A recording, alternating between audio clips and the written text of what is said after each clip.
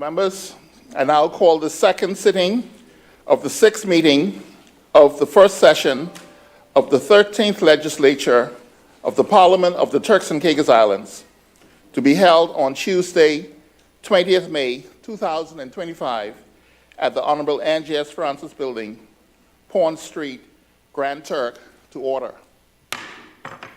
Honorable members, we will now call on our chaplain, Bishop Kalita Williams III, to pray for this assembly.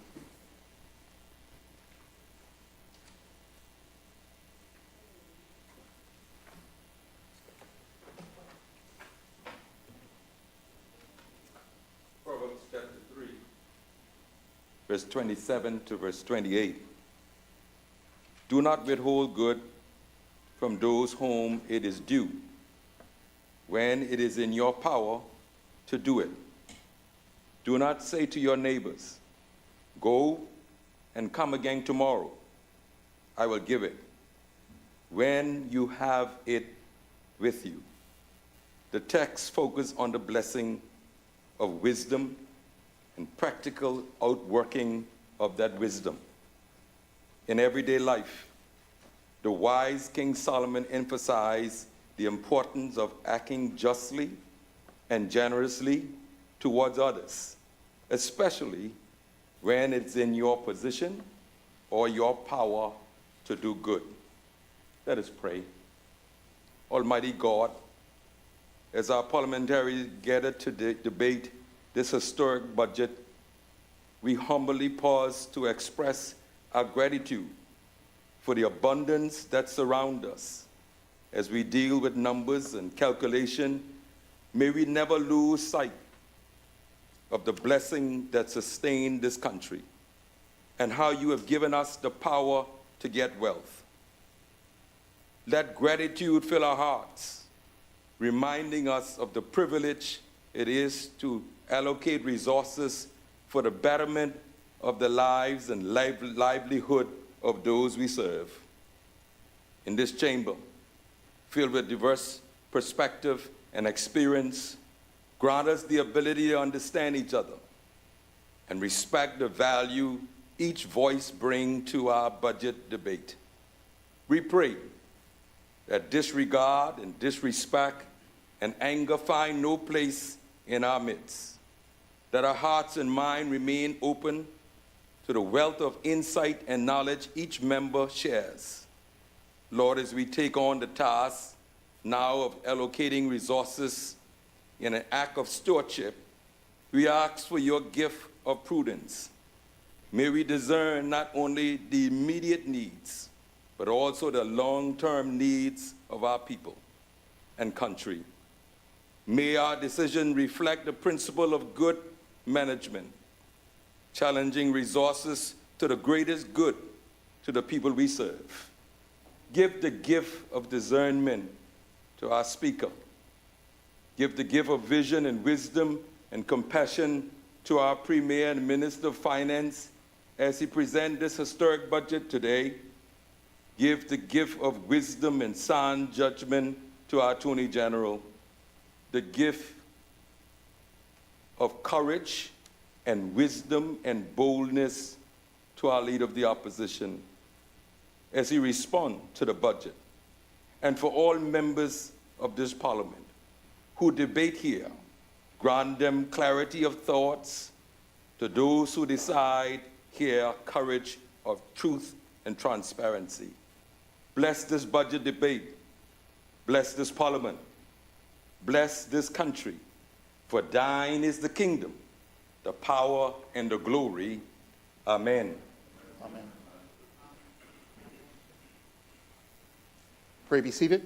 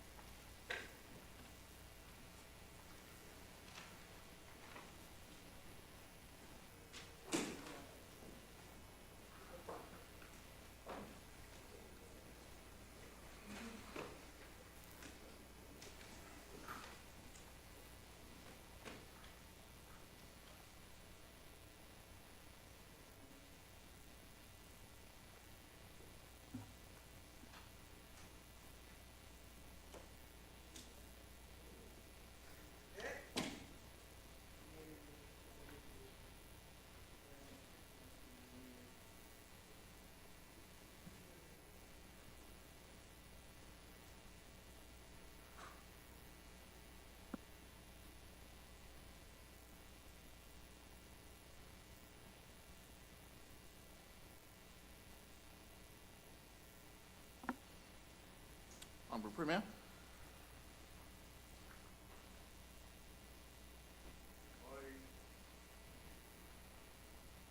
Morning. Good morning, Mr. Speaker. Good morning, colleagues.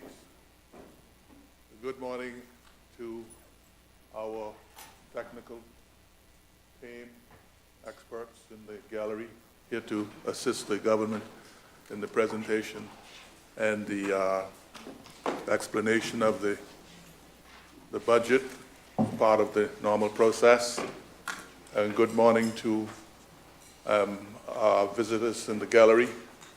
And good morning to Turks and Caicos Islanders and residents of the Turks and Caicos, wherever they may be at this moment.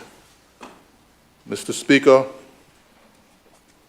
the theme for this budget 2025-2026 is keeping our promises, building prosperity, and securing our future. Actually, Mr. Speaker, I'm sorry about that. Mr. Speaker, I'm so eager to deliver this budget because, first of all, we have a time crunch on our hands.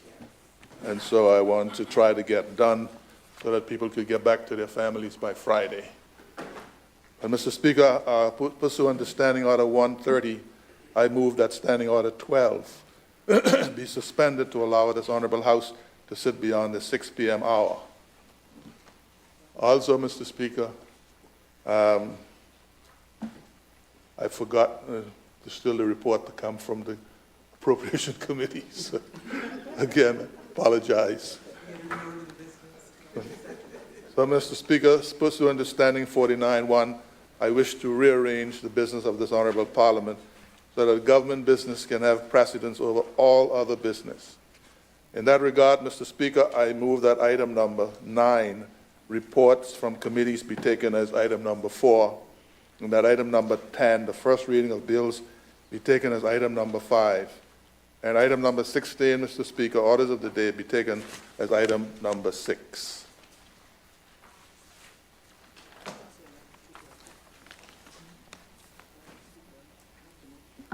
Thank you very much, Honorable Premier. The motion that the House sits beyond 6 p.m., Mr. Speaker, we will need a response. Second. Honorable members, motion moved by the Honorable Premier and seconded by the Honorable Deputy Premier that this Honorable Parliament sits beyond the 6 p.m. hour. All in favor say aye. All to the contrary, no? Aye. The ayes have it.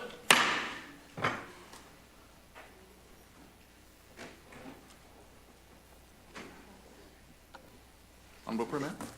Mr. Speaker, in the interest of time, I did mention yesterday that we have a very important funeral tomorrow, memorializing Ken and Bean, and so the intention is to suspend adjourn the House until 2 o'clock tomorrow afternoon, after we have gone through the day. So with that in mind, I would like to move that we limit speeches today to 25 minutes.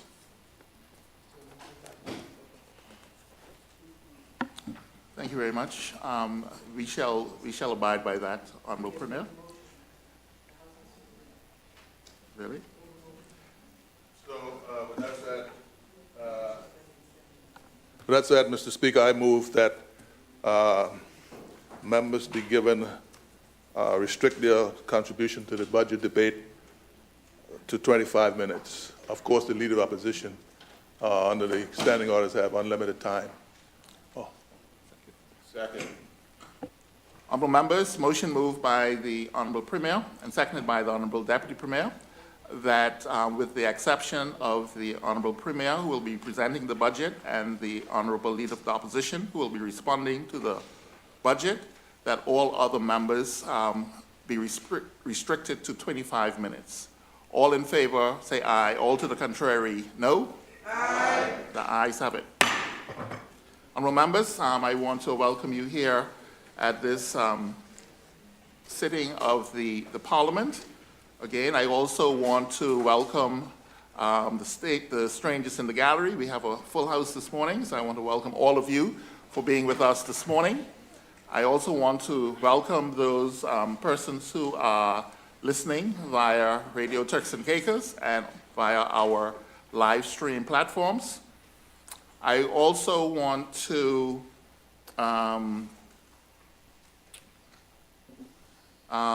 let's have a very good debate.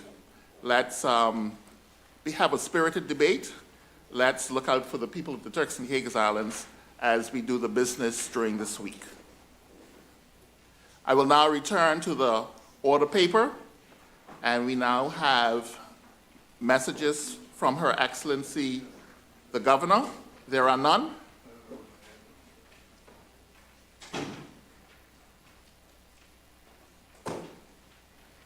Okay, we will now return to the order paper, and we are now on report from committees.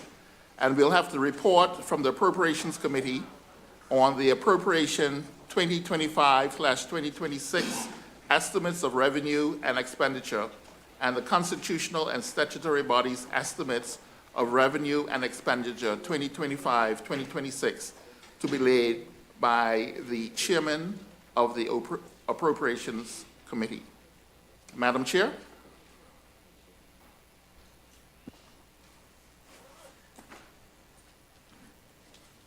Good morning, Mr. Speaker, colleagues, persons in the gallery, persons listening to us via Radio Turks and Caicos and social media platform, people of the Turks and Caicos Islands. Good morning. Mr. Speaker, I beg leave in accordance with Standing Order 128 to have the report of the Appropriations Committee on the estimates of revenue and expenditure 2025-2026 to be laid on the table and printed without question put. Do I have a seconder? Second. Oh. Thank you very much. Honorable members, motion moved by the Honorable Chair of the Appropriations Committee and seconded by the Honorable Leader of the Opposition, that the report from the Appropriations Committee on the Appropriation 2025/2026 Estimates of Revenue and Expenditure, and the Constitutional and Statutory Bodies Estimate of Revenue and Expenditure 2025/2026 be laid on the table of this Honorable Parliament without questions put. All in favor say aye. All to the contrary, no? Aye. The ayes have it. Madam Chair, please proceed. Mr. Speaker, the Appropriations Committee met on Tuesday 13th, Wednesday 14th, Thursday 15th, Friday 16th, Saturday 17th, and Monday 19th of May 2025 to examine the estimates of revenue and expenditure 2025-2026. Mr. Speaker, the committee heard from all 23 ministries/departments and 5 statutory bodies after hearing from the various accounting officers and scrutinizing the estimates. The committee came up with the following findings and recommendations. I would like to highlight some of them. Under the Development Fund contribution, the committee served to outline the current status and future plans for the public sector investment program, highlighting significant funding for various projects across departments. Although some projects are experiencing delays, there is optimism about improved implementation due to the increased capacity at the Public Works Department. Under the National Audit Office, the National Audit Office plays a vital role in ensuring public financial accountability through its auditing processes. While it faces challenges such as resource limitations, and recruitment difficulties, strategic plans to enhance in-house auditing capabilities, improve technological infrastructure, and foster client relationships are essential for increasing efficiency and effectiveness. The emphasis on cost effectiveness and skill development highlights the importance of building capacity within the office to meet the growing demands of public financial management. The National Security Secretariat. The National Security Secretary's strategies prioritize the budgetary needs to address current and emerging security challenges. The commitment to fiscal responsibility and interagency collaboration is emphasized as vital for strengthening national security and disaster management efforts in the Turks and Caicos Islands. The committee's engagement and inquiries reflects a focus on ensuring accountability and effective resource allocation. The Informal Settlement Unit. The Informal Settlement Unit is addressing complex challenges related to informal settlements and land reclamation in Turks and Caicos. The operational costs reflects a focus on consultancy and professional expertise, while ongoing initiatives aim to improve community engagement and develop policies for effective land management. The proposed transition to an agency with statutory authority is a strategic move towards ensuring long-term success and efficiency in operations. The Office of the Director of Public Prosecutions. The Office of the Director of Public Prosecutions is facing significant operational challenges due to staffing shortage and increased caseloads. Despite these challenges, they are making strides in improving collaboration with stakeholders and enhancing the quality of their services through training and the implementation of a case management system. The proposed budget aims to address these staffing issues, allowing for a more efficient and effective prosecutorial office, which is critical for upholding the principles of good governance in the Turks and Caicos Islands. The National Insurance Board. The National Insurance Board is committed to enhancing its operations through improved compliance strategies, efficient payment processes, and strategic investment. The ongoing development of IT systems and public engagement initiatives will further support the mission of providing social protection to the working population. The Royal Turks and Caicos Islands Police Force. The shift to zero-based budgeting is a significant commitment to better resource management and accountability within the Royal Turks and Caicos Police Force. The committee expresses readiness to support the police force in addressing the challenges faced by communities, acknowledgement of the police force efforts, and a commitment to ongoing dialogue and improvement in public safety initiatives. The Crown Land Unit, highlighting the National Land Secretariat achievements and ongoing challenges, a strong emphasis was placed on the need for modernization and improved service delivery in land management. The Attorney General's Chambers.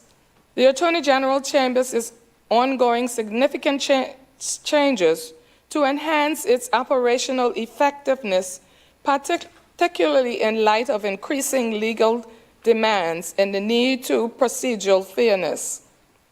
There is a commitment to improving staff levels and infrastructure to better serve the legal needs of the Turks and Caicos government and its citizens. Ongoing challenges include recruitment difficulties and the need for more office space, which are being actively addressed. The Judiciary.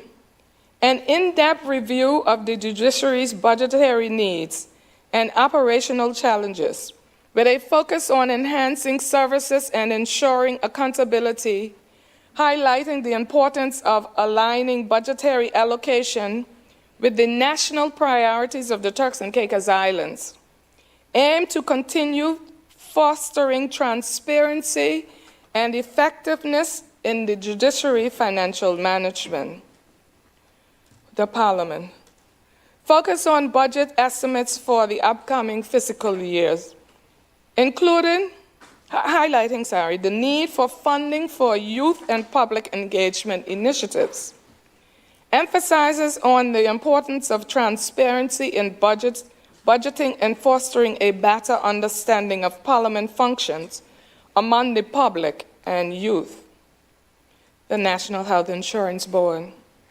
Focus on the National Health Insurance Plan, addressing its objectives, funding, compliance issues, and financial projections, highlighting the importance of improving local health services to reduce overseas medical referrals and necessity for better compliance and financial management within the National Health Insurance Board.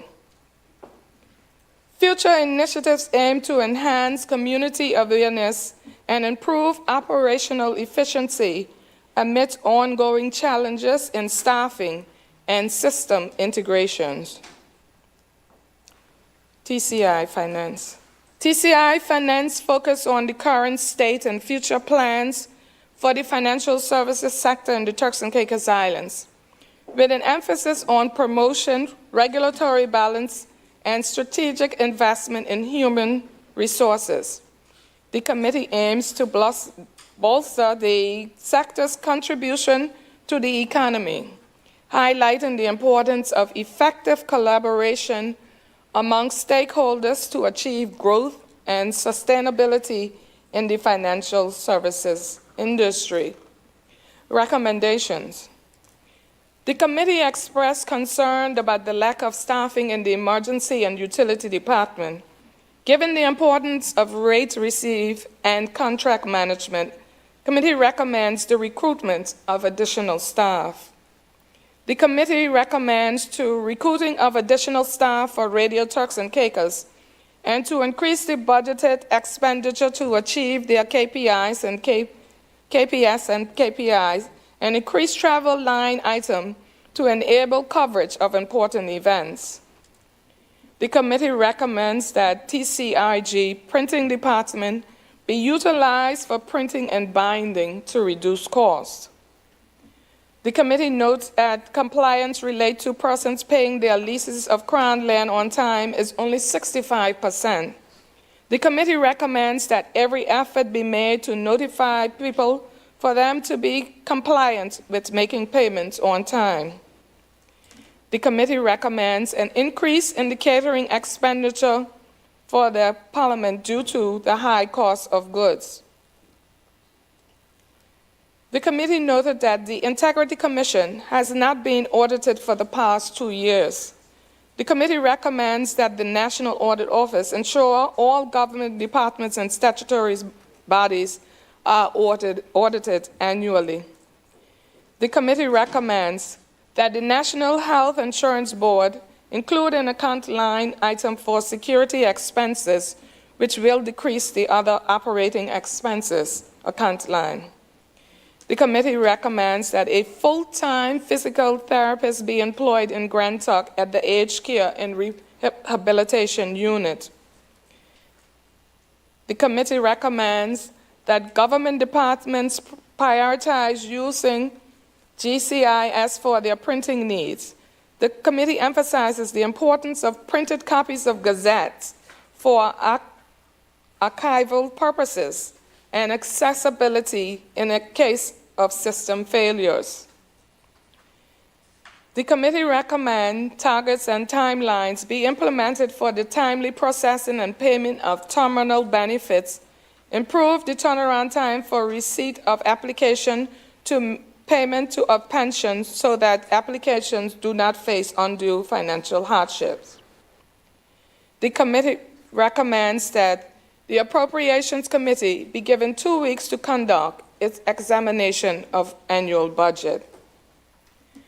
The committee recommends that a further issue of funds is authorized from the consolidated fund of a sum not exceeding $539,941,221.98 to be applied to the service of financial year ending 31st March 2006. The committee recommends that a reduction of funds is authorized from the development fund in the sum not exceeding $59,701,848.24 to be applied to the service of the financial year ending 31st of March 2026. The committee acknowledged with deep gratitude all persons and officers appearing before the committee and those involved in the arrangements of the meeting. On a personal note, on behalf of the committee, we would like to thank those persons who took time on a Saturday to appear before us: the staff of Parliament, Ministry of Finance, Budget Office, the Premier's Office, the technical team, Mr. Kirkley Parker, the team from Radio Turks and Caicos, and the caterers. And a special thank you to those persons in the wider public that took time out to listen to and view the committee meetings during this time. Mr. Speaker, in accordance with Section 128.3 of the Turks and Caicos Islands Constitution Order 2011, I move that the report of the Appropriations Committee on the estimates of revenue and expenditure 2025-2026 be adopted. Do I have a seconder? Speaker, I rise to second that.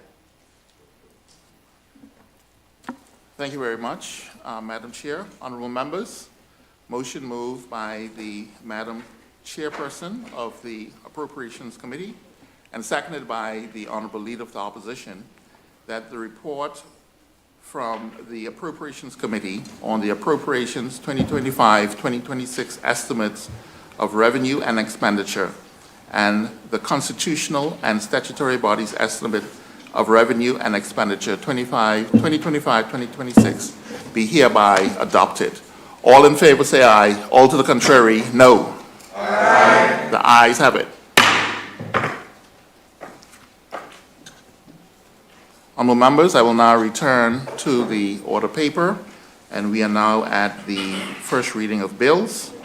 And I will now call on the Honorable Premier and Minister for Finance, Economic Development, Investment, and Trade to move for the first reading of the Appropriations 2025-2026 Bill 2025. Honorable Premier. Thank you. Thank you, Mr. Speaker. Mr. Speaker, I move that pursuant to Standing Order 90.4, that the bill entitled Appropriations 2025-2026 Bill 2025 be read for a first time. Do I have a seconder? Second. Honorable members, motion moved by the Honorable Premier and seconded by the Honorable Deputy Premier that the bill entitled Appropriation 2025/2026 Bill 2025 be read for a first time. All in favor say aye. All to the contrary, no. Aye. The ayes have it. Madam Clerk. This act may be cited as the Appropriation 2025-2026 Act 2025 and comes into operation on the day of publication in the Gazette. Thank you very much, Madam Clerk. Honorable members, we are now at orders of the day, and we are at the second reading of bills. And I would like to call again on the Honorable Premier and Minister for Finance, Investment, and Trade to call for the second reading of the Appropriations 2025/2026 Bill 2025. Honorable Premier.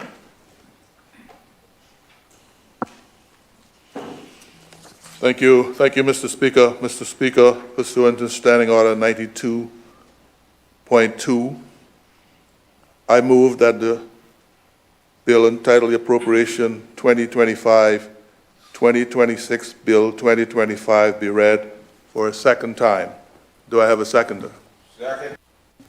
Honorable members, motion moved by the Honorable Premier, seconded by the Honorable Deputy Premier, that the bill entitled Appropriation 2025/2026 Bill 2025 be read for a second time. All in favor say aye. All to the contrary, no? Aye. The ayes have it. Honorable Premier, you may now proceed with your budget presentation. Thank you, Mr. Speaker. And apologies for trying to get ahead of the program. Mr. Speaker, I rise to present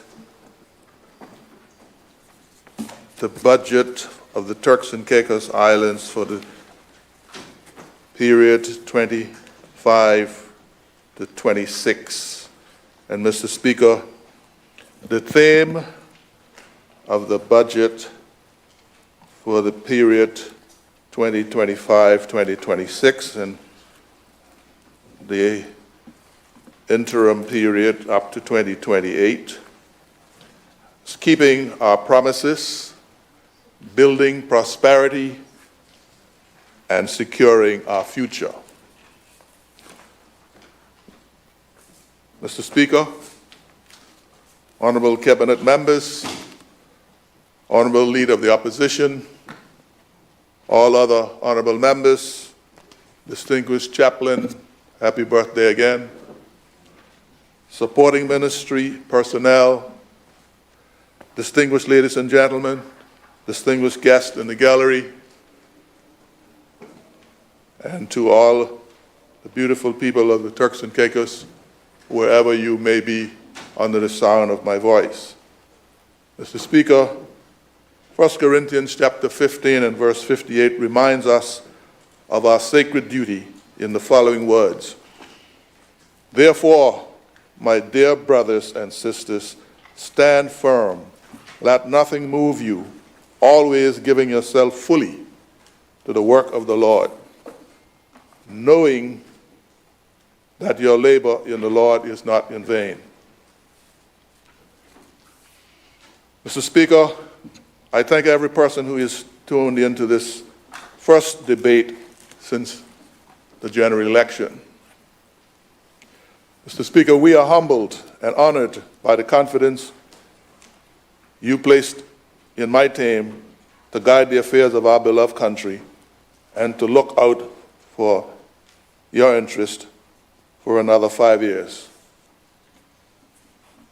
Mr. Speaker, we do not take this responsibility lightly and will work every day to ensure that we make your lives better and build a stronger legacy for future generations. Mr. Speaker, it is the greatest honor to serve the people of these islands, the place where I was born, raised, and the place where my heart is and my feet are planted.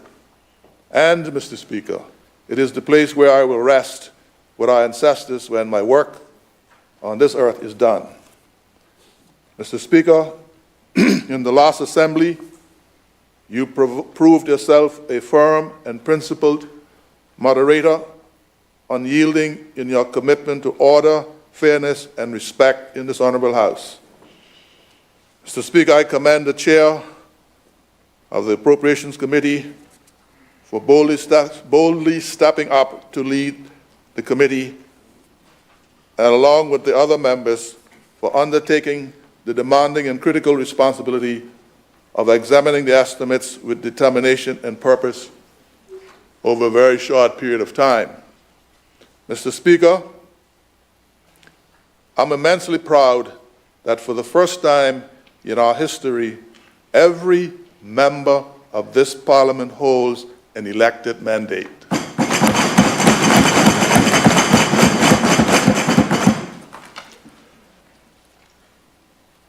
Mr. Speaker, our presence in this hallowed house is not by appointment, but by the clear and powerful will of the people of these islands, an undeniable testament to our democratic strength.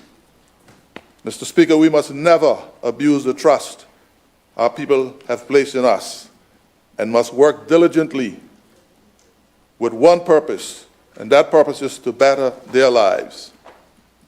Mr. Speaker, I thank all members, colleagues, for your tireless work on behalf of our people. Mr. Speaker, I am thankful to the Leader of the Opposition, who has stood with me on several key issues that move our people and our country forward. Mr. Speaker, in those moments, we rise above politics for the greater good, and I believe that's exactly what our people want to see. Leaders working together, putting differences aside, and standing united when it matters most to advance the hopes and interests of our people. Mr. Speaker, I thank the staff of the Parliament, who are true professionals and who go beyond the call of duty. To the hard-working team at the Ministry of Finance, Economic Development, Investment and Trade, Permanent Secretary Anthony Harvey Basden, Budget Director Ms. Nadia Campbell, Mrs. Kathleen Forbes, and your teams, the staff at Strategic Planning and Policy Department, our finance managers in the Treasury, and all of those persons that I may have neglected to call. To the staff in the Office of the Premier and Public Policy, led by Permanent Secretary Shania Thomas-Bain, Deputy Permanent Secretary Lomika Williams, the team in the Communications Directorate, my personal support team, the administrative and ancillary staff who take such good care of us. Thank you.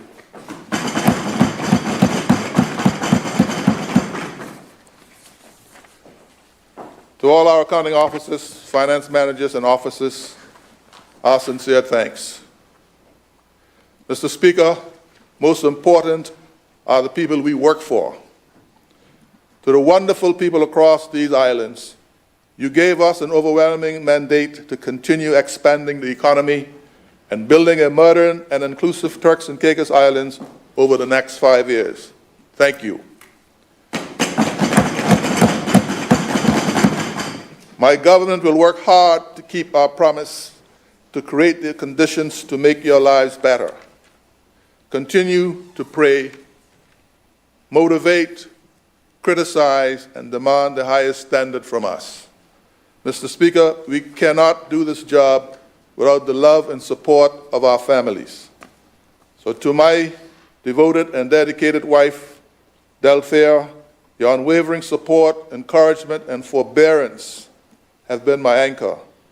To my loving and loyal children who inspire me every day with their strength, independence, and belief in me, and to my extended family whose constant encouragement and presence have been a source of strength throughout this journey, I am deeply grateful for each of you. Thank you. Mr. Speaker, I'd take a moment, I wouldn't actually call it to digress, but I just want to say that this past week has been this government and this government really represented the first 100 days in government in this new term on Sunday. And Mr. Speaker,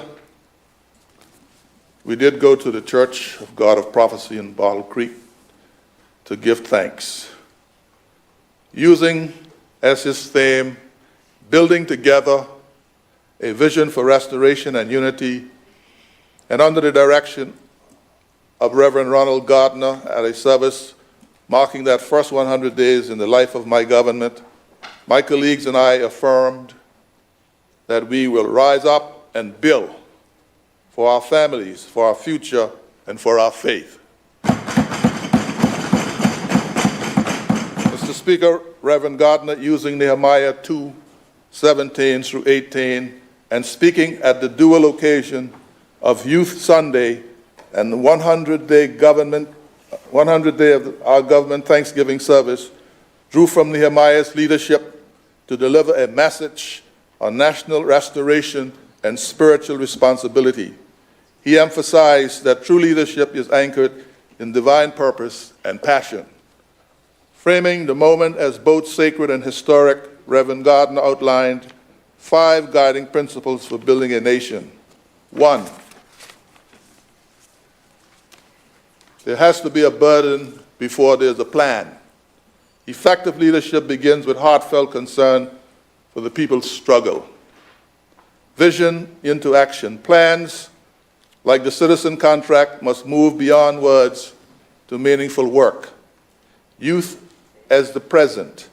Young people must be included now in nation-building efforts. Expect opposition. Challenges are inevitable, but leaders must stay focused and prayerful. Give God the glory. Achievements should honor God, not self. Mr. Speaker, he closed with a call to build with vision, unity, integrity, and compassion, committing all efforts to God for enduring success. And yesterday, Mr. Speaker, on the occasion to mark the budget session and to commit our plans to our God, Reverend Toussaint, reflecting on Luke 14:28-30, highlighted the importance of foresight, planning, as emphasized in Jesus' parable about building a tower, underscoring that true leadership must count the cost before embarking on any endeavor. Mr. Speaker, remarkably, 2 separate clergy members referencing scriptures from different parts of the Bible delivered a unified message centered on vision, planning, building, purpose, and people. Mr. Speaker, today, I remain inspired and charged by their spiritual counsel. I express my gratitude to both of them. With their words as a guiding echo, today I dedicate the national budget to the people of the Turks and Caicos Islands.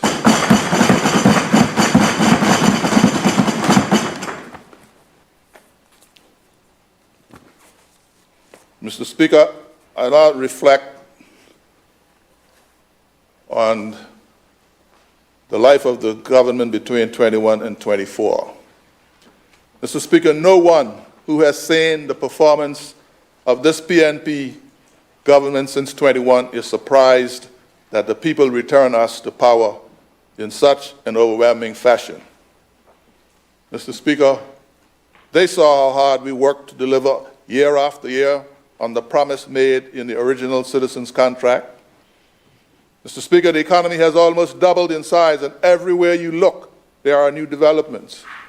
Tourism arrivals continue to increase, especially from high-paying visitors. Mr. Speaker, we are doing something right. The interest from investors is very high and continues to grow. Mr. Speaker, critically, we have put our people first with stimulus support and one of the most generous social welfare and pensions packages in our entire region. Public sector and minimum wage earners has seen substantial increases in their pay. And Mr. Speaker, more people are working in better paying jobs, and the unemployment rate is at one of the lowest levels ever recorded. Mr. Speaker, more high quality and lasting infrastructure is being delivered. We are building a more modern immigration system supported by new technology and the border force. Mr. Speaker, as a son of these islands, I am so proud that as Premier, I am able to deliver for our people comprehensive Crown land reform. We are committed to giving the sons and daughters of these islands easy access to their birthright. Mr. Speaker, the constitutional changes that were made last year take us a step further toward self-determination. And Mr. Speaker, we will continue the successes of the last 4 years in this term. That is why, in the lead up to the elections, we created a carefully crafted manifesto, the Citizens Contract 2.0. Mr. Speaker, if our people are equipped with the right qualifications and experience, they will be well positioned to seize the growing job opportunities created by new investments. Mr. Speaker, we are laying the foundation with high quality early childhood and basic education, while also expanding access to targeted technical and vocational training. In addition, Mr. Speaker, we are developing a trade school to prepare our people for meaningful employment, particularly in tourism and construction and the construction sectors. Mr. Speaker, about jobs, the labor and immigration policy will prioritize the protection of heritage islanders. Now, we've had to single that out, while ensuring a sustainable supply of foreign workers by fixed numbers from various countries to support our expanding tourism industry. No longer can we have free access dominated by a single nationality group. It's important that we start to fix numbers so that we have a more balanced supply of foreign labor across different nationalities. Mr. Speaker, our goal is to develop an affordable healthcare infrastructure with the best trained personnel to deliver the best care to our people. And Mr. Speaker, while it is well known that we have invested millions in delivering quality healthcare to our people, the reality is that mismanagement within the system has too often led to substandard service, and frustrated patients. This is unacceptable, Mr. Speaker. And like the rest of our promises, we will fix it.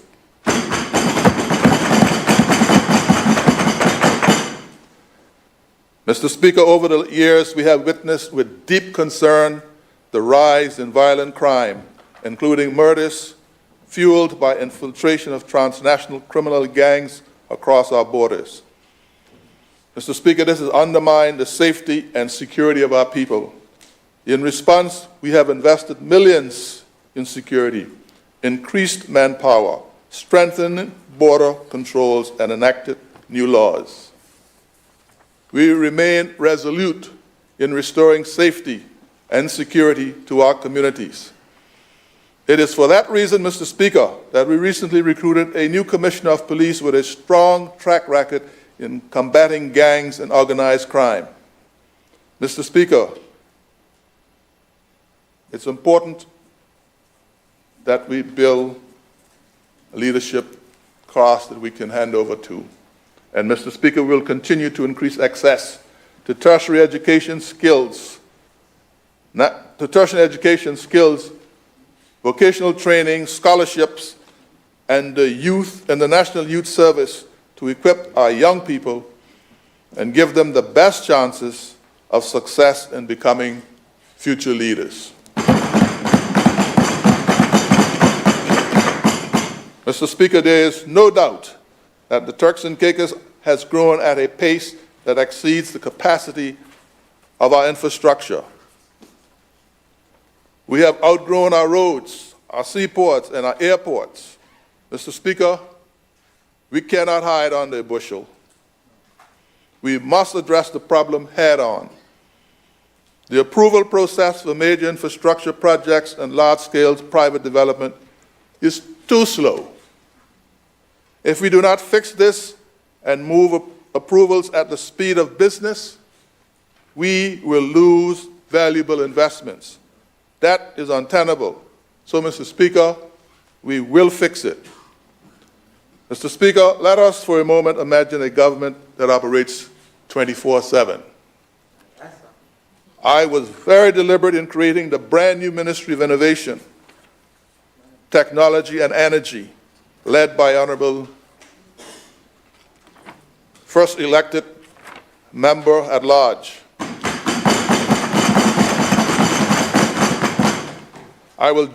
It will drive digital transformation, smart technology, secure AI-driven solutions, foster innovation, and modernize government services. Mr. Speaker, we are determined to create services that are accessible and transparent, available anytime, anywhere, and on any device.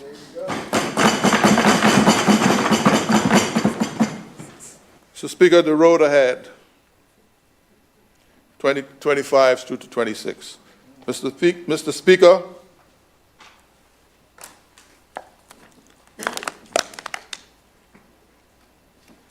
sorry.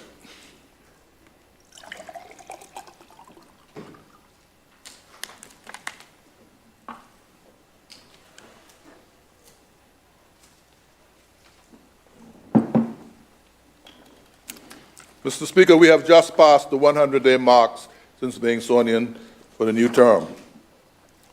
And we hit the ground running. We launched a Health Services Authority and have taken steps to overhaul the NHIP for improved care delivery. We rolled out Your Health, Your Choice outreach to improve screenings and promote awareness of chronic diseases. We've expanded special education with sensory classrooms and new therapy services for students like those with autism who have special needs.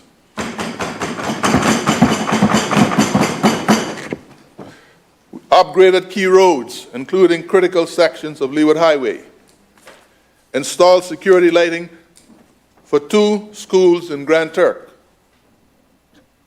Install advanced metering infrastructure in Grand Turk for water billing accuracy.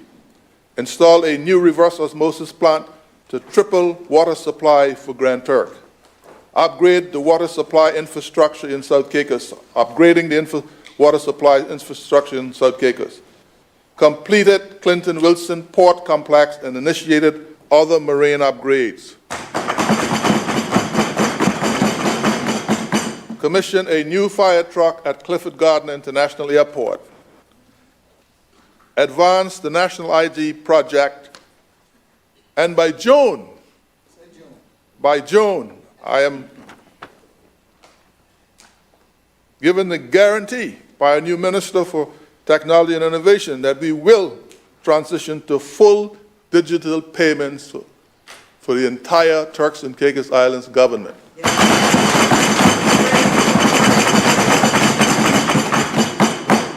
We have digitized the land registry and planning systems. I've been given assurance that soon and very soon, you'll be able to sit at home through e-commerce and search the land registry and get the information you require. We've been able to advance electronic vending payments with full implementation by August 2025. And, Mr. Speaker, we have now appointed a new interim CEO for experienced Turks and Caicos. We brought fairness and hospitality stakeholders together to promote Eat Local. I don't know how many of you attended the event in Providenciales, but it was quite an impressive event to see all of the local produce and the fact that we have gotten captains of the hospitality industry, farmers, and government stakeholders together to demonstrate what we're able to do with agriculture by continuing our investment in agriculture. And we have approved a major resort development, and in fact, Mr. Speaker, we have also green-lighted 2 major resort projects, providing the Crown land lease that is, approving the Crown land lease that is necessary to build 2 major projects, high-end in Salt Key.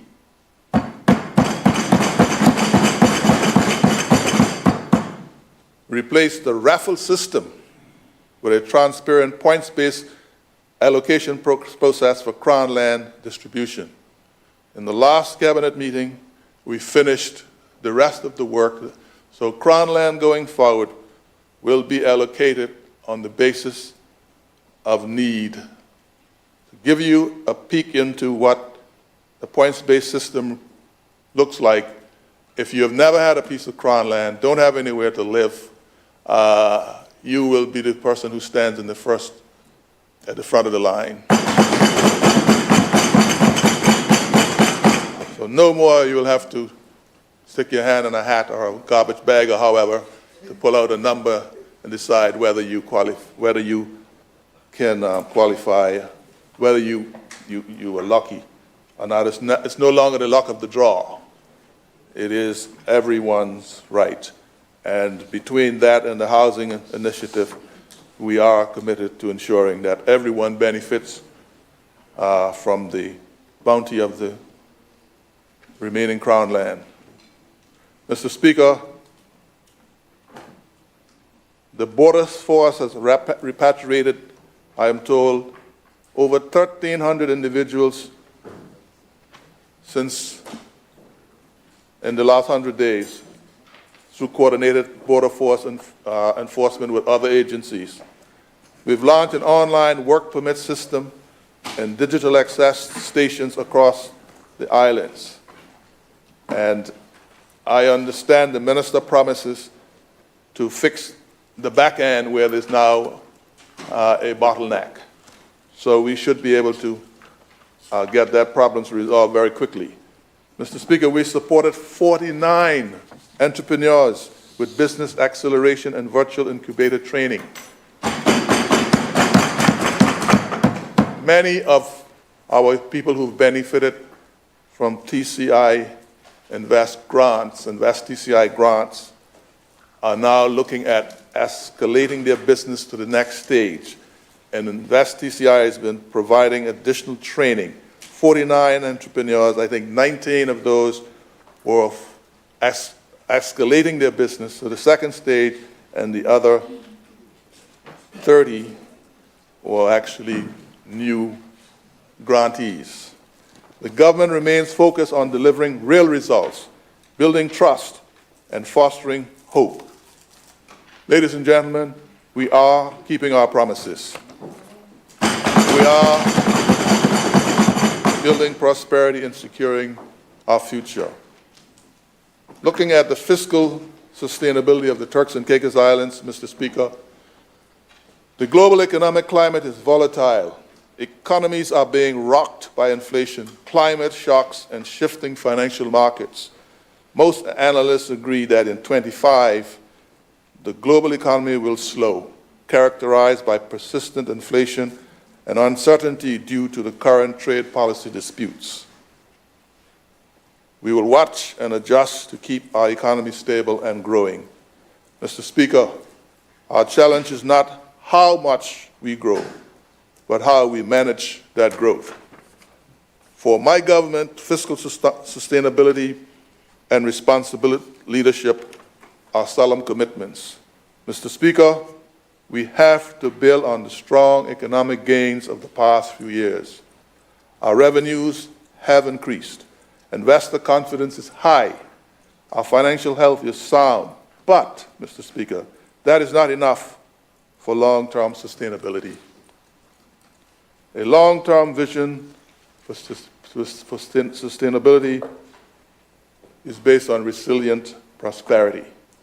Mr. Speaker, we must urgently diversify our economy to reduce the vulnerability to external shocks. We will do this by strategically developing sectors that complement tourism and can build long-term resilience. Mr. Speaker, What does this mean? This means expanding our investments in agriculture, in fisheries, renewable energy, financial services, and the orange and the digital economy. Mr. Speaker, we will broaden and strengthen our revenue base, ensure fairness and resilience in our tax system, enforce our revenue compliance regime so the government collects what is due. We heard earlier, someone spoke earlier and said that only 60% of people are paying for their land leases or whatever. Cartech suggested in a report to the government recently that across 5 revenue heads, we are losing $27 million. I want to appeal to Turks and Caicos Islanders, right? Better roads, better education system, a better quality of life, social security for our people depends on everybody paying their way. And it also depends on those who are charged with the responsibility to look after the resources of government, not to abuse that responsibility. Mr. Speaker, we will broaden and strengthen our revenue base, as I said,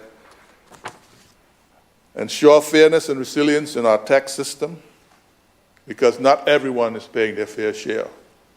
We do have people taking home millions and paying only national insurance and NHIP. That has to change. Taxation has to be progressive. It is government's responsibility and its intention to ensure that everyone pay on the basis for which they can afford. Mr. Speaker, efficient collection of government revenue, creating safeguards and building our reserves will allow us to respond swiftly when faced with unexpected challenges, whether a natural disaster or an economic crisis. Mr. Speaker, my government is investing in the sectors that will bring lasting economic impact, such as education, skills development, healthcare, infrastructure, and security.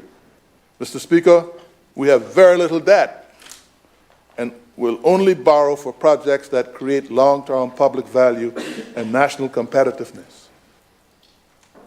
You will see when I got further that our debt is something like $200,000. I think most of us have mortgages over that. Yes, we do. Sure do.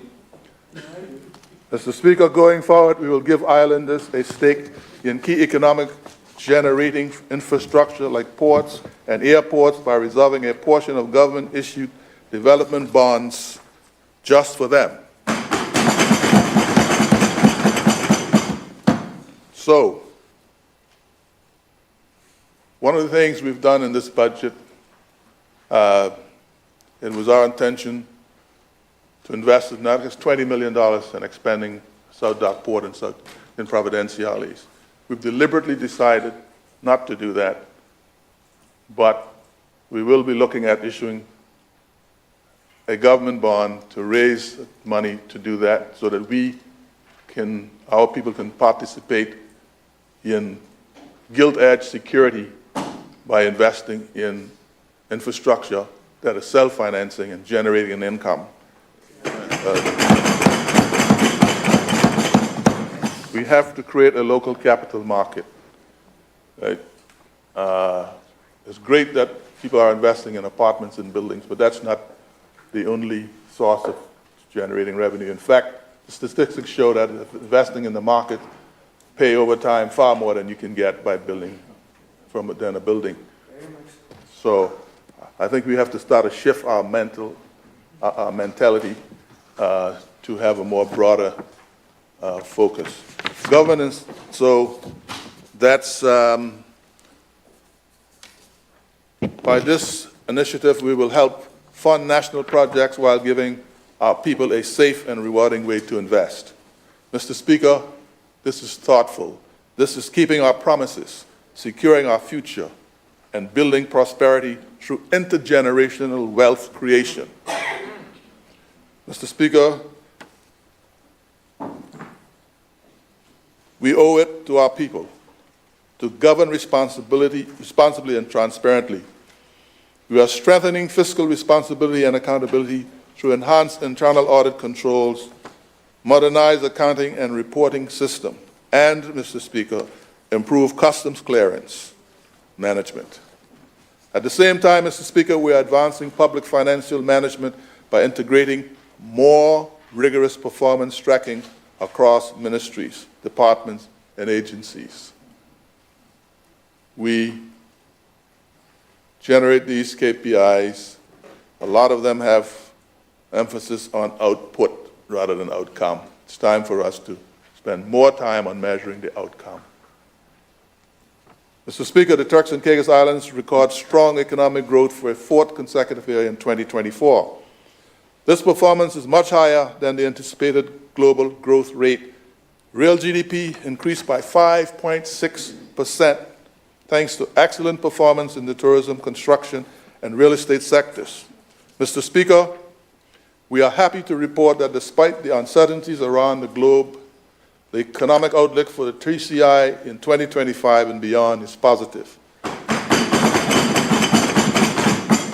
Our experts are predicting that the economy will continue to grow, but at a slightly slower pace of 4.5% in 2025. Mr. Speaker, it is not only our experts. The international community recognizes our stellar management of the economy. For a second year, Standard & Poor's Global Ratings upgraded its outlook on the Turks and Caicos Islands. S&P moved our sovereign credit rating up from BBB+ to A-, and affirmed the outlook is stable. Mr. Speaker, while our credit rating is increasing, that of the great USA is going the other direction. So I think TCI has been blessed. Amen. And I want to thank everybody in this room and everybody in these islands who've had something to do with this. I know that the scripture tells us that unless the Lord builds a house, we labor, and unless the Lord bless us, we labor in vain that build the house. So I think there's a combination here. And so we should be very grateful. S&P is of the view that our economy will continue to grow solidly, propelled by a strong tourism sector. Mr. Speaker, the TCI continues to be one of the best performing economies in the Caribbean. And while our executive team and technocrats have managed the economy well, we have had great support from our investors, the private sector, and most of all our people. Thank you. Mr. Speaker, while inflation is trending downwards and is forecasted to settle at around 3%, it is still too high. The increase in the cost of living has created severe hardships for our people, many of whom can't meet their basic needs.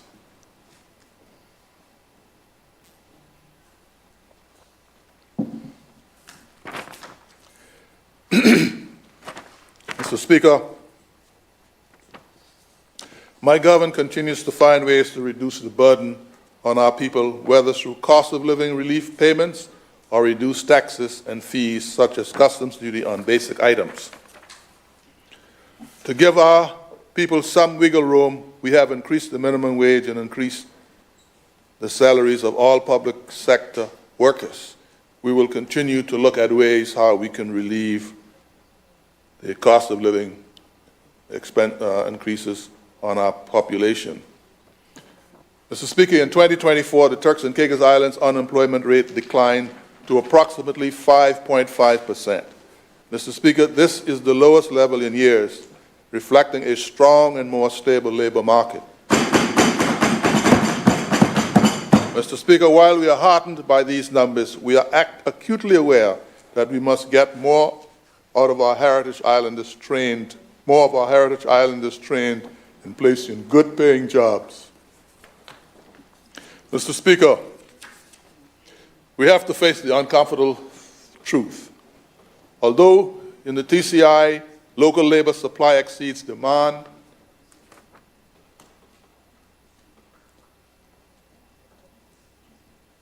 many of our people who lack the skill and experience refuse entry-level jobs. We will continue to create opportunities for training and incentivize avenue for youth employment to secure their future. Mr. Speaker, to sustain long-term growth and job creation, we must remain responsive and agile in facilitating a steady flow of public and private sector investment. Mr. Speaker, we cannot take past success for granted. We must move with haste to streamline the approval process and improve the ease of doing business, to deliver government projects, support private sector, attract new investment, and increase productivity. Mr. Speaker, up to March 2025, the Turks and Caicos had projects in the pipeline valued at $3.9 billion, mainly tourism ventures that are at different stages of completion. Mr. Speaker, we had development agreements in the last year valued at just under $380 million. And while the potential to create, with the potential to create over 360 jobs. Mr. Speaker, in this first quarter alone, we have projected value at over $1.4 billion that are executing development agreements. Mr. Speaker, these include Royal Reef in North Caicos and three projects in Providenciales. The other projects have not yet been costed and are not at the stage that I can mention. These developments will create permanent jobs and income opportunities for Turks and Caicos Islanders and will increase the GDP over the medium to long term. Mr. Speaker, while we need the big projects to accelerate growth, we're actively supporting our small businesses with a strong focus on those locally owned. Micro, small, and medium enterprises are getting our full backing with funding and technical support. Mr. Speaker, we have committed over 90% of MSME funding, with 89 projects getting concession orders. 90% of the funding has been allocated and 89 new projects have been funded. Mr. Speaker, fisheries received the highest allocation, and it gives me such joy to tell you that South Caicos had 9 concession orders, the highest number ever from that island. And these are mostly to the fisher folk in South Caicos. Mr. Speaker, we are keeping our promises, building prosperity, and securing our future. Mr. Speaker, I pause to express, on the tourism, I pause to express thanks to the former Minister for Tourism for her stewardship of the ministry. Under her stewardship, we migrated from the Tourist Board to a modern marketing and management entity, Experience Turks and Caicos. Mr. Speaker, under the minister's tenure, the number of arrivals grew to 2 million visitors by air and sea in 2024. A proud legacy that she now passes on to the new minister. Based on the arrivals in the first quarter, we expect this robust growth to continue in the midterm. Mr. Speaker, the demand for rooms is high, but we must choose quality and higher revenue over quantity and lower prices. A strategic focus is being considered to protect our exclusive product by increasing both the number of rooms and revenue per available room. That, Mr. Speaker, is the challenge we face as more and more applications, particularly for Providenciales, are processed. But we do have a strategy as to how to deal with that, and we will be speaking to it later. Mr. Speaker, construction activity is booming with new buildings rising across the islands.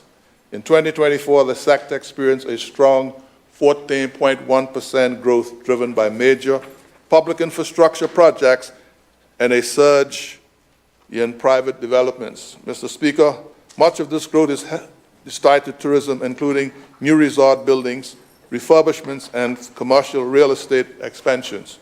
Mr. Speaker, the growth in the construction sector also resulted from increased residential demand from foreign investors, expatriates, and islanders, along with public infrastructure projects.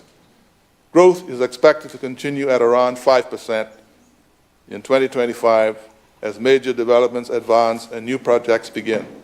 Mr. Speaker, to ensure that this construction boom benefits our local builders and businesses, policy and draft legislation are under consideration by the Cabinet. The intent is to establish a value floor below which foreign contractors will not be allowed to bid. In plain language, there has to be positive discrimination in the construction sector, and the government intends to have a value, contract value below which only local contractors would be allowed to bid on these jobs. Additionally, government projects are required to include qualified local contractors, empowering them to help build our nation while making a decent living. Mr. Speaker, we promise local contractors that we will protect their rights in the industry. While we may be late, this is a promise that we will deliver and deliver soon. This government will establish a training school to prepare our people for jobs in the construction industry. Mr. Speaker, on the real estate market front, the real estate sector recorded a modest 2.5% growth in 2024. Reflecting stability in property development ownership, the sector is forecast to expand by 3.2% in 2025 and is poised for sustained growth over the midterm.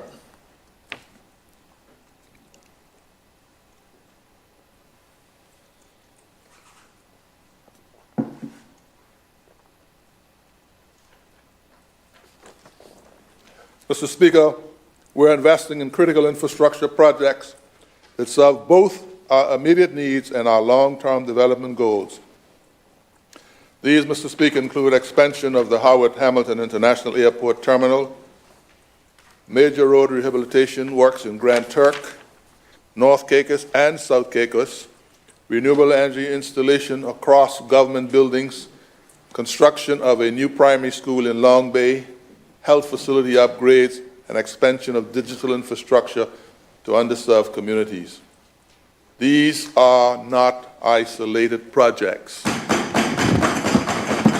Mr. Speaker, they are part of a cohesive infrastructure plan that aligns with our vision for inclusive, sustainable national development. Mr. Speaker, we have to and we will create a modern network of infrastructure that will prepare us for 2040. Support the tourism industry, and most importantly, make life easier for our people. Mr. Speaker, last year we spent $38.6 million on our capital program. And while it was better than the previous year, I remain disappointed with the slow pace of project completion. Many of the delays were caused by our dysfunctional procurement and approval process. Resolving the issue with procurement and approval is essential to advancing the infrastructure need to support development across all islands and drive economic expansion. Mr. Speaker, we will have to fix it. It just cannot continue the way it is. We can't have hundreds of millions of dollars, no debt, and no infrastructure. It makes no sense. Mr. Speaker, we will have to fix it. And so I'm putting everybody on notice, right? The system, if it's wound too tight, we need to have a stakeholder engagement to unwind the system to deliver. for our people, and we will fix it. Mr. Speaker, in this financial year, we are spending over $59.7 million in capital projects. Some projects are being carried over from last year, and others are new. Mr. Speaker, during the life of this government, we will develop the Millennium Highway to 4-lane dual carriage in each direction. We will develop Leeward Highway and redevelop Leeward Highway and develop a series of parallel roads to Leeward Highway, Blue Hills, and 5 Keys to ease traffic congestion and to facilitate traffic flow in emergencies. Mr. Speaker, we will develop the Caicos Turnpike from Providenciales to South Caicos and install a traffic light system in Providenciales to help regulate the flow of traffic, ease congestion, and improve safety. An initial $50 million has been earmarked to build and improve roads across all islands over the next 3 years. Mr. Speaker, we are building bigger, better, and more modern ports across all of our islands. In the past year, progress has been substantial and transformative.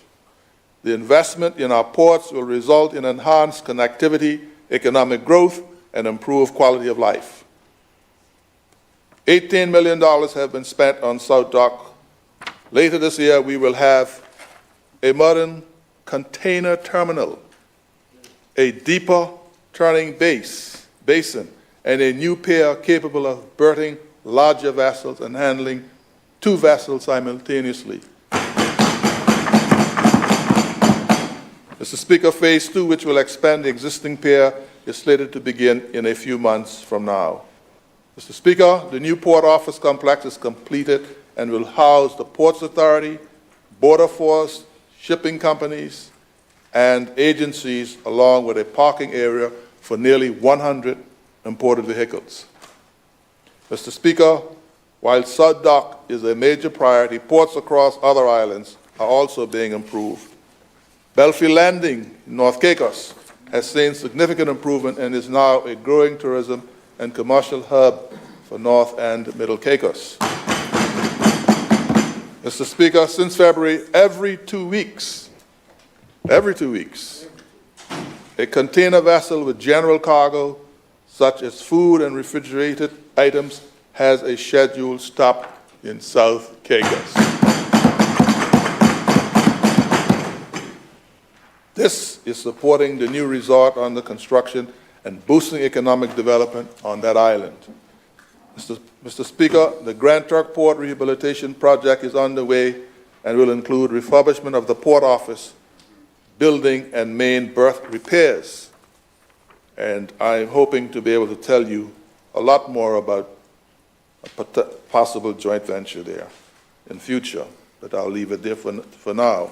Mr. Speaker, the evidence that we are keeping our promises and building prosperity and securing our future is very clear, very clear. Mr. Speaker, Turks and Caicos Islands Airports Authority is making improvements to the 6 airports which form its network to support tourism and give our people a much better passenger experience. Enhancement and upgrades are being made every day. The Turks and Caicos airports must be safe, efficient, and have modern operational capabilities. Millions have been spent to improve all airports, including exterior works, lighting, parking, better firefighting and rescue capabilities, and runway upgrades and expansion. All 6 airports, Norman D. Saunders International Airport in South Caicos, Clifford Garden International Airport in North Caicos, Jags McCartney International Airport in Grand Turk, Eric Arthur Airport in Middle Caicos, and Henry Leon Wilson Airport in Salt Key, and our flagship, the Howard Hamilton International Airport in Providenciales, has been seeing improvements. Mr. Speaker, $10 million will be spent on the rehabilitation of the runway at the Clifford Garden International Airport to ensure safety and improve its capacity for commercial flights. Mr. Speaker, another $19 million is allocated for the construction of a new state-of-the-art passenger terminal set to start this year. The Howard Hamilton International Airport will open additional gates for international departures later this year. This will ease congestion. Mr. Speaker, the control tower and combined services building will also be completed this year. Mr. Speaker, we need reliable real-time information on weather activity to ensure safe flying conditions. We are installing automated weather observing systems across all airports. We are not done yet, Mr. Speaker. We are advancing the integration of our radar surveillance project to procurement phase. Mr. Speaker, this comprehensive surveillance radar network will provide an accurate picture of the country's airspace and significantly improve air navigation and safety. Mr. Speaker, we're keeping our promises, building prosperity, and securing our future. So, Mr. Speaker, public sector investment program. Honorable members, infrastructure is not just cement and steel. It is a vehicle for progress and for people. A school shapes the future of our children. A paved road is not just for convenience. It is a path to safety, dignity, and inclusion. A clinic in Salt Key is not a luxury, it is a lifeline. We are ensuring that no citizens, no district or island is left behind. Mr. Speaker, the government is building and improving, supporting infrastructure in communities across all islands. Our goal is to improve public facilities and infrastructure to give our people a better quality of life while increasing productivity and driving long-term economic growth. $42.3 million is being spent on national projects which will benefit multi-islands. They include $5 million for digitization of border services, $1 million for exchange of information system, $1.2 million to refurbish the halfway house and purchase furniture and equipment, $2 million for the national identification system, $8.8 million on roads across all islands, including community roads, $1.7 million to replace police vehicles and police mobile stations, $12.7 for the South Dock Port redevelopment, $1 million for a deepwater platform boat for border service and the police, $1 million to construct a 10-classroom block at Clement Howell High School. Mr. Speaker, for Grand Turk, just over $3.7 million will be spent on projects, including $100,000 for community parks, recreation facilities development and refurbishments, $1.3 million on exterior works for Grand Turk, sports complex and shelter, $500,000 for bridges, ponds and roads, $1 million to repair Grand Turk Police Station. We will purchase and install a new 1 million gallon saltwater reverse osmosis unit and replace CCTV cameras across Grand Turk. Mr. Speaker, in Providenciales, $5.1 million will be spent on including $400,000 for community parks, recreation facilities development and refurbishments, $500 for mobile clinic for Blue Hills, $1.2 million to refurbish the Gustavus Lightburn complex, and $550,000 to renovate Fuller and Clementina Walk-in Park, $850 for the Sapadilla Bay redevelopment, $600,000 to upgrade 5 Keys radar transceivers, and $500,000 for the recreational pavilion in Wheeling.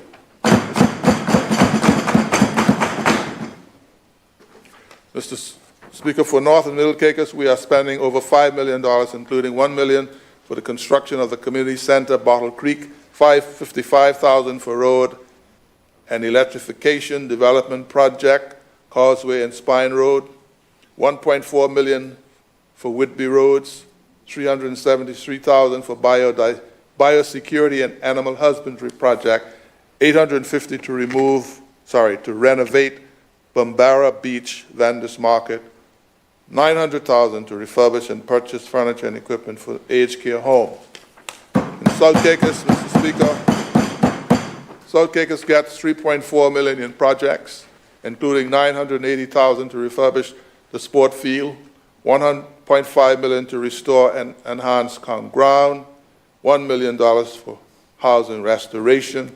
Mr. Speaker, Salt Key gets a number of projects, including $800,000 for some work on the canal, and we're working with the private sector to do some restoration as part of the major development projects that we are working on.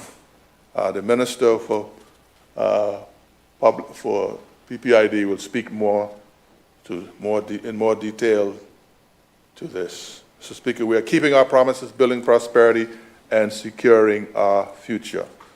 Mr. Speaker, look at the revenue for a minute. I said it before, and it bears repeating. Our revenues are strong. Total revenue collected for financial year 2024-2025 was $503 plus $7 million, surpassing the budgeted amount by $3.7 million.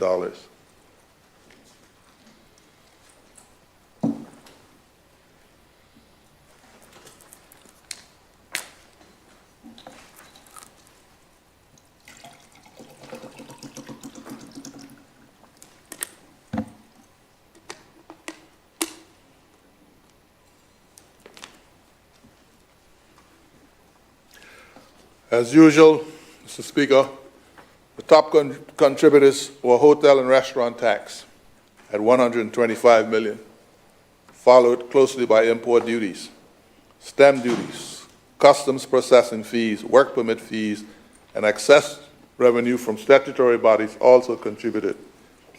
Mr. Speaker, import receipts are one of the most accurate indicators of a vibrant economy.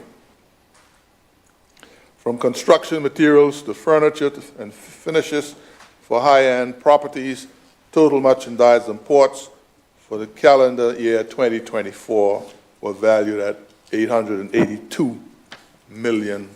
The previous year was $808 million. This is an increase of approximately 10% over 2023. And Mr. Speaker, with all the construction and economic activities, 2025 is looking strong. During the first 3 months of 2025, Mr. Speaker, merchandise import increased by 16.7% over the same period, 2024. Our careful spending has resulted in our reserves and rainy day funds of cash balance of $358.6 million. The development fund is at $58 million.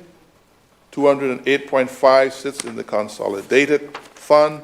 $3.3 million is in the National Forfeiture Fund, and the National Wealth Fund has grown significantly to $93.4 million, including cash injections from excess revenues and contributions to the Mortgage Corporation Fund, which now stands at $20 million. Mr. Speaker, in the last financial year, my government focused on our people, and the level of expenditure reflects that. We spent $478.9 million, which was a whooping $118.7 million more than the period before. $118.7 million more. We made significant investment to improve the well-being of our civil servants and our people in general. We spent $147 million in salaries, $61.7 in transfers to NHIB, $25.7 million in hospital provisional charges, $15 million on the cost of living relief program, $14 million on pensions and gratuity, $9.7 million on social welfare, $4.4 for student scholarships, and, Mr. Speaker, $3.7 million for the financial assistance to our senior citizens. Mr. Speaker, we are keeping our promises to our people. Mr. Speaker, I turn to the estimates for 25-26. Mr. Speaker, we are projecting that in this financial year, we will earn $549.5 million. And I told much of this will be collected from accommodation tax, $134 million, import duties, $132 million, stamp duty on land transactions, $50 million, work permit, $50 million, other customs dues, $44 million, fuel tax, $14 million, excess revenue from port and sea travel taxes, $12 million, vehicles at driver's license fees, $9.2 million, business and banking receipts, $8.3 million, and other receipts at $76.2 million.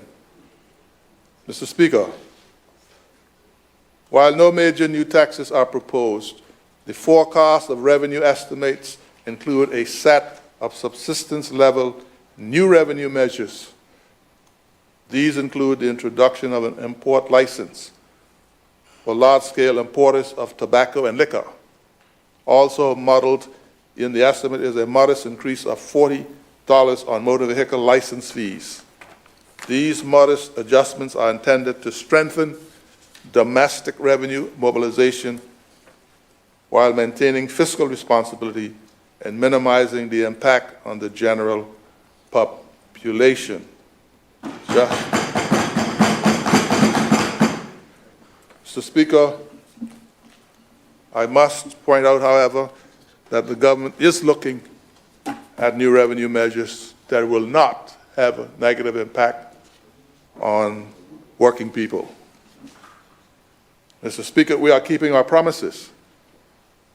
My government will continue to invest in our people, in healthcare and security, and building infrastructure that will be game-changing and timeless. Mr. Speaker, our investment in major infrastructure projects must advance the development of our islands and help us to achieve the goals set out in Vision 2040 plan. Mr. Speaker, total expenditure is projected at $439.9 million. Recurrent expenditure, salaries and wages and goods and services, $471 million. Total recurrent expenditure is 4.9, non-recurrent expenditure $4.9 million. This is a round figure.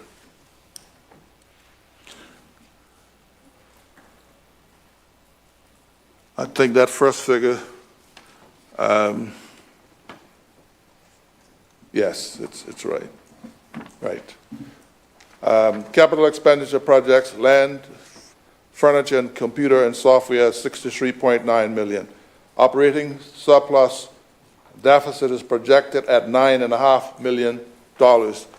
Finance, as I said earlier, debt repayment, $400,000. And a borrowing of $200,000. Mr. Speaker, that's incredible for a government. But I will add something that is not in my speech, because I think it's important for the people of PCI to know, particularly if we ask them to step up to the plate and pay their taxes. And that is, we're carrying a platinum card in our pockets, but we're not able to use it, simply because the fiscal space between the money we're raising and what we're spending does not allow us to service any large debt. So that means we have to find a way to grow the revenue. And one of the best ways of growing the revenue is to collect what is owed to government. And so I appeal again to the people of the Turks and Caicos, right, to pay what you owe the government, and please make no attempt to skirt those responsibilities, because it does have a bearing on the subsidies and the concessions and the support that we give to those persons who are most vulnerable. And God knows we need to expand and support our infrastructure. So while having a A- credit rating is good and having some cash in the bank is even better, we need to be able to expand our infrastructure. And the only way we can expand our infrastructure to facilitate growth is if the space between the money we collect and the money we spend is widened and wide enough to service any debt that we contract. So I'm appealing to people to pay up, exercise some discipline, and that's just not to only our people, because it's not just us, it's everybody else as well. Mr. Speaker, our budget is divided into 10 broad areas and reflect our priorities and focus. First area is public order and safety. Community and border safety are pillars of prosperity. Mr. Speaker, we must rise to meet the threats from illegal migration to transnational crime that endanger our communities. Mr. Speaker, while the security challenges are complex, we are not afraid. We have faced the threats head-on and are starting to see results. Mr. Speaker, the police are reporting a reduction of 11% in serious crimes for the first 4 months of 2025. There's also a reduction of 17% in murders compared with the same period in 2024.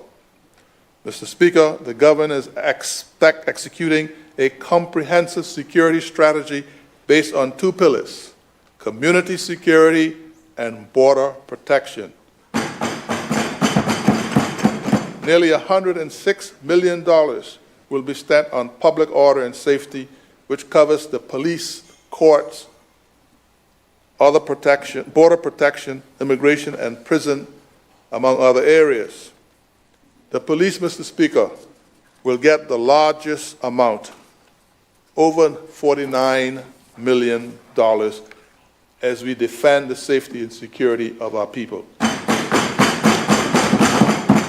Mr. Speaker, we have strengthened the presence of the Royal Turks and Caicos Islands Police Force in our communities by increasing personnel, improving training, and equipping them with modern tools.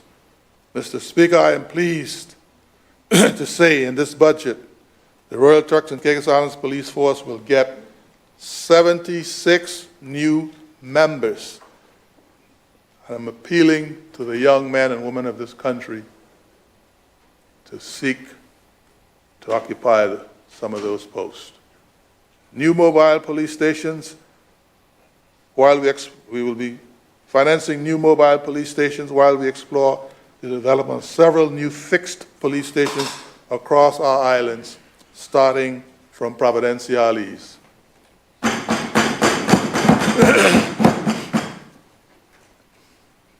Thanks.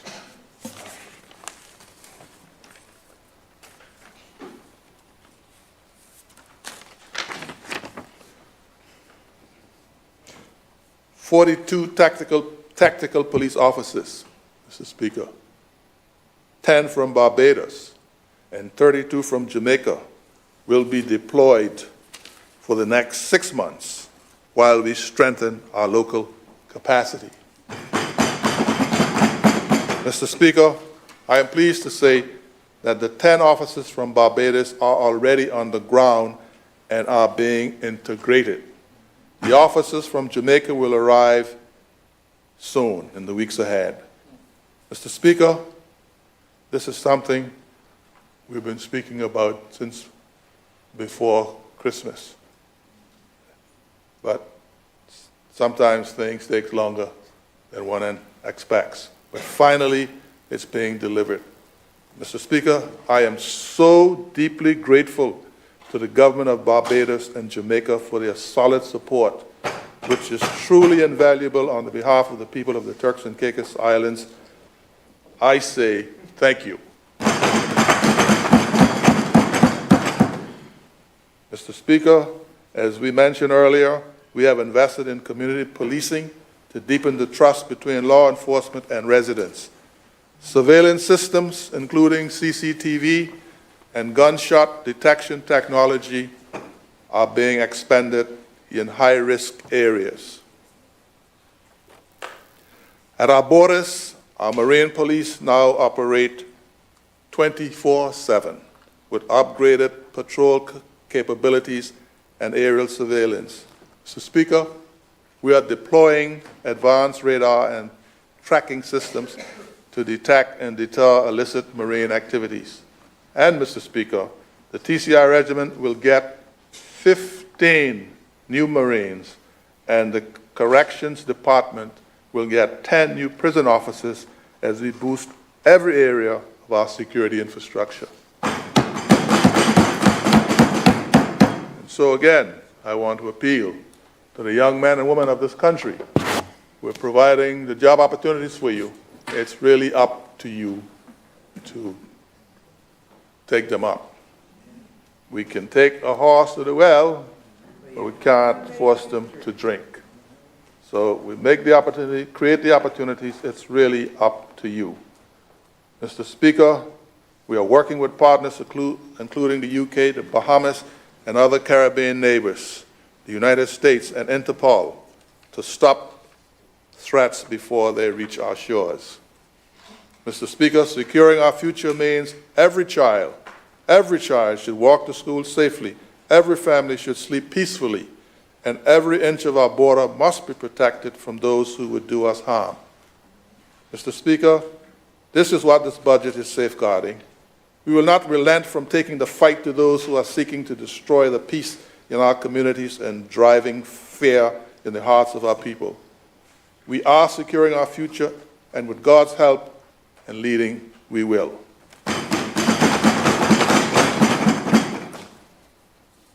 Speaker of the General Public Service, we have allocated just under $102 million for general public service to support the offices of the Governor, the Deputy Governor, the Premier, House of Assembly, Ministry of Finance, Ministry of Innovation, External Audit, among others. Mr. Speaker, to improve our efficiency and governance, we are equipping our public servants with better qualifications and training.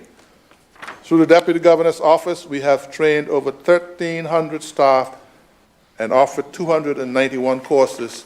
And, Mr. Speaker, get this, 21 public servants, mainly in the Ministry of Finance, are pursuing a master's degree in accounting as part of the process towards becoming local chartered accountants. Better than that, Mr. Speaker, this was a special program designed particularly for Turks and Caicos Islands. And in that regard, I want to thank the Budget Director, the Ministry of Finance, the Permanent Secretary, and those persons who are instrumental in negotiating this arrangement with the University of the West Indies. Mr. Speaker, one has to be blind to see that we are not to see that we're keeping our promises, building prosperity and securing our future. Mr. Speaker, health gets the third largest allocation, $94 million. Mr. Speaker, for a nation to have sustainable prosperity, its people must be healthy, cared for, and supported by a healthcare delivery system that they can rely on.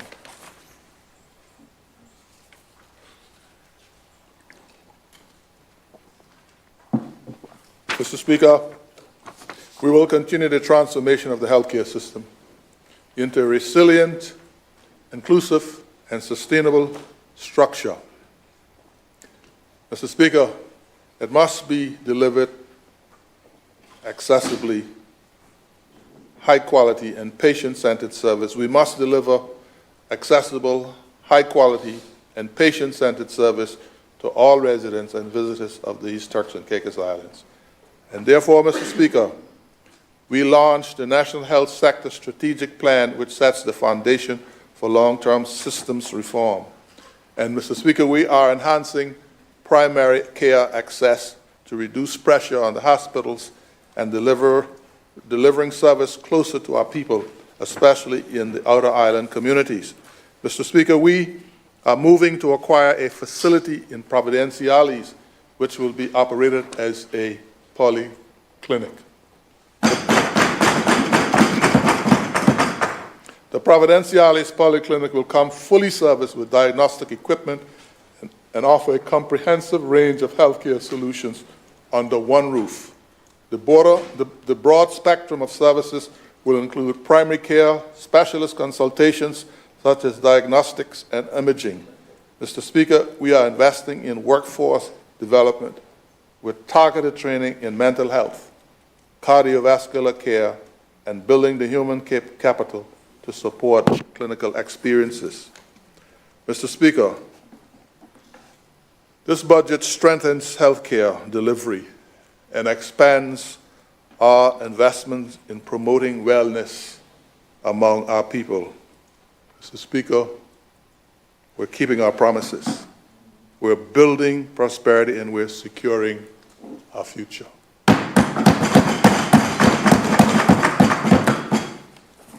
Mr. Speaker, $86.7 million will fund economic affairs, including infrastructure development and land acquisition, tourism, product enhancement, agriculture, catastrophic risk insurance, environmental and coastal resources, energy and utilities, and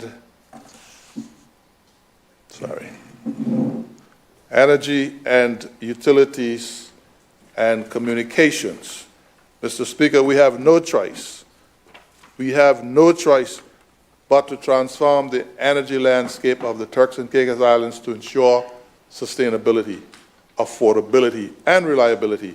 Mr. Speaker, we will support the upgrade of the power grid to satisfy the increased demand and accommodate the generation of 40% of our energy from renewable sources. We are incentivizing solar production by introducing net metering, where customers receive credit for the excess electricity they generate.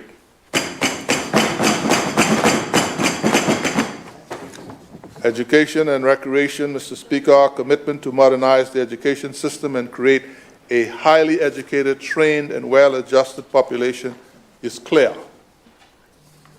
Mr. Speaker, if we are to truly deliver on the promise of prosperity, its foundation must be people.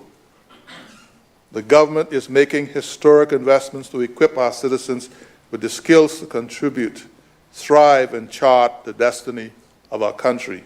Mr. Speaker, for too long, the mismatch between economic growth and workforce readiness has left us too reliant on imported labor in areas where Turks and Caicos Islanders should lead.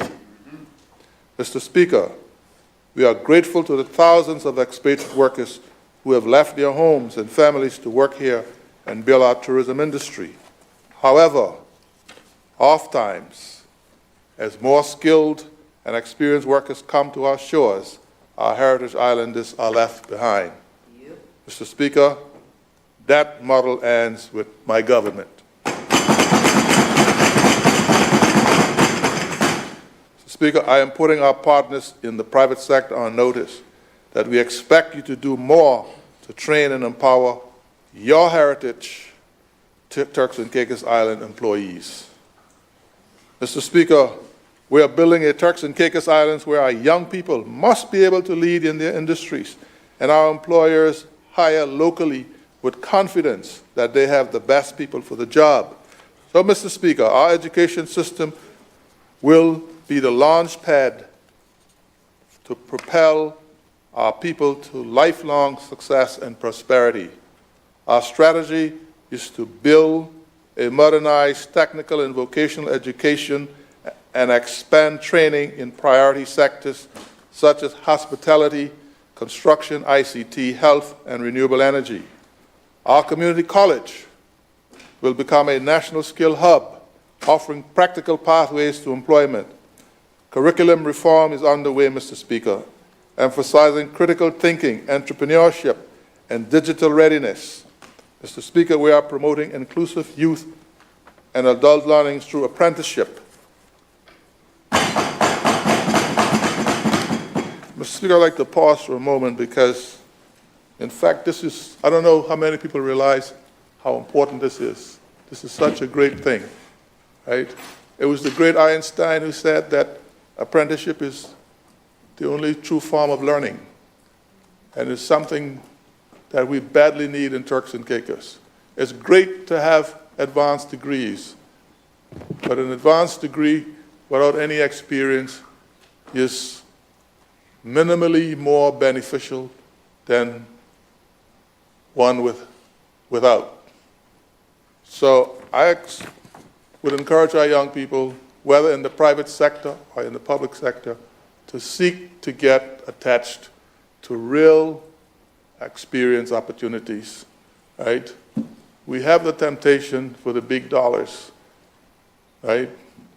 But the big dollars will come if you have experience, because I think for all employees, once an employee can demonstrate competence, they will be singled out. So I want to appeal to the Turks and Caicos young people not to poo-poo the, and excuse me for that language, the benefit of apprenticeship and second chance programs. And I want to thank the Minister for national, for her leadership in this National Internship and Workforce Readiness Initiative. Give her a hand of applause. Mr. Speaker, more resources are being provided for at-risk youth to guide them away from crime and toward opportunity. Mr. Speaker, we are introducing community grants that support grassroots solutions in every district. Mr. Speaker, the allocation to education and recreation is $63.3 million. This will fund free community college to all Turks and Caicos Islanders. Policies to support early childhood education and safeguard children. Improvements to school infrastructure, more scholarships, and school support to students at all levels, and recreation and sports. Mr. Speaker, it is our duty and our obligation to support the marginalized people among us.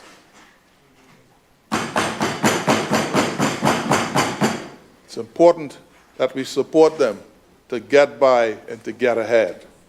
So, Speaker, at the heart of our government philosophy is that prosperity means nothing if it does not reach all of our people.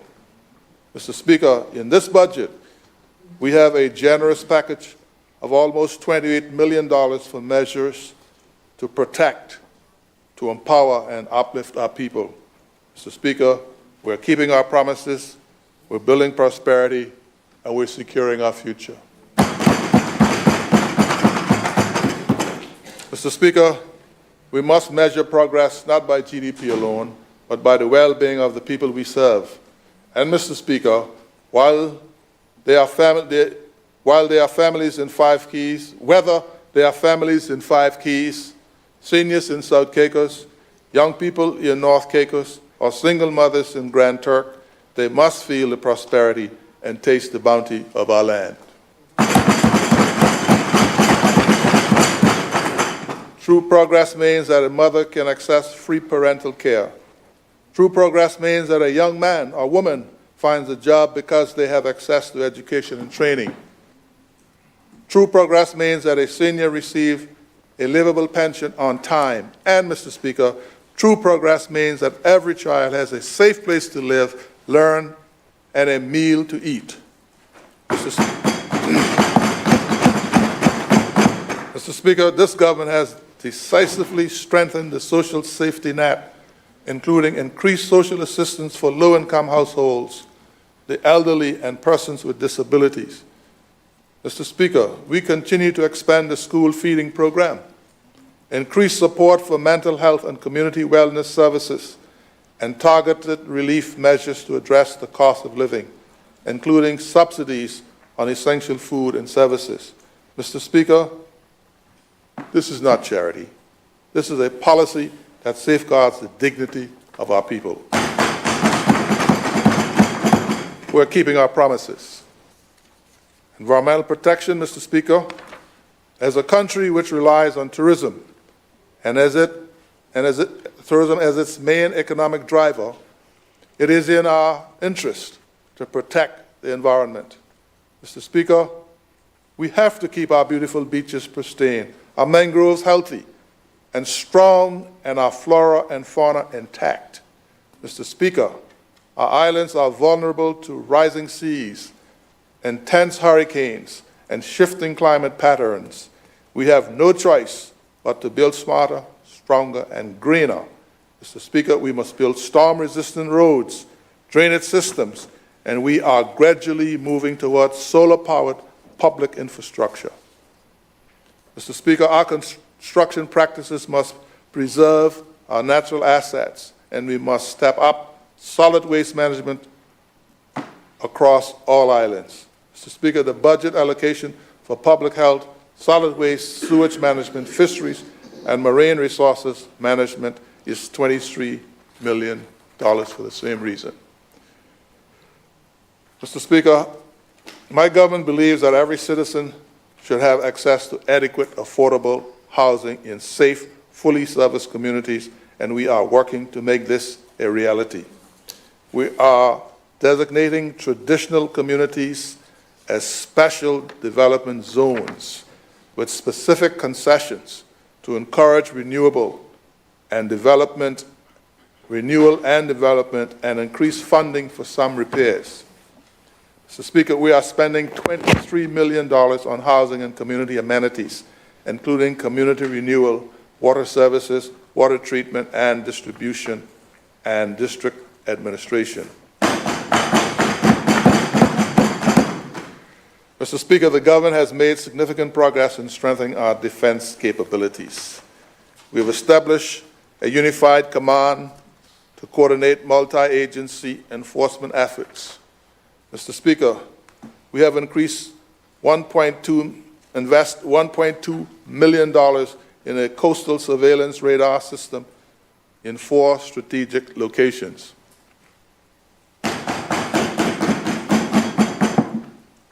$12.6 million will support the National Security Secretariat, contingent forces, the purchase of patrol vessels, motor vehicles for the defense forces, and disaster management. Mr. Speaker, just under $1 million will be spent on the development and promotion of culture and religious affairs. Mr. Speaker, as we seek to make the operations of our government more modern and efficient, we have invested in initiatives and systems to improve transparency, accountability, and the well-being of our people. Mr. Speaker, the government is spending an additional $2 million on group life and health insurance for the public service. I say that again. The government is spending an additional $2 million on group life and health insurance for the public service. And the reason why I emphasize that is I think it's very clear over the last term and in this term that the government is focused on developing the public service, improving the work conditions. By the same token, it would be remiss of me if I say that in response, we want your full dedication and productivity. There are those in the private sector who think all of the things we're doing is we're creating a bureaucratic, privileged class by everything we're doing. And we notice that the amount of persons applying for senior jobs and other jobs in the public service is increasing, which is a good thing. But we want to make sure that interest in the public service is for the right reason. And we will continue to invest in improving the quality of service or the quality of working conditions for our public service, because they do important jobs. And if we get it right, then everything else in the delivery of service and everything else in the country will be right. So I'm appealing to you as we go, as government, if we try to create an environment in which you can deliver and perform your jobs in relative comfort, that you make an effort to give a 9 for a 9 and not a 6 for a 9. We are supporting the autonomy of the district boards with an injection of $1 million so they can develop projects and serve their communities better. There's a $1.4 million allocation to facilitate the maintenance of parks, facilities, and beach access, and clean up Gassam. Mr. Speaker, for street cleaning and pest control management, there's a $1.8 million allocation. Mr. Speaker, we're keeping our promises. Mr. Speaker, the National Insurance Board continues to deliver on its mission to provide dependable social protection for the people of these islands. Mr. Speaker, the estimated contribution income for this financial year is $88.7 million. Mr. Speaker, this is $19.5 million more than last year's estimate. The estimated investment income is $10 million. Total benefit expenditure for this financial year is estimated to be $44.4 million, which is $4 million more than last year. This total includes an estimated $39.3 million in long-term benefits for people of the Turks and Caicos Islands. A great institution. Mr. Speaker, unemployment benefit is NIB's newest addition to its social safety net. This benefit was originally intended for persons whose employment was terminated. It was extended last year to persons laid off from work or whose earnings were suspended. Mr. Speaker, this has resulted in the number of unemployed benefit claims increasing from 50 to 235. Mr. Speaker, we are keeping our promises to take care of our people. And Mr. Speaker, the National Insurance Amnesty Program remains in effect until May 31st. All related charges will be waived. All contributors who want to bring their accounts current. Mr. Speaker, I want to be clear about this. All related surcharges, not the principal. All related surcharges will be waived for all contributors who want to bring their accounts current. Mr. Speaker, this is a government with a heart.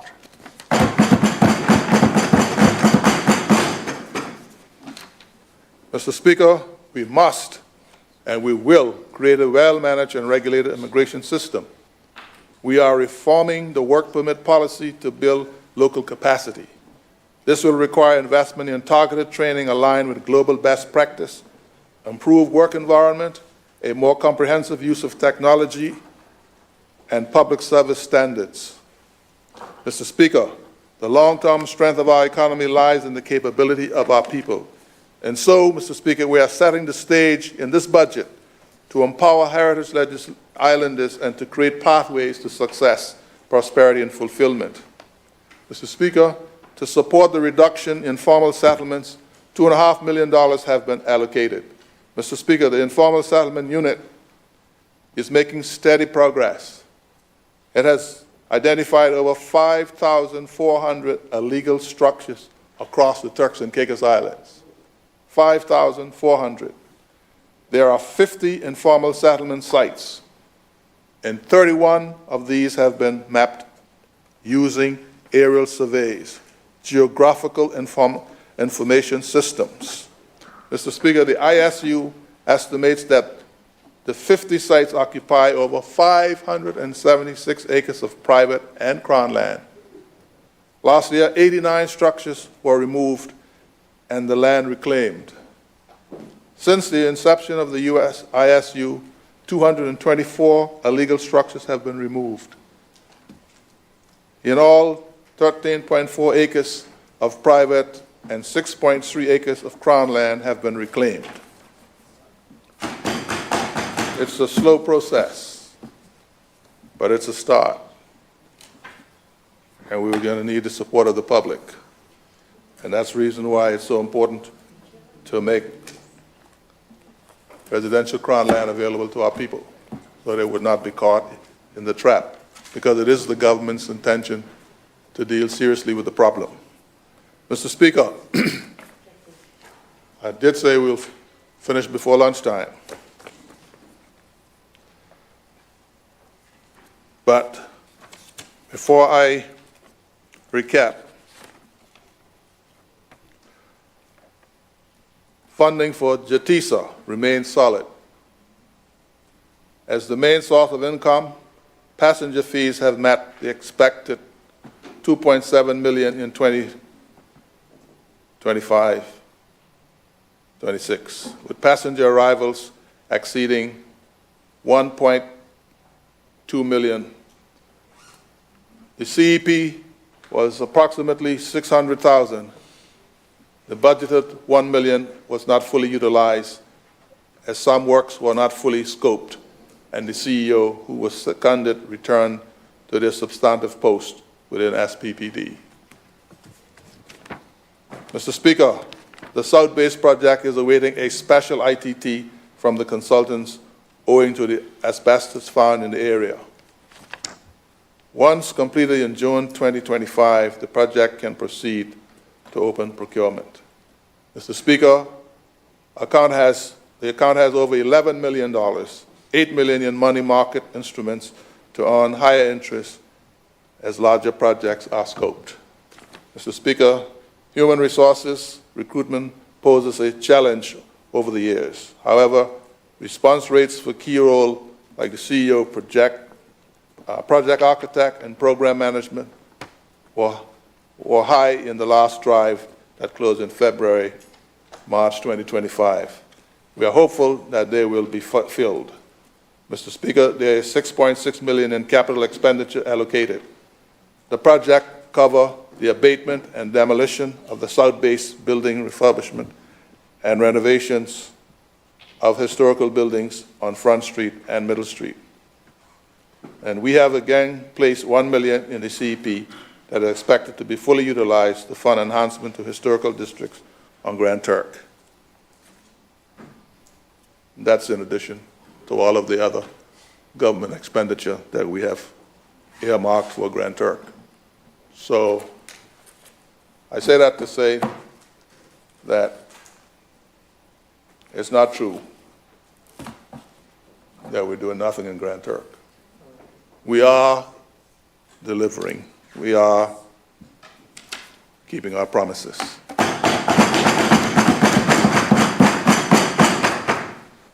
Mr. Speaker, we have presented a budget that is bold, transformative, and a foundation for prosperity. The budget is more than a financial plan.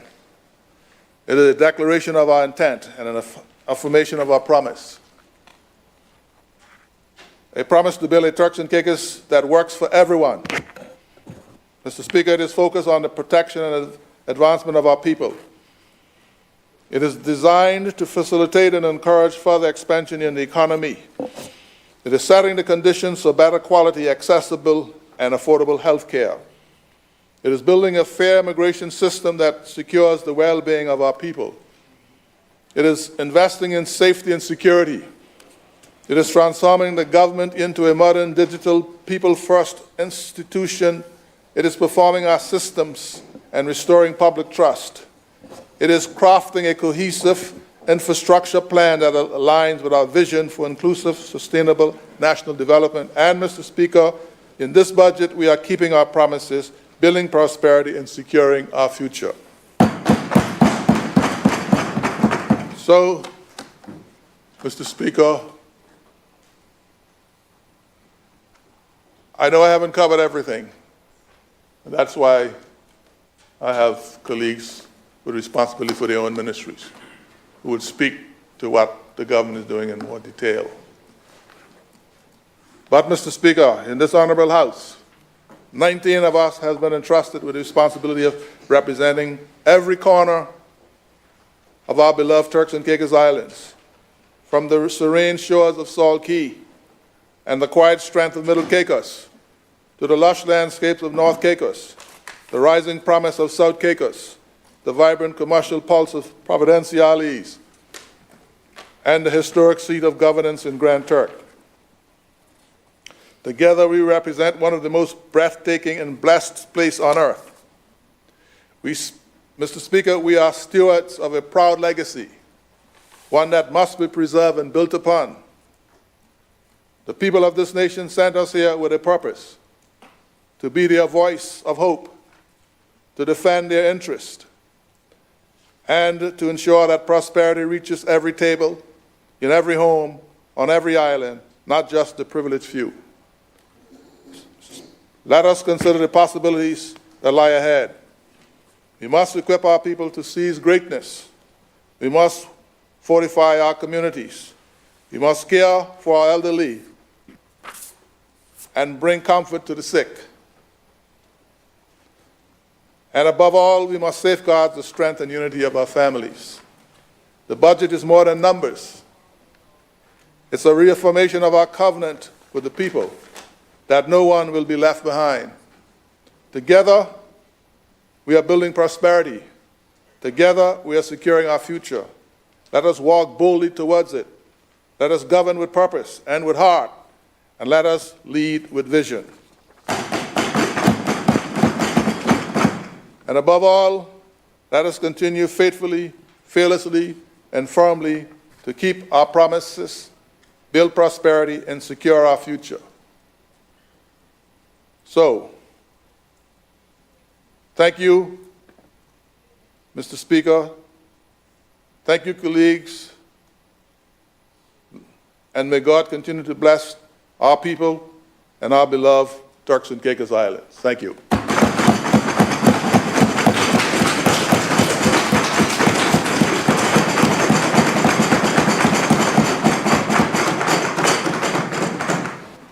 Thank you very much, Honorable Premier, for your budget presentation. Honorable members, you ready? The Leader of the Opposition is ready. So the chair recognizes the Honorable Leader of the Opposition for his response to the budget debate.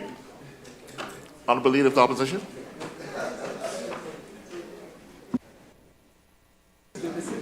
Yeah. Thank you very much, Mr. Speaker. Mr. Speaker, before I begin, just housekeeping, we'll break at 12:30, or you want me to continue? At 1 o'clock, or you want me to continue? Okay. Just want to be sure. Sorry. Thank you very much, Mr. Speaker, and a pleasant good morning to all.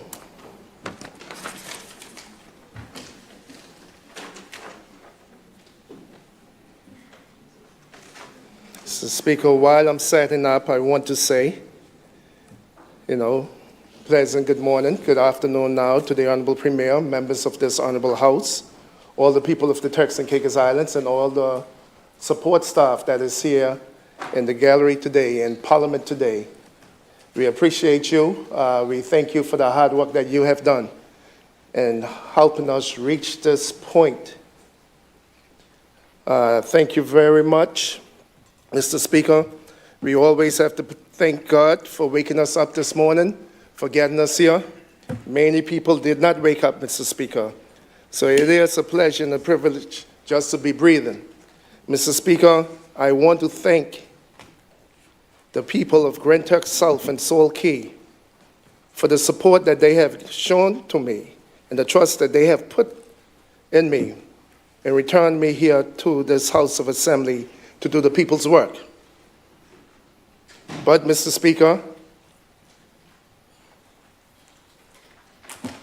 before we continue, we have to also give words of condolences to the families that have lost loved ones.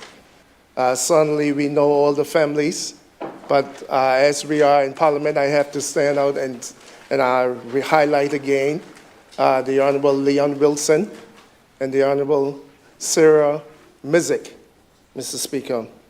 May the great Lord be with those families, Mr. Speaker. And Mr. Speaker, the families of the family who lost a child, Mr. Speaker, even though we may not know the people, we don't know the child, Mr. Speaker. We know that situation. And none of us as parents, none of us want to ever be in that position, Mr. Speaker. Suddenly, I always tell my daughters, it's you who will bury me, not me burying you all, Mr. Speaker. So our hearts go out to the families. Mr. Speaker, so today, Mr. Speaker, we are gathered to discuss the budget that should have been not merely a financial plan, but a blueprint for our nation's future. As leader of the opposition, Mr. Speaker, I stand before you with a deep sense of responsibility and commitment to ensure that your government prioritizes the needs and aspirations of every citizen. This budget, Mr. Speaker, should have not just been a document that reflects numbers on a page, but the very priorities and values of our nation. As we delve into the details, it is imperative that we consider not only the fiscal implications, but also the lived experience of our citizens. Hence, this budget should have been the elected government roadmap to growth, opportunity, equality. Yet, unfortunately, Mr. Speaker, it falls short in those aspirations. Mr. Speaker, this budget, while outlining important allocations, raises critical questions about this government's long-term vision and the unbiased distribution of resources. Our people deserve to know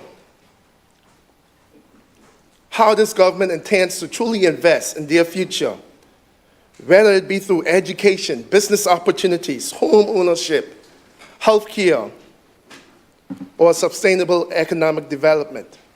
Mr. Speaker, you see, you have to know your opponents, Mr. Speaker.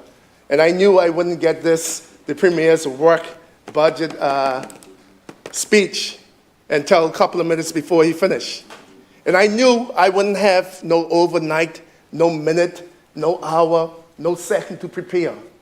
When you know your opponents, they always want to catch you off guard, unprepared. Yes, but I am ready. Me being ready have nothing to do with you all. Nothing to do with you all. But Mr. Speaker, what I had to do was anticipate what they were going to say. Mr. Speaker, last financial year, you can remember I didn't give a budget speech. I wanted to wait on the ministers, the Premier, and each of the ministers to speak first, so I could have responded directly to them. So, Mr. Speaker, I realized that is an exercise in futility. So I decided, let me anticipate. Let me look at the numbers. Let me anticipate what they were going to say. And so, Mr. Speaker, I was ready. Mr. Speaker, I have to say before I continue with my speech that I believe that if the English language lacked a future tense, the Honorable Premier would have not had nothing to say this morning. If it lacked that phrase, we will, he would have had nothing to say this morning, Mr. Speaker. All we heard, we will. But I thought this budget was about the here and now, what is going to be happening in the next few weeks, few months. So I wanted to hear, is being done, is processing, is moving, funds is allocated, funds has been allocated. You will see, you are seeing this. This is here. Not you will.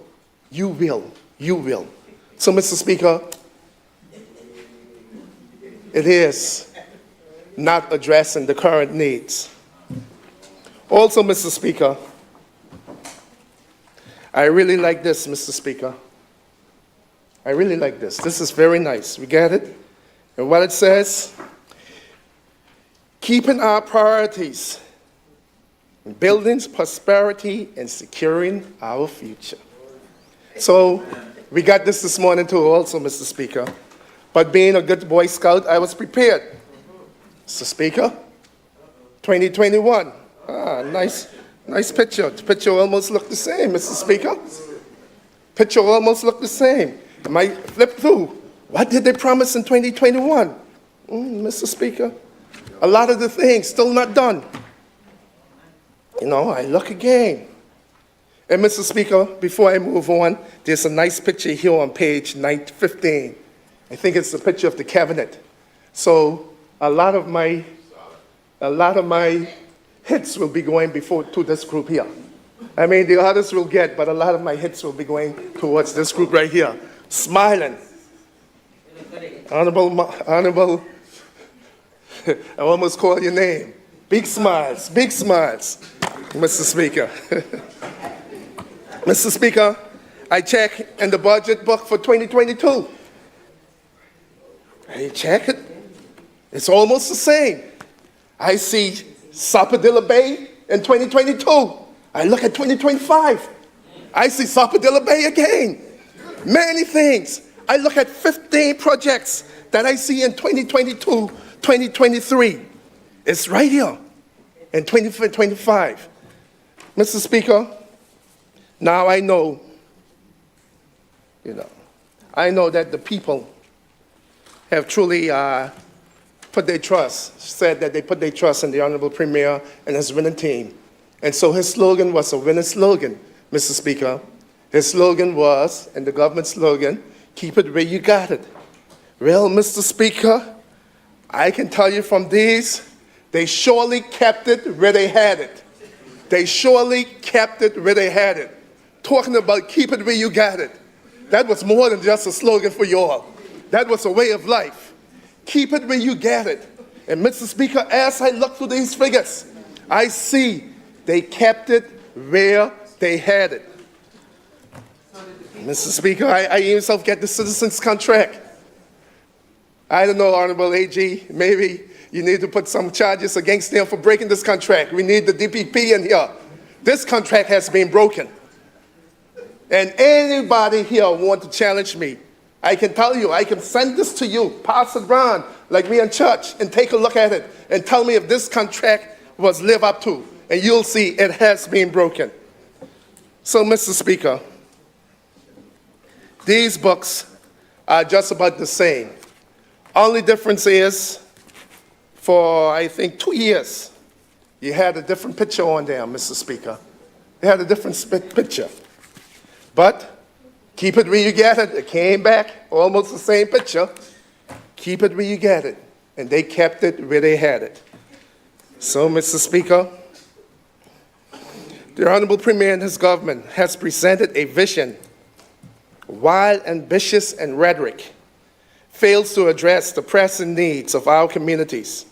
We have witnessed a rising cost of living, stagnating wages, and a healthcare system that remains overburdened and underfunded.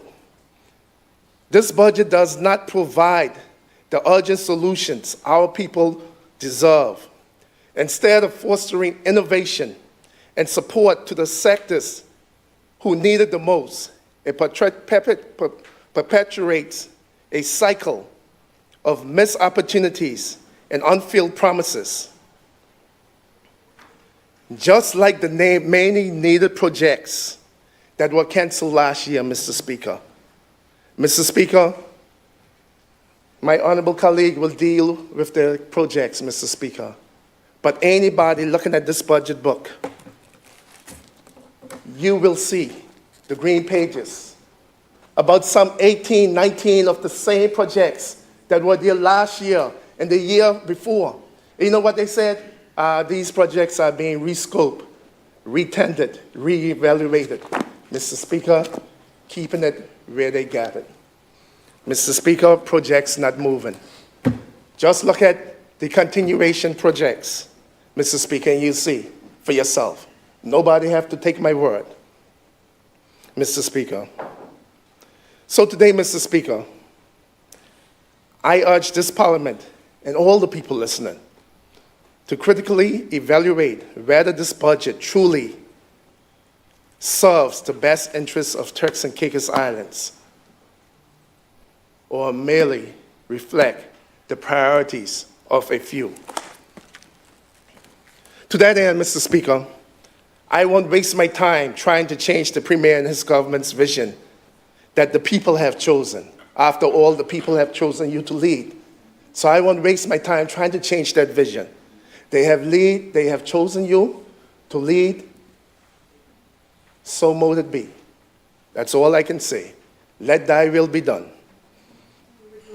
Mr. Speaker, I will use my time and energy to empower the vision by expanding it, expanding what they presented. I will take it like BASF. I didn't make it, but I will make it better. Mr. Speaker, I will concentrate on making their positions and their points of view useful to our people.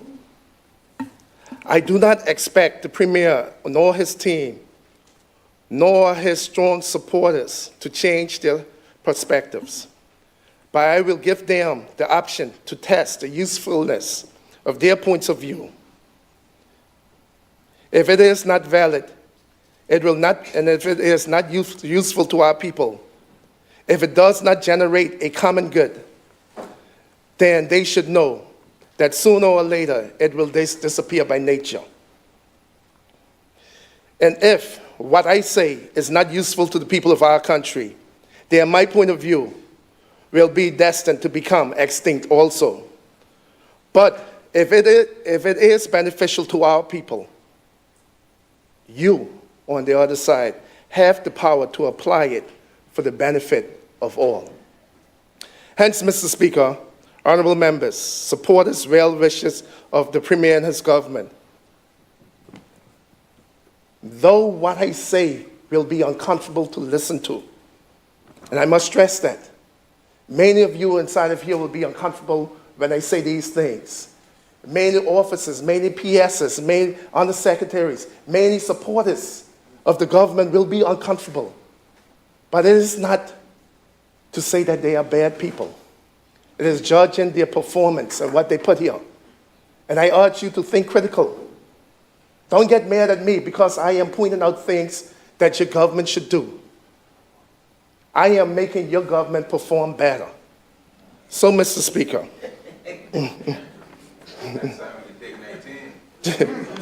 allow me to engage in meaningful dialogue that not only critiques the numbers, but also champion the hopes of our communities by providing alternatives that may forge a path that leads to prosperity for every resident of our beautiful by nature islands. Mr. Speaker, as we delve into the specifics of this budget, let us not forget the voices of those left behind. We must ask ourselves, does this budget reflect the dreams of our youth? Does this budget provide security for our families? Does this budget provide the needed preventive health care? Does this budget foster opportunities for all?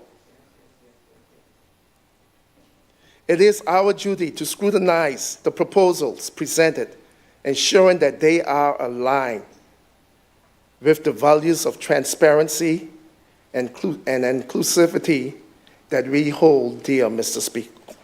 Speaker. Mr. Speaker, as we advocate for a future that prioritizes equality and sustainability, we must also recognize the vital role of education in shaping our future. As Nelson Mandela famously said, education is the most powerful weapon you can use to change the world. Mr. Speaker, our budget must allocate substantial resources towards enhancing our education system, investing in our schools, training our teachers, and providing our youth with the tools they need to succeed.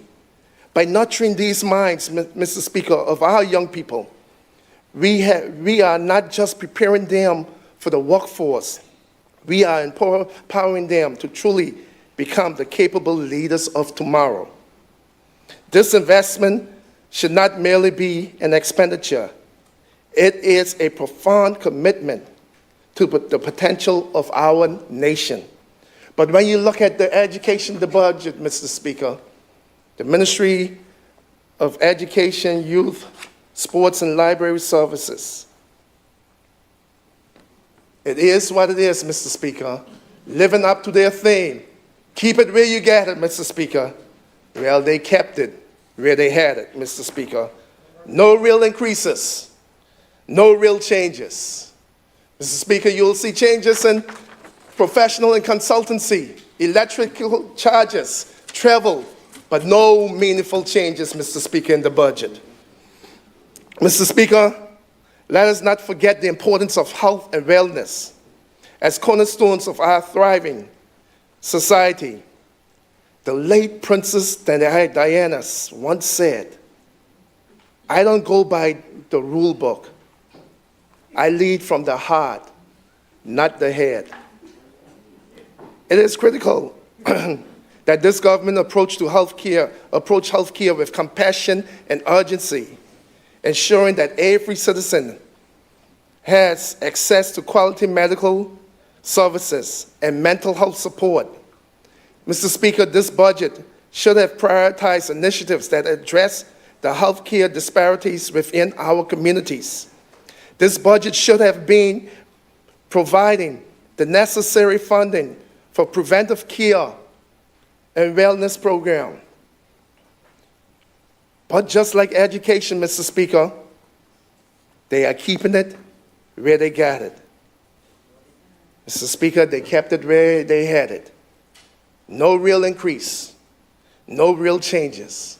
You will see inside the budget increases going to subventions into Health Canada. Mr. Speaker, increases to deal with NHIP. But what about the programs, Mr. Speaker?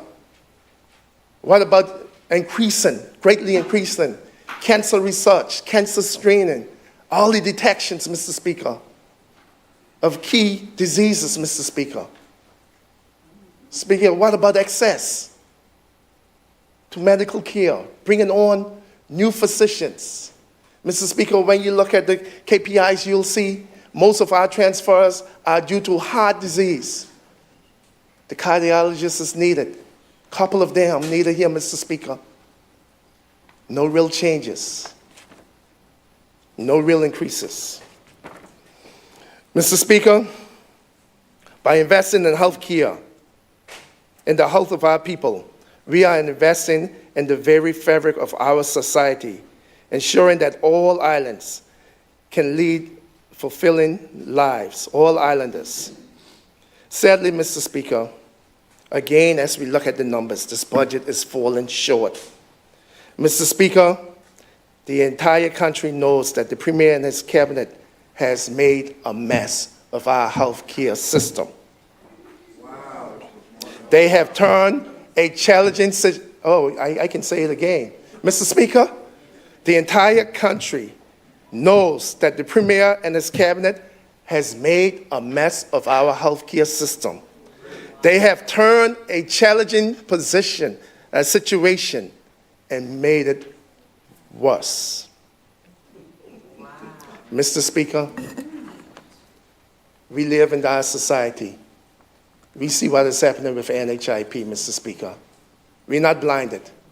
I am not saying anything that the people don't truly know. That if they search their hearts, they know that I am speaking the truth. And Mr. Speaker, just like clockwork, we know what they're going to do. At least one or two of those members is going to get up and say something about when I was Minister of Health some 5-6 years ago, what the PDM government did some 5-6 years ago.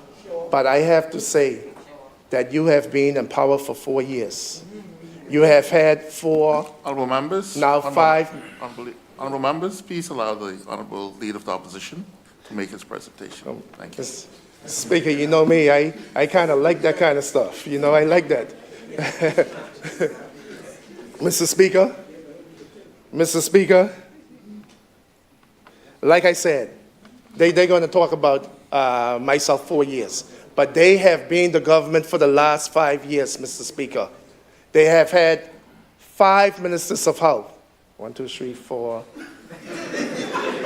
5. 5 ministers of health, Mr. Speaker. 4? Oh, I counted somebody twice, yes. They have had 4 ministers of health since I last was there. So, Minister 1, they're going to skip them. Minister 2, Minister 3, Minister 4. They're going to come back to myself, Mr. Speaker. So we know what they're going to do, Mr. Speaker. We know what they're going to do. Mr. Speaker, we saw where we had to pay out some monies owing to InterHealth Canada. I'm sure somebody's going to say that was because of me from 5, 6 years back. Mr. Speaker, you know their modus operandi, Mr. Speaker. So I will yield if you want to say it now. If any of you want to say it now, speak now, or you can speak it later. It will be the same.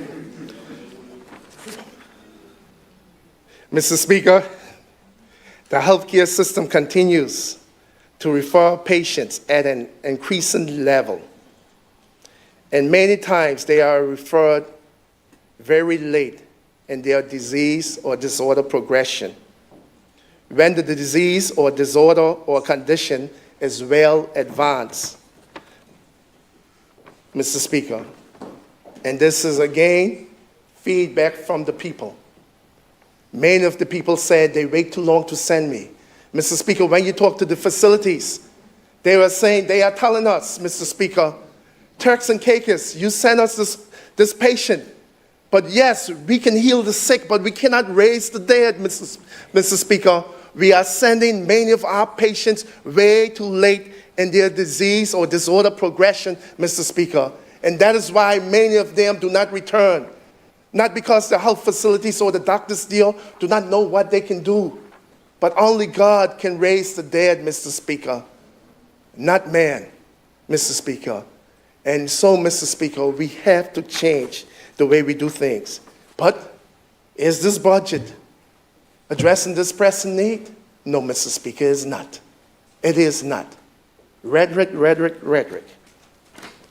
Furthermore, Mr. Speaker, in reference to the above, the government should know that the issue of education and healthcare remains extremely critical to our nation's future.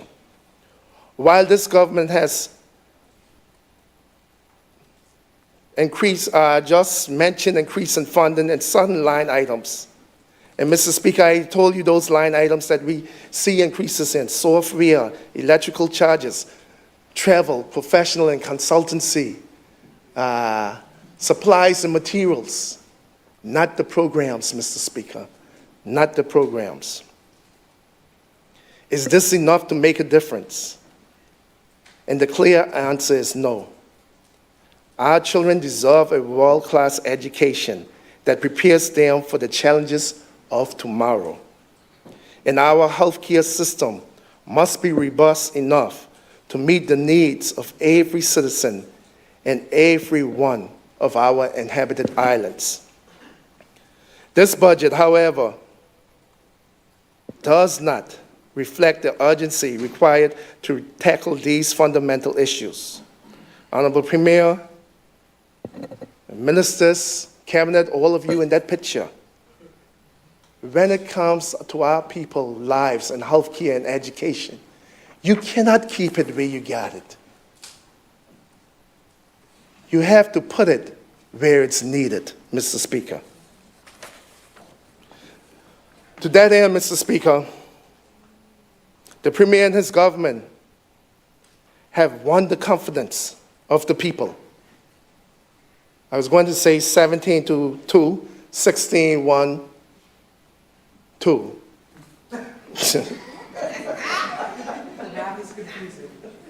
I mean, if you don't mind me saying 17-2, just say, if the honorable member don't, thank you very much. If the honorable member don't mind, I'm just trying to say how much is on our side. I'm not putting him anywhere. You know, I'm just talking about our side. And Mr. Speaker, yes, this time I exclude yourself and the Honorable AG and the Sergeant of Arms and the clerk. I exclude you all this time. I'll just stick to the elected members, Mr. Speaker.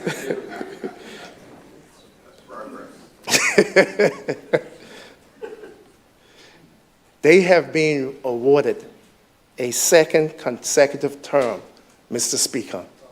Mr. Speaker, that is precious for any government, Mr. Speaker.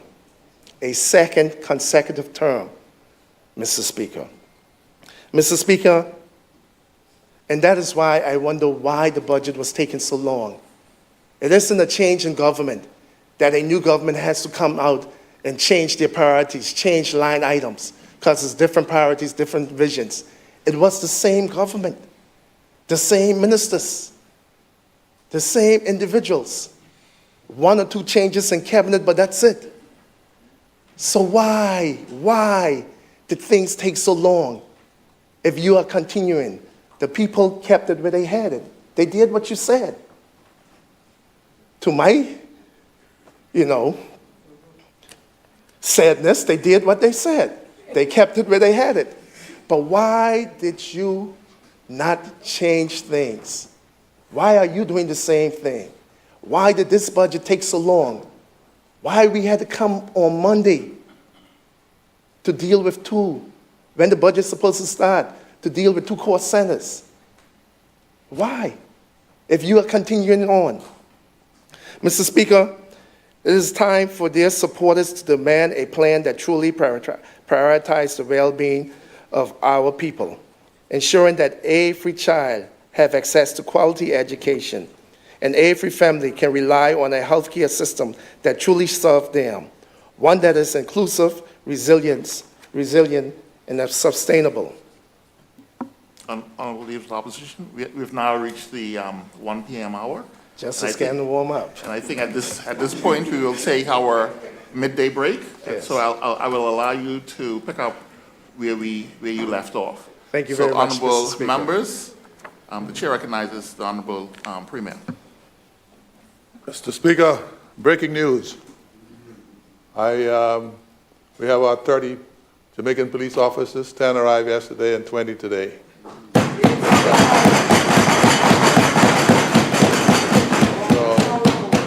With 14 new tactical officers, we're putting persons who want to undermine our peace at our notice. Don't worry, they're coming. Thank you very much, Honorable Premier, for that.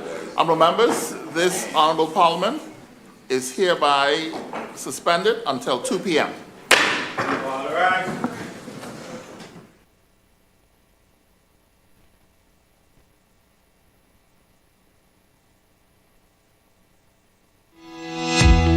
This is your Premier and Minister for Finance. Welcome to the live coverage of the Turks and Caicos Islands budget debate for 25-26 under the theme, Keeping the Promises, Building Prosperity, Securing Our Future. Looking forward to engaging with all of you during this period. God bless.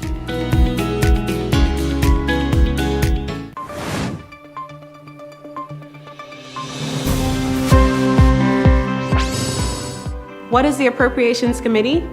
Ministries and departments within government, as well as statutory bodies, submit their funding requests outlining their needs for the upcoming financial year. This submission will include projected costs for priority projects and day-to-day expenditure. The government then creates a proposed budget, which includes projected revenues, how much money the government intends to collect, and planned expenditures, how the government plans to spend. Once the budget proposal is complete, the Minister for Finance will lay the budget estimates before the House. An Appropriations Committee meeting is then called for members to review and scrutinize the revenue estimates and planned spending carefully. Once this review is complete, the committee will make recommendations to Parliament. The committee can make recommendations but cannot dictate amendments. The committee is composed of at least 3 members of Parliament appointed by the Speaker of the House. Ministers cannot be members. at least one opposition member. The committee may also co-opt up to 2 non-parliament members and is supported by the Permanent Secretary for the Ministry of Finance and committee staff. That's it for this segment of Budget Made Simple. Join us as we bring you more coverage of the national budget.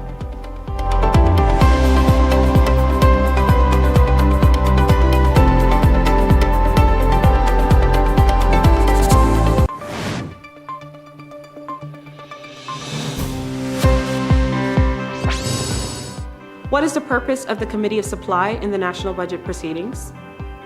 The Committee of Supply in the TCI Parliament budget proceedings is an important part of the budget process where members of Parliament discuss the details of the budget line by line. The Speaker of the House temporarily steps down, and the Deputy Speaker of the House is chosen to act as the chairperson to manage the discussions. Here's the purpose of the Committee of Supply. After the budget speech and general debate, Parliament goes into the Committee of Supply to focus on the details of the budget. MPs break down the budget by each department within ministries to see exactly how money will be spent in specific areas. In this stage, each line item of the budget, for example, the specific amounts allocated for different projects, is examined. MPs can ask questions, suggest changes, or raise concerns about any part of the budget. The goal is to ensure transparency and ensure the budget is being used in the best way possible for the country. If MPs believe there are areas where the government should spend more or less, they can propose amendments or changes to the budget. These amendments are discussed, and if agreed upon, they are approved. After reviewing the budget and making any necessary changes, the Committee of Supply will recommend the budget for final approval by Parliament. If there are no major objections, it moves forward to be passed. That's it for this segment of Budget Made Simple. Join us as we bring you more coverage of the national budget.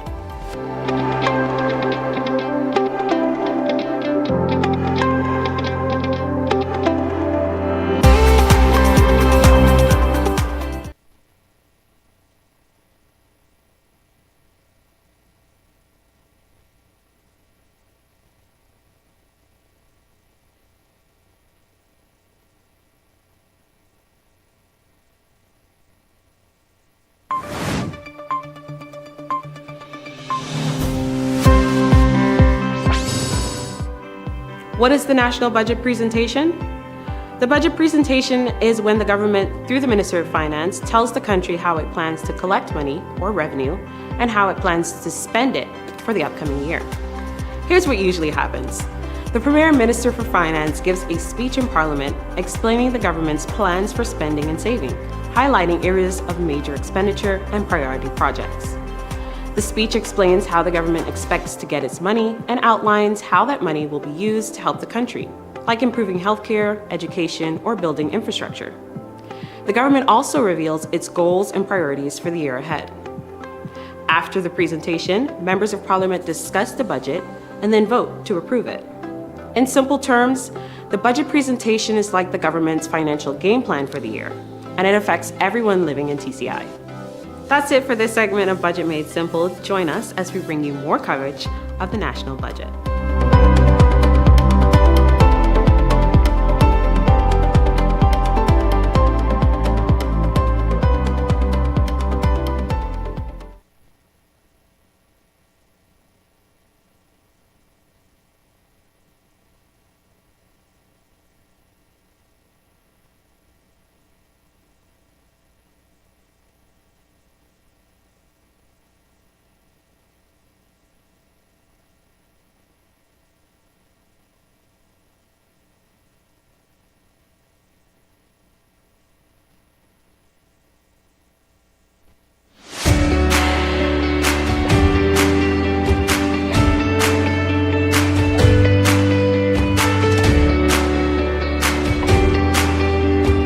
We are here to not only celebrate the opening of a new facility, but the dedication and naming of the Clinton Wilson Port Complex.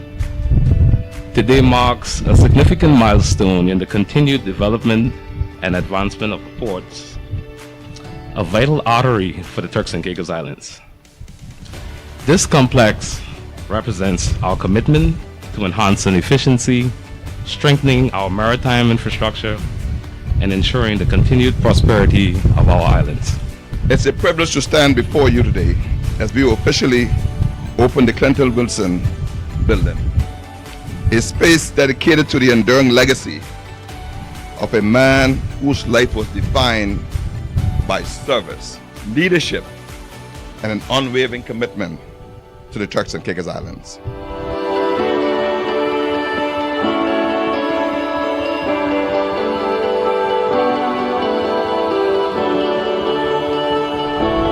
The Newport Complex office is more than just a building. It's a one-stop shop for all things shipping, with 4 rental units, housing key stakeholders, government departments such as Border Service and the Traffic Department, and the Port Authority. It's designed to make operations smoother, more efficient, and precise. Just as important, it creates a safe, well-equipped environment for our staff to thrive.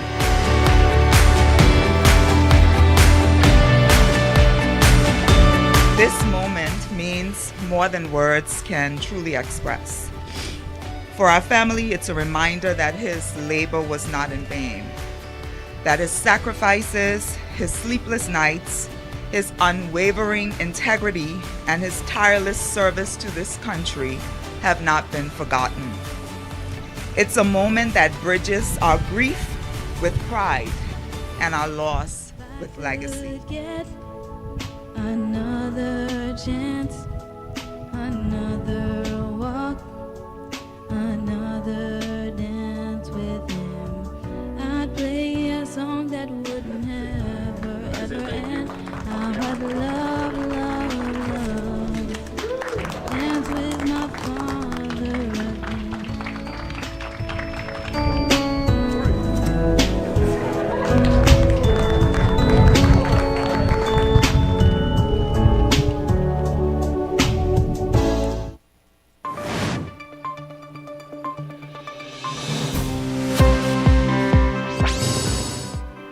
What is the National Budget Debate? The National Budget Debate is when members of Parliament or MPs discuss the government's financial plan for the year. Here's how it works. The government explains how they plan to raise money and how they want to spend it. MPs from both the government and the opposition discuss whether they agree with the government's plan. They can ask questions, suggest changes, or criticize parts of the budget they don't like. MPs vote on whether to approve the budget. If they approve it, the budget will go through to passage. So why is this important? The debate is a way to ensure the government is using the people's money in the right way, and it gives MPs a chance to represent their communities and make sure the budget is fair for everyone. That's it for this segment of Budget Made Simple. Join us as we bring you more coverage of the national budget.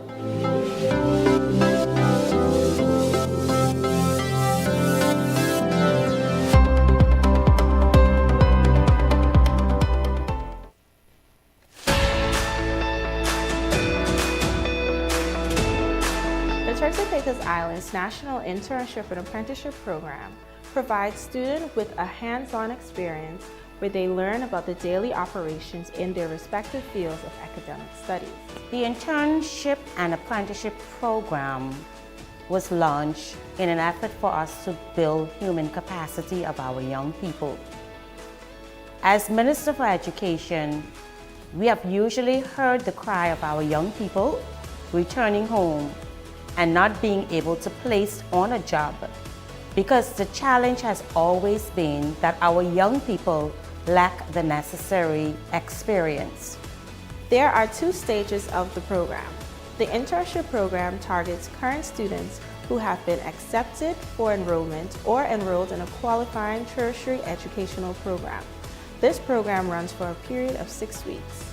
The apprenticeship program targets individuals who have recently graduated from a qualifying tertiary educational program. This program runs for a period of 12 to 24 months. The National Internship and Apprenticeship Program offers all interns and apprentices with the necessary soft skills training as outlined in the National Skills Audit 2017. These soft skills include complex problem solving, critical thinking, service orientation, coordinating with others, active listening, and communication. The apprenticeship program helped me to develop in my field of study by giving me hands-on experience with everything relating to sports. One key thing that I've learned from my apprenticeship with the Sports Commission, growing up I was basically integrated into sports from a very young age. I never knew how it worked. I never knew how they got all this stuff to, organize, basically run properly, run fully and everything. But being with the Sports Commission, I've learned the behind the scenes work. It takes a lot of work to host championship games. Here at the Sports Commission, it's all hands on deck when it comes on to major events such as inter-high or inter-primary. The program was a wonderful program first. And the Sports Commission was able to reach key milestones by us having interns and apprenticeships. There were a number of programs that we wanted to implement that we kind of struggled with. For one, we didn't have the manpower. And secondly, we didn't have some of the skill sets. But by having the interns and the apprenticeships who studied sports and were past athletes, that helped us to advance us achieving those goals and some of those plans, bringing them to life. Mr. Mizik is one who came in at an opportune time where we were really restructuring and rebuilding our programs department. In his apprenticeship program, working with the sports program department, he was able to help us to bring to life our camps, make it much more exciting. We have a body now with someone that can actually work independently because of his knowledge and background in sports. So the program was very, very timely and very beneficial to us, bringing to life our programs that we had, especially at a time where our programs department was being restructured. Who is eligible? You must be a Turks and Caicos Islander or British Overseas Territory citizen who is enrolled in or recently graduated from a qualifying tertiary educational institution and be between the ages of 16 and 29 years. What supporting documents you need? A certified copy of Turks and Caicos Island status card and BOTC passport, a certified copy of academic qualifications, resume, and cover letter. Last year, we had about 60 students. This year, we have 73. But I must say, we had a registration of about 120. Within our ministry, our mandate is to build human capital.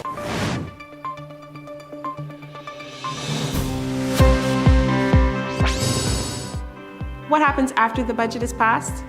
After the budget is passed, it goes through a process of assent by Her Excellency the Governor and is published in the TCI Gazette. All approved monies are held in the Consolidated Fund. The Consolidated Fund is a central account managed by the Turks and Caicos Islands government, where all government revenues are deposited. It serves as the primary source of funding for all government spending. Money in the Consolidated Fund can only be spent with parliamentary approval. Before any expenditure is made, the national budget must be passed in the TCI Parliament. Once the budget is passed, several things happen to ensure the government can carry out its planned spending and projects.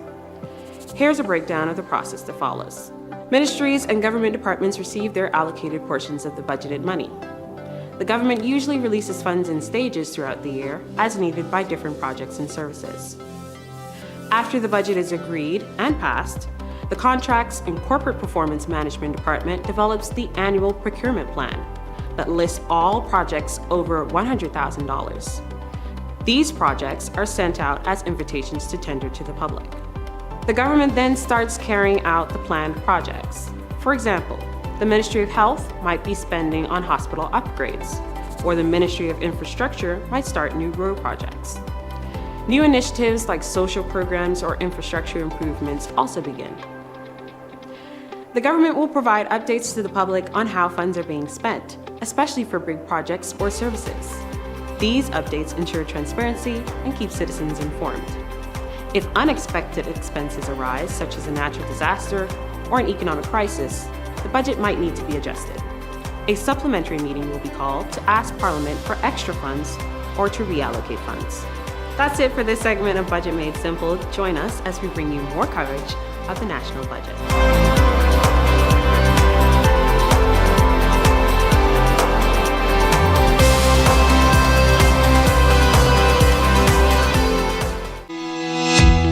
This is your Premier Minister for Finance.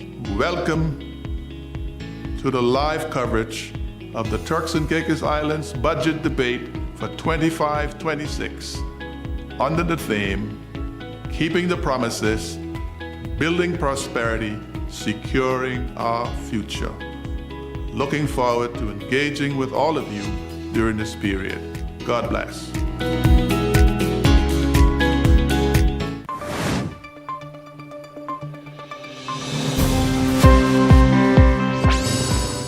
What is the Appropriations Committee? Ministries and departments within government, as well as statutory bodies, submit their funding requests outlining their needs for the upcoming financial year. This submission will include projected costs for priority projects and day-to-day expenditure.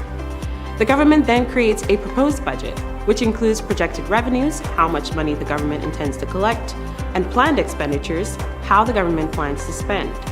Once the budget proposal is complete, the Minister for Finance will lay the budget estimates before the House. An Appropriations Committee meeting is then called for members to review and scrutinize the revenue estimates and planned spending carefully. Once this review is complete, the committee will make recommendations to Parliament.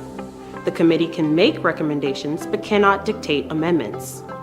The committee is composed of at least 3 members of Parliament appointed by the Speaker of the House. Ministers cannot be members.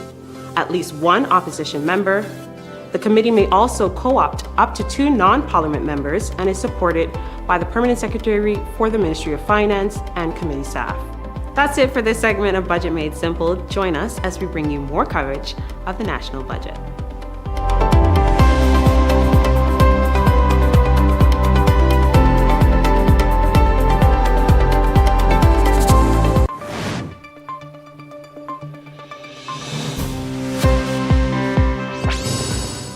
What is the purpose of the Committee of Supply in the national budget proceedings? The Committee of Supply in the TCI Parliament budget proceedings is an important part of the budget process where members of Parliament discuss the details of the budget line by line. The Speaker of the House temporarily steps down, and the Deputy Speaker of the House is chosen to act as the chairperson to manage the discussions. Here's the purpose of the Committee of Supply. After the budget speech and general debate, Parliament goes into the Committee of Supply to focus on the details of the budget.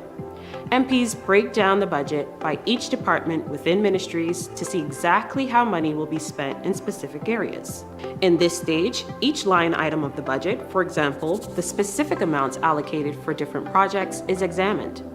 MPs can ask questions, suggest changes, or raise concerns about any part of the budget. The goal is to ensure transparency and ensure the budget is being used in the best way possible for the country. If MPs believe there are areas where the government should spend more or less, they can propose amendments or changes to the budget. These amendments are discussed, and if agreed upon, they are approved. After reviewing the budget and making any necessary changes, the Committee of Supply will recommend the budget for final approval by Parliament.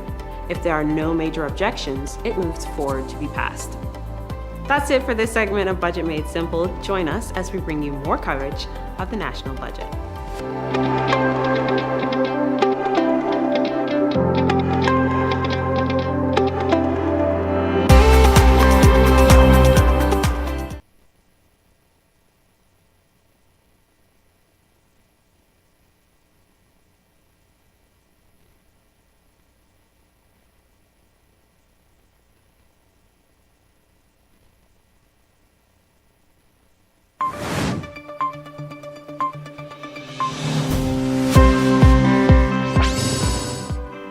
What is the national budget presentation? The budget presentation is when the government, through the Minister of Finance, tells the country how it plans to collect money or revenue and how it plans to spend it for the upcoming year. Here's what usually happens. The Premier Minister for Finance gives a speech in Parliament explaining the government's plans for spending and saving, highlighting areas of major expenditure and priority projects. The speech explains how the government expects to get its money and outlines how that money will be used to help the country, like improving healthcare, education, or building infrastructure. The government also reveals its goals and priorities for the year ahead. After the presentation, members of Parliament discuss the budget and then vote to approve it. In simple terms, the budget presentation is like the government's financial game plan for the year, and it affects everyone living in TCI. That's it for this segment of Budget Made Simple. Join us as we bring you more coverage of the national budget.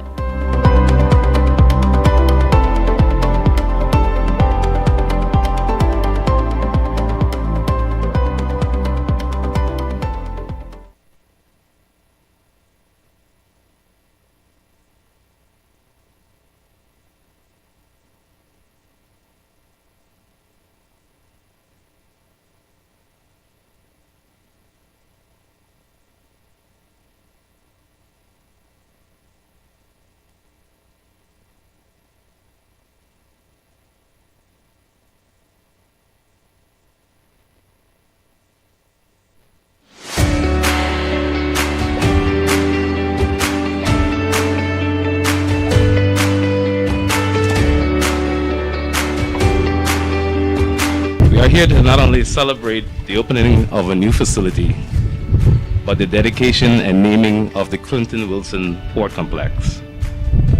Today marks a significant milestone in the continued development and advancement of the ports, a vital artery for the Turks and Caicos Islands. This complex represents our commitment to enhancing efficiency, strengthening our maritime infrastructure, and ensuring the continued prosperity of our islands. It's a privilege to stand before you today as we officially open the Clinton Wilson building, a space dedicated to the enduring legacy of a man whose life was defined by service, leadership, and an unwavering commitment to the Turks and Caicos Islands.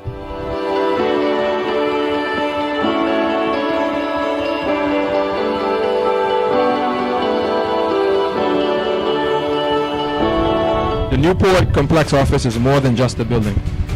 It's a one-stop shop for all things shipping, with 4 rental units, housing key stakeholders, government departments such as Border Service and the Traffic Department, and the Port Authority. It's designed to make operations smoother, more efficient, and precise. Just as important, it creates a safe, well-equipped environment for our staff to thrive.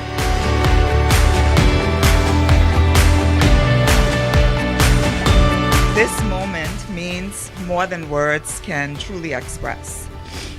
For our family, it's a reminder that his labor was not in vain, that his sacrifices, his sleepless nights, his unwavering integrity, and his tireless service to this country have not been forgotten.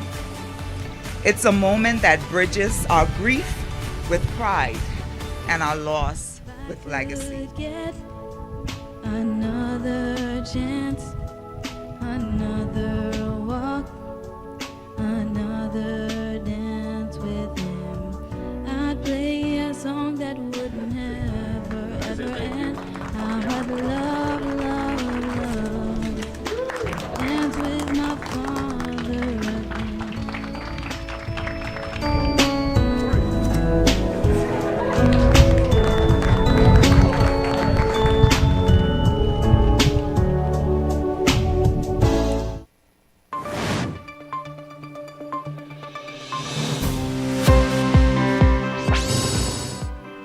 What is the National Budget Debate?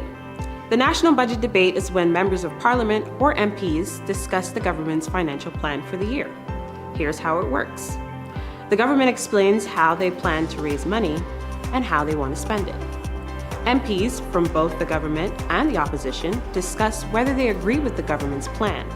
They can ask questions, suggest changes, or criticize parts of the budget they don't like. MPs vote on whether to approve the budget. If they approve it, the budget will go through to passage. So why is this important? The debate is a way to ensure the government is using the people's money in the right way, and it gives MPs a chance to represent their communities and make sure the budget is fair for everyone. That's it for this segment of Budget Made Simple. Join us as we bring you more coverage of the national budget.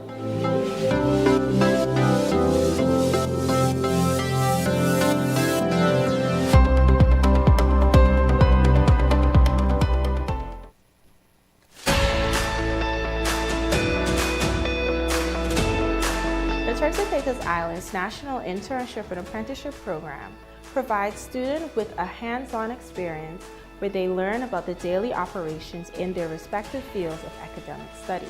The internship and apprenticeship program was launched in an effort for us to build human capacity of our young people.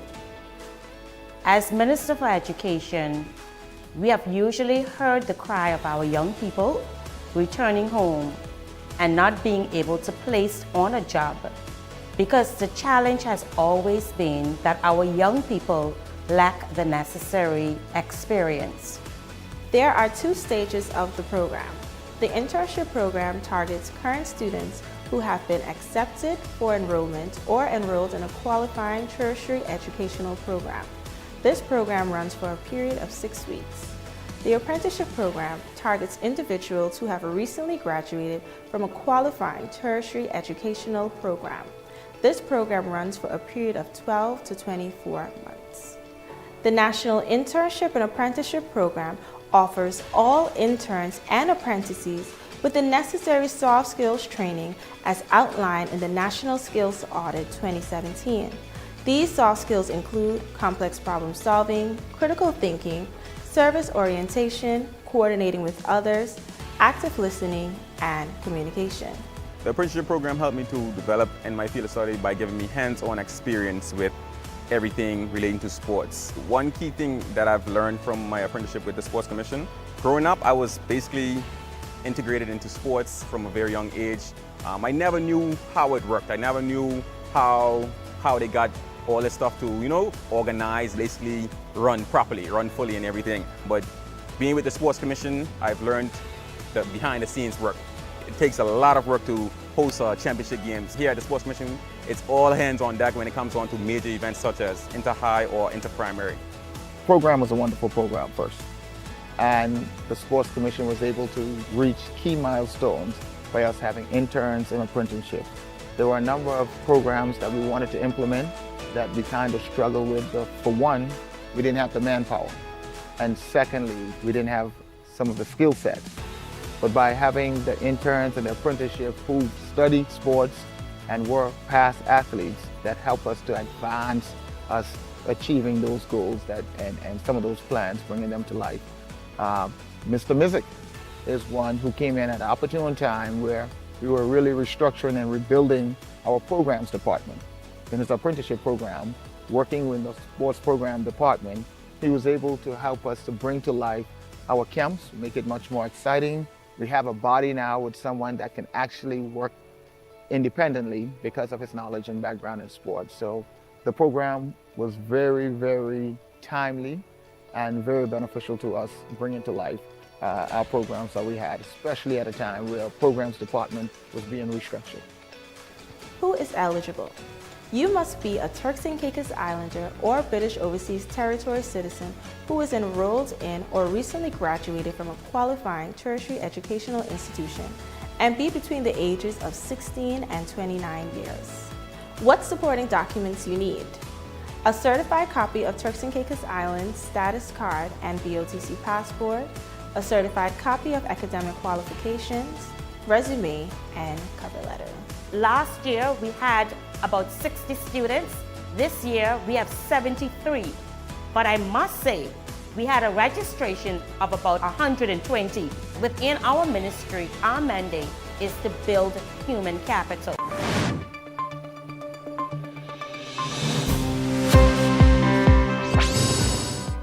What happens after the budget is passed?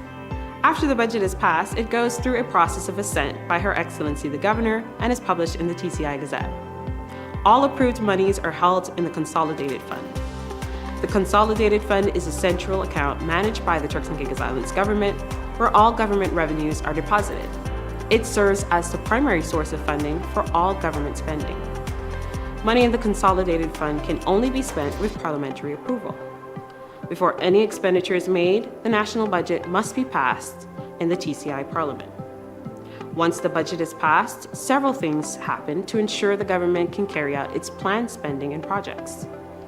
Here's a breakdown of the process that follows. Ministries and government departments receive their allocated portions of the budgeted money. The government usually releases funds in stages throughout the year, as needed by different projects and services. After the budget is agreed and passed, the Contracts and Corporate Performance Management Department develops the annual procurement plan that lists all projects over $100,000. These projects are sent out as invitations to tender to the public. The government then starts carrying out the planned projects. For example, the Ministry of Health might be spending on hospital upgrades, or the Ministry of Infrastructure might start new road projects. New initiatives like social programs or infrastructure improvements also begin. The government will provide updates to the public on how funds are being spent, especially for big projects or services. These updates ensure transparency and keep citizens informed. If unexpected expenses arise, such as a natural disaster or an economic crisis, the budget might need to be adjusted. A supplementary meeting will be called to ask Parliament for extra funds or to reallocate funds. That's it for this segment of Budget Made Simple. Join us as we bring you more coverage of the national budget.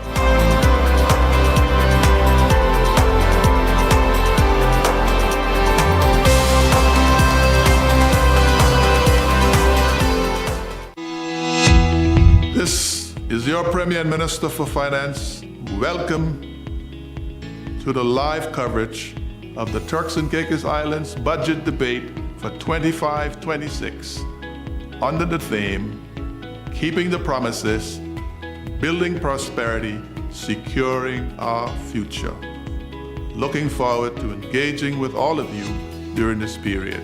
God bless.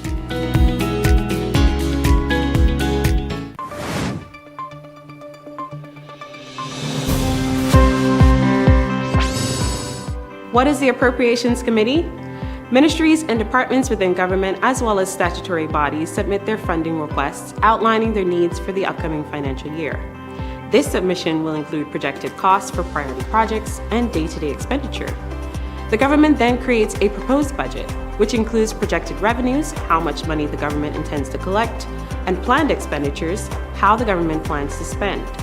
Once the budget proposal is complete, the Minister for Finance will lay the budget estimates before the House.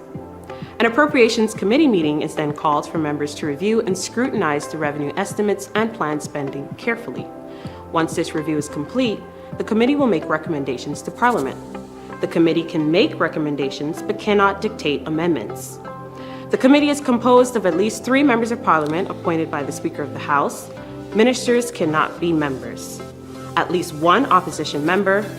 The committee may also co-opt up to 2 non-Parliament members and is supported by the Permanent Secretary for the Ministry of Finance and committee staff. That's it for this segment of Budget Made Simple. Join us as we bring you more coverage of the national budget.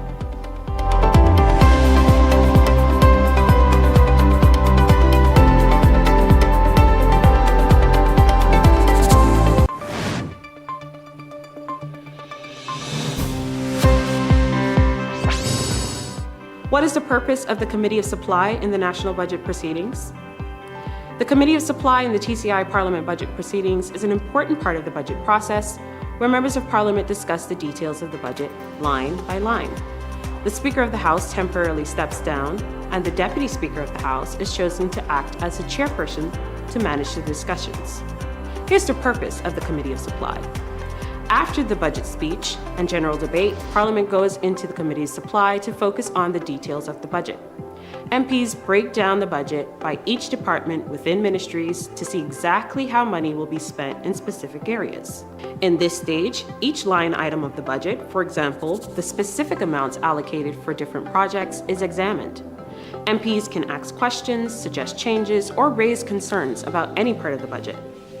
The goal is to ensure transparency and ensure the budget is being used in the best way possible for the country. If MPs believe there are areas where the government should spend more or less, they can propose amendments or changes to the budget. These amendments are discussed, and if agreed upon, they are approved. After reviewing the budget and making any necessary changes, the Committee of Supply will recommend the budget for final approval by Parliament. If there are no major objections, it moves forward to be passed. That's it for this segment of Budget Made Simple. Join us as we bring you more coverage of the national budget.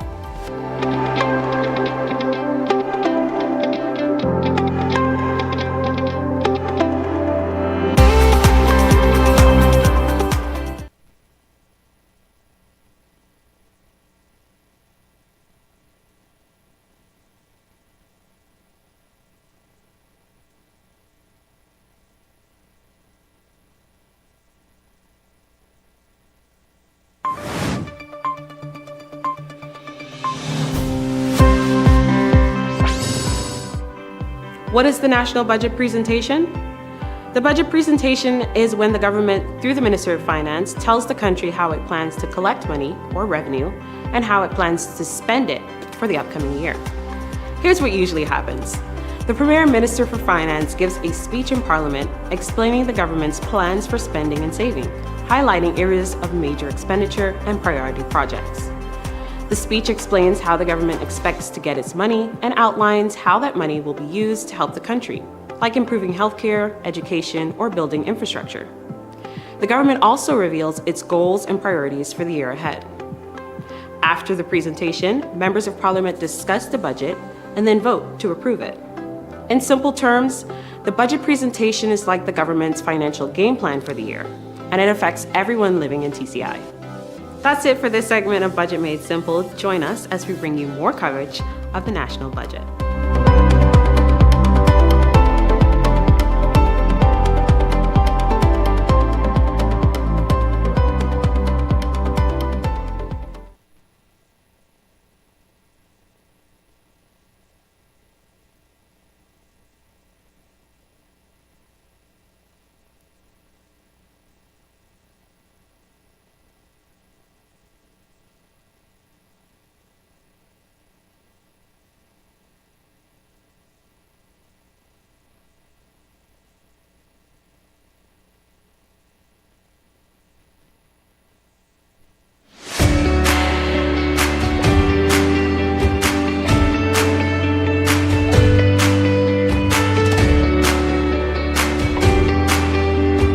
We are here to not only celebrate the opening of a new facility, but the dedication and naming of the Clinton Wilson Port Complex.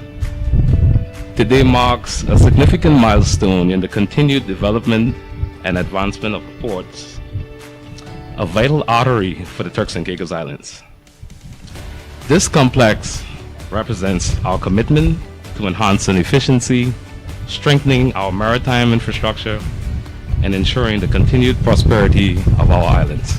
It's a privilege to stand before you today as we officially open the Clinton Wilson building, a space dedicated to the enduring legacy of a man whose life was defined by service, leadership, and an unwavering commitment to the Turks and Caicos Islands.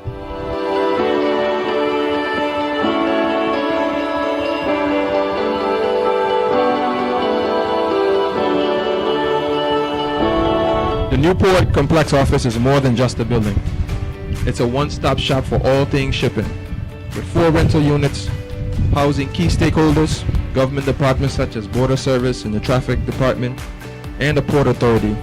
It's designed to make operations smoother, more efficient, and precise. Just as important, it creates a safe, well-equipped environment for our staff to thrive.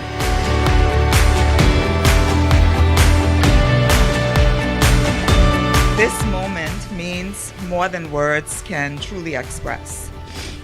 For our family, it's a reminder that his labor was not in vain, that his sacrifices, his sleepless nights, his unwavering integrity, and his tireless service to this country have not been forgotten.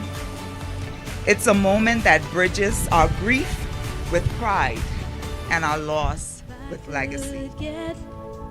Another chance, another walk, another dance with him. I'd play a song that would never ever end.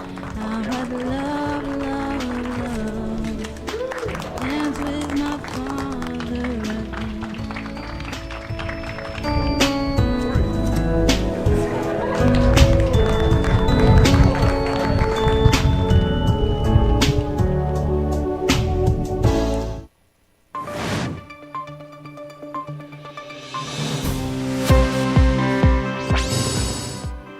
What is the National Budget Debate?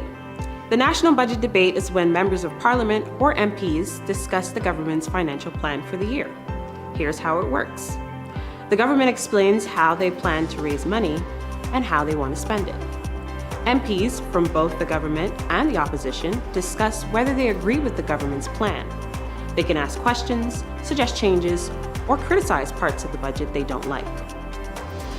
MPs vote on whether to approve the budget. If they approve it, the budget will go through to passage. So why is this important?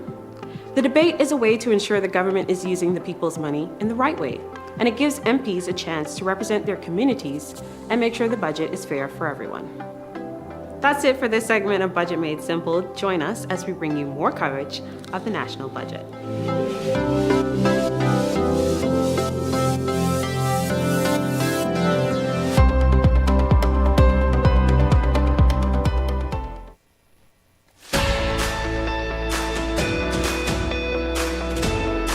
The Turks and Caicos Islands National Internship and Apprenticeship Program provides students with a hands-on experience where they learn about the daily operations in their respective fields of academic studies. The internship and apprenticeship program was launched in an effort for us to build human capacity of our young people. As Minister for Education, we have usually heard the cry of our young people returning home and not being able to place on a job, because the challenge has always been that our young people lack the necessary experience. There are two stages of the program. The internship program targets current students who have been accepted for enrollment or enrolled in a qualifying tertiary educational program. This program runs for a period of 6 weeks. The apprenticeship program targets individuals who have recently graduated from a qualifying tertiary educational program. This program runs for a period of 12 to 24 months. The National Internship and Apprenticeship Program offers all interns and apprentices with the necessary soft skills training as outlined in the National Skills Audit 2017. These soft skills include complex problem solving, critical thinking, service orientation, coordinating with others, active listening, and communication. The apprenticeship program helped me to develop in my field of study by giving me hands-on experience with everything relating to sports. One key thing that I've learned from my apprenticeship with the Sports Commission, growing up I was basically integrated into sports from a very young age.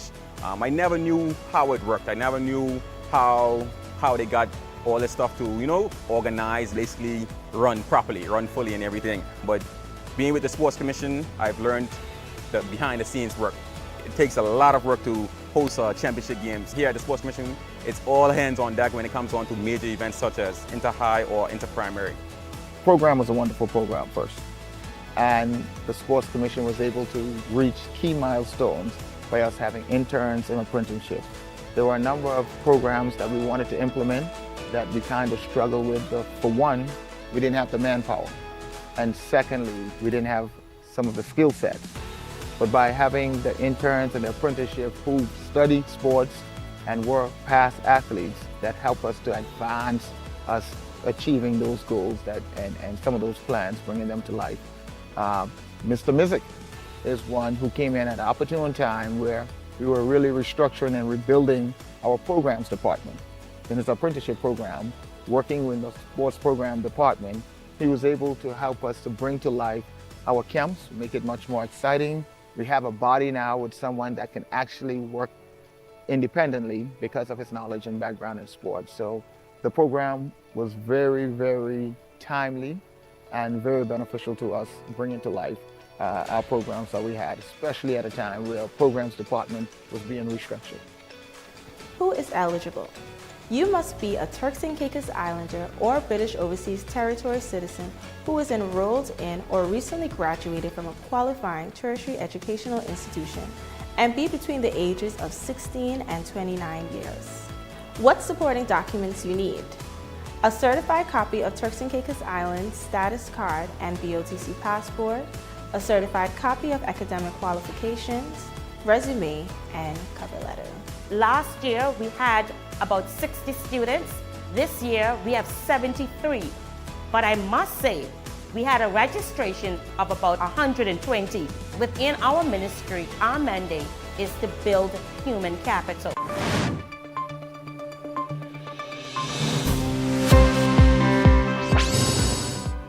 What happens after the budget is passed? After the budget is passed, it goes through a process of assent by Her Excellency the Governor and is published in the TCI Gazette.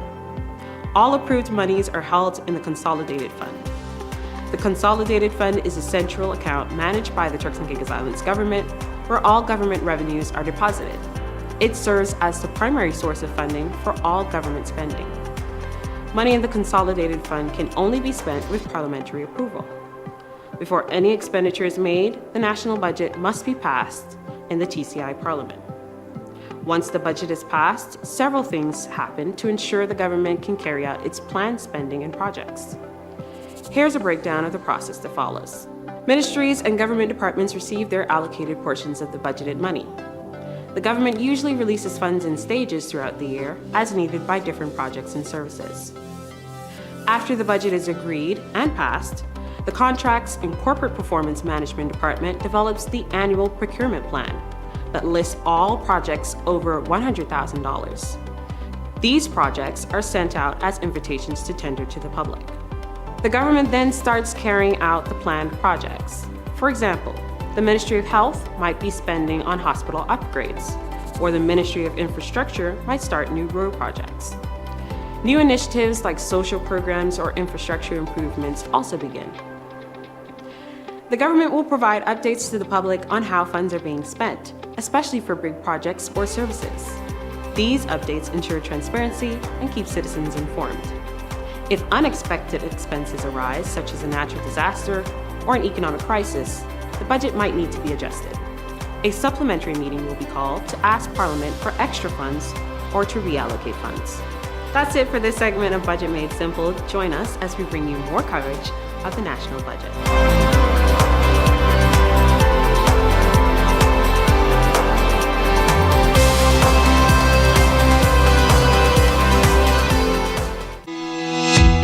This is your Premier Minister for Finance. Welcome to the live coverage of the Turks and Caicos Islands budget debate for 25-26 under the theme, Keeping the Promises, Building Prosperity, Securing Our Future.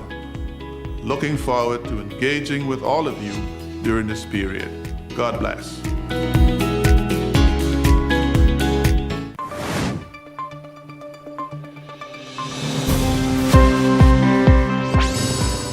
What is the Appropriations Committee?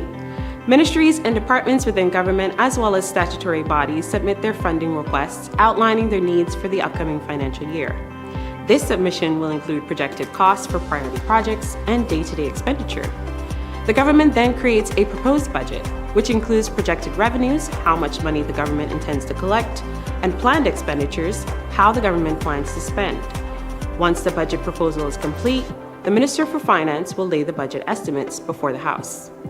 An Appropriations Committee meeting is then called for members to review and scrutinize the revenue estimates and planned spending carefully. Once this review is complete, the committee will make recommendations to Parliament. The committee can make recommendations but cannot dictate amendments. The committee is composed of at least 3 members of Parliament appointed by the Speaker of the House. Ministers cannot be members. At least 1 opposition member. The committee may also co-opt up to 2 non-Parliament members and is supported by the Permanent Secretary for the Ministry of Finance and committee staff. That's it for this segment of Budget Made Simple. Join us as we bring you more coverage of the national budget.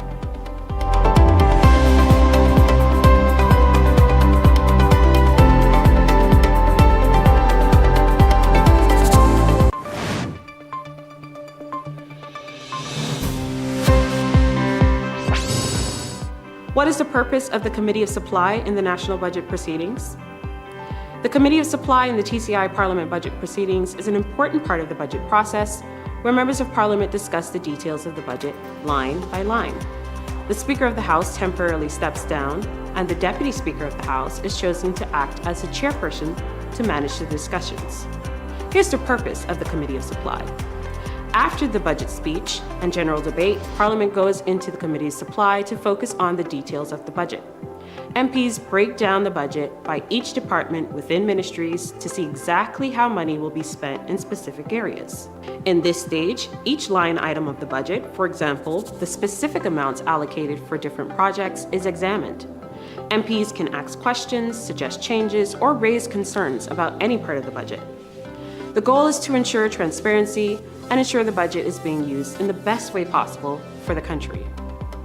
If MPs believe there are areas where the government should spend more or less, they can propose amendments or changes to the budget. These amendments are discussed, and if agreed upon, they are approved. After reviewing the budget and making any necessary changes, the Committee of Supply will recommend the budget for final approval by Parliament. If there are no major objections, it moves forward to be passed. That's it for this segment of Budget Made Simple. Join us as we bring you more coverage of the national budget.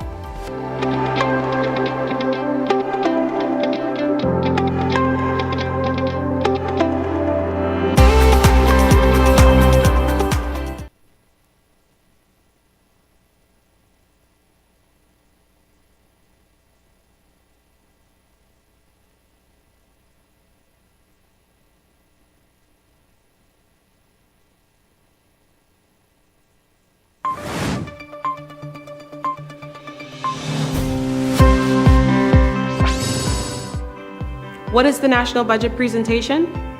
The budget presentation is when the government, through the Minister of Finance, tells the country how it plans to collect money or revenue and how it plans to spend it for the upcoming year.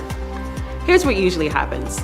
The Premier Minister for Finance gives a speech in Parliament explaining the government's plans for spending and saving, highlighting areas of major expenditure and priority projects. The speech explains how the government expects to get its money and outlines how that money will be used to help the country, like improving healthcare, education, or building infrastructure. The government also reveals its goals and priorities for the year ahead. After the presentation, members of Parliament discuss the budget and then vote to approve it. In simple terms, the budget presentation is like the government's financial game plan for the year, and it affects everyone living in TCI. That's it for this segment of Budget Made Simple. Join us as we bring you more coverage of the national budget.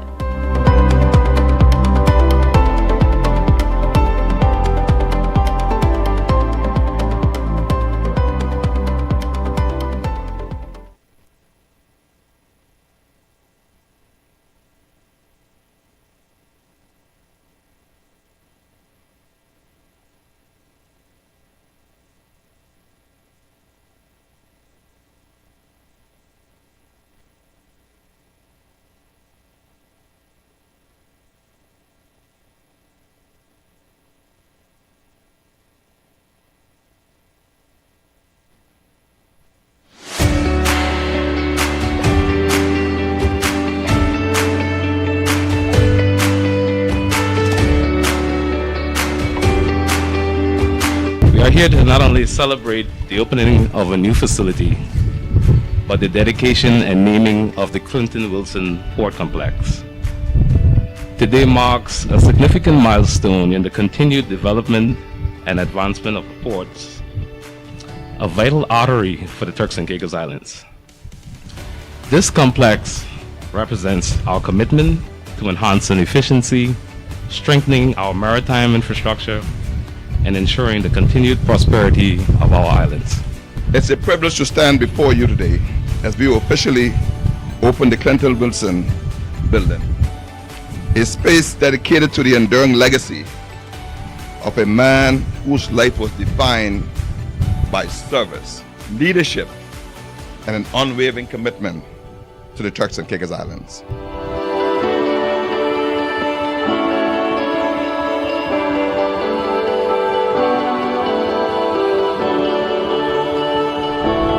The Newport Complex office is more than just a building.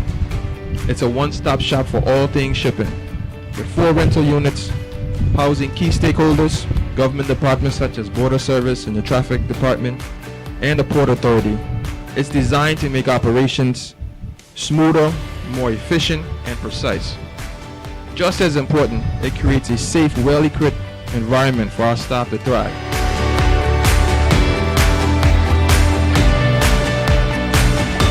This moment means more than words can truly express. For our family, it's a reminder that his labor was not in vain, that his sacrifices, his sleepless nights, his unwavering integrity, and his tireless service to this country have not been forgotten.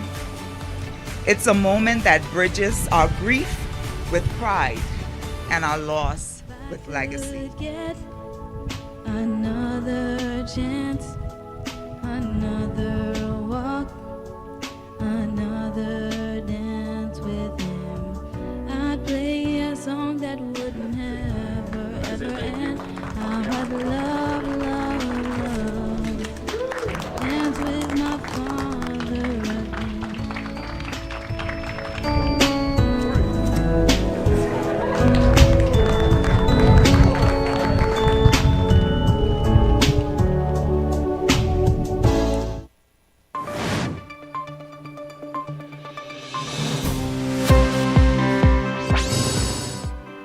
What is the national budget debate? The national budget debate is when members of Parliament or MPs discuss the government's financial plan for the year. Here's how it works. The government explains how they plan to raise money and how they want to spend it. MPs from both the government and the opposition discuss whether they agree with the government's plan. They can ask questions, suggest changes, or criticize parts of the budget they don't like. MPs vote on whether to approve the budget. If they approve it, the budget will go through to passage. So why is this important? The debate is a way to ensure the government is using the people's money in the right way, and it gives MPs a chance to represent their communities and make sure the budget is fair for everyone. That's it for this segment of Budget Made Simple. Join us as we bring you more coverage of the national budget.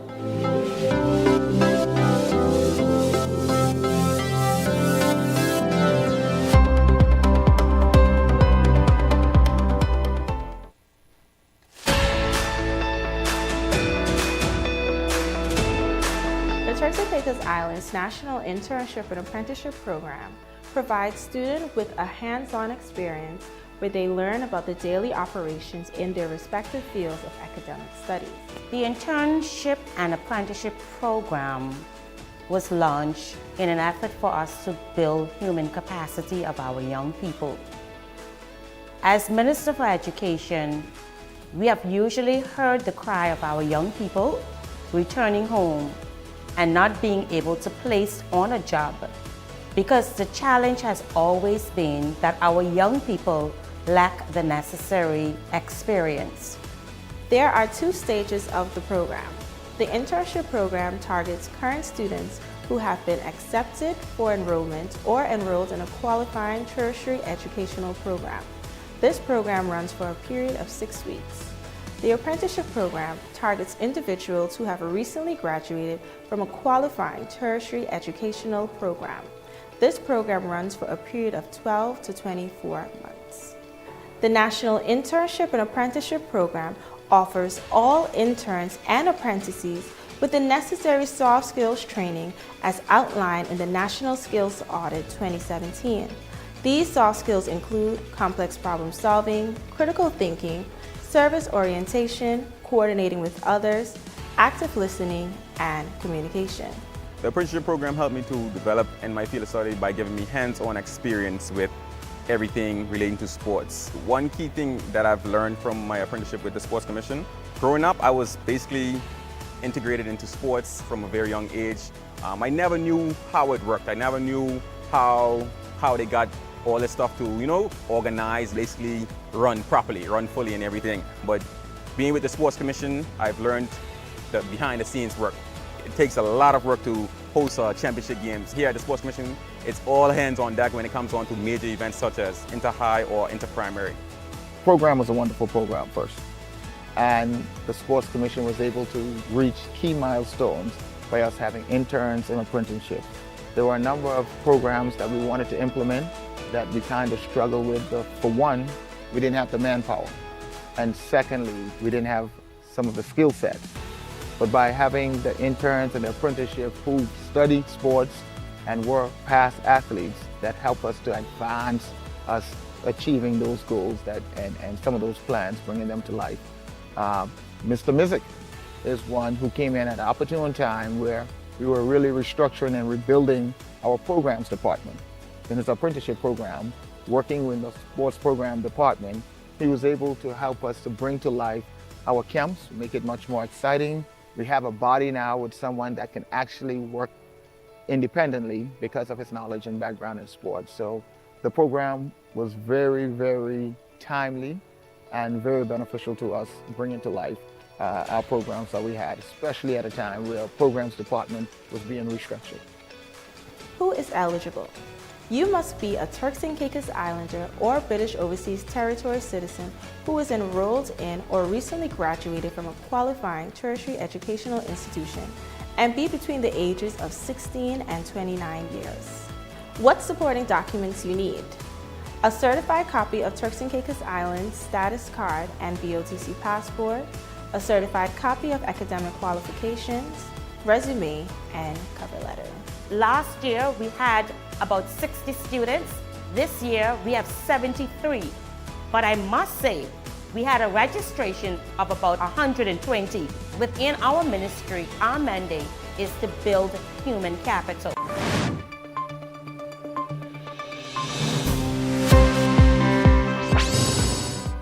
What happens after the budget is passed? After the budget is passed, it goes through a process of assent by Her Excellency the Governor and is published in the TCI Gazette. All approved monies are held in the Consolidated Fund. The Consolidated Fund is a central account managed by the Turks and Caicos Islands government, where all government revenues are deposited. It serves as the primary source of funding for all government spending. Money in the Consolidated Fund can only be spent with parliamentary approval.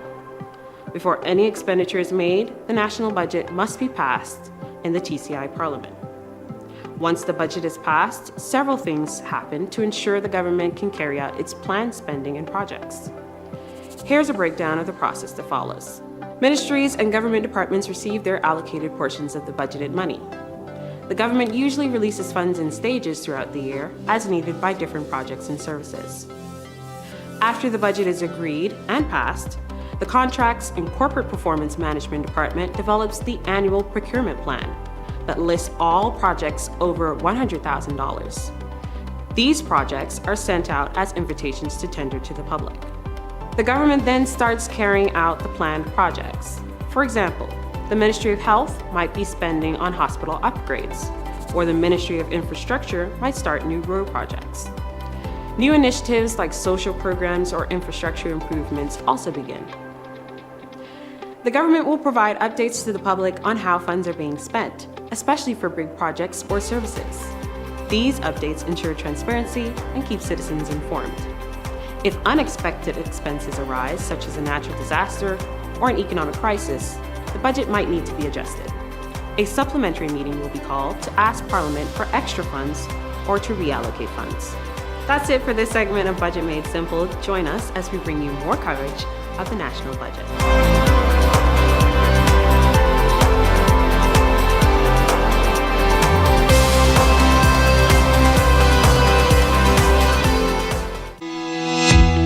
This is your Premier Minister for Finance.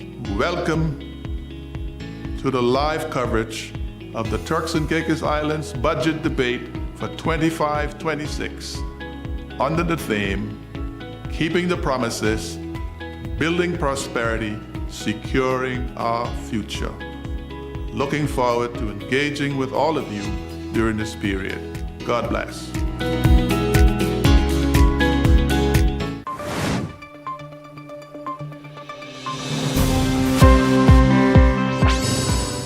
What is the Appropriations Committee? Ministries and departments within government, as well as statutory bodies, submit their funding requests outlining their needs for the upcoming financial year. This submission will include projected costs for priority projects and day-to-day expenditure. The government then creates a proposed budget, which includes projected revenues, how much money the government intends to collect, and planned expenditures, how the government plans to spend. Once the budget proposal is complete, the Minister for Finance will lay the budget estimates before the House. An Appropriations Committee meeting is then called for members to review and scrutinize the revenue estimates and planned spending carefully. Once this review is complete, the committee will make recommendations to Parliament. The committee can make recommendations but cannot dictate amendments. The committee is composed of at least 3 members of Parliament appointed by the Speaker of the House. Ministers cannot be members. At least 1 opposition member. The committee may also co-opt up to 2 non-Parliament members and is supported by the Permanent Secretary for the Ministry of Finance and committee staff. That's it for this segment of Budget Made Simple. Join us as we bring you more coverage of the national budget.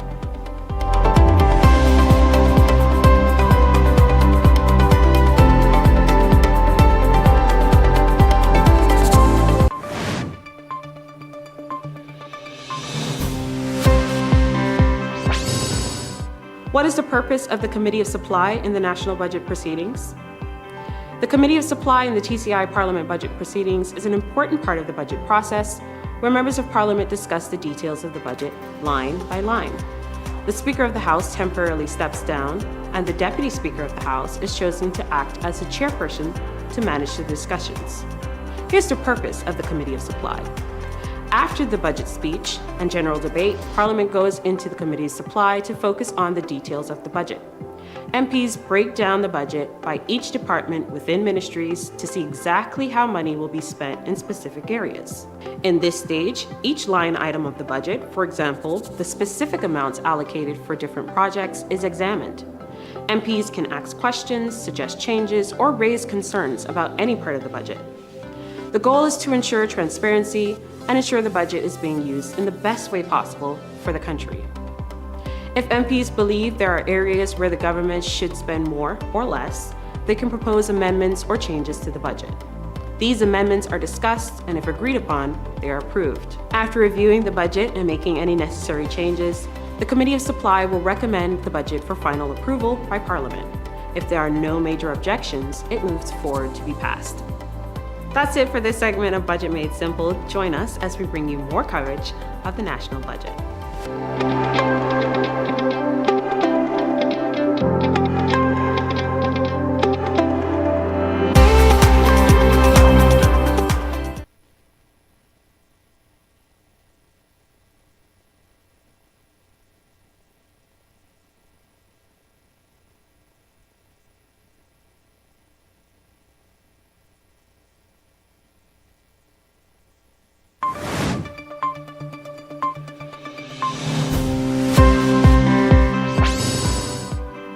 What is the national budget presentation? The budget presentation is when the government, through the Minister of Finance, tells the country how it plans to collect money or revenue and how it plans to spend it for the upcoming year. Here's what usually happens. The Premier Minister for Finance gives a speech in Parliament explaining the government's plans for spending and saving, highlighting areas of major expenditure and priority projects.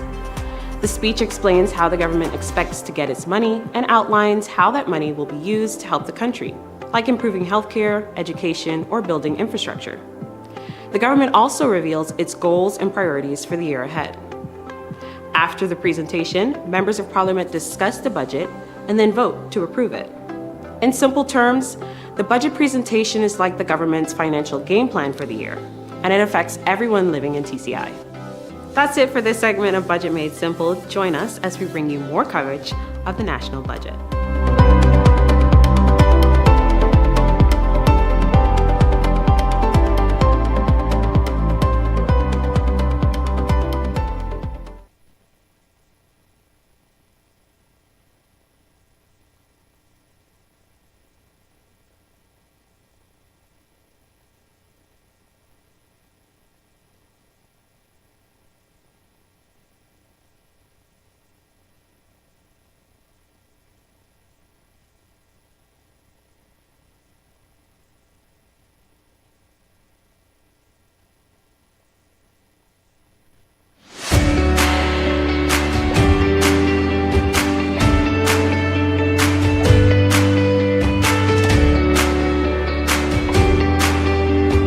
We are here to not only celebrate the opening of a new facility, but the dedication and naming of the Clinton Wilson Port Complex.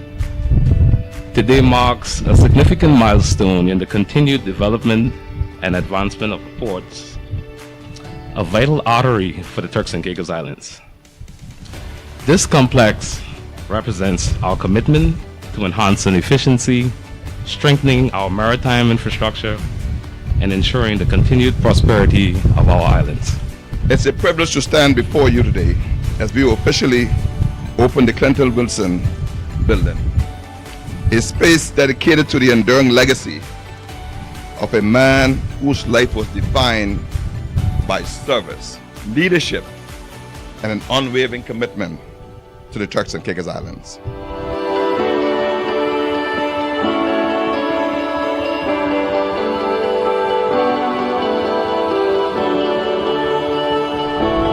The Newport Complex office is more than just a building.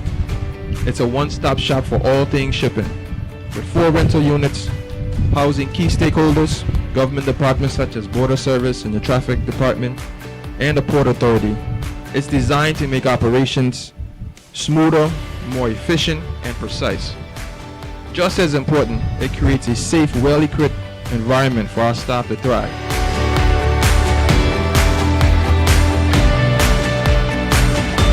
This moment means more than words can truly express. For our family, it's a reminder that his labor was not in vain, that his sacrifices, his sleepless nights, his unwavering integrity, and his tireless service to this country have not been forgotten.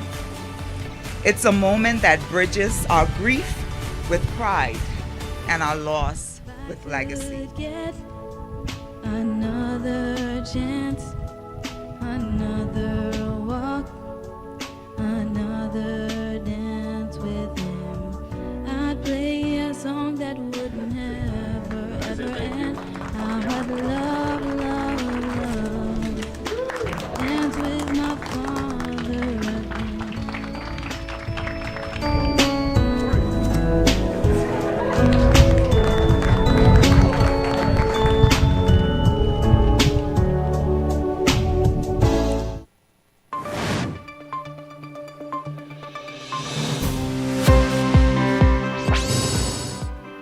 What is the National Budget Debate? The National Budget Debate is when members of Parliament or MPs discuss the government's financial plan for the year. Here's how it works. The government explains how they plan to raise money and how they want to spend it. MPs from both the government and the opposition discuss whether they agree with the government's plan. They can ask questions, suggest changes, or criticize parts of the budget they don't like. MPs vote on whether to approve the budget. If they approve it, the budget will go through to passage. So why is this important? The debate is a way to ensure the government is using the people's money in the right way, and it gives MPs a chance to represent their communities and make sure the budget is fair for everyone. That's it for this segment of Budget Made Simple. Join us as we bring you more coverage of the national budget.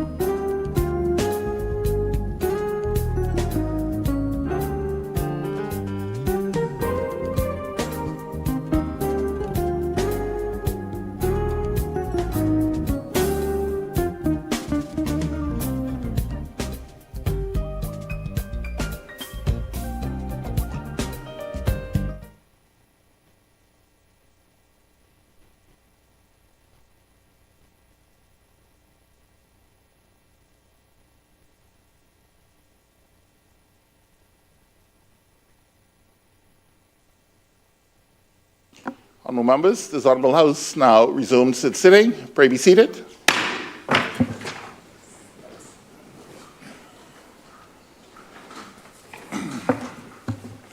Honourable members, prior to our break, the Honourable Leader of the Opposition was giving his contribution to the budget debate, and so I will now allow him to proceed with his contribution.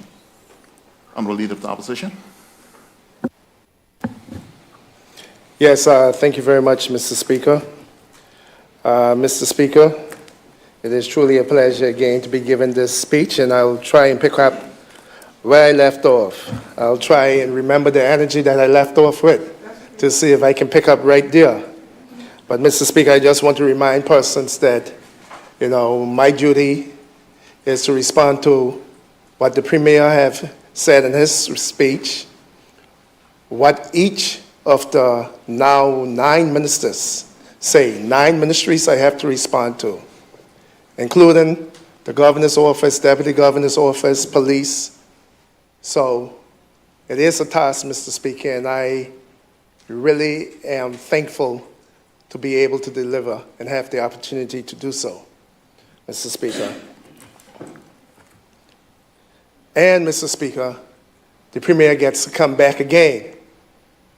So that's about 9, 10 different speeches I have to respond to in one, Mr. Speaker. So, Mr. Speaker, as we continue, Mr. Speaker, as we delve deeper into the budget, we must confront the stark reality that many of our citizens are struggling to make ends meet. Therefore, Mr. Speaker, as we discuss the vital role of social safety nets in our budget, it is essential to strike a balance that supports our most vulnerable citizens without fostering dependency. Mr. Speaker, I pause here because many times when I talk on the subject of social welfare, persons like to twist things around and say, oh, see, he don't want this person to get anything. He don't want that person to get anything. That is far from the truth, Mr. Speaker. Those who truly deserve it, I am more than happy to see the money that has been put inside here by the government. You know, and I have to thank them for even putting that money there. More needs to be done, but they are making an effort, Mr. Speaker. But what they are not doing, Mr. Speaker, is decreasing dependency. And that's where I have the issue, Mr. Speaker. Not with giving the money, Mr. Speaker, not with assisting those who need it. I am thinking about creating a culture of dependency, Mr. Speaker. Social safety nets are critical for providing a safety cushion in times of need, ensuring that families can access essential services such as health care, housing, and food security. As the former President Franklin D. Roosevelt said, the test of our progress is not whether we add more to the abundance of those who have much. It is whether we provide enough for those who have little, Mr. Speaker, and I do believe in that, Mr. Speaker. So I am in no way against anybody getting any help from assistance from the government, Mr. Speaker. Mr. Speaker, we must ensure that our safety net programs are effective, targeted, and designated to empower individuals to regain their footing and achieve self-dependency, Mr. Speaker. However, Mr. Speaker, we also need to be mindful of not creating a welfare state. You hear me say this many times, Mr. Speaker. Again, let me reiterate, the leader of the opposition is not against anybody getting any money. Mr. Speaker, if you truly in a social program and you truly need it, by all means, Mr. Speaker. But I do not want us to create a culture of dependency. Those who can't work, the old elderly, or the single mothers, unemployed, yes, Mr. Speaker. But we have to not create a welfare state. And I always get knocked for saying that, Mr. Speaker, but I stand by my words. And I tell you why. Because a welfare state that discourages personal responsibility and initiative. As Margaret Thatcher wisely said, the problem with socialism is that you eventually run out of other people's money. Our approach, Mr. Speaker, should focus on providing support that encourage individuals to pursue education, job training, business and employment opportunities. This budget must prioritize programs that equip our citizens with skills and resources necessary to thrive, while also ensuring that our social safety nets are suitable and fiscally responsible. By fostering a culture of empowerment and opportunity, Mr. Speaker, we can create a system that supports those in need with compassion and without compromising the values of hard work and self-reliance, Mr. Speaker. Mr. Speaker, many of us who read Machiavelli, you know that in The Prince he said, one of the ways to keep power over people is to keep them dependent on you, Mr. Speaker. My vision is to not to have people dependent on the state or any politician, to create self-dependency. And I do believe that these social safety programs should empower our people to be self-reliant, not dependent on any politician or any state or anyone in any office, not letting anybody have power over you because you depend on them, Mr. Speaker. Mr. Speaker, ultimately, our goal should be to create a compassionate society that offers a helping hand while encouraging personal growth and responsibility.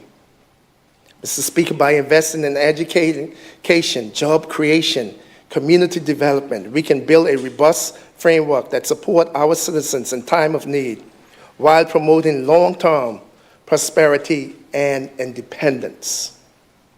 I reiterate that a responsible government must ensure that our social safety nets uplift our communities without sacrificing the principles that drive our progress as a nation. Mr. Speaker, as we discuss the future of our islands, we must ensure that the government's budget addresses the critical need of our special needs population and the elderly, Mr. Speaker. And the words of Helen Keller that resonate so deeply, alone we can do so little, together we can do so much.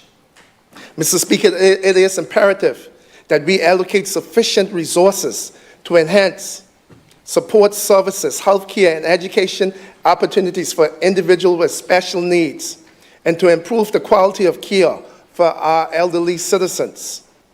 By investing in these programs, Mr. Speaker, we not only fulfill our moral obligation to care for our most vulnerable members of the society, but also enrich the fabric of our country, fostering an inclusive community where everyone can thrive.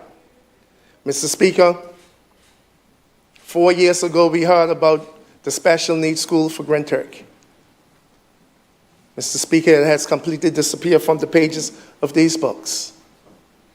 Mr. Speaker, we know we have special needs classes in our schools. But Mr. Speaker, there's supposed to be a second version of the SNAP Center here in Grand Turk. Where is it? Gone too soon. Mr. Speaker, we cannot afford to overlook the disparities that persist within our society. This budget should have been a vehicle for equity, ensuring that every islander, regardless of their background, physical and psychological abilities, or their island of residence, has access to quality education, healthcare, entrepreneurial and employment opportunities. Sadly, Mr. Speaker, this budget doesn't address that.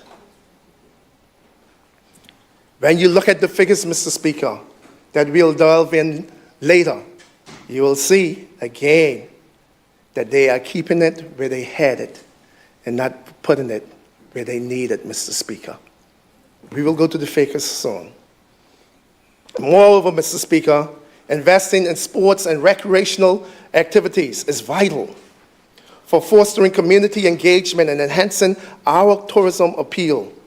We must encourage the development of sports facilities, promote local talent, and host regional and international sporting events that showcase our islands.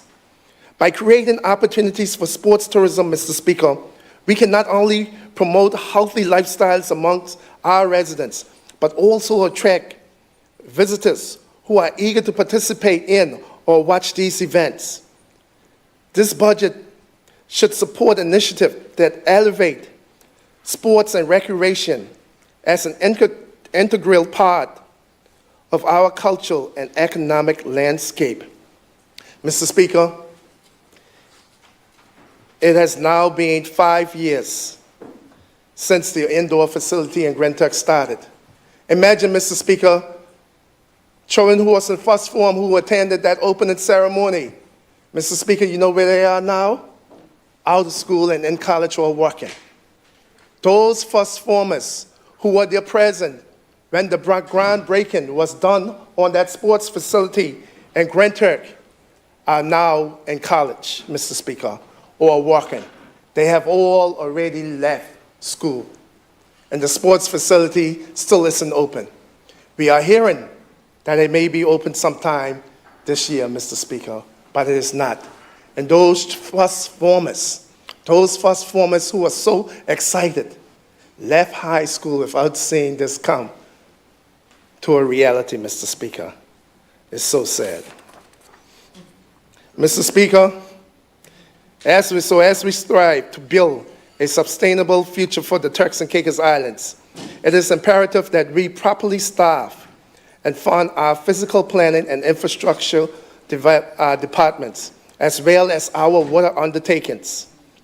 Effective infrastructure is the backbone of any thriving community. And as we grow, we must ensure that our planning processes are robust and responsive to the needs of our citizens. As urban planner Jan Glam noted, first life, then spaces, then buildings. The other way around never works.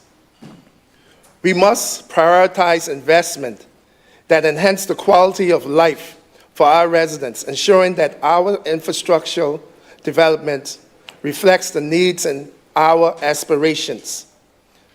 Mr. Speaker, in addition, a well-resourced and trained physical planning team is essential for guiding sustainable development and ensuring that our land use aligns with the long-term long-term visions of the government.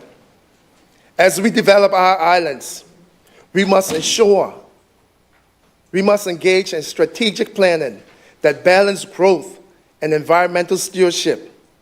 By investing in the staffing and resourcing of these departments that has been understaffed and under-resourced for the last few years, Mr. Speaker. Hence, the backlog in many projects, but we'll get there later. We can create a comprehensive framework that supports responsible development while preserving the unique beauty of our islands. We need the government to commit to the proper funding and staffing necessary to build a resilient infrastructure and sustainable water systems. Furthermore, Mr. Speaker, access to clean water is a fundamental human right. We must take immediate actions to strengthen our water management systems. Without adequate investment and staffing, we risk compromising not only the health of our communities, but also the sustainability of our natural resources. This budget must allocate sufficient resources to improve our water supplies, distribution, and quality monitoring to ensure that every islander has access to clean and safe water. Mr. Speaker, this is so needed, especially here in Grand Turk, Mr. Speaker, where you're always hearing of water problems, water situations, water issues, Mr. Speaker. Mr. Speaker, we must recognize the importance of agriculture and fishing as a vital component of our economy and cultural heritage. As we strive for food security and sustainability, we should invest in modern agriculture practices, increase support to local farmers, and promote sustainable fishing practices.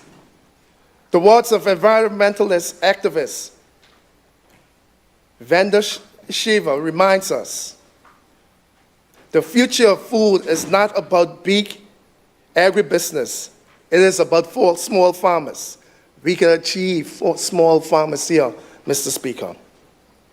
By empowering our local producers and protecting our marine resources, we can strengthen our economy while preserving our natural beauty that defines our islands. This budget should have prioritized initiatives that support these sectors, ensuring that they flourish and contribute to the livelihood of our communities, Mr. Speaker. But when you look in the budget, Mr. Speaker, again, they kept it where they had it instead of putting it where they need it, Mr. Speaker. You look for fishing, talking about diversifying the economy, nothing new, nothing major. Agriculture, the same grants, circulating, nothing new, nothing major, nothing transformative, nothing groundbreaking. Mr. Speaker, as we chart our course for the future, we must also place a strong emphasis on preserving and promoting our rich culture and heritage. As Maya Angelou wisely said, you can't use up creativity. The more you use it, the more you have it. Our unique culture identity is a cornerstone of who we are as a people and the significant attraction for visitors. This budget should have allocated more resources to support cultural programs, art initiatives, and heritage preservation efforts that celebrate our history and traditions. And again, Mr. Speaker, they kept it where they had it. Nothing significant for culture, nothing significant for heritage, Mr. Speaker. The same old, Mr. Speaker. Nothing transformative. Mr. Speaker, by investing in our cultural assets, we not only enrich the lives of our residents, but also enhance our appeal as a destination, fostering a sense of pride and belonging within our communities. Also stems from increasing culture and heritage, and properly funding it, Mr. Speaker. I turn to tourism, Mr. Speaker. Tourism is the lifeblood of our economy, and we must focus on sustainable growth and expansion, particularly in the realm of cruise ship tourism. Mr. Speaker, it is said that the best way to predict the future is to create it. Mr. Speaker, we have a unique opportunity to expand our cruise tourism offerings while ensuring that our local communities benefit directly from these industries. This budget should have prioritized initiatives for increasing local participation from small business, artisans, performance, ensuring that the economic benefits of tourism are felt by all. Mr. Speaker, we should have been enhancing our infrastructure and services to accommodate cruise visitors. Mr. Speaker, we have to create a more vibrant and inclusive tourism sector that supports our local economy and showcase the best of the Turks and Caicos Islands. But once again, Mr. Speaker, when it comes to cruise ship and tourism, the Honorable Premier decided to make more and more secret deals with the preferred cruise line, extending their exclusive deal farther and farther into the future, Mr. Speaker. That deal, which was supposed to be up. The chair recognizes the Honorable Premier. Is it point of clarification or point of order?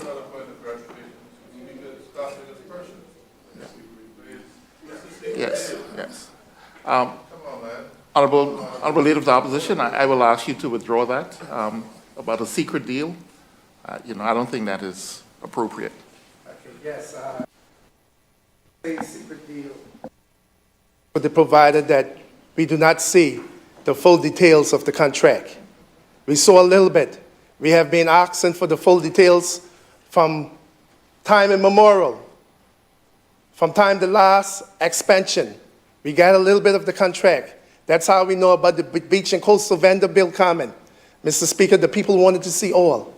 And now we are hearing, Mr. Speaker, it is alleged that another expansion or extension has been given, Mr. Speaker. I hope to God that is not true. Mr. Speaker, there's no such thing as a free lunch, Mr. Speaker. These big corporations don't just give you things. Quid pro quo.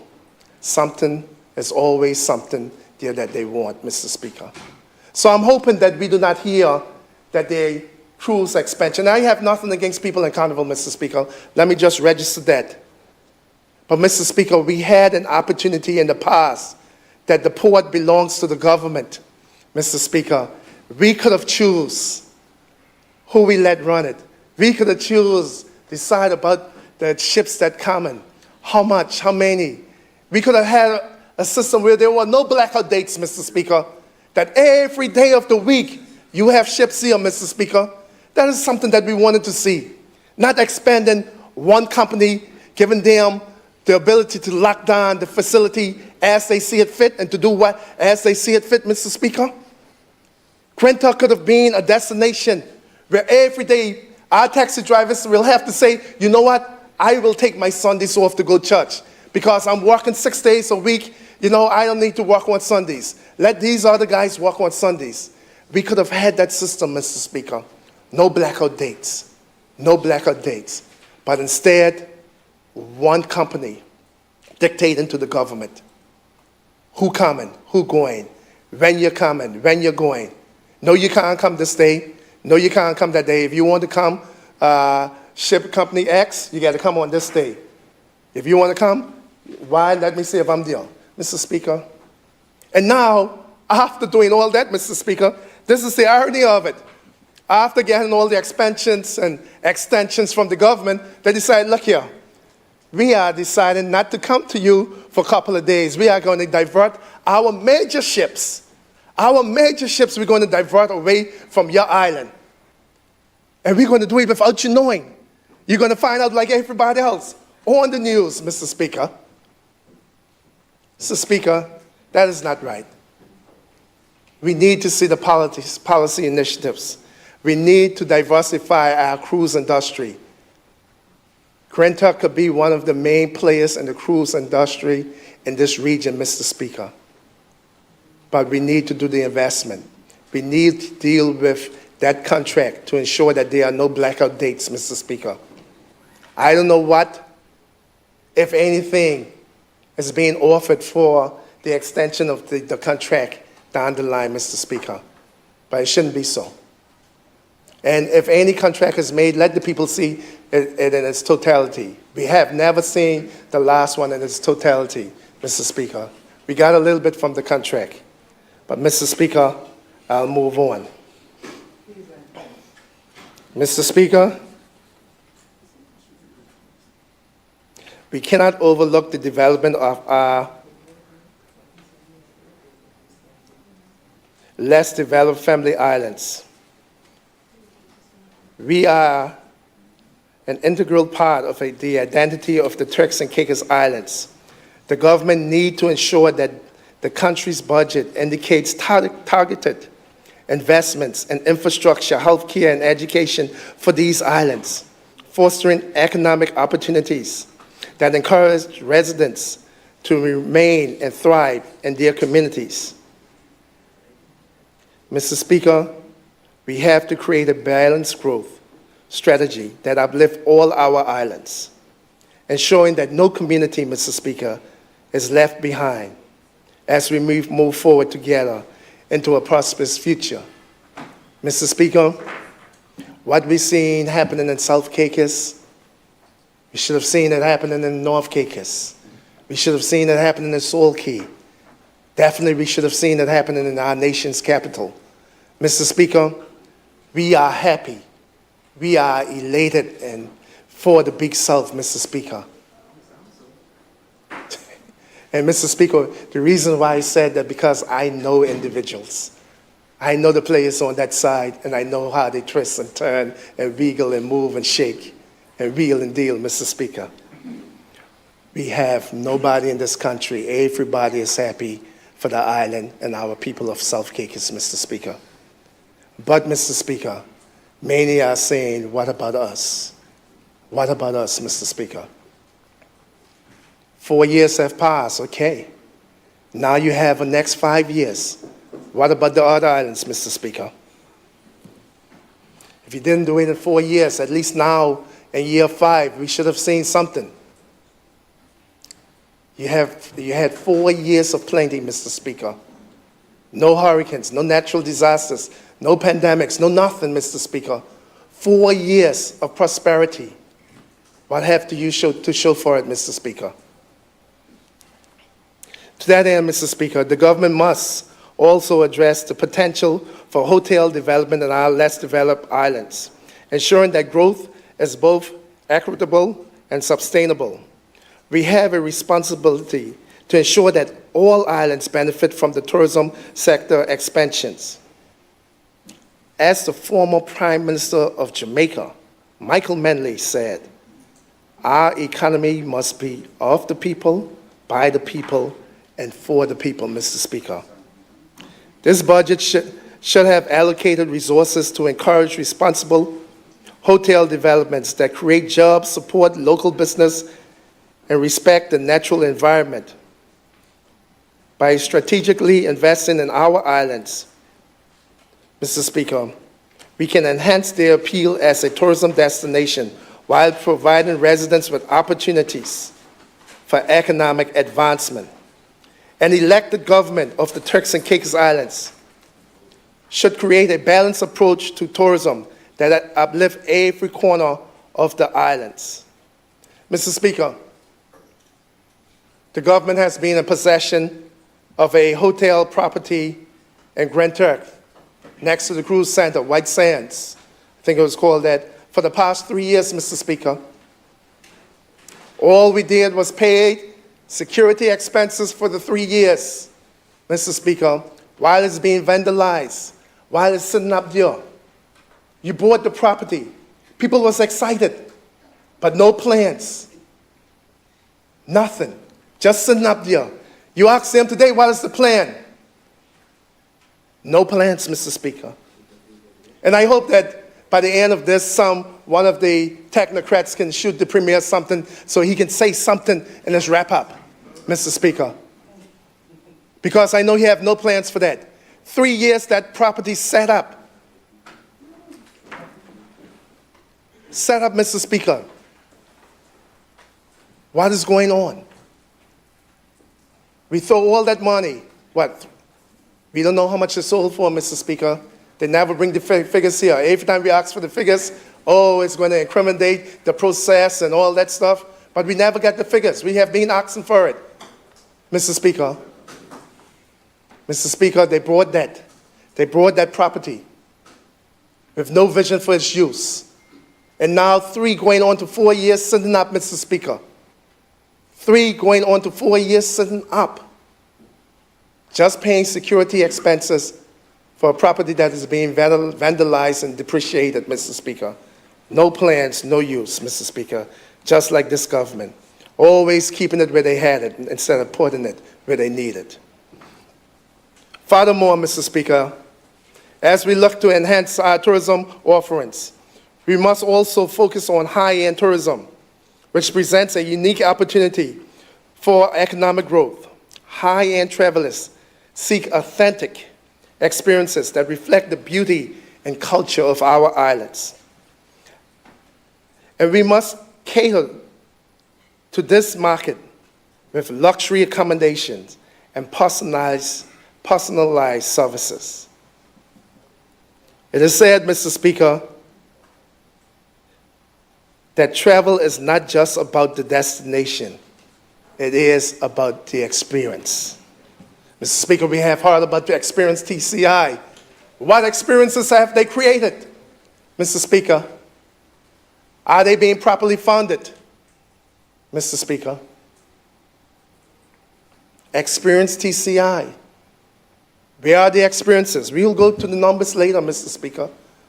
What experiences have increased? We have been asking for more experiences in Grand Turk. 3-4 years, Mr. Speaker. No new experiences, Mr. Speaker. What new experiences in Providenciales? Yes, you can go to a nice hotel. You could go to a nice restaurant. You could probably jump on some jet skis, Mr. Speaker. Water sports, Mr. Speaker, outside of water sports. What other experiences do we have there, Mr. Speaker? Experience TCI, Mr. Speaker. Destination management, Mr. Speaker. We'll get to their figures, Mr. Speaker. Mr. Speaker, this budget should have prioritized the promotion, enhancement of high-end resorts and exclusive experiences that attract discerning visitors while ensuring that local communities benefit through partnerships, employment, and business opportunities. Mr. Speaker, as we look to diversify and strengthen our economy, it is essential that we provide a robust support for our Financial Services Commission. The financial services sector play a pivotal role in our economic landscape, contributing significantly to job creation and revenue generation. We must seize this moment to enhance the capabilities of our Commission, ensuring it is adequately staffed and funded to effectively regulate and promote our financial sector. Mr. Speaker, additionally, investing in the Financial Services Commission is not merely about oversight. It is about fostering growth and innovation within the industry. Mr. Speaker, we have always talked about, I have been hearing it and seen it in each of these books, diversifying the economy, strengthening our financial systems, Mr. Speaker. Future tense, future tense, future tense, in each one of these books. And I have to ask, are we there? Are we there yet? Are we halfway there yet, Mr. Speaker? It is listed in each one of these. Diversification of the economy, strengthening the financial services. And to date, Mr. Speaker, are we there yet, Mr. Speaker? Mr. Speaker, moreover, Mr. Speaker, we must also focus on education and training our workforce to meet the evolving demands of the financial sector. As we seek to expand our offerings, it is vital that our citizens have access to the necessary skills and knowledges to thrive in this field. This budget should have allocated more resources for training programs and partnerships with educational institutions to cultivate a skilled workforce that can propel our financial services sector forward. And the elected government should commit to supporting our Financial Services Commission and create a vibrant and dynamic financial landscape that benefits all Turks and Caicos Islanders. Mr. Speaker, as we strive for a brighter future, we cannot overlook the pressing issue of crime, which directly impacts the safety and security of our communities. As former New York Mayor Rudy Giovanni stated, the first step to a safer city is to create a thriving economy. The first step to a safer city is to create a thriving economy. Are we doing that, Mr. Speaker? And that begins by addressing crime at the root causes. Mr. Speaker, this government budget should have allocated greater resources to enhance law enforcement capabilities, supporting community policing, and investigating and crime prevention programs that engage our youth and provide them with positive alternatives. Mr. Speaker, it's not all about just increasing the manpower, just getting the vessels. Yes, those things are a part of it, Mr. Speaker, but we needed to see the programs, Mr. Speaker, the grassroots programs to prevent people from entering a life of crime, Mr. Speaker.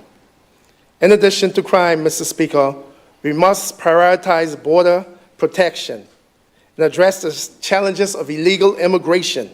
A secure border is essential for maintaining the integrity and safety of our islands. We must bolster our border enforcement efforts and collaborate more with regional partners to combat illegal immigration and human trafficking efforts. Mr. Speaker, I wanted to ask this question during the appropriations, but I know it probably would have been on policy, but I will during the committee of a whole. Yes, Mr. Speaker, we have ship riders agreements and these agreements with the Bahamas and the U.S. That is to the north of us. And I wanted to know what agreements we have with the countries to the south of us. Do we have any agreements with the Dominican Republic? Do we have any agreements with Haiti? Do we have any agreements with Jamaica? Do we have any agreements with Cuba, Mr. Speaker? Speaker, do we have any of these agreements? Just going across, we can look at our overseas territories across here. Do we have any agreements with the Virgin Islands, with the British Virgin Islands?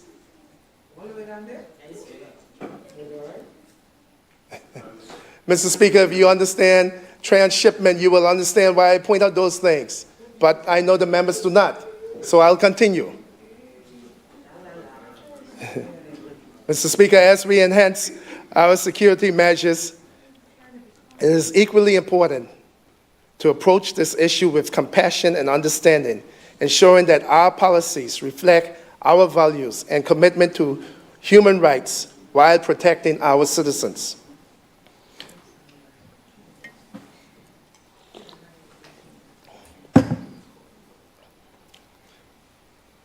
Mr. Speaker, we must also prioritize the integrity and efficiency of our legal system. A robust legal system is essential for ensuring justice. upholding the rule of law, and fostering public trust in our institutions. Strengthening the Attorney General chambers and the Office of the Director of Public Prosecution is not merely an administrative necessity. It is a fundamental requirement for a fair and just society. Moreover, and considering the long-term vision for the Turks and Caicos Islands, we must echo the sentiments of Dr. Martin Luther King. Injustice anywhere is a threat to justice everywhere. Mr. Speaker, we need to ensure that those officers are adequately resourced and staffed with the skills, knowledges, and capabilities that they need to properly function in their positions. Mr. Speaker, by investing in training and development for our legal personnel, the government can further enhance their capabilities, enabling them to navigate the complex legal landscape and respond to evolving changing needs of our communities. A strong legal system does not only protect the rights of individuals, but also deters crime and fosters a sense of security for all citizens. Again, Mr. Speaker, when you look at the numbers for the AG chambers and DPP, yes, we see some increase in staff, but what about the other programs? We are happy to see the increase in staff for the DPP's office, which I'll get to later when we look at the individual ministries. But again, the major increases spent on software. Yes, software is needed, Mr. Speaker. Professional and consultancy, but there needs to be more, Mr. Speaker. There needs to be more. Mr. Speaker, I now turn my attention to the housing crisis facing many families that we cannot ignore. It is the government's duty to ensure that every resident has access to safe, affordable housing. Mr. Speaker, this budget should have prioritized investments into affordable housing initiatives, prioritize support for first-time home buyers, and infrastructural developments that accommodate our growing communities. These interconnected issues surrounding access to affordable housing must be urgently addressed, Mr. Speaker, so that we can create a safer and more inclusive environment where all our citizens feel safe and have the opportunity to own a home. Instead, we see this lacking in the budget, Mr. Speaker. I look for the housing initiative, housing programs, how much people will be moving into a house this year, how much houses will be built this year, looking at the KPIs. How much houses will be built this year? How much houses will be built in Grand Turk?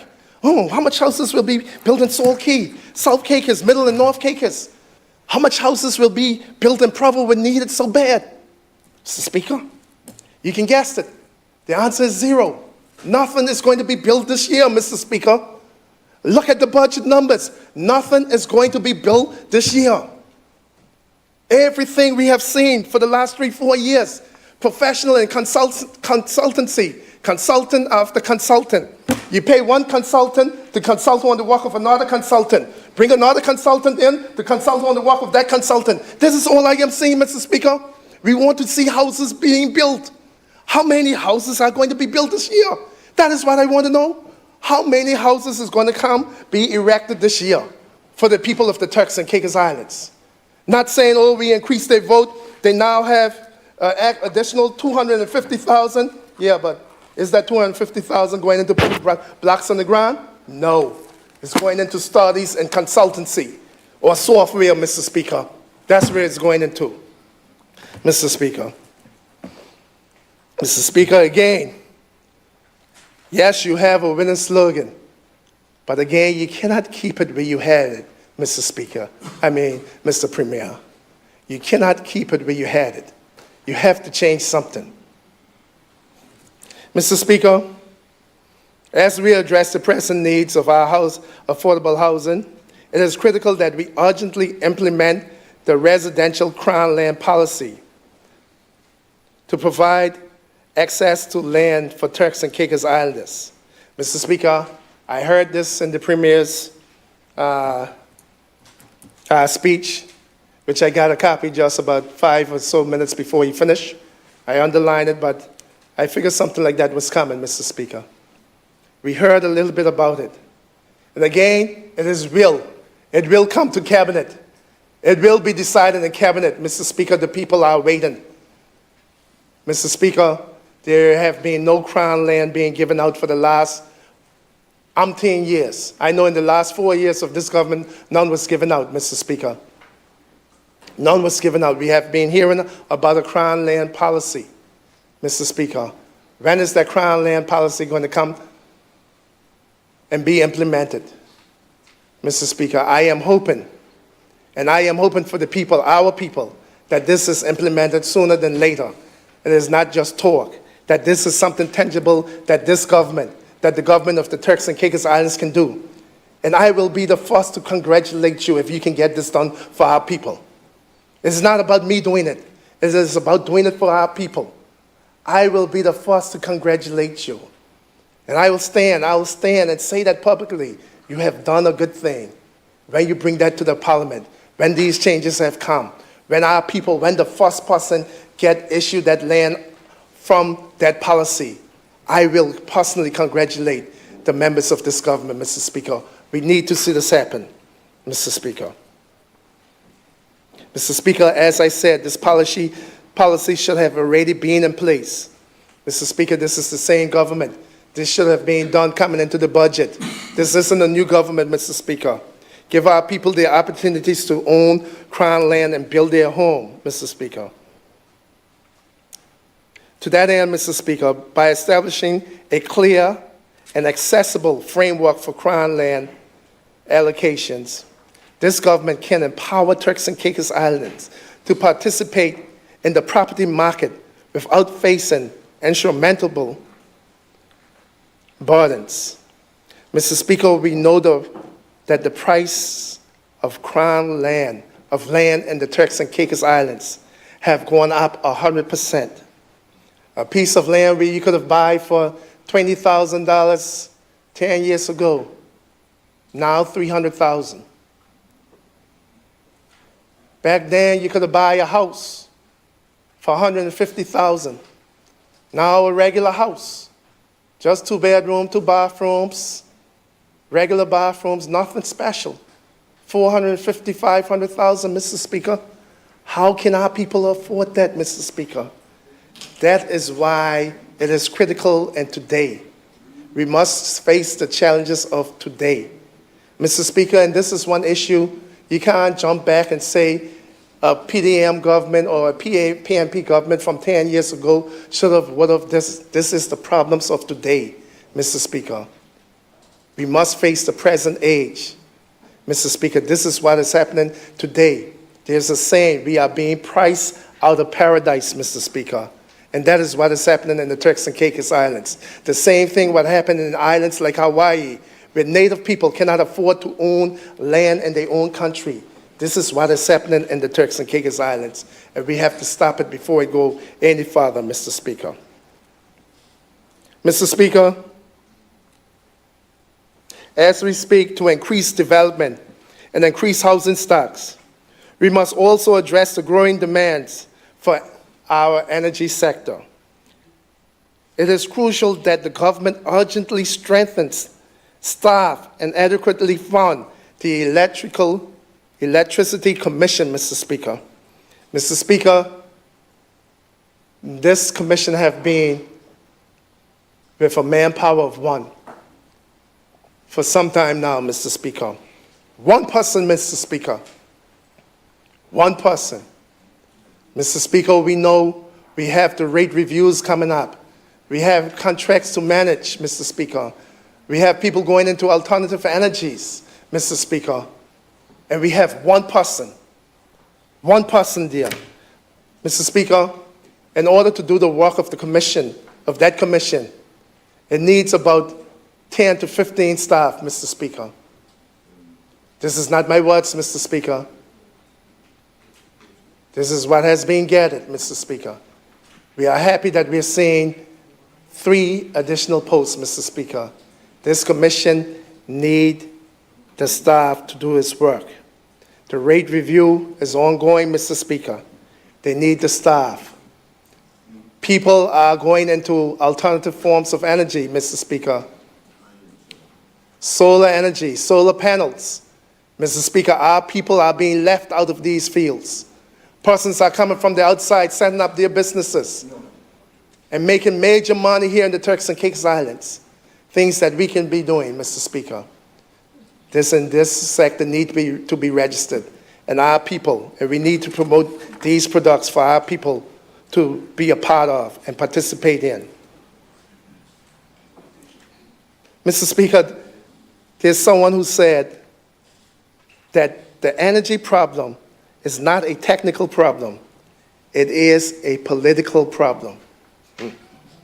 Think about that, Mr. Speaker. The energy problem is not a technical problem. It is a political problem. Mr. Speaker, this is not just in the context of the Turks and Caicos Islands. Those who support the big oil companies in the United States do not want to change from gasoline and diesel and so, because their companies making the money, Mr. Speaker. They do not want to go into alternative forms of energy, Mr. Speaker. Same way, do you think that the people in Guyana want to push alternative forms of energy? The people in Qatar, Dubai, the Middle East, you think they want to push that? No. Mr. Speaker, the energy problem is not a technical problem. It is a political problem, and where the political will is, Mr. Speaker. Mr. Speaker, we must ensure that our commission have the resources and the expertise needed to navigate these challenges effectively, protecting the interests of our citizens while promoting fair and sustainable energy practices. Furthermore, Mr. Speaker, as we move forward a more resilient energy future to a more resilient energy future, it is vital that we engage the public education campaigns to raise awareness about the benefits of alternative energy. This government should be empowering the Commission for equipping our citizens with the knowledge and tools they need to embrace sustainable practices, where we can collectively work towards a greener future. There needs to be a serious commitment to strengthen the Electricity Commission and invest in renewable energy initiatives that will not only benefit our environment, but also empower our people and ensure a sustainable future for the Turks and Caicos Islands. Mr. Speaker, to that end, we must all not lose sight of our environmental responsibilities as we plan for the future. Again, this budget should reflect a commitment to sustainability, investing in renewable energy and conservation, and climate resilience initiatives that protect our precious islands for generations to come. Speaker, there's nothing. There is nothing, Mr. Speaker. Every department, every cost center have in the back of it green impact and gender impact. Every one of them have something with green impact, Mr. Speaker. But sadly, there's not one figure aimed at green in this country, Mr. Speaker. Mr. Speaker, we must seize the moment to build a legacy of stewardship and responsibility, ensuring that our natural resources are preserved while providing for the well-being of our people. The government have the power to create a budget that addresses the immediate environmental challenges and to affirm a national commitment for a greener and more sustainable future for the Turks and Caicos Islands. Mr. Speaker, I was truly hoping one of the ministers who really is against smoke and fire and things burning would have championed this. Maybe he still will. I am hoping that I see someone champion this sustainable energy and our environmental protection. Mr. Speaker, the environment is almost all we have here until we diversify our economy. We must protect our environment. We must protect our coastal resources. Our marine resources need protecting, Mr. Speaker. But again, this budget does little or nothing for that protection, Mr. Speaker. Mr. Speaker, as we navigate the complexities of our economic landscape, we must remain vigilant about global events, the impact of the global events on our islands. The world is increasingly interconnected, and external factors can significantly influence our economy, Mr. Speaker. Recent geopolitical tensions and economic fluctuations remind us that we must be resilient and adaptable. As we consider this budget, it was essential for the Premier and his government to develop strategies to mitigate the risks associated with global uncertainties, ensuring that we safeguard our citizens' livelihood and maintain the stability of our economy. There should have been prioritized initiatives that promotes diversification and strengthening our local industries, allowing us to weather the storms of international upheaval. Mr. Speaker, we must address the recent increase in tariffs imposed by the United States on many countries. I even saw Turks and Caicos Islands on that list, Mr. Speaker. I was like, wait, what? The Turks and Caicos Islands? What did we do? I don't know, Mr. Speaker. Maybe because we arrested some people with bullets. I don't know. Mr. Speaker, again, we must address the recent increase in tariffs imposed by the United States, which directly and indirectly pose a significant challenge for our businesses and consumers.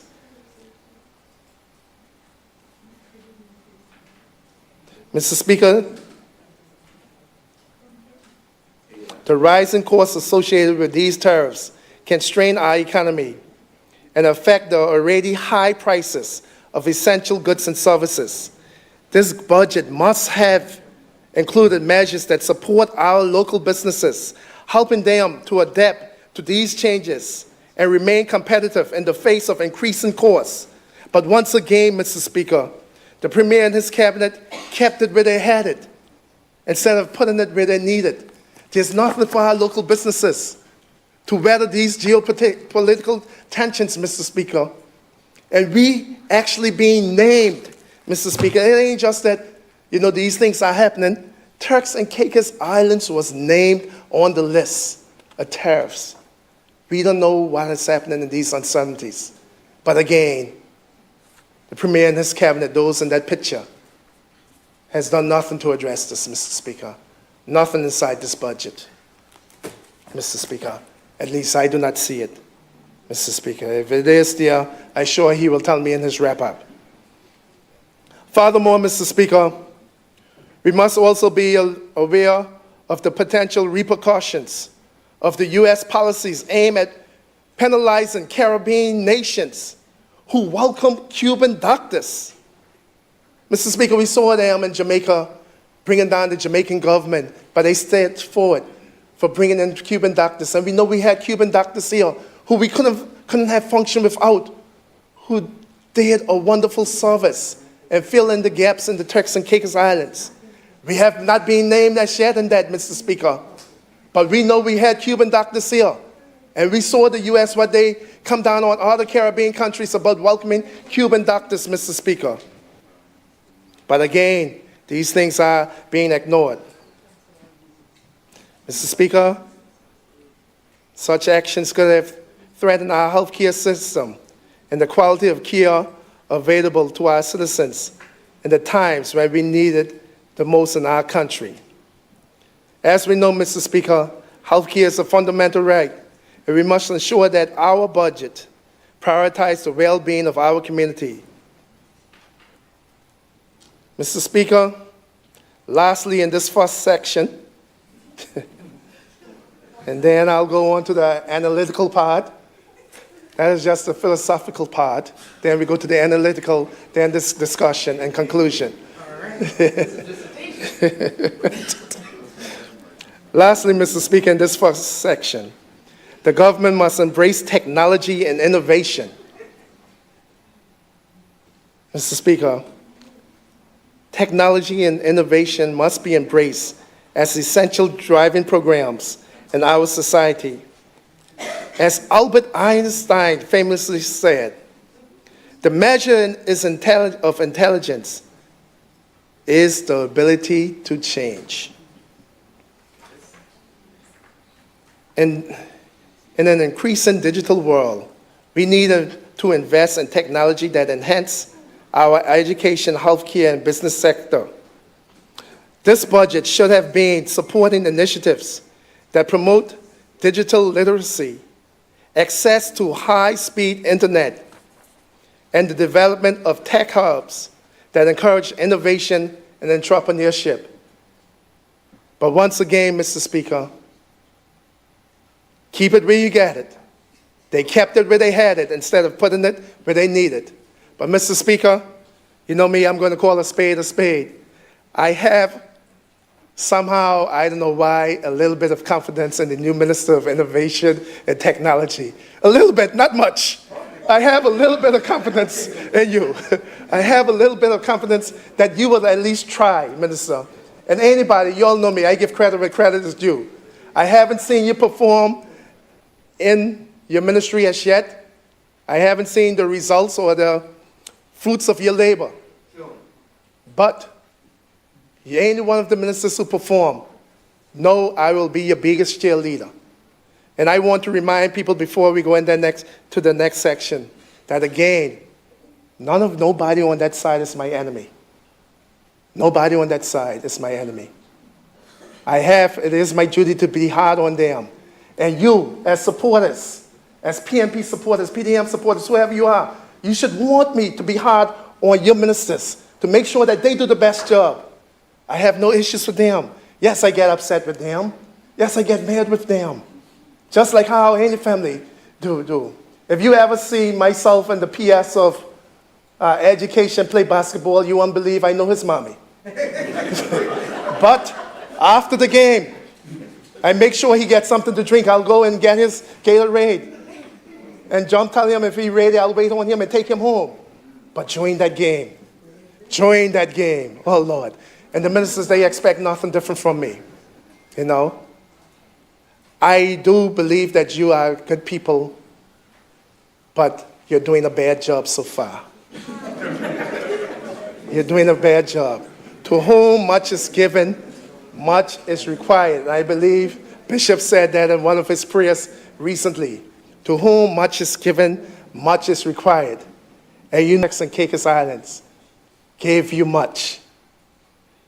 At my dissatisfaction, they gave you much.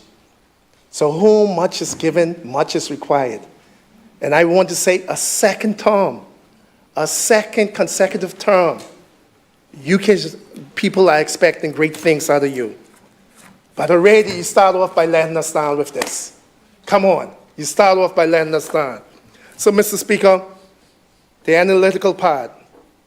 As we move forward in our discussions, Mr. Speaker, it is critical that we take a closer look at the allocations outlined in the various ministries, departments, and units. Each line item represents not just the financial commitment, but also the government's priority and the potential impact on our citizens' lives.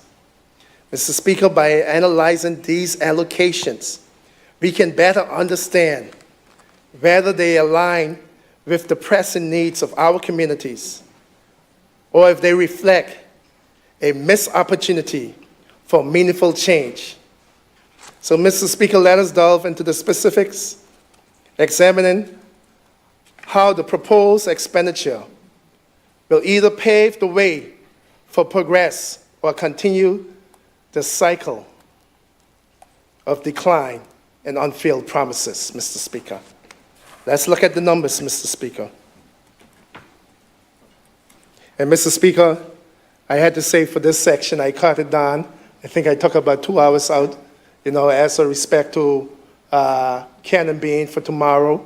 We want to go so far, and it's only because of that, Mr. Speaker, I decided to, let me pull a little bit out, but not much, but I pulled some out.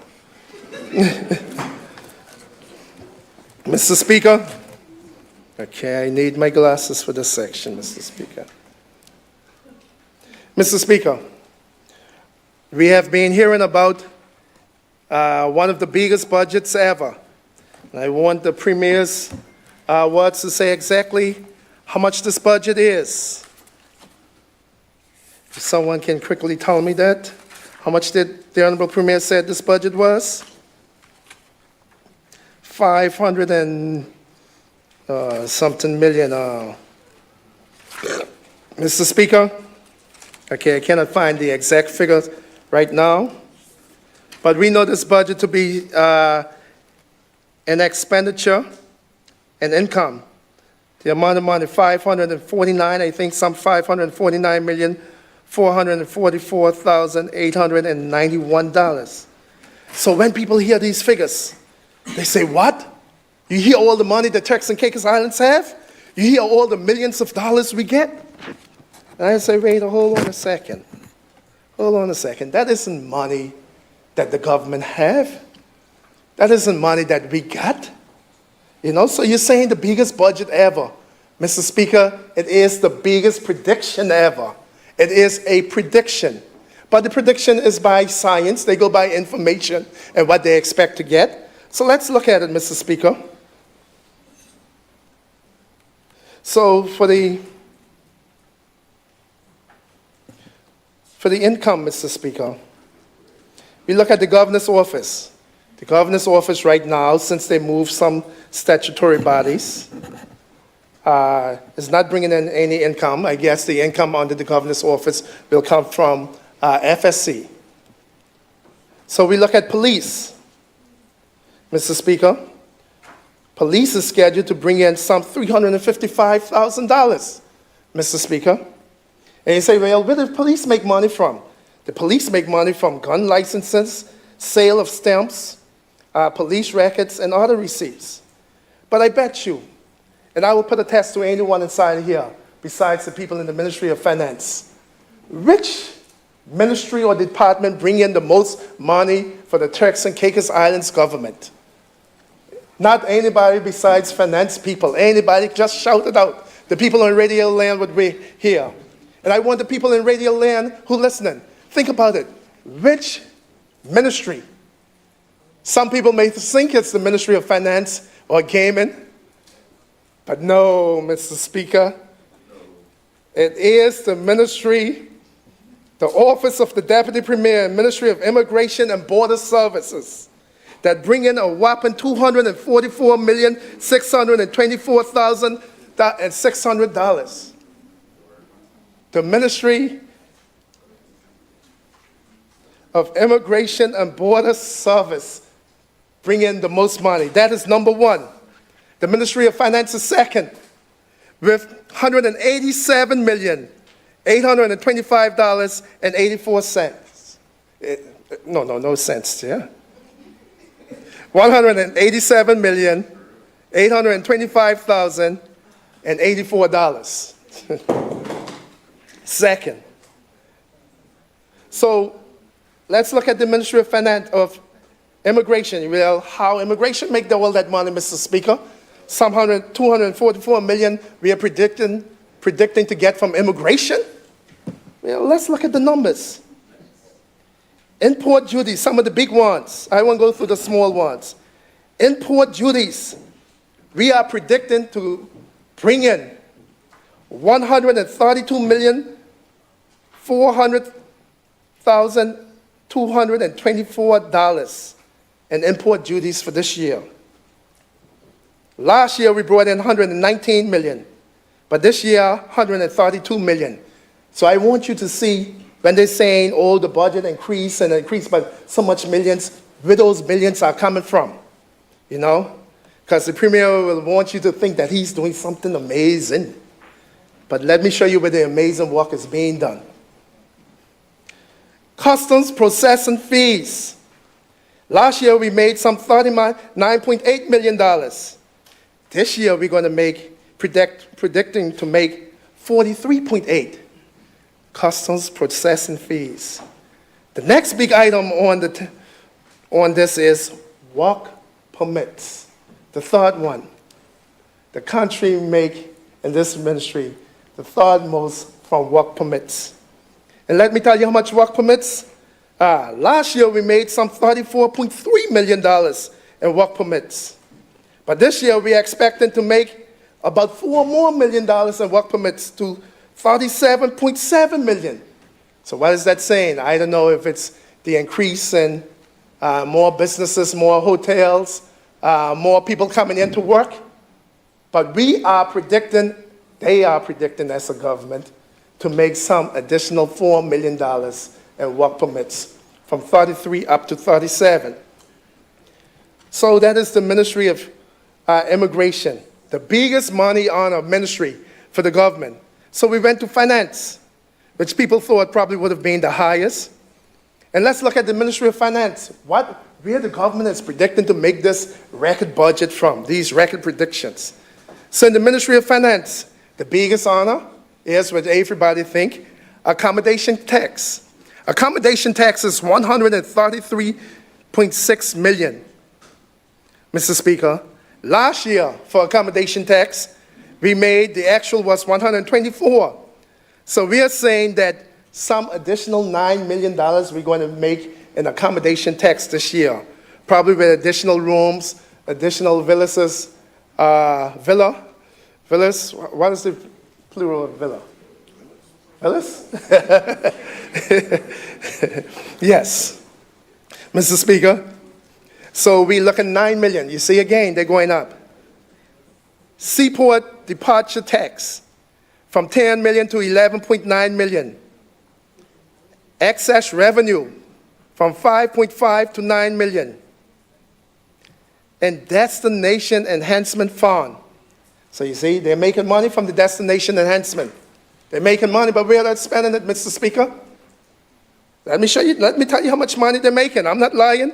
Anybody can follow me on their book. It's 2.5.2 and volume 1. 2023-24 for the destination enhancement, okay? Just starting out, they made some $1.1 million. 24-25, they made $5.4 million. And 25-26, they are predicting to make $6.9 million. So within this year, let's say they should have about $13-14 million to enhance destinations. So we need to ask, how much of that destination money is going to be spent to enhance Soul Key? How much is it going to be spent to enhance Middle Caicos and North Caicos? How much of it is going to be spent to enhance Grand Turk? Or are you going to say Grand Turk have the JATISA fund, so we don't need it or so? But how is this money going to be spent? I'll show you how some of that money is going to be spent on salaries later, when I reach to it. Mr. Speaker, the third money honor, and I will only do the top 5, Mr. Speaker. As I said, just to condense my report, I will only do the top 5. Number 3. So we had Ministry of Immigration, number 1. Ministry of Finance, number 2. Honorable Minister, who you think is number 3? Well, if you didn't know, it is the National Land Secretariat is number 3 money maker, making some $665 million this year. Last year, they made $63 million. So they're going to make this money mostly from stamp duty on land transactions. So in 24-25, they made $57,000. I was predicted they went above their predictions.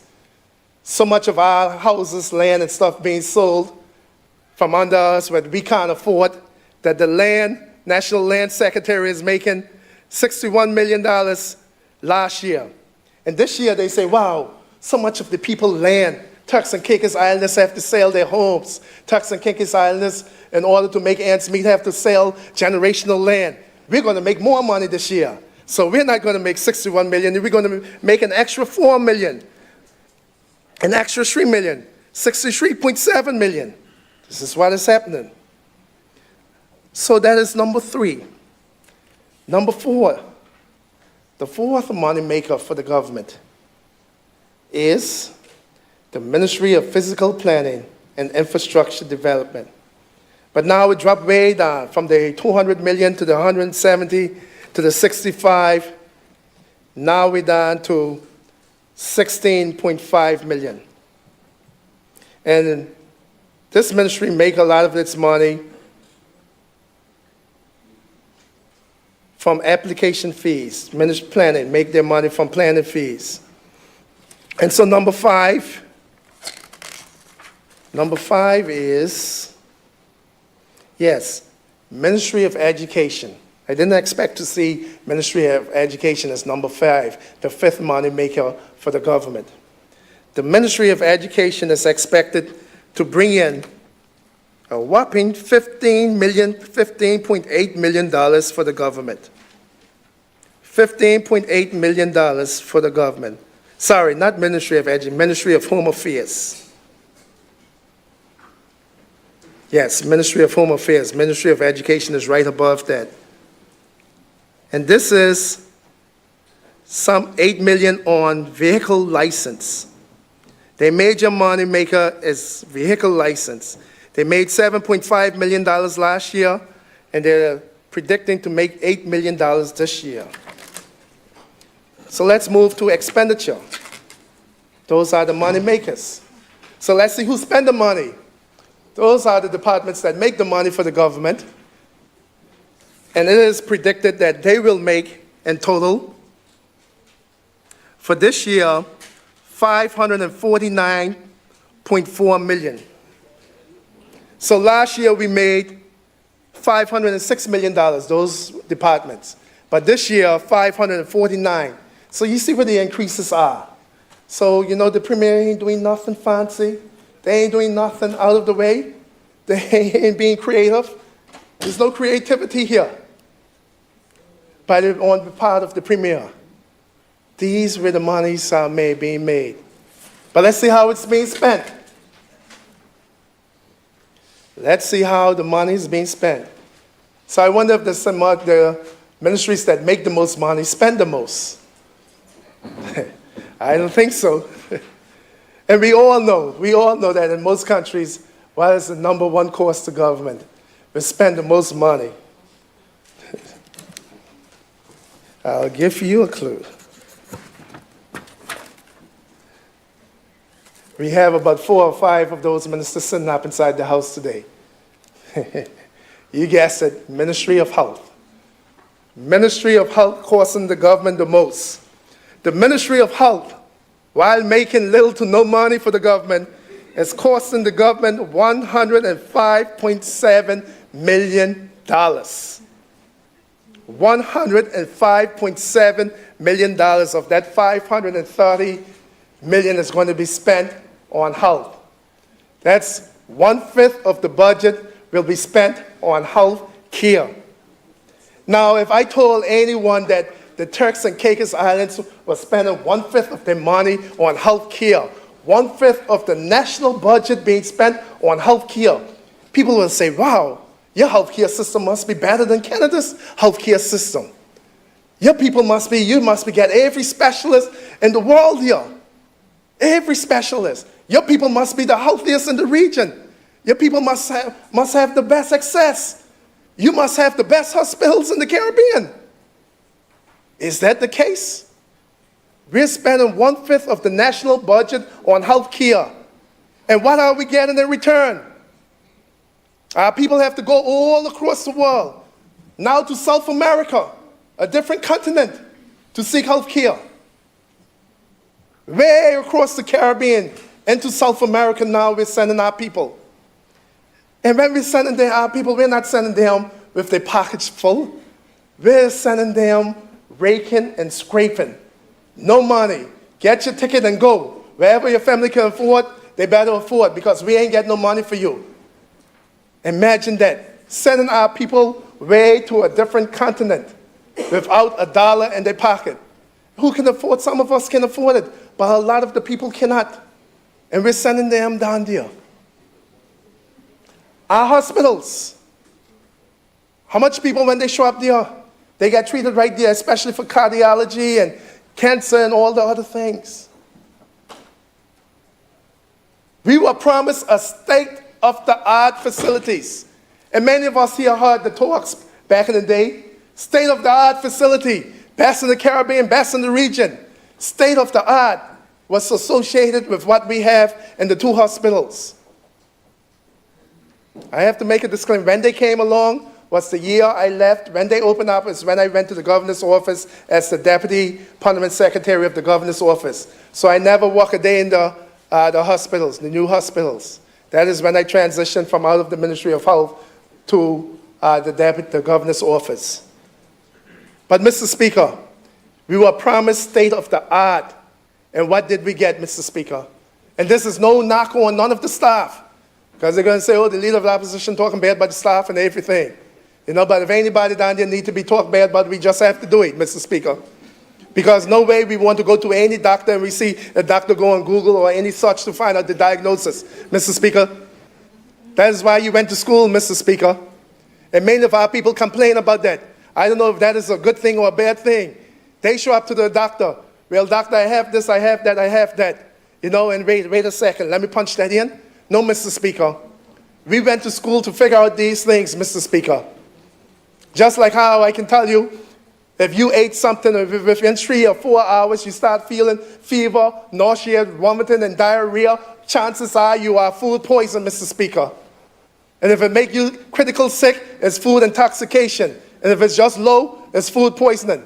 And the difference is one is caused by the bacteria itself, and the next is caused by the toxins the bacteria make. And the ones that are caused by the toxins the bacteria make, food intoxication is more critical. Have you in the hospital on drips. They're supposed to know these things, Mr. Speaker. This is what we went to school for. So when we see somebody come before us, they say they have a headache, this is on them, this is this, we rule out and we can say this is the most likely the cause, Mr. Speaker. Mr. Speaker, that is not good for our people to go to a doctor and they pull out and research it. Yeah, if it's something exotic, you want to be sure, Mr. Speaker, but not for simple things. And this is what people tell me. I haven't experienced it, Mr. Speaker, but this is what people tell me. Say, Honorable, I went and sit down and I told the doctor this, and they pull out this. And when I went to refer to the person in the Bahamas, they was like, what? What did the doctor tell you? And Mr. Speaker, I don't want to get into wrong diagnosis and misdiagnosis. That's a different thing, and that could be litigious. But people have told me their reports, Mr. Speaker. Mr. Speaker, we're spending 1/5 of our country's national budget on health care. What are we getting in return? Mr. Speaker, we saw where NHIP came before us. Mr. Speaker, very late. Mr. Speaker, we know that NHIP is in trouble, Mr. Speaker. And I'm hoping that we get it fixed. Mr. Speaker, I have some ideas and I presented it to them. I had asked, why is it necessary for NHIP, the hospitals, TCIG, to send the money to pay the hospitals to NHIP, and then NHIP in turn pay the hospitals? Why do we have to do that? They say, well, NHIP was created to pay the hospitals. I didn't say nothing. I was like, what you mean? I thought NHIP was created as a social security, social measures to take care of the health of our people. No social insurance, like Medicare or so. Not just created an entity to pay the hospital. So you see, it was flawed then. And we wonder why NHIP have problems. So when you look at NHIP budget, if they simply use, and I did the calculation, if they use what they collect and all their costs, what NHIP have, they'll just be under by some $2 million. So even themselves, instead of the government having to give them $35, $40 million, if NHIP can use the money that they collect from contributions, they would have some $40-something million. And their course with treatment abroad is about $2 million more than that, Mr. Speaker. So NHIP, a lot of things went wrong. So it isn't just the people there, it is the structure. But again, we were saying that the legislation was created and the legislation probably needs changing. Probably it's a contractual thing that we cannot get out of. Mr. Speaker, I wonder if it's something to do with the contract. But something is wrong there. That NHIP was created to pay the hospital. I was like, wow. But I know that wasn't the setting to get into that argument, Mr. Speaker. NHIP was created to pay the hospital, not to take care of our people. So that is when we had the wrong step starting from the end and continue going, Mr. Speaker. But NHIP collects some 40-something million dollars, and they can take care of themselves if allowed to be, if they're allowed to use their money. At least that is how I see it. Now, I may be oversimplifying what I see, but that is what I saw when they came here, Mr. Speaker. So number two, who we pay a lot of money for, the second ministry that use up a lot of government funds is the Ministry of Education, some $64 million. But the Ministry of Education can say, hey, we bringing money. We ain't just using, we actually brought in money. The Ministry of Education can say, yeah, we trying. We at least contribute $394,000 we brought in. But the Education Department, and we none of us have any problems with this. Mr. Speaker, this is the education of our people, our children. $64 million for education, for the course of education. Number three, the Ministry of Physical Planning and Infrastructure Development. Some $35.2 million is the course of Ministry of Physical Planning and Infrastructure Development. And the highest course there being in the Estates Management Division with some $12.5 million, followed by the Maintenance Division with 6.3, Mr. Speaker. So we might say, ask why Estates Management have some 12-point-something million. Well, all the buildings that government rented, it is estates. A lot of the security, it is estates. The cleaning, estates. So they do a lot of work for government. So that is where a lot of the money in the Ministry of Physical Planning and Infrastructure is being spent. Number four is the Ministry of Immigration, Office of the Deputy Premier. So you're costing the government $26.2 million. But you know, you brought in some 244. The Ministry of Immigration, they brought in some 244. But they're only costing the government 26.2. Talking about return on investment, Mr. Speaker. And I think they should be proud of themselves, that ministry. Bringing in some 244 million and costing the government 26.2 million. Returns on our investment, Mr. Speaker. And number five. Number five is the Ministry of Tourism. So the Ministry of Tourism is costing the government $25.7 million. Let's remind ourselves of how much they brought in. They're costing $25.7. I think the Ministry of Tourism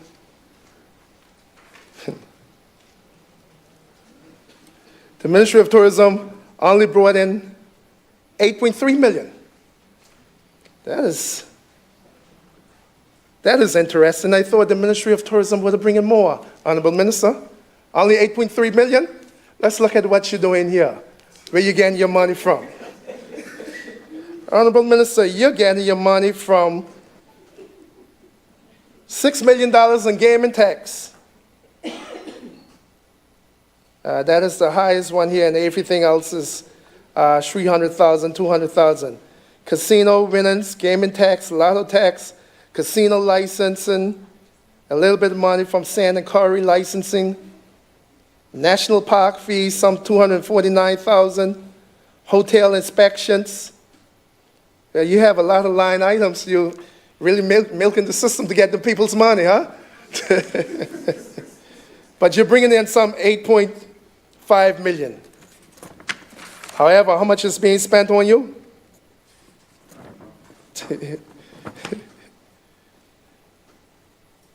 25.7.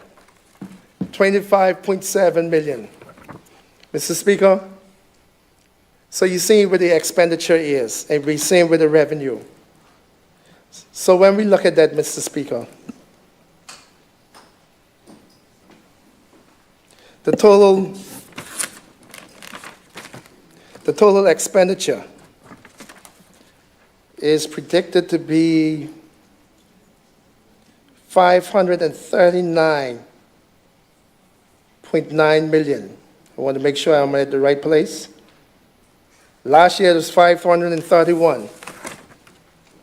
Sorry.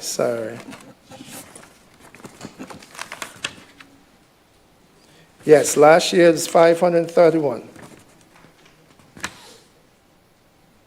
So I want to compare these figures. So our expenditure, our ministries are costing us $538 million, $538.9 million. And we are bringing in, and they are bringing in $549.4 million. So that is how you get your first surplus, those who we hear about the government have a surplus, because they are bringing in. And thank you very much to Office of the Deputy Premier and Finance and the other ministries. So we're bringing in 549 million is the total receipts.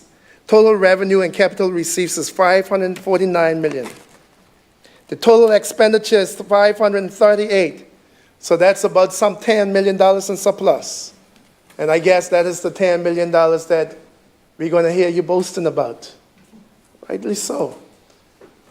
You're the champions, you're the winners. You can boast all you want, but I want the people to know where they get the money from.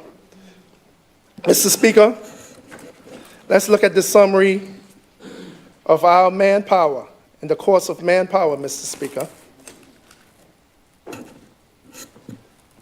And Mr. Speaker, yeah.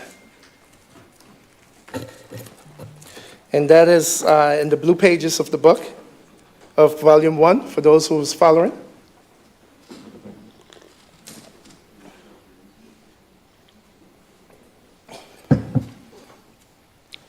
Mr. Speaker, manpower, if we look at the Office of the Governor, the human resources for the Office of the Governor is actually decreasing. Last year in 24-25, the Governor's Office had 22 staff, costing us $1.5 million. This year they're down to 13 staff, costing us $971 million, Mr. Speaker. That is because of statutory bodies being pulled out. Mr. Speaker, before I continue again, I want to put this out. During the budget debates, during the appropriations, honorable ministers, I would ask every cost center who came before me, how many vacancies do you have? One. What is your ratio between local staff and Turks and Caicos Islanders? Just so we can see where the needs are, where we need to shape our scholarship policy. So all the departments gave us that. And I have it here, but I will just go through some of the top 5 instead of going through all. again, and respect for tomorrow and Ken and Bain's funeral. I won't go through every department, but I'll go through some of them. So, I'll pose this question again to the people. Which ministry do you think have the most staff? Think about it. Which ministry do you think have the most manpower here for the Turks and Caicos Islands government?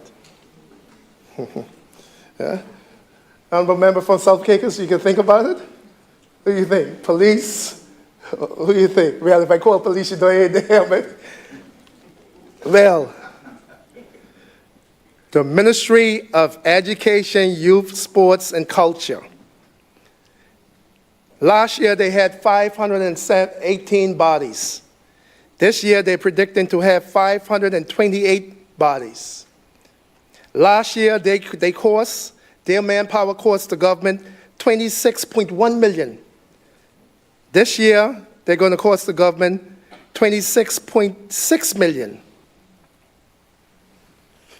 So I am assuming those staff are not at the top level, earning the big salaries.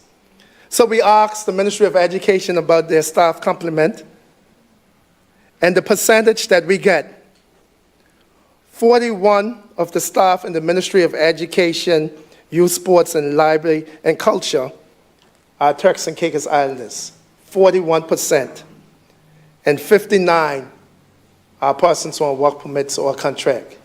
That is the Ministry of Education. So again, in hearing this, our Premier once told me that I was xenophobic some years back. He probably don't remember, but I'm not xenophobic or anything. The thing is, we need to know where we need to put our resources, where we need to channel our children, where we need to say to our young people, look here, this is an area that is being underserved by Turks and Caicos Islanders. We need to get more people there. And of course, all our Caribbean brothers and sisters understand that. They know how our country's going. They know how we need to promote our people. So I know our Caribbean brothers and sisters, they have no problem with that, me identifying this and where we need to put our people. But again, 41% of the manpower and education is Turks and Caicos Islanders. 41% of our teachers and those in the education field are Turks and Caicos Islands. So out of that 518, 41%. So the second highest is, of course, member from South Caicos, you guessed it, police. The second highest is police. Last year, the police had 396 bodies, costing us $17.2 million. But this year, you heard about the increases that the Honorable Premier said, it's going to be 472 bodies, costing us $19.7 million. So from 396 to $472 million, costing us $19.7 million. And so the same question was asked to the police force. Now, I wish I had time to really go into this, but the police force gave us percentage, breakdown, detail. What percentage are Turks and Caicos Islanders? What percentage are Jamaicans? What percentage are Haitians? What percentage are Dominicans? What percentage are Ghana? What percentage are St. Lucians, Barbados? They broke down everything. And I think I'm going to pose a parliamentary question like that going on, Mr. Speaker. And Mr. Speaker, I will only do the police, what the police gave me, because it was interesting, and I was most grateful that they did it. But the summary, before I get to that, for the police, 42% of the police force are Turks and Caicos Islanders, and 58% non-Turks and Caicos Islanders. And let me just go to the police very quickly. And honorable members from the Appropriations Committee, honorable member from Blue Hills, if I miss out a figure, you can just nudge me on this.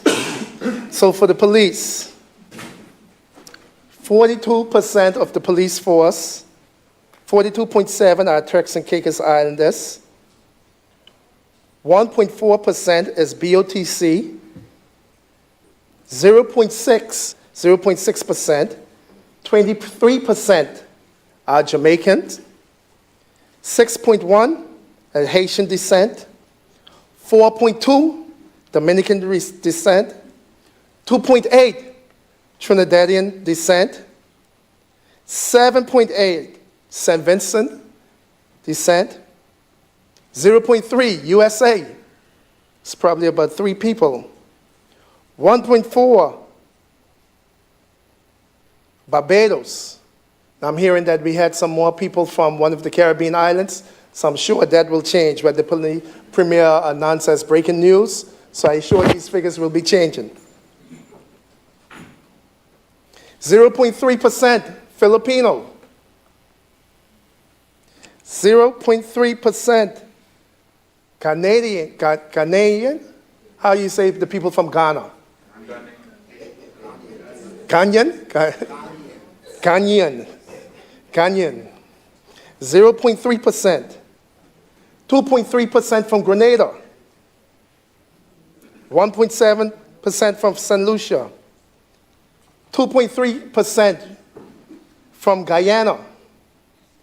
And 0.3% from Nigeria. Talk about the United Nations and our police force. Mr. Speaker, it may be a wonderful thing because we can solve all populations that we find here in the Turks and Caicos Islands, Mr. Speaker. So I don't know if that is a good thing to have an extremely diverse police force or is not. You know, somebody in here will have to tell me and advise me who knows a little bit more whether that is a good thing to have such a diversified police force. Let me just check the nations again. It's 1, 2, 3, 4, 6, 7, 8, 9, 10, 17 nations represented in our police force. 17 nations represented in our police force. Is that good, Turks and Caicos Islands? Okay. One of the honorable members says it is good. I have no opinion on that. I do not see no empirical evidence to say whether that is good or bad, but I know it's always good to have people who can go into communities similar to them and deal with those persons directly, Mr. Speaker. So that is the police force. Coming in at number 3 with the most staff is the Ministry of Health and Human Services. The Ministry of Health and Human Services, last year they had 259 personnel, costing the TCIG some $13.03 million. This year they're predicting to have 271 personnel, costing the government 13.7. So again, you know the question have been put. And I put the question to all of them. What are your percentages? So for the Ministry of Health, I hoping I have it right. 24% is non-Turks and Caicos Islanders. That is 64 out of the 259. 24% of the Ministry of Health. Not Turks and Caicos Islanders. And, you know, we need to know whether they are doctors, nurses, to see where we have to direct our children in the health field, because 24 of them are not Turks and Caicos Islanders. And number 4 and 5, with not much, is the Office of the Deputy Premier with 250. I have to say, I don't have the figure right here, but the ministry, that ministry had majority Turks and Caicos Islanders. I think it's up in the 90%, high 90% majority of persons in the ministry of the Office of the Deputy Premier. I know you had nothing to do with it, but you inherited so you can claim it. and you're managing it. So it is, you have, put it where they need it. Yes. So the Ministry of, Office of the Deputy Premier and Ministry of Immigration, 250 staff you had last year cost the government $10.9 million. And your staff this year, 244, you lose, look like you lose 6. It's costing the government 10.8. Maybe you get rid of some lower positions to higher positions or combine. And finally, the Ministry of Public Safety and Utilities.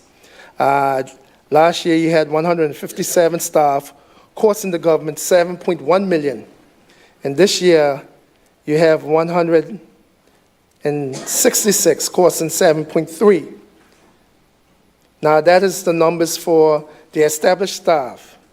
When it comes to wage staff, our one ministry have the most wage staff, I mean by far.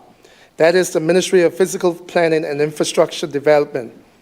They have 150 wage staff employed, costing the government some $3.1 million. Number 2 is the Ministry of Health. The Ministry of Health have 89 wage staff employed, costing the government $1.7 million. Number 3 is the Ministry of Education.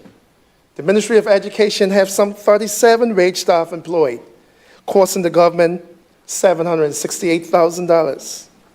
And number 4, number 4, Ministry of Public Safety, have only 14 wage staff employed, costing the government $322 million. And number 5, the Office of the Governor, 6 wage staff, costing the government $123,000. Now, Mr. Speaker, just to go to the numbers in a little more detail. Mr. Speaker, I'm more than halfway there. And like I said, as I promised, I'm a man who tried to stick to my word. I said I'll try and finish by supper time. As respect to Ken and Bain, we want to get that done. And I want to tell the people that is why we'll not go so much in detail, but we have to go to funeral tomorrow. So I'll continue on so I can condense my report and be right on track. Mr. Speaker, as I was pointing out, we start with the Office of the Governor. Mr. Speaker, there is not much transformation here. Again, the highest thing, the only thing that stood out for some kind of change with the Governor's office is $150,000 for professional and consultancy. Mr. Speaker, everything is just $1,000 or $2,000 more. I told you, you look at the numbers. It truly is. If anybody's following me, they truly live up to their slogan of keeping it where they got it, Mr. Speaker. Last year was $107 million, but it's $150 million, $150,000 for the governor's office. Rental of properties just went up by a little, Mr. Speaker. Nothing specific. But, Mr. Speaker, when we turn to the elections office, now, Mr. Speaker, we had expected to see a great decrease from last year going to this year. Last year, the elections office had some $1.2 million to prepare for elections. We do not expect them to have that in their vote this year. So they're down to $22,000. That is a big drop. And this is one of those ministries that you're going to see a big drop in. So their total cost last year was $1.6 million. This year, it's down to $588,000. Big drop. Mr. Speaker, the National Audit Office has been moved from under the governor's office.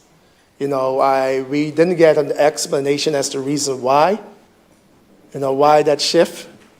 But I'm sure there's one, and I will ask during committee time what was the importance of that shift, Mr. Speaker.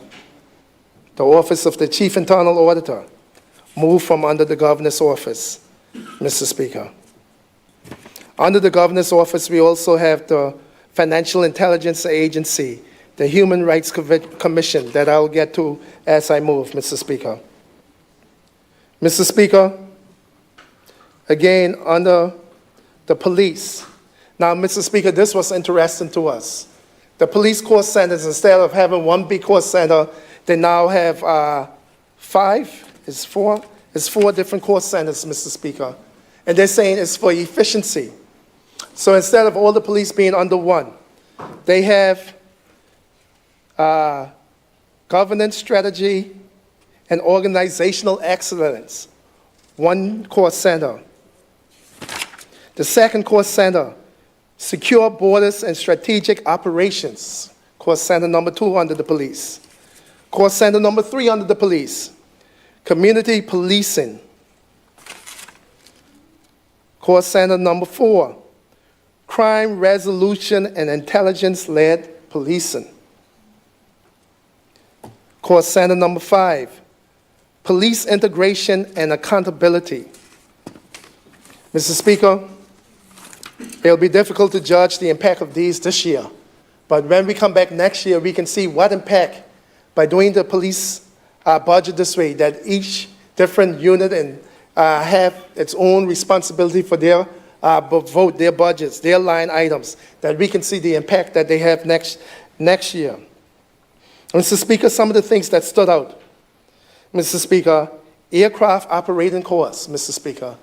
And many people have been asking about the police plane. What happened with a police plane? Where is it? We heard that one has been purchased. It's set up for, it was doing some kind of remodeling to the police plane. Retrofitting is the word that I was looking for.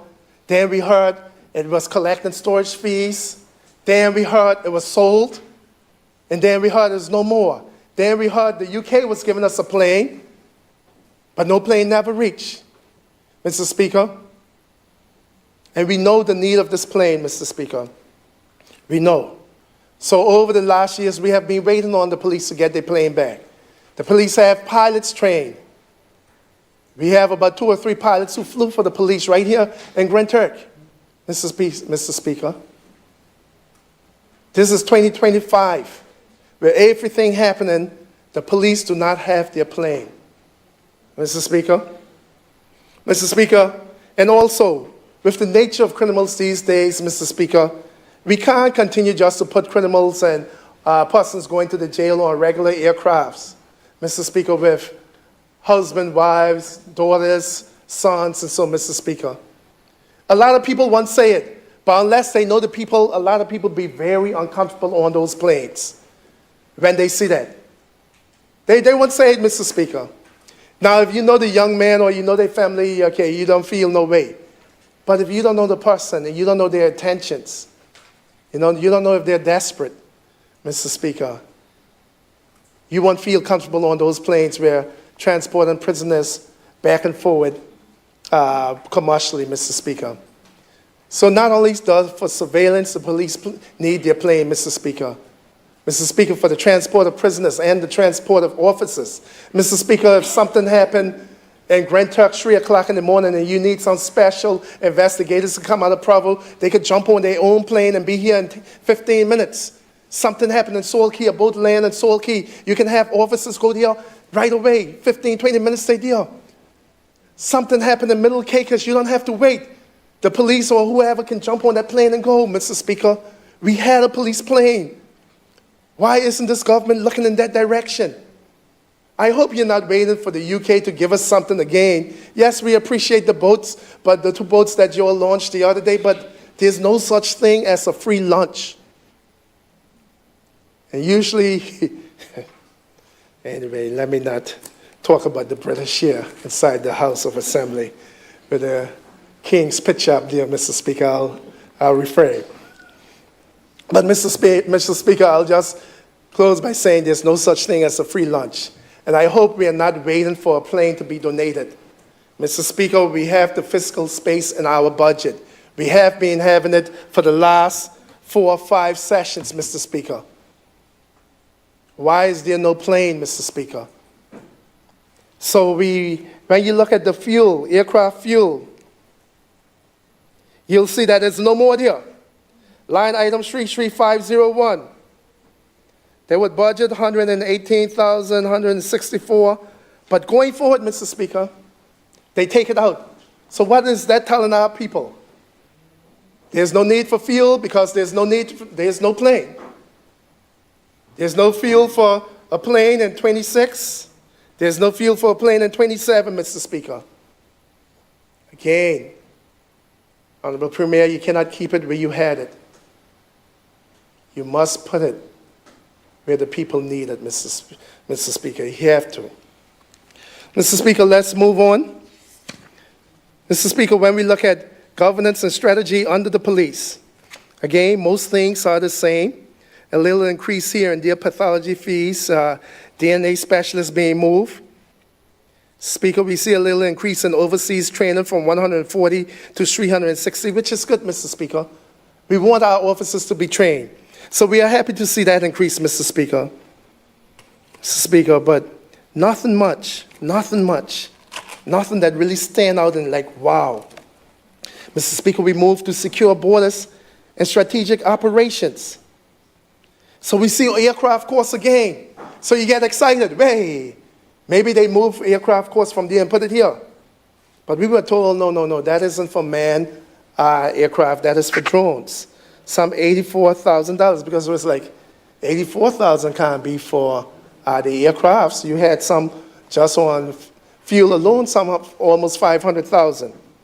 But that is for drone operating craft, little drones to fly around. So at least, you know, I don't think they could think it's the same thing, Mr. Speaker, but it is for drones in the police force.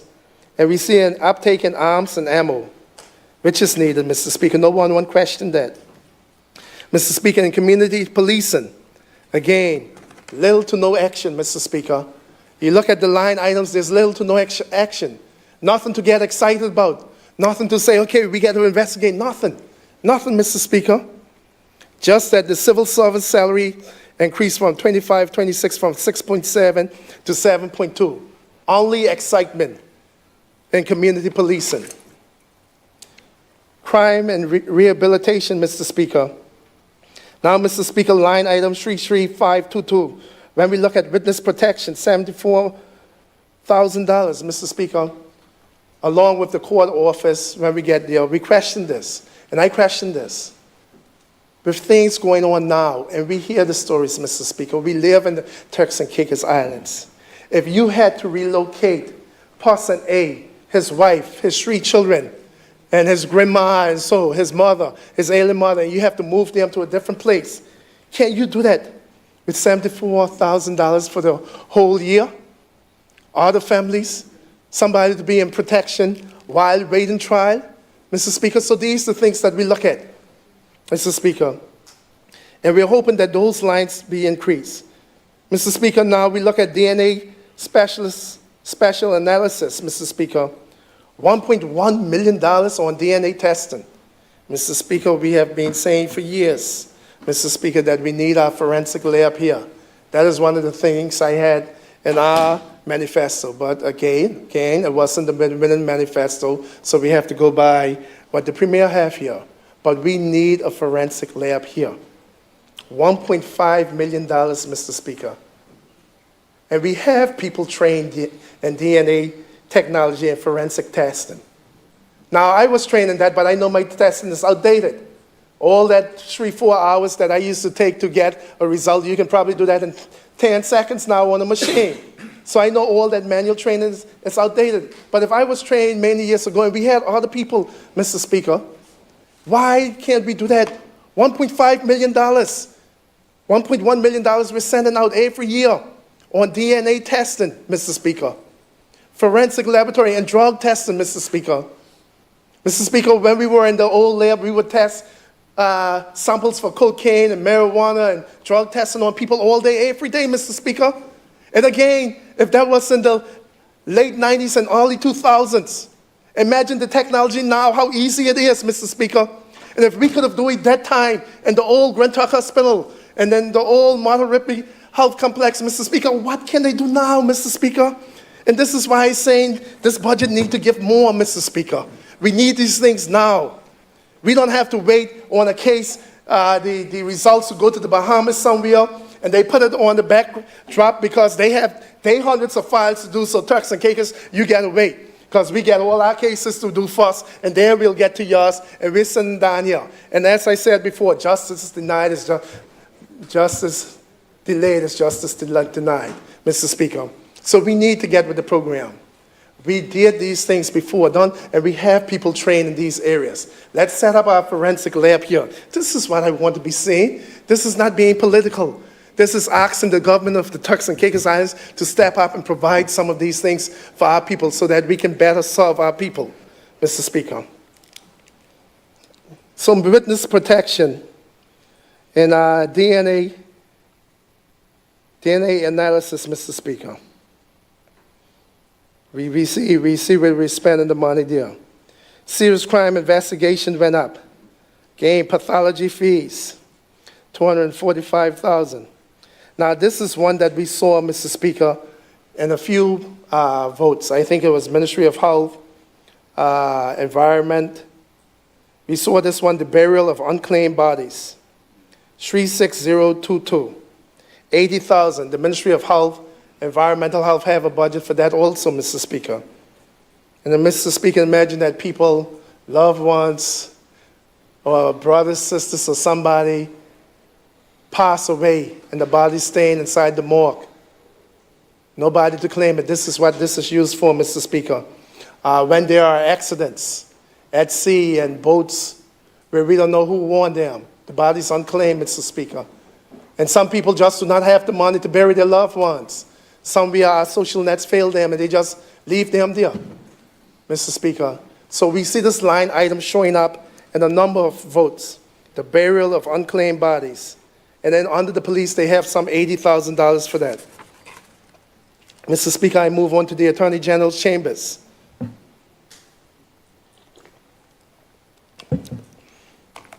Mr. Speaker, again, the Attorney General chambers used to make money from the sale of law books. I don't know if that is going to be law flash drives or law software. I don't know if you print the books anymore or sell them, Mr. Speaker. But again, there's nothing that jumps out, nothing that excites you in the budget, Honorable AG. I look at your budget and I'm not getting excited. I'm not getting excited at all. I see pathology, professional, and consultancy. Last year was 916, this year is 976. I guess a continuation, but nothing exciting. Computer software license that I have been telling you all about, nothing exciting. Computer software licensing from $81,000 to $218,000. Keeping it where they had it, Mr. Speaker. Very little changes. Mr. Speaker, let's move on. Let's move on. Now, under the AG chambers, a lot of the department's cost centers were pulled out. All the survey and mapping, validation, everything to do with Crown Land was removed, Mr. Speaker. So all this is not there anymore. The judiciary, Mr. Speaker, the judiciary makes some revenue from liquor license, court fees, and fines. That come to some 900-something thousand, 901,000. Mr. Speaker. But again, we look here, we see the Court of Appeal move from 395 to 434. Speaker, okay, more Court of Appeal cases, Mr. Speaker. But then we ask about legal aid, Mr. Speaker, and the need to have more in that vote. Mr. Speaker, we ask about the administration of it, Mr. Speaker. The legal aid, you need more in legal aid. Those people who cannot afford, so you can get the proper representation. Now, Mr. Speaker, there will be some costs that will be taken off. We know that the SIPT trials are set to come to an end in June. So all the costs that are associated with SIPT should be going away. However, we have for SIPT legal aid costs for this year, $1.4 million. I am assuming that that will be spent on bills occurring during this period up to June, Mr. Speaker. But that's it inside of the The judiciary, most things remain the same. Yeah, a little increase from 91,000 to 130,000 for electrical charge, but nothing about no programs, nothing life-changing training, Mr. Speaker.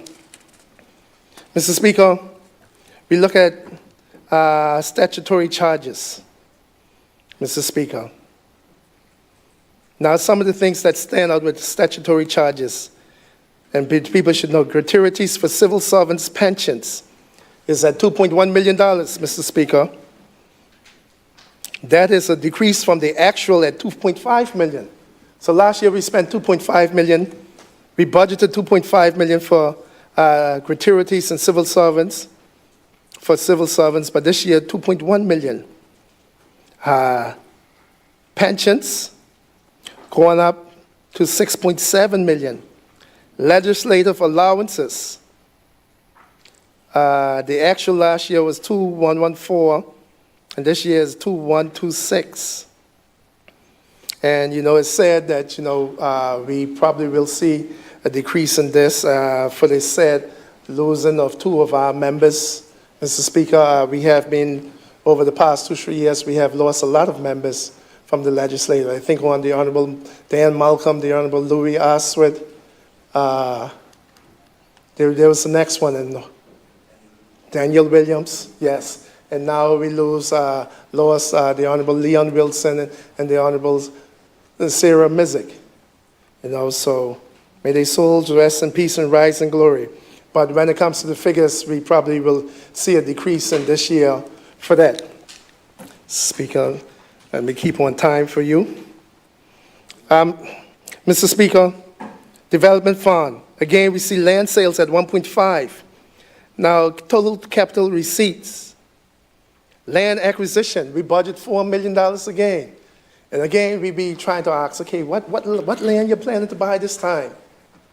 What building that you plan to buy that we know you're not going to use? You're just going to buy this. And I'm speaking from history. If I'm wrong, say I'm wrong, Honorable Minister. Honorable God brother, if I say I'm wrong, are you using the White Sands property that you buy? Yes or no? If I'm wrong, I'll be the first to admit it. Is the college, the community college building down in the Bight fully being utilized? If I'm wrong, let me know. We're buying buildings, we're buying properties. The property in North Cacus, is it being used for a few properties down there, huh? Mr. Speaker, I can say that the center there, the local village, at least that one is being used, but it's not being maintained, Mr. Speaker. At least 1 out of the 10 properties that you all bought in the last 4 years is being used. So I got to give you a 1/10 clap. That's it, a 1/10 clap. You're using one of the properties. But what properties you're using, you're spending $4 million on. Is that again a secret? Can we know, can the public know what property you're buying now?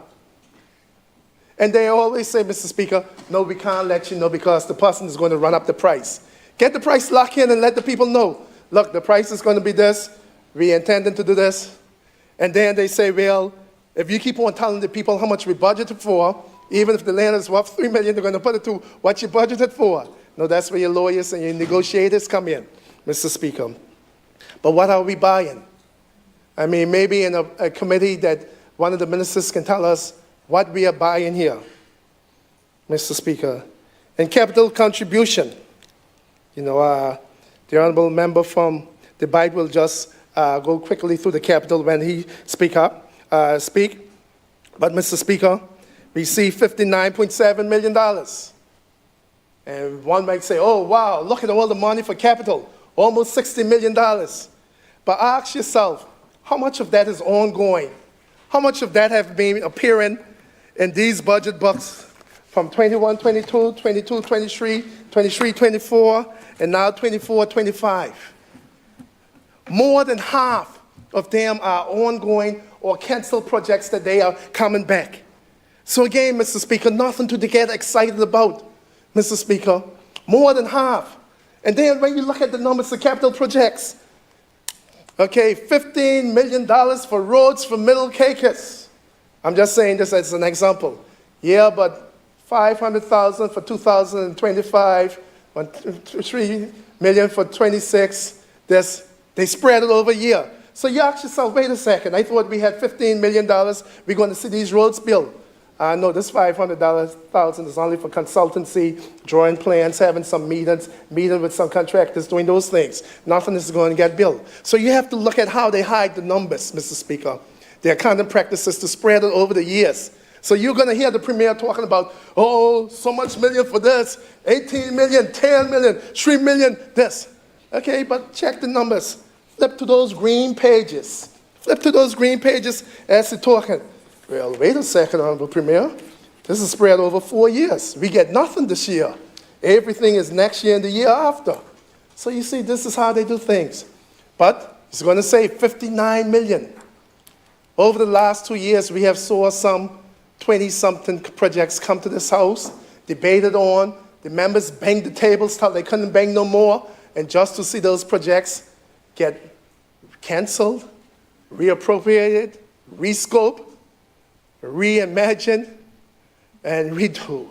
Mr. Speaker, so I don't know what we're going to see this year. So I want to get excited for our people. I want to get excited for the supporters of the 16-1-2 government, Mr. Speaker. I want to get excited for you all, your supporters, and your well-wishers. But I'm worried about it, you know? And, it's no secret, Mr. Speaker, I always tell people, just about most of my family on the Robinson side is Flay, Carey, and PNP supporters. So that's my people, that's my family who I love, That's on the Robinson side. A few would slip through the cracks, but not much on that side. So, this is my family. This is my uncles, my aunts, my cousins, who I love dearly. So I want to make sure that their government is taking care of them, but you're letting them down. But I'm here to make sure that you don't let them down. Yeah, so all the PNP supporters, I want you to rally behind me to make sure that I hold your government accountable. This is what I'm here to do. Hold them accountable, that they deliver for you. You have put them in this office, a big majority. So perform for the people. Let's move on. Mr. Speaker, while we're here with pensions and statutory charges, I hear little or nothing about the contingency liability, Mr. Speaker, of the Turks and Caicos Islands. Mr. Speaker, that is for the cover projects, insurance, contracts for mishaps, everything, when you bring on new projects, contractual agreements. Our contingency liability in 2022 was some 1.2 billion. 2023-24, increase. 24-25, what is it today? 1.6 billion? The contingent liability of the Turks and Caicos Islands, TCIG. Let us know, talk about that. And if we're bringing on the airport project, how much that contingent liability is going to increase, Mr. Speaker? Well, from what we're hearing, the $500 million, maybe the cost of the contract for that amount. So we're going to have to add that to the contingency liability to cover that, or percentage to cover that, however they work it out. What is the liability for pensions, gratuities? What is the liability of the country? Honorable Premier, you didn't address that in your speech. Nothing about our liability as a country. Speaker, moving on.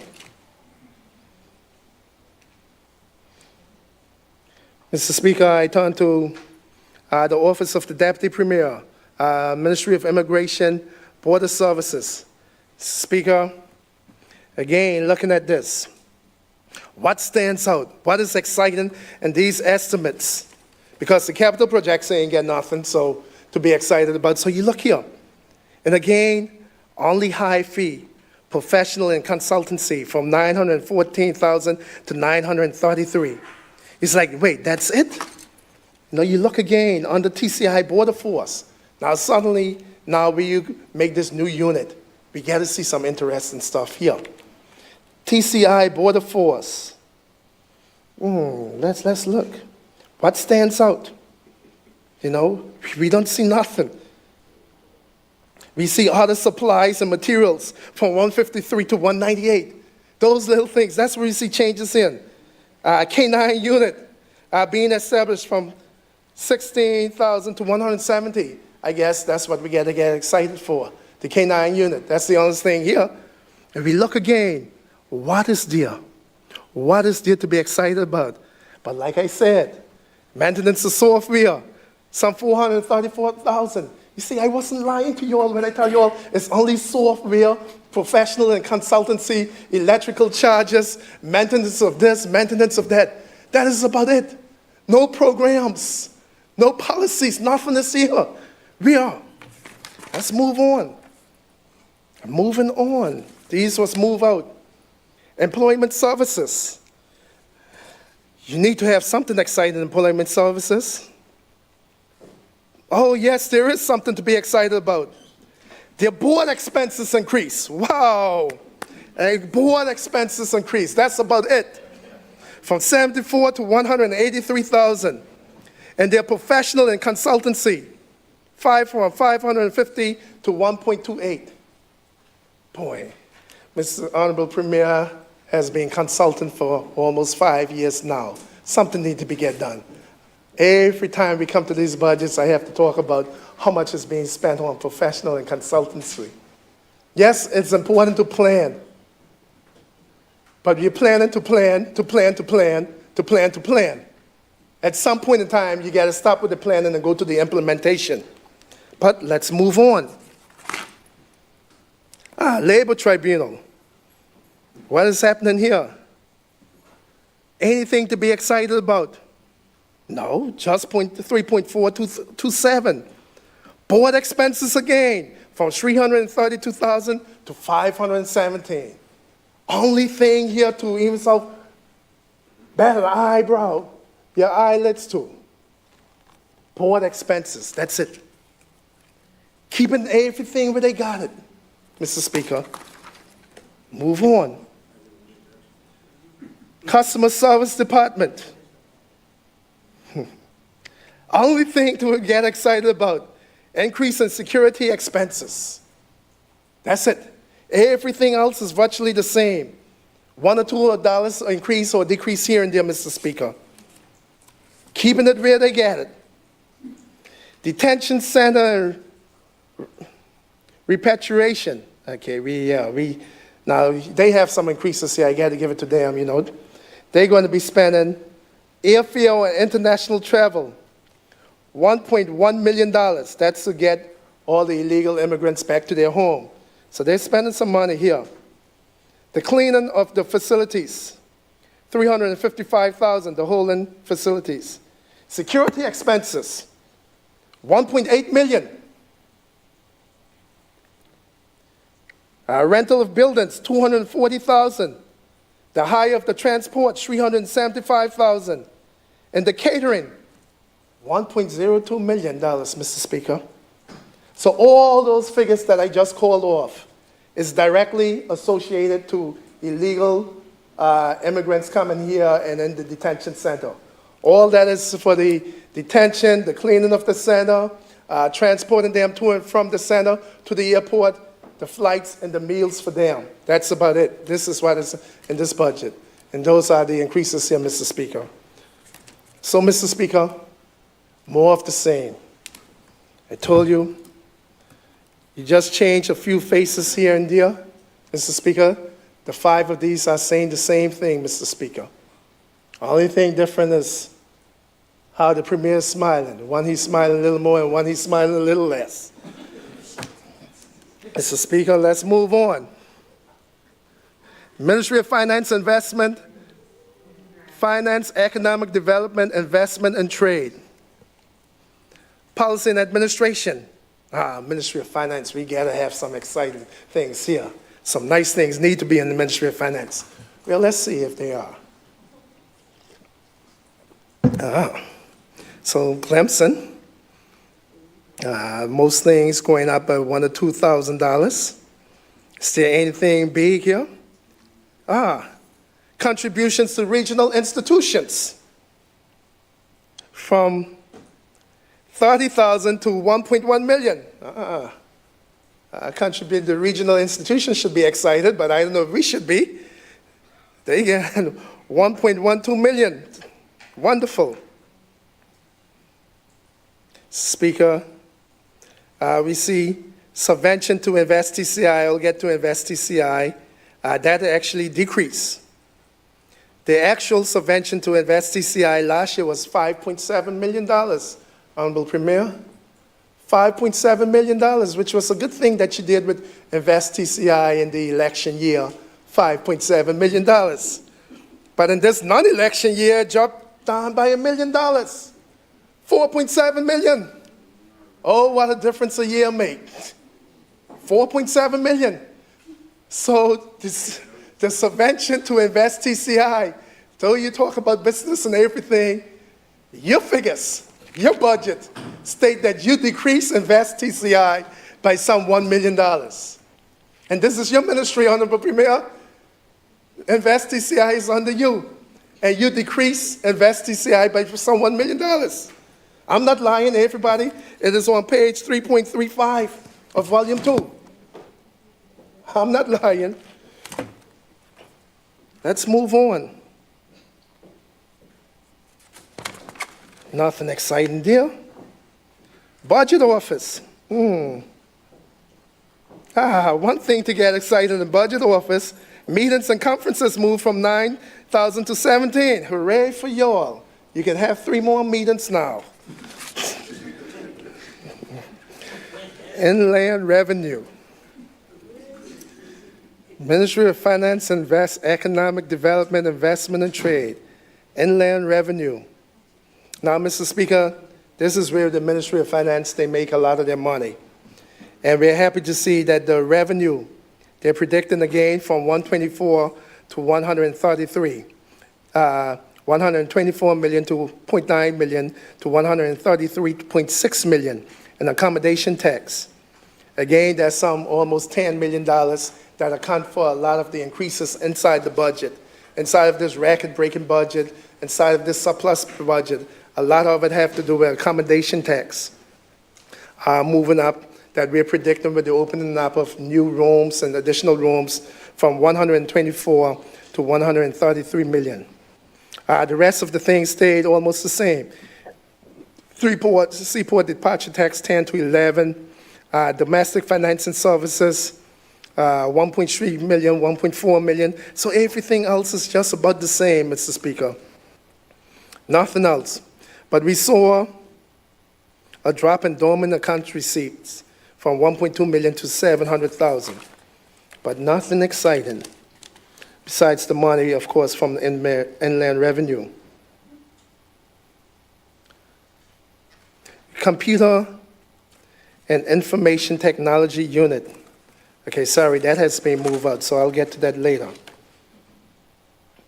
Mr. Speaker, trade, industry, and fair competition. Speaker, I'm looking at this. Trade need to be exciting. Only thing here, oh, they have a trade show, Mr. Speaker. No, they have professional and consultancy. Exciting. Move from 8,000 to 454,000. Yes, a lot of consultants coming in, Mr. Speaker, but it moved from 8,000 to 454, the actual. They budgeted was 50,000. They spent 8,000 and they put it to 454,000 this year. But they have a trade show, Mr. Speaker. Last year, they budgeted 200,000 for the trade show last year. They spent 163, but again, they spent 200,000. So, Mr. Speaker, I know it may sound funny, but I'm serious. The government really is keeping it where they had it. They're really living up to that. They're keeping everything where they had it. You spend that and you put it right back to the 200,000. You know, keeping it where they had it. Office of the Chief Internal Auditor. Again, professional and consultancy. The only thing, the actual last year was 49,000. This year is going to be 254. Okay, you can guess. Exchange of information. Everything roughly the same. one extra 5,000 on travel, but everything is basically the same, $1,000 or $2,000 more. But again, the professional and consultancy went in the opposite direction, from 422,000 to 5,000. So I'm assuming that they actually completed what they were doing with their professional and consultancy. So at least this came to an end of the consultant was consulting again because they had something in the budget before. So this looked like it came to an end for this year. Mr. Speaker, we turn to the Treasury. And moving fast, Mr. Speaker, I think I'm going to keep on schedule for you. Mr. Speaker, the Treasury, you would think the government Treasury have all kinds of exciting stuff here. But when we look at it, we only see fuel dropping from 891,000 to 710. But, like I said in my introduction, computer software and licensing from 460,000 to 1.6 million. It's the only thing exciting there. Office of the Deputy Governor's Office. Okay. And all the figures, just a little bit more on travel from 23 to 27,000, nothing specific. Accommodations from 23 to 30,000. Electricity, like I tell you, electricity charge from 7,000 to 27. Probably new offices. But the big exciting thing for them is the professional and consultancy from 179 to 600,000. And then they have a new apprentice program. Okay, Speaker, first time we see a new program. I went through all that, almost half. And the first time we see a new program, the apprenticeship program here. And it has been here before, but they bring it under this office. $250,000, Mr. Speaker. Give them credit. Give credit where credit is due. We finally see one program. One program. And I believe I heard the Premier brag about that, Mr. Speaker. I heard him bragging about something apprentice and people training and everything. So you have a right to brag on that, Mr. Speaker. You have a right. $250,000. Hooray. Big up your chest. Beat your chest. Jump and stem. Out of $559 million, you finally got a program, Honorable Premier. Mr. Speaker, moving on. Human Resource Directorate. Mr. Speaker, they have their professional and consultancy came to an end, Mr. Speaker. But they're spending more on advertising from 31,000 to 50,000. Now, if you're spending more on advertising, that means what? You're not getting the hits at home. So why this is a good thing, it can be concerning. Because if you have to increase your advertising to reach a wider audience, that means that you're not getting the people applying from home, you're not getting the people to get on those jobs from the Turks and Caicos Islands that you can apply to a wider audience. So we have to think about that, Mr. Speaker. Public Services Commission, Mr. Speaker. Again, their budget is almost the same. Stipends just from $57,000 to $61,000. Some $3,000 increase. Nothing to get excited about. But now we have the Learning and Development Directorate. Mr. Speaker, they have here professional and consultancy from $385,000 to $546,000, Mr. Speaker. Local training at $40,000. Okay. Good luck on, let's see how much people you can train with that. I know there's training somewhere else in the budget, Mr. Speaker, but that is how much they rest here. But they do have training elsewhere inside the budget, so I will give them that, Mr. Speaker. But that is just moving from $39,000 to $40,000. But the big item for them is consultancy. Now, staff and study leave.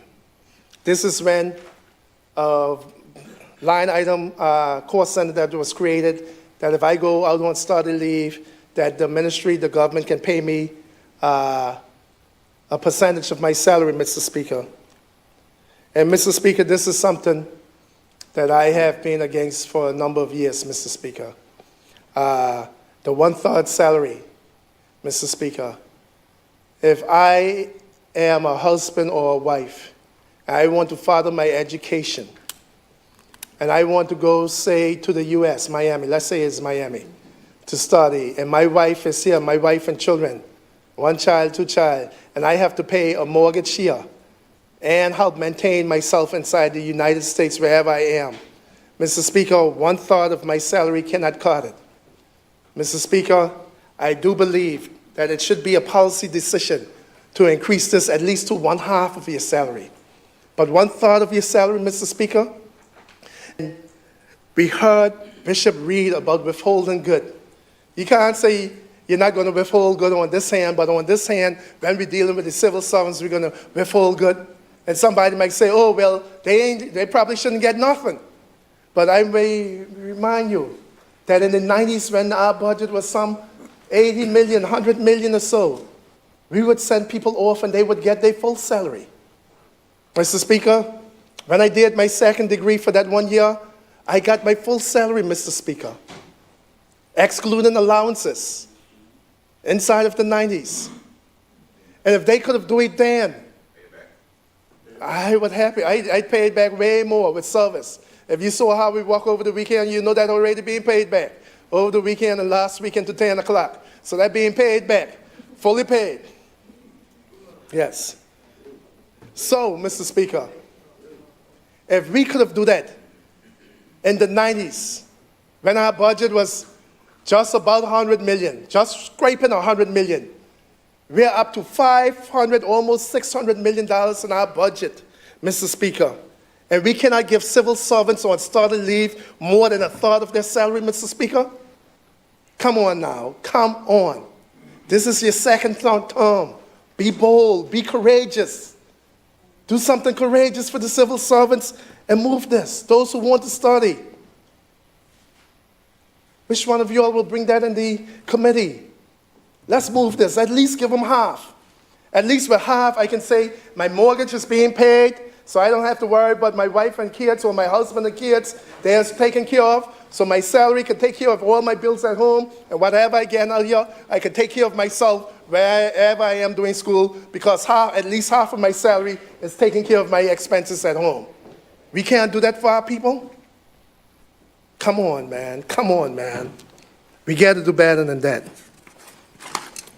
Let's move on. Cabinet Secretary is a new court center under the Constitution. Mr. Speaker, most of these things are just little to no increase, Mr. Speaker. Contracts and corporate performance management, Mr. Speaker. Important department, but again, Mr. Speaker, I kid you not. Mr. Speaker, turn to 3.55 in your budget book, and you'll see anybody who inside here who have this book. Please turn with me to 3.55, and you'll see the true example of keeping it where you get it. Check the line items. Everything is mirror image. Mirror image from last year to this year, Mr. Speaker. No changes. 3.55, Mr. Speaker. And just office supplies. Everything else is roughly the same. Mr. Speaker, nothing to be excited about. Ministry of Education. Policy. Mr. Speaker, awards and prizes. What happened there, you see the 183,000 was last year, but they moved it to other votes this year. That's why you see the drop, Mr. Speaker, to the 13. Their local training decrease. Again, local training was moved from administration, Mr. Speaker, from 87,000 to 6,000. Grants to private schools. Now, Mr. Speaker, this has always been controversial, but again, we'll deal with that in the committee. But the grants to private schools is 1,257,600. Last year, we spent on grants to private schools $0.25 million. Last year, we spent that amount, the grants to private schools. And I always question about the eligibility. Who get these grants? Under what conditions? Under what criteria? How much are the grants? To what schools? Who? The whole thing. So we had a discussion about that, Mr. Speaker. And it still, in my opinion, needs some work to be done in this area, the grants to private schools. And how do your child qualify? Because, Mr. Speaker, I asked them a question. I put the question. I know they couldn't answer right, but I had to put the question, register the question. Suppose I'm a little devious parent, and I want my child to go to the Sergeant of Arms school because that's the most expensive school. But the government school right here is registering people. I saying, you know what? I'm not going to register my child. No, I'm not going to register my child. I'm going to wait till all the places fill up. I'm going to go there and say, I need a grant to go to the Sergeant of Arms school. And I need a grant, and that's the school I wanted my child to go into. So while I could have registered a long time, get my child into school, I choose not to. Because I know I can get a grant to take my child to a private school. Is that happening, Mr. Speaker? I don't know. So I told them how the system works. We need more explanation on it. You know, is there somebody saying, look here, you know, don't worry about it. I can put your child inside the school. You take care of me, I take care of your child. Mr. Speaker, how does the system work? You know. Oh, I'm going to give you this. Oh, you don't need grant. I give you some of the extra money. You pay half and everything, Mr. Speaker. How does the system work? Are there loopholes? I'm not accusing anybody of doing anything wrong. Let me just say that. I'm just trying to point out what loopholes there can be. Speaker, let's move on. Mr. Speaker, primary school, primary education zone 1. Again, we look at this. What is exciting? What is going on? Just a decrease in electrical charges. It was like, well, most other ministries had increases in electrical charges. Why are you decreasing? But it is, they have a wonderful program. And I must highlight this. In one of the zones where they have proper lighting, they ensure that ACs are turned on, classes are not, nobody in use, the lights are off, the ACs are off. So they're doing a good job in one of these schools. And now we need to pilot that program, Mr. Speaker, in other schools. So I like to highlight when things go good. And we have one school that is doing good in that zone that, you know, reflecting that decrease, that great decrease in energy use. Mr. Speaker, you're going to be disappointed here, Mr. Speaker. I might as well warn you from now. You're going to be disappointed. You have young children, Mr. Speaker, you're going to be disappointed. Statutory and further education. Now let's go straight to student scholarships. Mr. Speaker, the estimate for last year was $3,750,806. After winning a landslide election, back-to-back, 4 back-to-back landslides, people giving you full trust. Your campaign on increasing scholarships. Everybody know my intention to increase scholarships. You know, I said I will do it at this level. You all said, no, it's crazy. That ain't nothing. We will do it to that level. You all did that. You all counteract me all the way when I talk about scholarships, saying that you all would increase scholarships. And anybody could go back to the videos. Go back to Facebook. You would hear them, many of the members, not all of them. I'm not going to lie on them, not all of them. But many of the members over there were saying about how they're going to increase scholarships.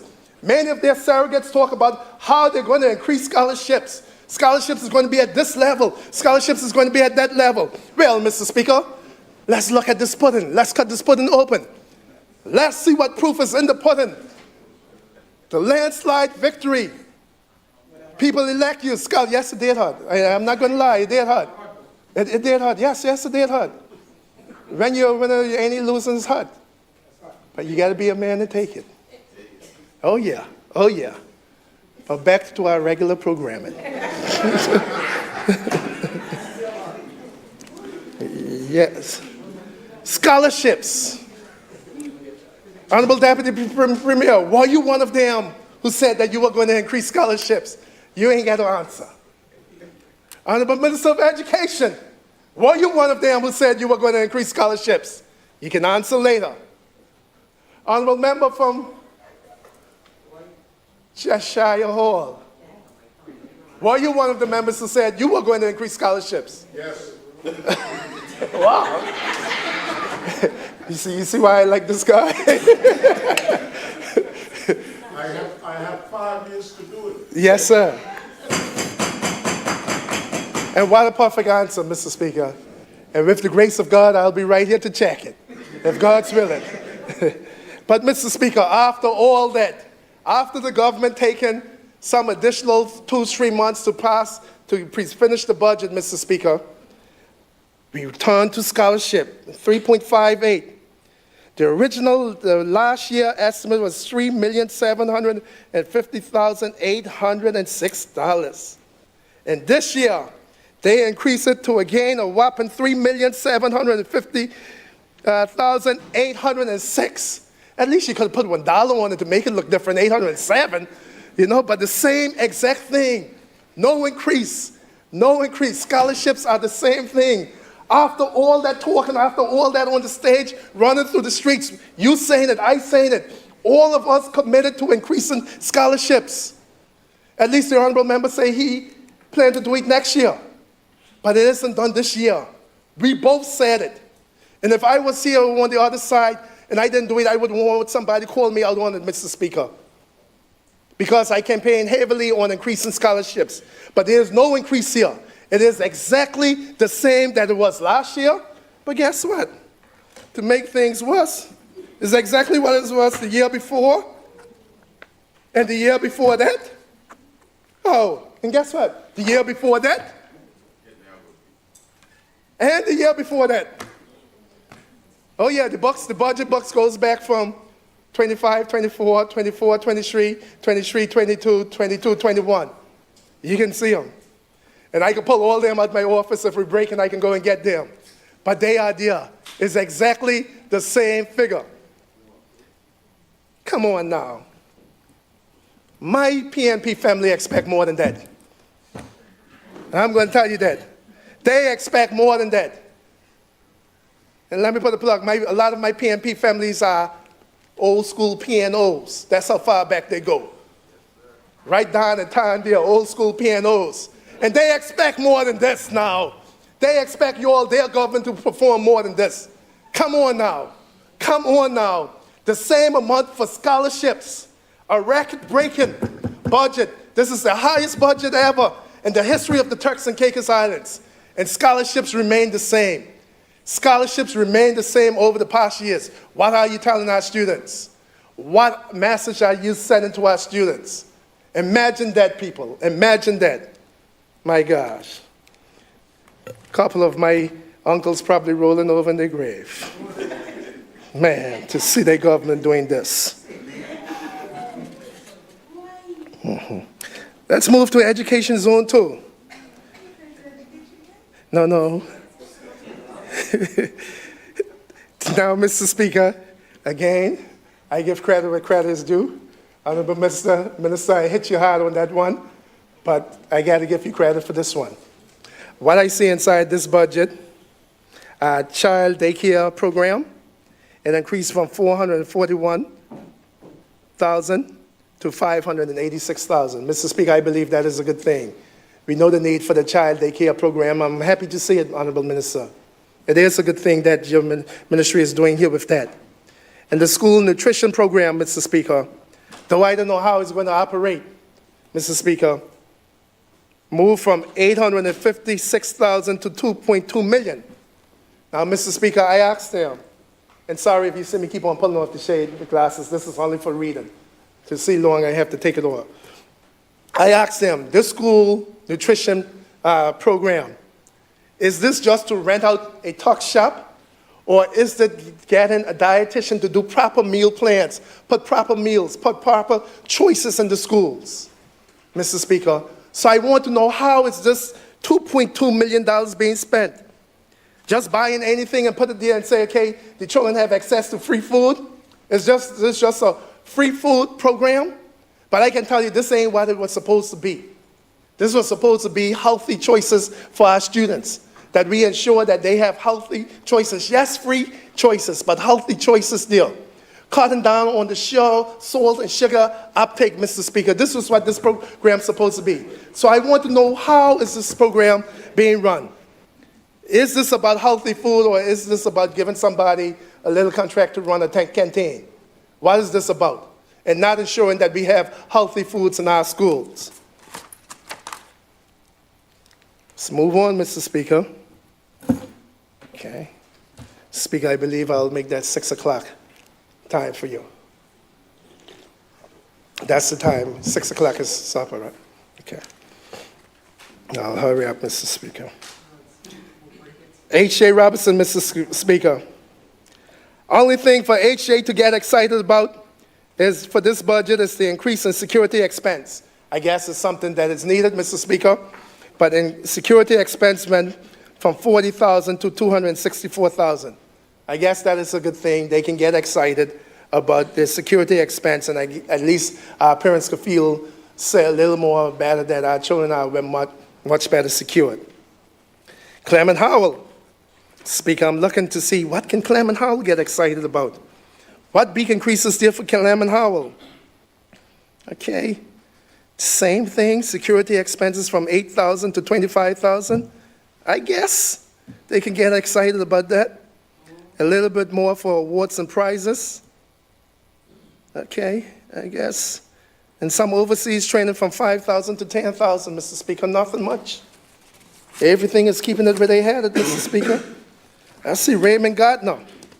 Now, definitely, my people of North Caucasus should be getting something now. Let's see, Raymond Gardner, what we can get excited about. Just electrical charges from $27,000 to $48,000. And youth activities from $3,000 to $5,000. Come on now. That's all for Raymond Gardner? Marjorie Baston. See, come on, Big South, big things happening, eh? Let's see what we get for the Big South. Okay. Honorable member, I guess. Youth activities decrease. 34222. Youth activities went from $48,000 to $29,000. I don't know what's going on there, but, I ain't seen nothing for our school in South Cape, Marjorie Baston, to get excited about. Everything is keeping it where you had it. Youth department. Now, some the youth department should have things to get excited about. But youth activities, last year was $136,000. Youth activities this year is $134,000. Decrease, Mr. Speaker. And the youth department is seeing a decrease in youth activities from the actual last year. Imagine that. Man, y'all bring a new meaning to keeping it where you get it now. But let's move on. Primary school zones 2. Mr. Speaker, again, something maybe to get excited about. Electrical charges from $268 to $327. Electrical charges. Everything else look about the same. Maintenance decreased from $37,000 to $20,000. Youth activities decreased from $23,000 to $20,000. Okay. Wow. Culture. Let's see what you're all doing with culture. Suddenly, now where everything happened in tourism, you all got to be giving some money to culture. In fact, Mr. Speaker, it looked like only professional and consultancy from $169,000 to $336,000. In fact, culture, their national celebrations last year was $326,000. The government is decreasing it to $255,000. They decreasing culture budget for national celebrations. Imagine that.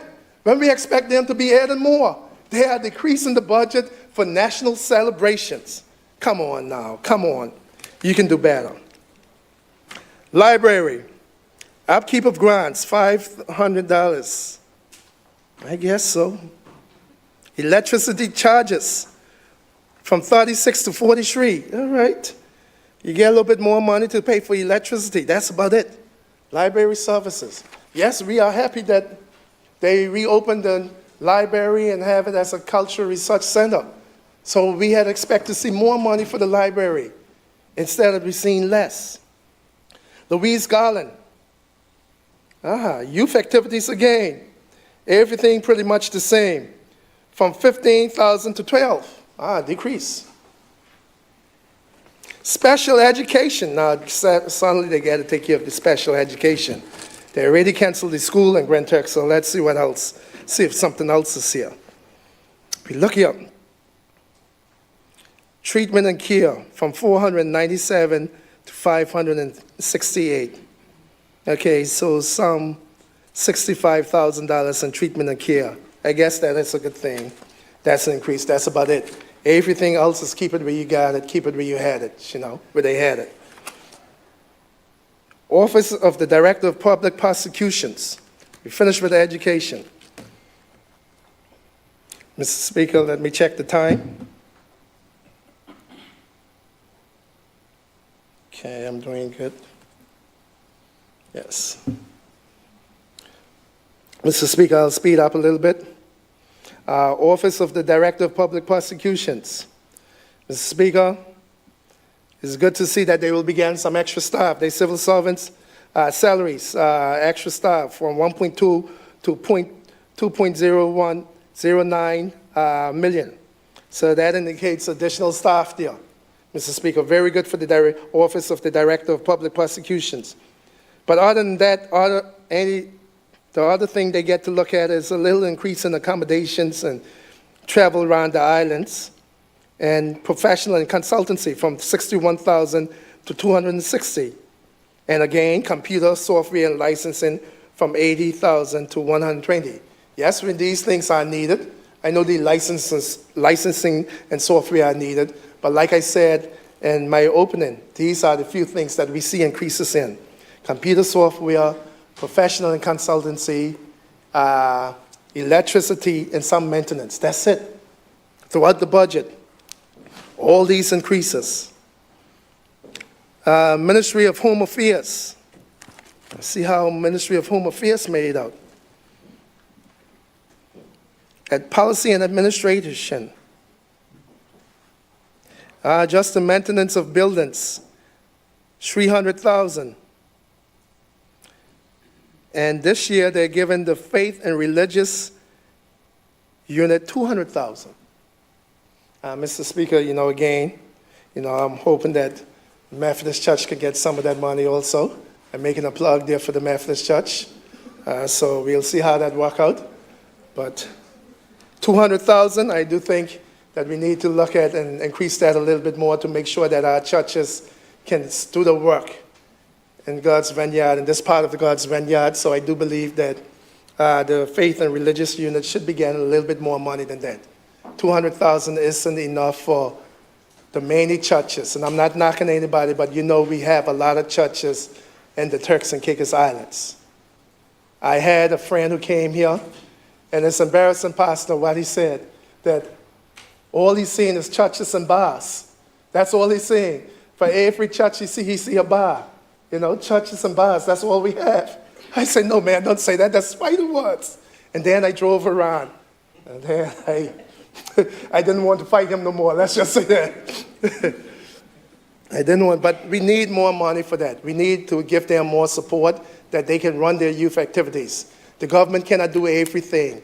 So I do believe that for the religious community, we have to far-reaching. I do believe there should be around $1 million and encourage them to run their youth programs the same way we do in sports. Okay, if you show us your grassroots programs, you can get this. Sorry, we used to do in sports. I don't know what happened now. What we used to do in sports when I was minister. All you have to do to get those grants is to show that you have a program in place to deal with the grassroots, to deal with children, youth activities, and you can get those grants. Just ask the churches, okay, show us better it's an outreach in the community, your youth activities, the youth clubs, youth camps, whatever you're putting on. Let me stick a pin here. Honorable 9th All Island member, you remember when there used to be youth camps every summer here throughout the place? Every church, every denomination would have a youth camp all the summers. People like me, I'll go to the Methodist youth camp. Oh, yes. Oh, yes. That's how we've made it on a lot of those camps. Honorable Foss Island, All-Island elected member. You can go, then the next week you go to the Anglican youth camp, then the Baptist youth camp. So the whole summer. So when you think on faith-based, faith and religious units, let's not limit them. Let's give them the money where they can run all these programs. You know, and we're saying, oh, we're losing our young people, but they don't have the activities that we had. You know, I can tell you again, we had all the church leagues. You know, all the islands had their church basketball league, they had their church softball league, they had their church volleyball league, you know, all those things. And we need to encourage them, but today is a different time. You cannot do these things without funds. And if we have a line item here, let's top it up so we can have those camps. They can have their outreach programs, their feeding programs, their visitation programs. So I want to see, this is one line that I want to see more money in for our youth faith-based organizations. Mr. Speaker, district administration. Now, Mr. Speaker, they had some good things here. And district administration, they had a good thing here, Mr. Speaker, I should say. It's the community enhancement with the boards. And Mr. Speaker, I give the government credit for that. That is a good thing. That each one of those communities, North Caicos, Middle Caicos, Salt Key, South Caicos, they all have their district administration boards. And they have that money. District administration, North Caicos, $300,000. That is a good thing, Honorable Premier. I don't thank you for much, but I'll thank you for that. That is a good thing that you did with the district administration's Ministry of Finance. And you did it good. I have to give you credit where credit is due. Because, you know, it's not much I find to give you it, so when I do find it, I have to highlight it. You did good with district administrations, Honorable Sir. You did good.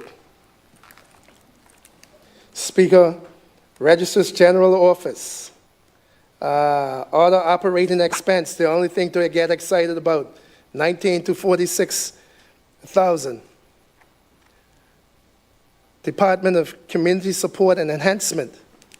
Mr. Speaker, again, you know, most of the things here are virtually the same, nothing really to get excited about besides other grants and contributions from 234,000 to 350.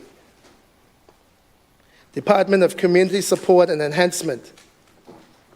Now this one has some money in it, Mr. Speaker. That is on page 3.776.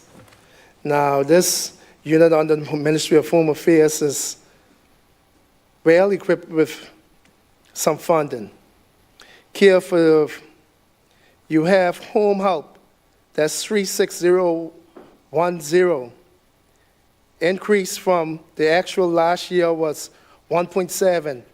It is being increased to 1.9. Mr. Speaker, that is a good thing. And the Minister of Home Affairs, I give you credit for that, to ensuring that this line item is increased from 1.7 to 1.9. Therefore, more of our people, elderly people, and those at home can get help. This is a good thing. Welfare benefits from 4.3 to 4.7. Again, you know my reservations on that. Yes, give the help to those who need it, but do not create dependency. Those who we can get out of the program, let's get them out of the program. Those who we can eventually transition into a job, let's do that. Let it be for those people who we know cannot work, who we know past the time of working, who we know is not physically able or mental able to work, or those who we know have truly fallen on hard times and they are still down and need to be taken care of. So I'm happy to see this, but let's not create dependency for those who do not need to be in a dependent state. So welfare grants, benefits increase from 4.3 to 4.7. Welfare benefits and welfare grants is 13,000 to 334. Mr. Speaker, District Administration South Caicos, Honorable Member, you do have your community enhancement program, 300,000, that is there. Very good. I questioned this, Mr. Speaker. I asked them if the community enhancement program, is it based on the size of the island or the population? Because South Caicos and North Caicos had 300,000, and our biggest and our smallest island had 200,000. So Middle Caicos had 200,000 for community enhancement, and Salt Key. So I say, is it community enhancement based on the size of the land mass? Because Middle Caicos would have to have the most. But, I guess they said it's population. So I guess Middle Caicos and Salt Key having the least population, they get 200,000. But I was thinking, no, it should be based on the land mass of the community, the amount of community you have to enhance, the amount of land mass in the community that requires enhancement, or the amount of places in the community probably that requires enhancement, Mr. Speaker. So I just was making a plug for Middle Caicos to suddenly get more here. And suddenly Salt Key will always take more also, Mr. Speaker. Gender affairs, Mr. Speaker. I'm almost here, Mr. Speaker. Only thing for them to get excited about, Mr. Speaker, is other operating expense from 7 to 30,000, and national celebrations from 75 to 84. That's it for gender to get excited about. Citizenship and naturalizations. Purchase of passports, Mr. Speaker, 81,296. And this one was confusing for me, Mr. Speaker, because I was like, okay, why are you purchasing passports if we do not produce the passports here? Our passports are now produced in the UK. So why do we need this line item to purchase passports, Mr. Speaker? So it was explained to us about the whole process and what they do with it, and their answer is acceptable. But a lot of the documents are uploaded here, but the passports are not printed here anymore. And for whatever reason, Mr. Speaker. So this was a little bit confusing. And the maintenance of software, again, like I said, from 178 to 200,000. Mr. Speaker, the care for juveniles, I saw a decrease in that. And, that is alarming to me also. Down to 900,000. The care for juveniles. We need to take care of those individuals, Mr. Speaker. We cannot decrease that budget. Ministry of Physical Planning and Infrastructure. Mr. Speaker, Salt Key boat fees, we see that at 32,000. We're wondering about that amount and what that does, and that subvention, and how we can enhance that, the Salt Key boat fees, Mr. Speaker. But again, going through their budget, they have a WOX program, Mr. Speaker, that has been increased from 2.3 to 3.2, which is good for them. Their professional and consultancy decrease, but their WOX program increase. And that is something good that they should be proud about in the policy. At least they have that WOX program and they put a little bit more money in it, Mr. Speaker. Public WOX program, Mr. Speaker. Maintenance of generators is top up. We know the need for that, Mr. Speaker. But other than that, in public works, there's nothing for them to be excited about. Everything remains the same, Mr. Speaker. I mean, $1 or $2 here and there increase. Mechanic division, Mr. Speaker. Mechanic division need their staff, Mr. Speaker. Other supplies and materials decrease. But we see an increase in repairs and servicing of vehicles. We know the fleet is increasing, so they need that. The insurance increase, of course, because of the additional vehicles to government. But nothing major in their programs, just the increase in insurance and the increase in the amount of vehicles they get service. Physical planning. Only thing exciting for them is an increase in board expenses from $49,000 to $70,000, Mr. Speaker. Estates division, estate maintenance management division. Speaker, we look at that. Office cleaning increase. Security expenses decrease. Reinstatement costs increase. I think that is when they retrofit the offices back to the original way when they move out. That increase. And rental of buildings increased from $5 million to $5.3. but in terms of programs and game changes, nothing to be excited about. Project management and public works. We're seeing a few decreases in local travel from 47 to 20. Only thing for them to get excited about is computer software and licensing from 36 to 83. Mr. Speaker, you've seen the trend. Nothing to get excited about. Mr. Speaker, maintenance division. Now the maintenance division, I see a few more monies here for them.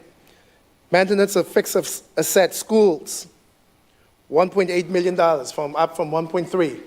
We know the importance of this, Mr. Speaker, the maintenance of schools, and we hope that they have the program ready to roll out as soon as school closes, and not at the 9th hour when school is getting ready to open or when the kids are there and we're just finalizing. I urge the ministry to have your program ready for the end of June. Contractors in place, funding in place, everything ready to move as soon as school closes. Please do that. Mr. Speaker, maintenance of shelters increased from 229,000 to 745. That is a big increase, Mr. Speaker. And I think they had to do a lot of repairs to shelters, Mr. Speaker. And we know we are fastly approaching the hurricane season in the next couple of weeks, so this is something important, and we want to see this fully utilized during the season, preferably in the first part of the season.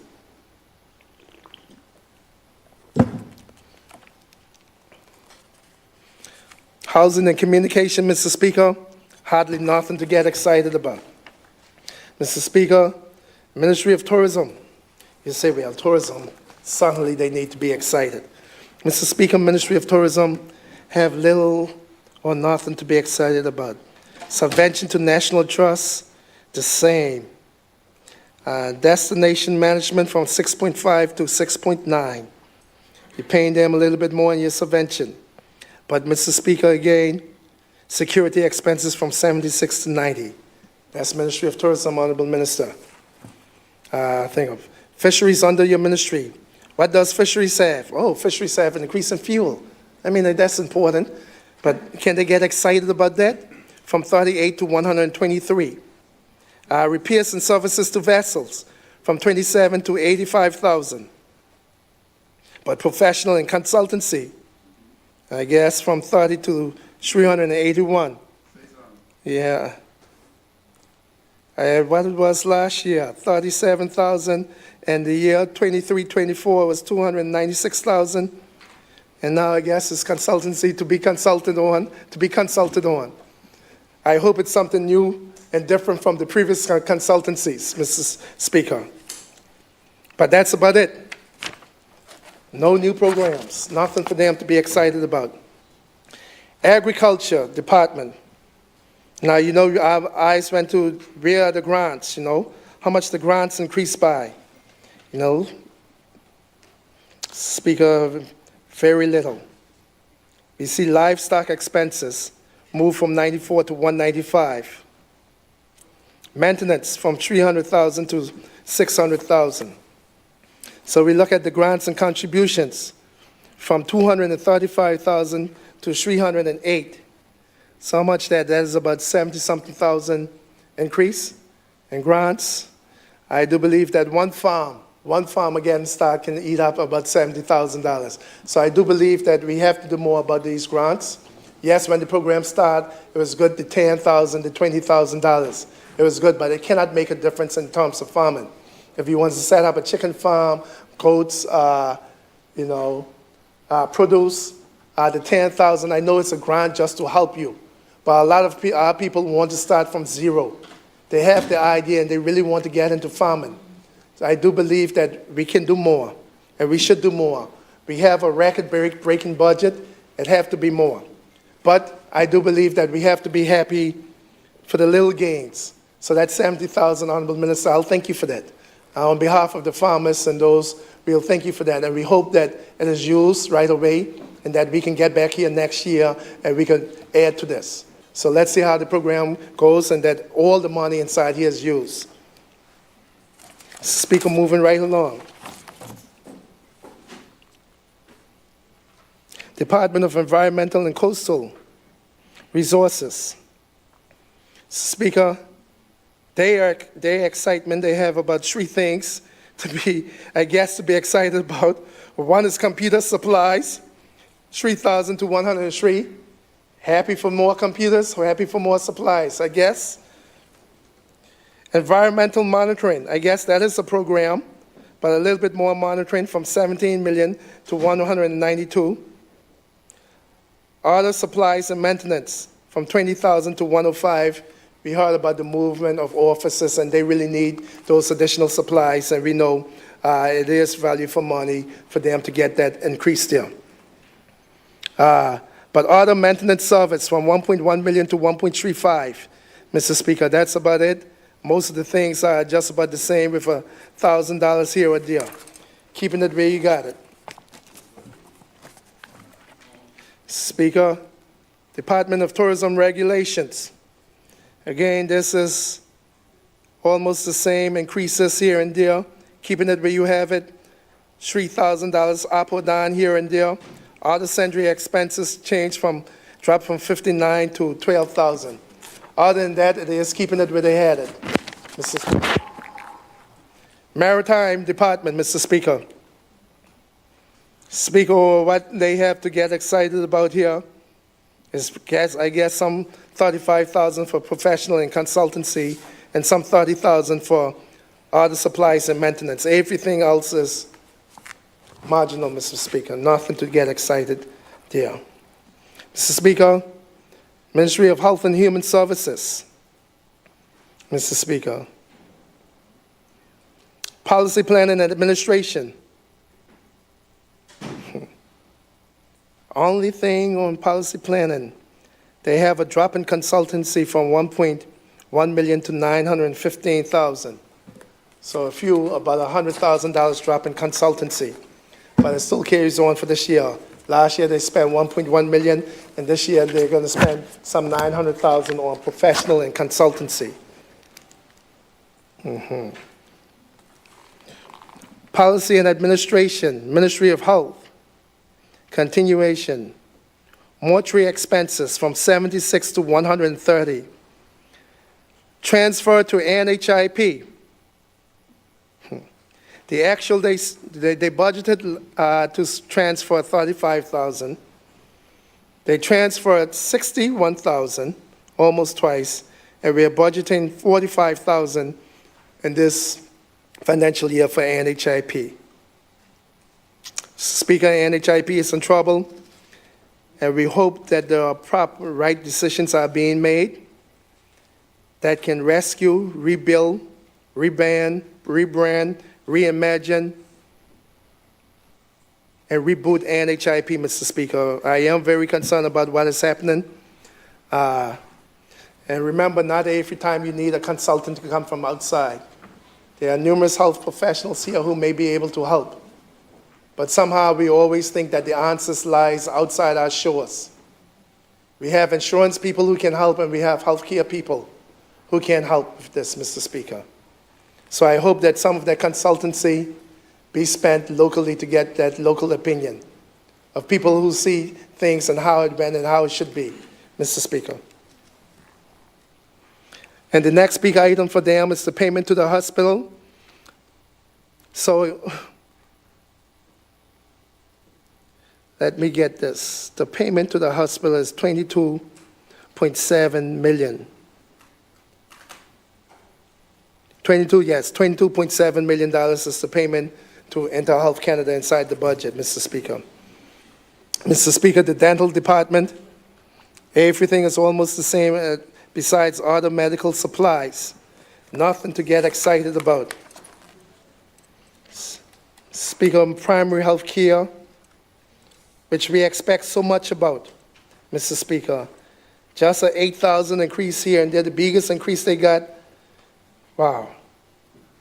Is drugs and other medical supplies moving from 55 to 65,000. That is primary health care, Mr. Speaker. And we expect big things out of primary health care, and that is all we're getting in primary health care. Nothing in the capital programs. Mr. Speaker, Continuing on, most of the Ministry of Health security expenses, treatment and care here and there increase. I think, you see, the mental health, they have a big decrease in the 541 for treatment and care to 145. That's a lot of the people returning home, Mr. Speaker. That was explained why that increase, and it was very much justified. Speaker, aged care and rehabilitation service, nothing to get excited about. National Public Health Laboratory, Mr. Speaker, just an increase in reagents and chemicals from 64,000 to 168,000. Other than that, it's keeping it where you get it. Speaker, emergency medical services, a decrease in uniform and protective clothing, and an increase in overseas training from 60 to 100,000. Other than that, keeping it where you got it. Mr. Speaker, contracts management unit. We see now they have to pay for the rations for the dialysis patients. Before, they didn't have this cost figure, $201,600. Previously, the hospitals paid for the little food that the dialysis patients eat. But now they're saying they don't want to pay for that. That should be a cost incurred by the Ministry of Health. Or I don't know if they were charging the Ministry of Health and their total bills before. But now, whatever reason, it is here as a line item, cost item, under the Contracts Management Unit that TCIG, Ministry of Health, under the Contracts Management Unit, have to pay $201,000 for the food for their dialysis, for our dialysis patients now who go for dialysis treatments. That is the only change there. National epidemiology, practically the same. Meetings and conferences, that's about it, from 5 to 12,000, the biggest increase or decrease. Health emergencies, their biggest increase,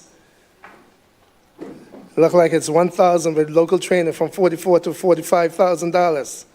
Other than that, everything is minimum. Keeping it where you got it. Parliament. Mr. Speaker, the estimate cost for Parliament, civil servants cost, employment cost for Parliament is $3.8 million. That is $3,856,340. So all of us inside on the floor of this House is costing the taxpayers $3.8 million per year. And let's make sure that they get every bit of that $3.8 million worth out of us, Mr. Speaker. Operating expenses for the Parliament is $1.09 million. The total cost for the Parliament of the Turks and Caicos Islands, formerly known as the House of Assembly, is $4.9 million. This is how much we are costing the taxpayers per year, Mr. Speaker, $4.9 million.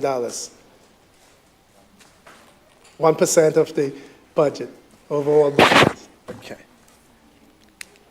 Which is not bad, Mr. Speaker. I do believe that is low compared to a lot of other places. Mr. Speaker, Office of the Premier of Public Policy.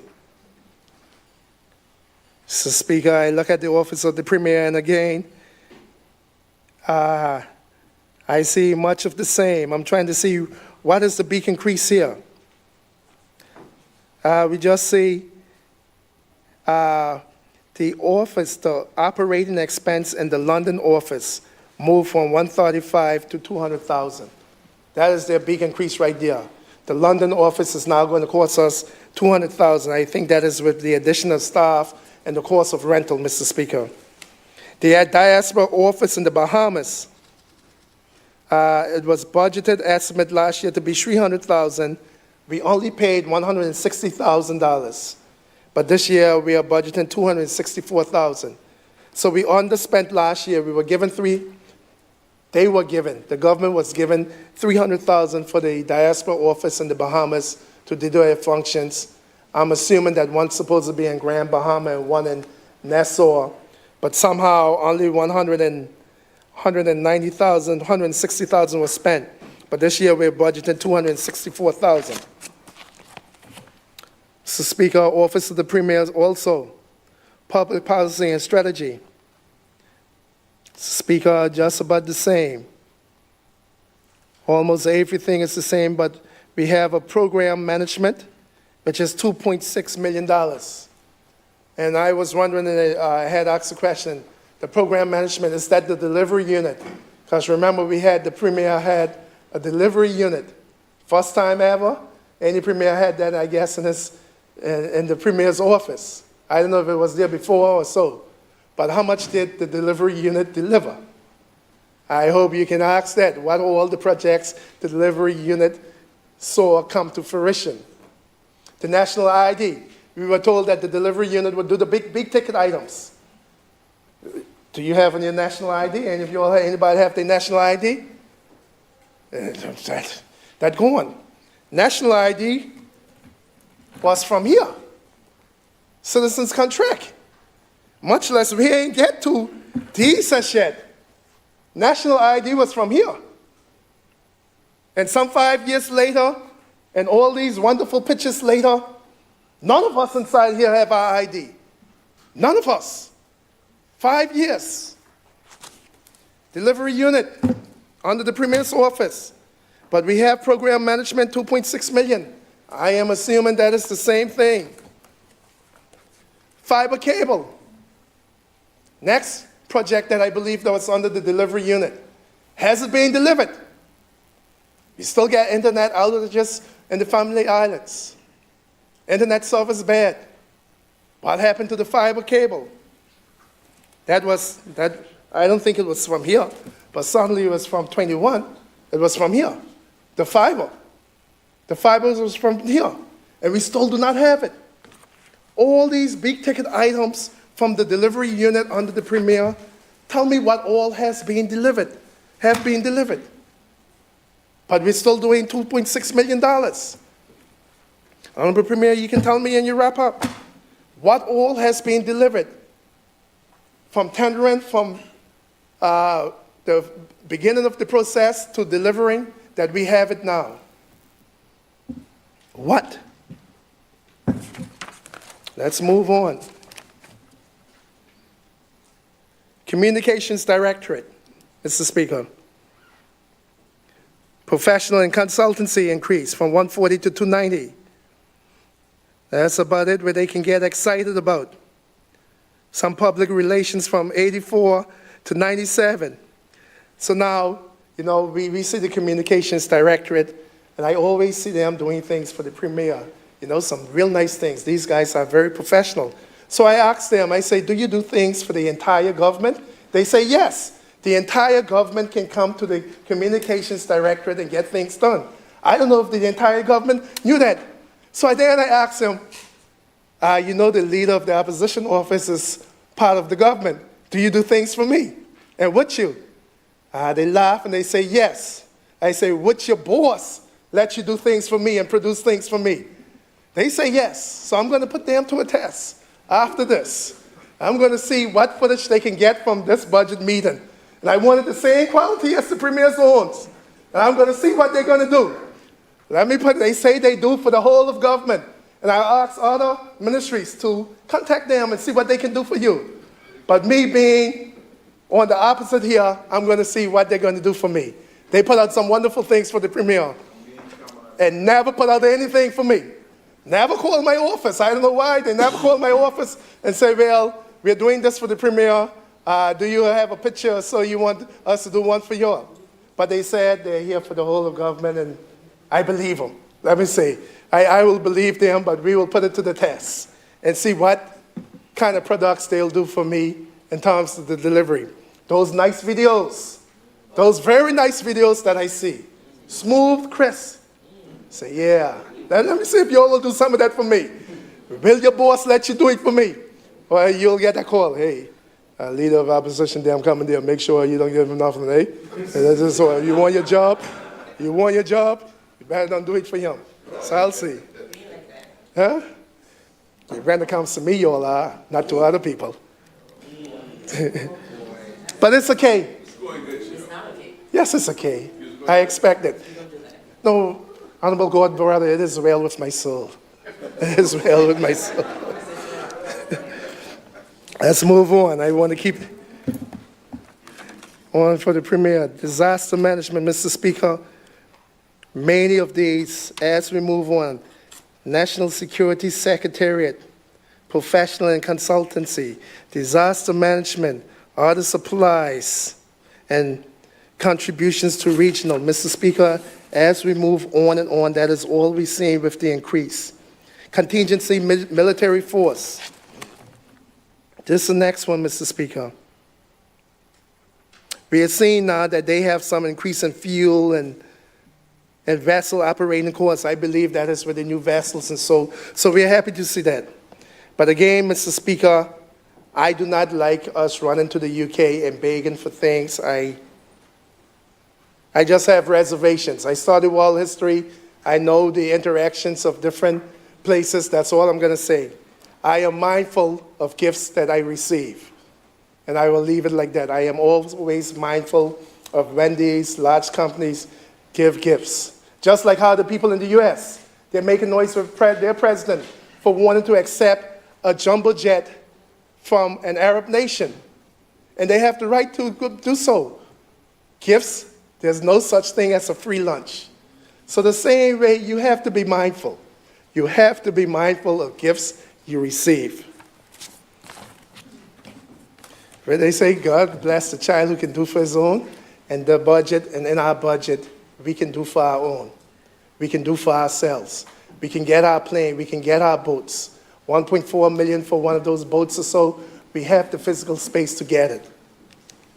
Mr. Speaker, what time are we breaking, Mr. Speaker?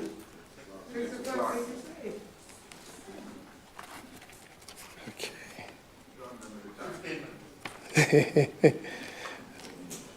Mr. Speaker, I want to be a man of my word. So, Mr. Speaker, moving through these final few, we're seeing what is undertaken, electrical charges going up. Again, as you look at all these departments, postal services. Now, Mr. Speaker, postal services gave us a lot of good nuggets to the Turks and Caicos, and I'll urge any one of you to see what has been happening on the postal services, how they're making our lives better with packages and tracking of packages and being able to ship things to and from the Turks and Caicos Islands with ease, without going through third-party providers. I urge all of us, check out the post office. They're doing wonderful things. And Ministry of Public Safety and Utilities, I have to commend you for the works and the postal office. The postal office are doing some wonderful things. Is doing some wonderful things. Mr. Speaker, Department of Correctional. Mr. Speaker, we see an increase for the transfer of prisoners. Other maintenance, they're doing a lot of maintenance, Mr. Speaker. Maintenance service, maintenance of fixed goods, Mr. Speaker. A little bit increase for training, personal care supplies, but nothing to be excited about, Mr. Speaker. Fire and rescue, again, keeping it where they get it. Emergency utilities, keeping it where you get it. Only thing increasing electrical courses and other medical supplies. Mr. Speaker, return to National Land Secretariat with a survey and mapping and everything. Computer software increases. That's all we're seeing, Mr. Speaker. Everything, they're keeping it where they get it, where they had it. Speaker, I look at Crown Land Unit, professional and consultancy, 85,000. Everything is either marginal cost or just increases in professional and consultancy software. Statutory bodies, audited fees, National Audit Office increases. Speaker, professional and consultancy, I'm looking, nothing to be excited about. Innovation, communications, and e-governance, professional and consultancy, computer software, data communication course, No programs, nothing to be excited, because there's nothing in the capital, Mr. Speaker. Radio Turks and Caicos. Mr. Speaker, I'm wondering if I can probably will just have to come back after the supper to wrap up. My wrap-up is only about 5 minutes, because I just have a few stat bodies to go through. Yeah, so I'm almost on time, Mr. Speaker, so I'll probably just come back after and just wrap up. My wrap-up is very short. So I'll just finish up with the stat bodies till 6 o'clock, and then it's just a 5 minutes wrap-up. Mr. Speaker, we finally, after waiting so long, finally got the National Health Insurance budget. Mr. Speaker, National Health Insurance, and Mr. Speaker, like I said, we have a lot of work to be done here. Speaker, you look at their line items. Computer licensing software, professional and consultancy. I guess that have to do with all the transformation and so. 1.14 million for professional and consultancy, Mr. Speaker. We can tell overseas medical treatment, $45 million last year, Mr. Speaker. That's how much we spent on overseas medical treatment last year, $45 million. But we plan to only spend $27 million this year, Mr. Speaker. Drastically increase. Payments to InterHealth Canada, $36 million. That's the money I was talking about that is placed in NHIP to pay them, Mr. Speaker. Mr. Speaker, they have some vacancies. Have 42 members of staff, 3 vacancies. Out of their 42 existing members, only 2. They said that only 2 are non-Turks and Caicos Islanders, Mr. Speaker. Very interesting, Mr. Speaker. And their contracts, their projects are just to deal with IT, Mr. Speaker.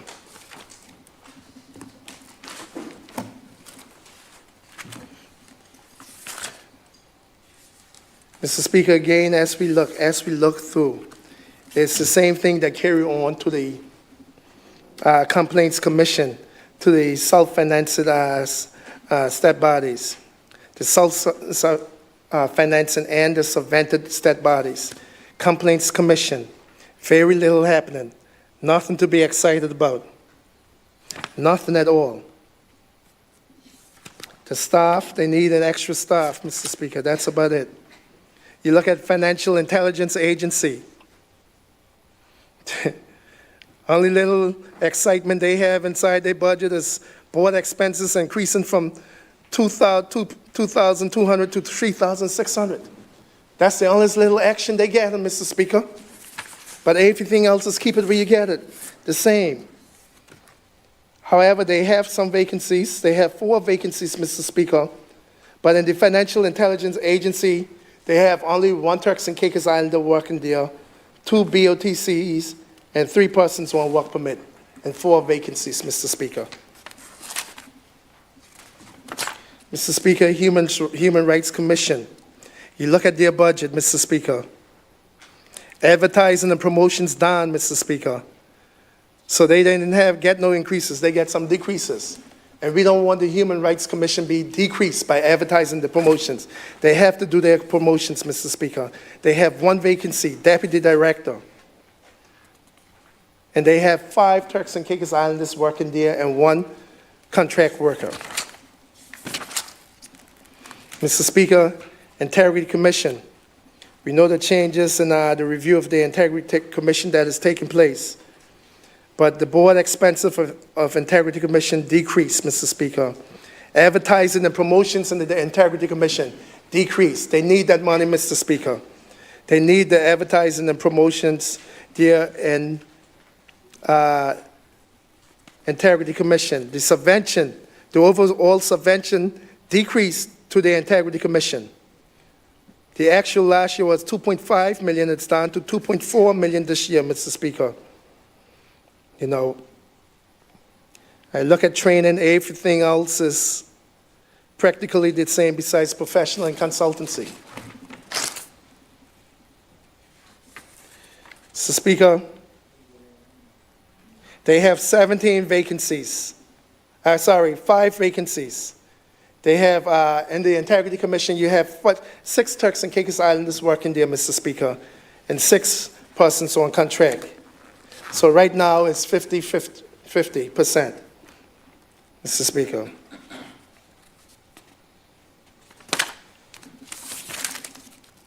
Speaker, anti-money laundering, committee secretariat. Again, big item.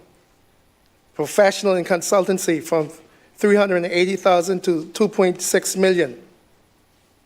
Everything else is virtually the same. Just that local travel down. Professional and consultancy every year, Mr. Speaker.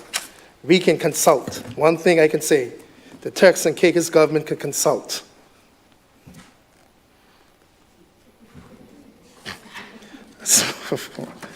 Let's move on. Civil Aviation Authority, Mr. Speaker. Speaker, we look at this, most things, rental of assets only increased from 133 to 190. Insurances, 66 to 100,000. Little hosting and entertainment, 60 to 84,000. I guess that is something to get excited about. A little more hosting and a little entertainment, $24,000 more. But everything else is the same, Mr. Speaker. Speaker, moving along. Invest TCI. Mr. Speaker, Invest TCI last year had a total income of $5.7 million. This year, they're estimating just to bring in $4.7 million, a whole $1 million decrease in what they're expecting to bring in, Mr. Speaker. Mr. Speaker, most of the accounts are the same. All the additions, I do not see the additions here that the Premier talked about, because the actuals for AMS Army grants for 24-25 was $2.2 million, Mr. Speaker. And if we look how much is budgeted this year, is $1.2 million. Like I said, AMS Army grants had decreased in this. Now the initial appropriations was 1.2, but the actual was 2.2 million, Mr. Speaker. But they're going down to just the same $1.2 million, which is a decrease by $1 million over the actual. And Invest TCI has boasts of 100% of their staff being Turks and Caicos Islands, 20 out of 20, Mr. Speaker.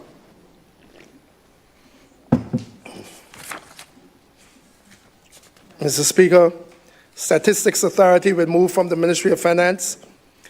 Again, most of their line items remain the same.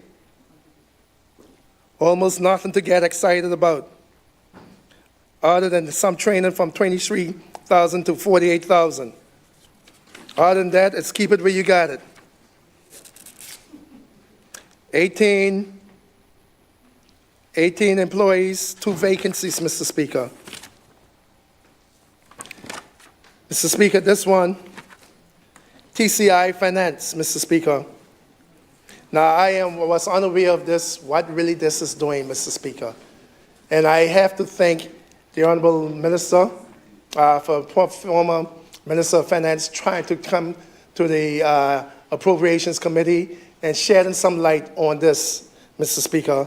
But we didn't want him there because he's going to speak the ideals. He knows the ideals, he knows the policies, he knows what it should be. We wanted to hear what it is and what is happening and how the money is being spent and why we're spending all this money and what we're getting, any value for money. So, Mr. Speaker, we didn't have the officers from that, the officer from that here, Mr. Speaker. And all those who have been listening to the Appropriations Committee, it's no secret that we, I can say myself, I delve into the salaries of this individual, of the Chief Executive Officer of TCI Finance, makes $250,000 annually, and at least some $40,000, $50,000 in allowances, bringing the salary to over $300,000, almost $100,000 more than the Premier and the Governor of the Turks and Caicos Islands. It's right here. And that is page 7.40. Right in the volume 1. Chief Financial Officer. Basic salary, $250,000. There's 2 officers there. It's the Chief Financial Officer and 1 assistant. So we know the assistant is way down. Basic salary, $250,000. And allowances, $81,000. Not my words. Right here. Oh, what a country we live in. Oh, what a country. Mr. Speaker, I always have a problem of people, you know, some salaries and stuff making the same and even more than the premier and deputy premier. And so, you know, we have some offices and to have that respect. I understand certain jobs, if we have an astrophysicist and stuff, you have to pay them, you know. I understand that. So we was asking, okay, if you're paying this money for TCI Finance, what is this person doing? How is our financial services looking? Have this industry being diversified? Do we see new products? Are we seeing the rollout of new products? Or will we see it? Maybe the work is being done and we will see it later. But we're paying you almost $300,000 a year, buddy. You got to show me something. Jerry Maguire, show me the money. What you doing? Over $300,000. That is 3 times my salary, me and your salary, Mr. Speaker. 3 times. 2 times what it is, 3 times. It's 3 times our salary. It's 3 times our salary, Mr. Speaker. But, Mr. Speaker, okay, we don't mind paying. I always tell people, I don't mind paying for something if it's quality and they give me the service, Mr. Speaker. Mr. Speaker, what are we getting? And most people do not know about this. Most people do not know about this agency, TCI Finance. You may hear it in passing, and I hope the Premier can give more clarification on this. But if we are paying an officer, and I don't know who it is, he can pass across here right now in front of me, he or she, I don't know who it is. I don't know the name, I don't know the person, I don't know where they're from. I know they're not a Turks and Caicos Islander, because I know if that was a Turks and Caicos Islander, people would be with their pitchforks burning down the village and stuff. Don't want our people to get paid that kind of money. I know it's not a Turks and Caicos Islander, but I don't know where they're from.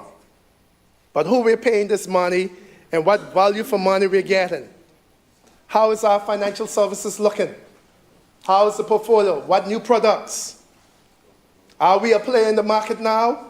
Do we have more of the market share in the financial services?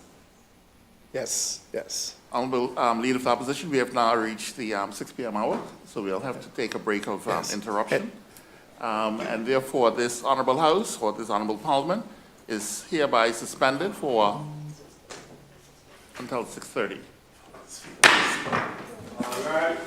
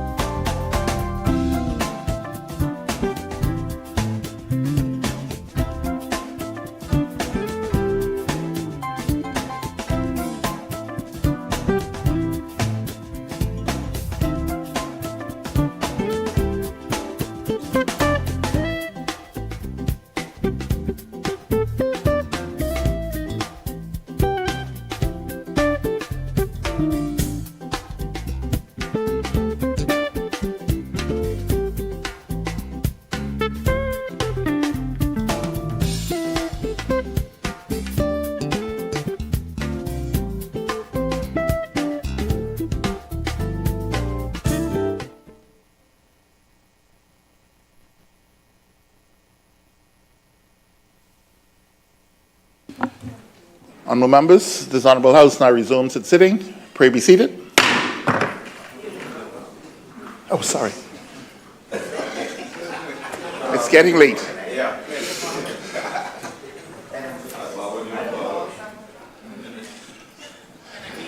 It's getting late. Honourable members, prior to our evening break, the Honourable Leader of the Opposition was making his contribution to the budget debate, and he will now wrap up his contribution. Thank you very much, Mr. Speaker. Mr. Speaker, like I said, it's getting close to the end for me. It's just a few more finance as bodies and self-financing, just a few of them, about 7 of them, and then I'll begin just to wrap up right there. Yes, Mr. Speaker. When I left, we were finishing with TCI finance, Mr. Speaker. Mr. Speaker, we are now on to the TCI Community College, Mr. Speaker.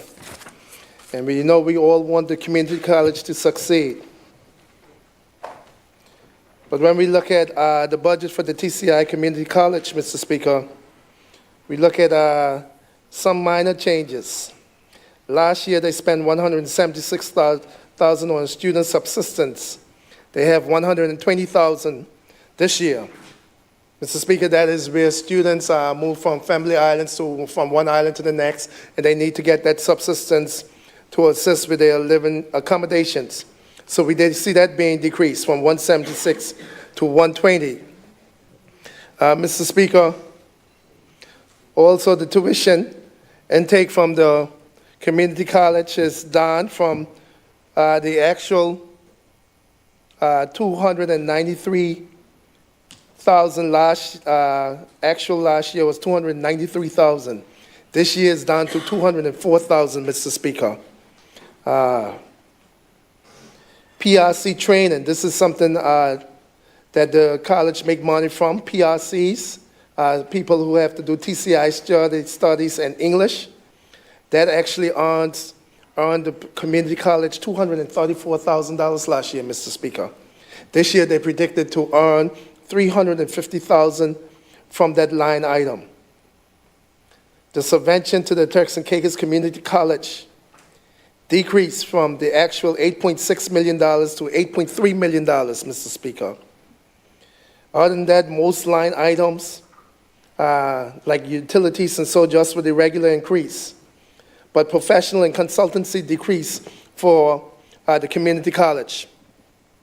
Mr. Speaker, when the question was put to the community college about their faculty, how much Turks and Caicos Islanders and how much contract workers, we want to see how much lecturers, how much of our people we get going into teaching at that level, at the college level, Mr. Speaker.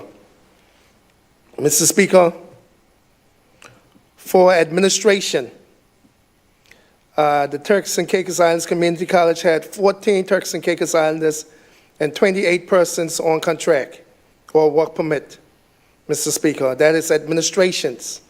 And for their lecturers and the faculty, they have 5 Turks and Caicos Islands lecturers and 34 lecturers that are either on contract or work permit. So that is 5 Turks and Caicos Islands lecturers at the community college and 34 contract workers, Mr. Speaker.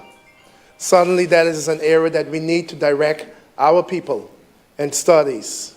That, okay, if you had spent some time with the high school, primary school, now it's time to move up higher, Mr. Speaker. But the salaries must reflect that, to encourage our people to go there, even professionals, Mr. Speaker. Professionals who have retired from industry or different sectors may want to say, well, in my retirement now, I want to teach, or I left the industry, I don't mind teaching for a while. Impart my knowledge, Mr. Speaker. We need to have programs to steer our people into lecturing and teaching at the community college, Mr. Speaker. Mr. Speaker, but other than that, Mr. Speaker, most things are keep it where you get it. Mr. Speaker, the retention rate of the community college was stated at 89% and the dropout rate at 11%. Mr. Speaker, I don't know how it is for other facilities, but a dropout rate of 11%, it sounded high to me, but I don't know if that is actually high. Maybe an educator or someone who knows about colleges and their dropout rate, if 11% of your students dropping out is high. But that is the rate for the Turks and Caicos Islands Community College. But the retention rate is 89%. And we only have 38 students receiving these student subsistence. So from around the country, only 38 students are either coming to Grand Turk or going to Provo, vice versa from around the islands, coming to any one of those islands for community college, Mr. Speaker. Mr. Speaker, the Sports Authority. Mr. Speaker, the Sports Authority too sees little changes, Mr. Speaker. They see a decrease in their maintenance from 518,000, which was the actual, to down to 440,000, Mr. Speaker. But the sports programs and events, the actual last year was 722. It's 743 this year, Mr. Speaker. That is very little increase for programs for the Sports Commission. Sports programs and events barely increased by $20,000, and that is for the entire Turks and Caicos Islands. That is very small, Mr. Speaker. Athletic Development Fund. Speaker, last year we only spent $32,000 in the Athletic Development Fund expenses. This year we're predicting to spend $47,000, Mr. Speaker. We need to get those high-performance athletes at high-performance level and get these grants out to them, Mr. Speaker. We want to see this line increase. I would want to see this line increase, so that will indicate the level of athletes we have at that high-performance level. Mr. Speaker, in looking at the staff complement of the Sports Commission, they have some 35 positions filled and 4 vacancies, Mr. Speaker. 28 of their 35 staff are Turks and Caicos Islanders, Mr. Speaker, and 7 are contract workers or work permit holders, Mr. Speaker. Mr. Speaker, I now turn our attention to experienced TCI, Mr. Speaker. Mr. Speaker, in the past we have heard a lot of noise about this course center, Mr. Speaker. And Mr. Speaker, we can see from their income, tourist guest levies collections. Last year, the actual what they collected was $6.4 million. The year before that, it was $2.4 million. And this year, we're predicting that they collect $6.9 million. Mr. Speaker, I still fully membership fees, $90,000. Donation and sponsorship, $128,000. Their total income is $7.6 million. Their employment expenditures, $2.1 million. Their operating costs is $5.2 million.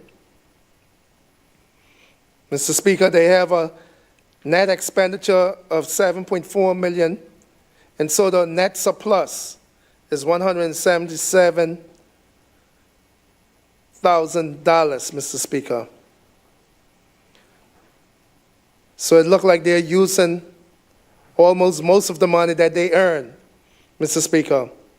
When we look at their marketing and promotions, $1.2 million spent last year. It's up to $1.6 million. But we were told that most of the marketing was only in the UK, but now they're bringing on the US. And we're wondering if you were spending $1.2 million just marketing in the UK. Why bringing on the next main tourist market? You're only increasing by 400,000, Mr. Speaker. But they are the experts. I see this, so now it's the UK and the US where you do most of their marketing and promotions, Mr. Speaker. I thought it would have been more. I was shocked. I thought they would have been down in South America, other European countries, because we see jets pass straight across here and land in DR. You have a pass transit in the Dominican Republic, you see jets from all across Europe landing in the Dominican Republic, having to fly right over Grand Turk, most of them, to land, and the Turks and Caicos Islands to land in the DR. But why are we not tapping into that market, Mr. Speaker? Marketing and promotions, Mr. Speaker. Experience Turks and Caicos. Mr. Speaker, we had wondered why they had a line item for drugs and medication and laboratory supplies here at 2.8, but that is for staff and first aid course. I was like, why Experience TCI need laboratory services and drugs and medication? But I think the line item description is a little misleading, Mr. Speaker. But Mr. Speaker, most of the other items inside there besides marketing and promotions, we see an increase in public relations from 289 to 493, and productive development, Mr. Speaker, increased from 1 million to 1.4 million. So they're doing a few things with their money, Mr. Speaker. Not at the level that we would like to see them doing it at, Mr. Speaker. Mr. Speaker, however, we are happy to see that they have 17 staff currently employed, but they have a lot of vacancies. The total salary headcount for this financial year is 28, and currently they only have 17 out of that 28 employed. So I want our people to know that there is opportunities here. Persons looking for jobs, look at the DMO Experience TCI. They have a number of jobs available there. Their staff complement, Mr. Speaker, is 14 locals and 3 contract workers or work permit holders to date. They're to make up the 17. But again, they have some 11 vacancies waiting to be filled. Mr. Speaker, some of their capital projects, I don't think you can call this big projects, but just a server for the office in Grand Turk and computer equipment, some 40,700. Mr. Speaker, I now turn my attention to the Gaming Control Commission. Mr. Speaker, the subvention the Gaming Commission received from TCIG has decreased from what it was in 2023. 2023 is 2.7 million. 2024 it decreased to 2.1 million. And this year we have added on 100,000 as 2.2 million, Mr. Speaker. Mr. Speaker, the gaming department costs the Turks and Caicos government in salaries is 1.6 million. Their operating cost is 536,000, Mr. Speaker. But their net surplus, I didn't see it recorded here. I don't know if it's being taken away. I was wondering why we don't see the net surplus here. Rather, if all the surplus for the gaming department goes directly to the Ministry of Finance or the Consolidated Fund, Mr. Speaker. Mr. Speaker, I am happy to say that all the staff at the Gaming Commission are Turks and Caicos Islanders with one vacancy. And this one vacancy, they might have to look outside the region for the competencies that they need for this vacancy, Mr. Speaker. But so far, they have 100% Turks and Caicos Islanders. Mr. Speaker, National Trust, Mr. Speaker. Mr. Speaker, the National Trust sees little changes, just a little $1,000 here and there, Mr. Speaker, in operating expense and insurances and so. Nothing to be excited about. The National Trust is expecting to pull in a total income of $1.3 million, Mr. Speaker. When we ask the National Trust where they get their money from, site ticket sales, Mr. Speaker, craft and shore market, and the subvention, sponsorship, and donations, Mr. Speaker. Mr. Speaker, the National Trust, they operate a number of sites around the Turks and Caicos Islands, and we really want to see some of the other sites included with the National Trust. I had asked him, why isn't the old prison here in Grand Turk a part of the National Trust? Why isn't the lighthouse? You know, I see people paying to go to the, is that the National Trust? Well, I was shocked to know that the lighthouse isn't under the National Trust. It is under one of the tour companies in Grand Turk. And Mr. Speaker, I was shocked. I thought that had already moved under the National Trust. It is some money making sites like that. You would think a caring government, any government would make sure that that is under the National Trust. But I don't know what is the contract arrangements with that tour company, Mr. Speaker. Likewise, the prison sits up next to the library all day, every day. Nothing is happening there, Mr. Speaker. Nothing been happening there for years. Why isn't the prison right down the street from here under the National Trust, Mr. Speaker? That can be another revenue generator for the National Trust and their ticket sales. They have Raids Green Plantation. They have North Caicos, the caves and Middle Caicos. They have a few sites. The island there with the iguanas. Oh my gosh. Yes. Not Water Key, it's Little Water Key. Little Water Key. Where people pay the National Trust to visit that island, Mr. Speaker. The National Trust, we need to give them more power, Mr. Speaker. We need to enhance what they're doing. Get some of these old historic sites under the National Trust and give them the necessary funding, Mr. Speaker. The National Trust have 18 positions, Mr. Speaker, 4 vacancies. Out of the 18, 14 of the National Trust staff is Turks and Caicos Islands and 4 work permits or contract workers. They have heritage site stewards, handicrafts. They have a number of vacancies here. Tour guide, so persons can go to National Trust. Some of those jobs you do not need to have a master's degree or a bachelor's to be hired in. So those of you who do not have and you're looking for a job, National Trust have 4 vacancies. Health Regulatory Authority, Mr. Speaker. Mr. Speaker, this only see a little changes in their professional and consultancy from 10,000 to 45,000. Advertising and promotions from 6.9 which is the approved budget was 10,000, so it moved from 10,000 to 20,000, Mr. Speaker. Mr. Speaker, this course authority have 1 vacancy, 7 positions. 3 of the positions are occupied by Turks and Caicos Islanders and 3 by contract workers, Mr. Speaker.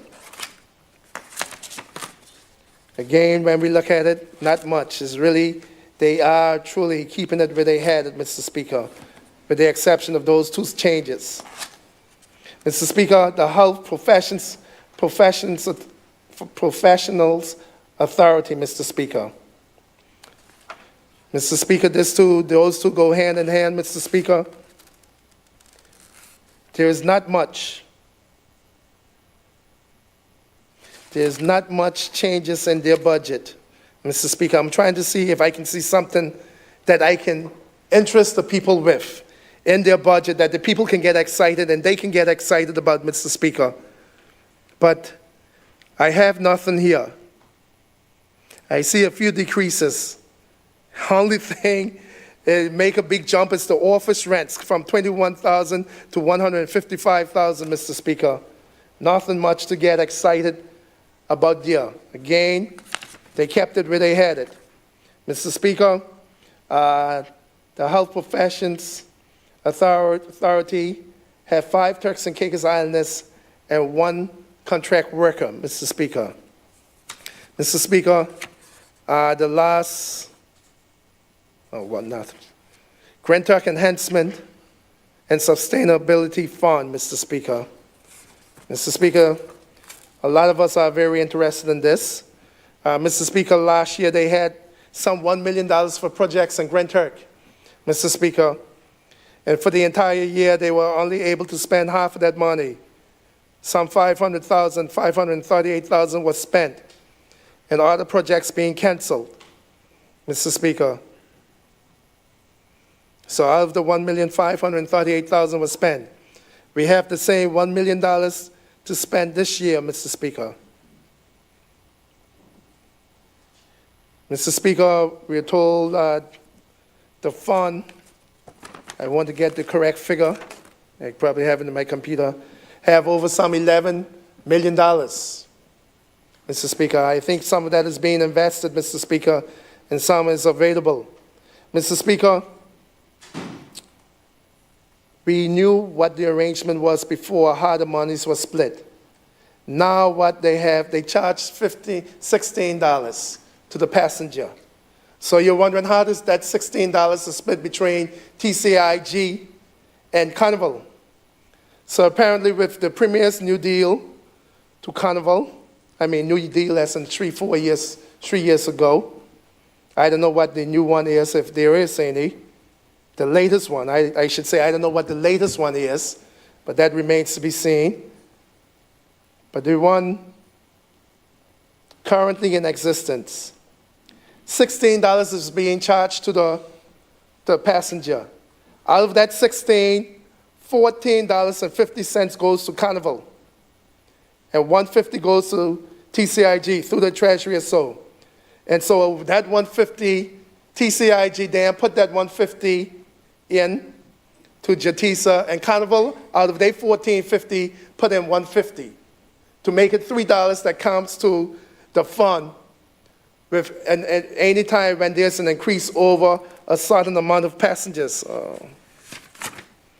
Honorable Minister, what is the amount of passengers? Is 300,000? Anything over $300,000 passengers, then we start paying that money, Mr. Speaker. So I just want to make sure I'm correct and that I recorded the right thing and I heard the right thing from those persons appearing before us, that $16 is charged per passenger. So that $1.2 million, 2 million passengers that came to Grand Turk, Carnival got $14.50 from each for those $1.2 million. So if somebody could do that, those maths quick. 14.5 multiplied by 1.2. Honorable Minister of Innovation, how much is that? No. Yeah, I mean, I say that because I know you're good with numbers. That's why I call you name, but if you don't want no part of it, yes, somebody can do it. But you can tell how much it is. 14.5 multiplied by 1.2. That's how much money Carnival get. And out of that, they give $1.50 per passenger in TCIG. And so we get the $3 inside of the fund. So that is how the fund is arranged. Now, before it was a different arrangement, Mr. Speaker. But again, like I said, there's no free lunch. When we had the Carnival, we would take half, almost $7, and Carnival would take almost 7, 8, or 9. It was close. At that time, we were getting close, almost the same thing, and then we put in a certain amount, equal amount. But then they say, okay, if you want full access, full control of your fund, we got to change this arrangement. No free lunches, Mr. Speaker. We will take $14.50 from the $16. And you will get $1.50 if you want control of this fund. And I guess that's what we negotiated for, to get $1.50 in order to get control of the fund.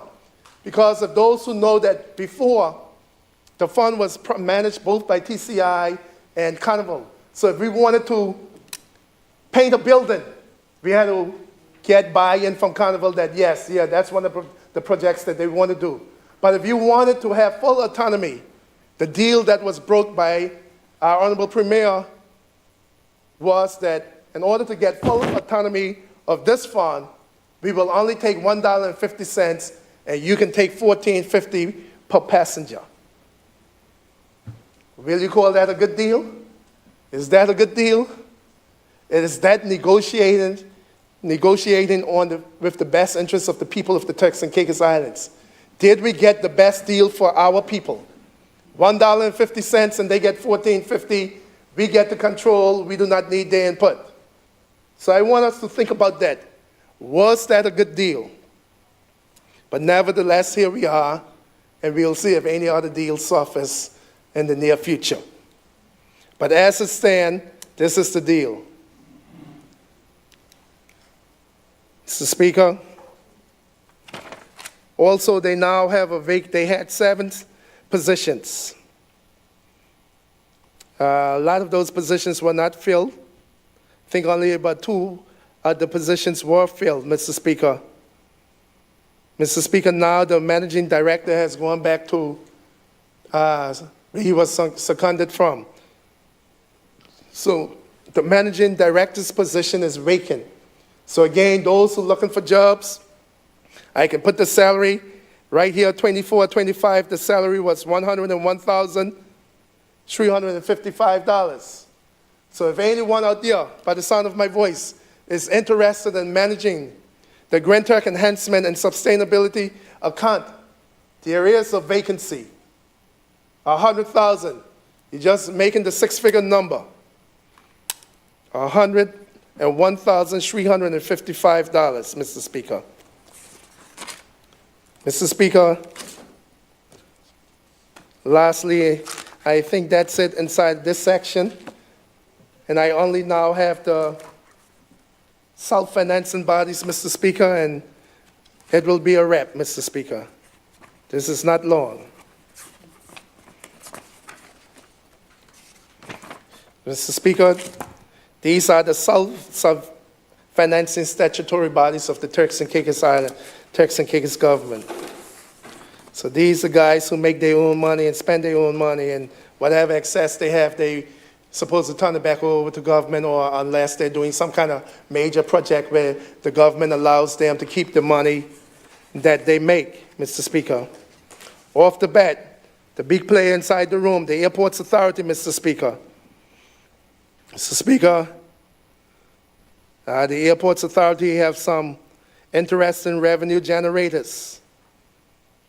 Passenger facility fees, airport development charges, common users fees. So a lot of these fees be added to your ticket price, and you wonder why the airplanes have to charge this. But a lot of fees go into this, Mr. Speaker, and they make some serious money. For the passenger facility fees, and I think every passenger have to pay that, it's about $30 million, $30.2 million.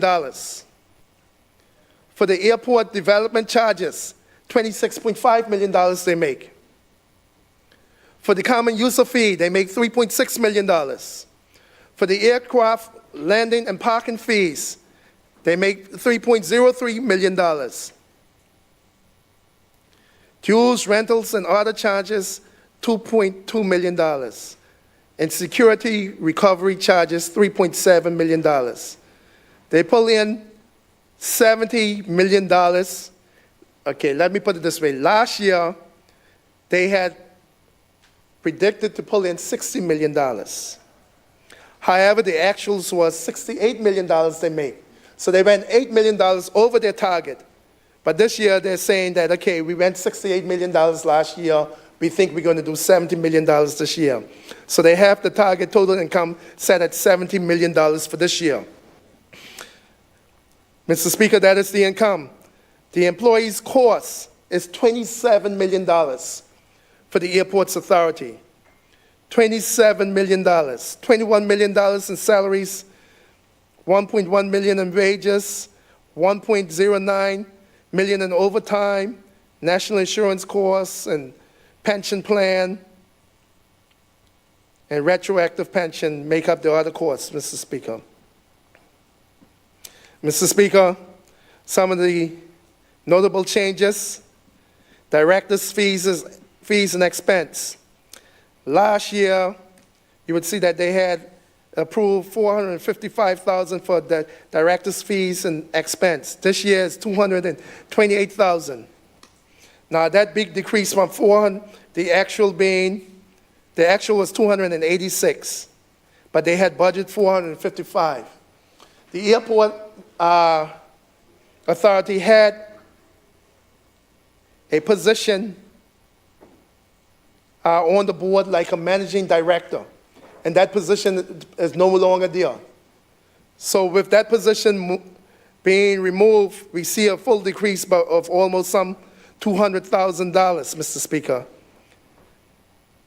I didn't ask what was the salary of that person, if it was the deduction that I'm seeing. So I'm just now thinking that, Mr. Speaker, that I may have missed that. I should have asked, Mr. Speaker, if you had budgeted 455 and removed that salary and now it's down to 228, was that salary 200 and something thousand for that manager on the board? So I kind of missed that one. But we will come again. We will find out the information, Mr. Speaker. But other than that, Mr. Speaker, they have some 200 more thousand for training, from 555,000 to 728. Mr. Speaker, subscriptions, of course, from 27 to 88. But other than that, nothing really jump out as being exciting changes. Now, you know the big thing for them is the airport works. So a lot of their excitement is in the capital. Mr. Speaker, now the Airports Authority, for this year, they have some 441 positions. 441, I think, persons on salary, and another 48 on wages, making a total of 489 positions. Last year, they had 434. So that's some 54, 55 new positions that will be in the Airports Authority coming in for this year. So last year, their human resources cost them $18 million. This year is going to cost them $21 million. And their wage salaries was $1.1 million, and now it's going to be $1.15, just a little increase. But from 434 positions to 489 positions, Mr. Speaker. Mr. Speaker, we were told that 88% of the positions held in the Airports Authority are Turks and Caicos Islanders. That is what we were told.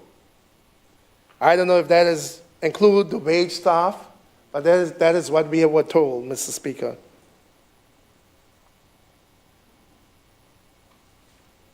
Mr. Speaker, the total passengers that passed through our airport last year, domestic or international, was approximately 1.5 million persons. That is the amount of persons that passed through the Howard Hamilton International Airport, 1.5 million passengers. We had some 15 different airlines and going to 26 different destinations, Mr. Speaker. Mr. Speaker, you know, we all know of the projects for the redevelopment of the airport, but the Airports Authority still have some very big projects to do this year.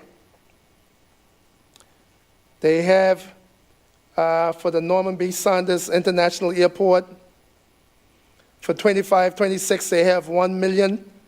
Honorable member, 26-27, they have some 2 million, and 27-28, they have another 2 million. So you'll be pleased to know, you can follow up on that and see how that is progressing. 1 million for this year for Norman B. Saunders, $2 million for next year, and $2 million for the year after. For the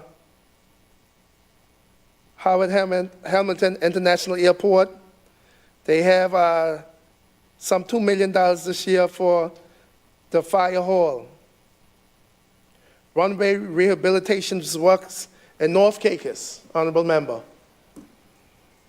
You have some $2 million for 25-26, $4 million for 26-27, and $4 million for 27-28, making it a total of $10 million for runway rehabilitation part 1 in North Caicos. And the terminal building, honorable minister, you'll be happy to note that the Airports Authority has some $19 million budgeted for that project. $3 million for this year, 25-26, $7.5 million for 26-27, and $8 million for 27-28, making it, yes, $19 million, making it $19 million. And just was making sure it add up. 3 million, 8 million, 8 million, 16 and 3, 19, yes. Mr. Speaker, other projects, other notable projects here. Fire truck, the garage, fire training ground for Middle Caicos. $200,000 this year, $300,000 next year, Mr. Speaker. They're going to put a fire training ground in Middle Caicos. Mr. Speaker, I now turn my attention to the Financial Services Commission, Mr. Speaker.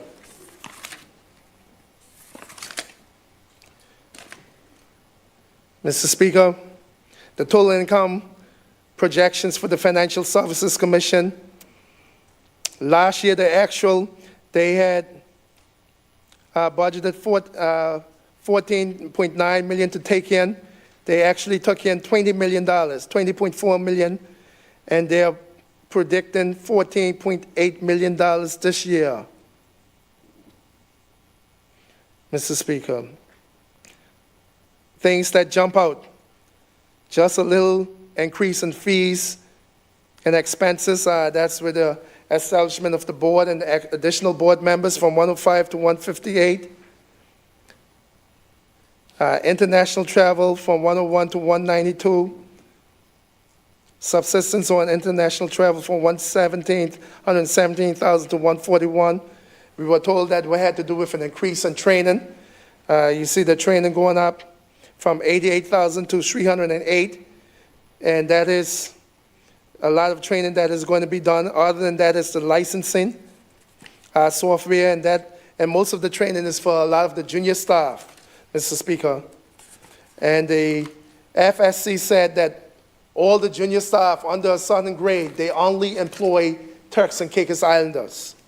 So they have a grade system, and I think it's anything under their grade 7.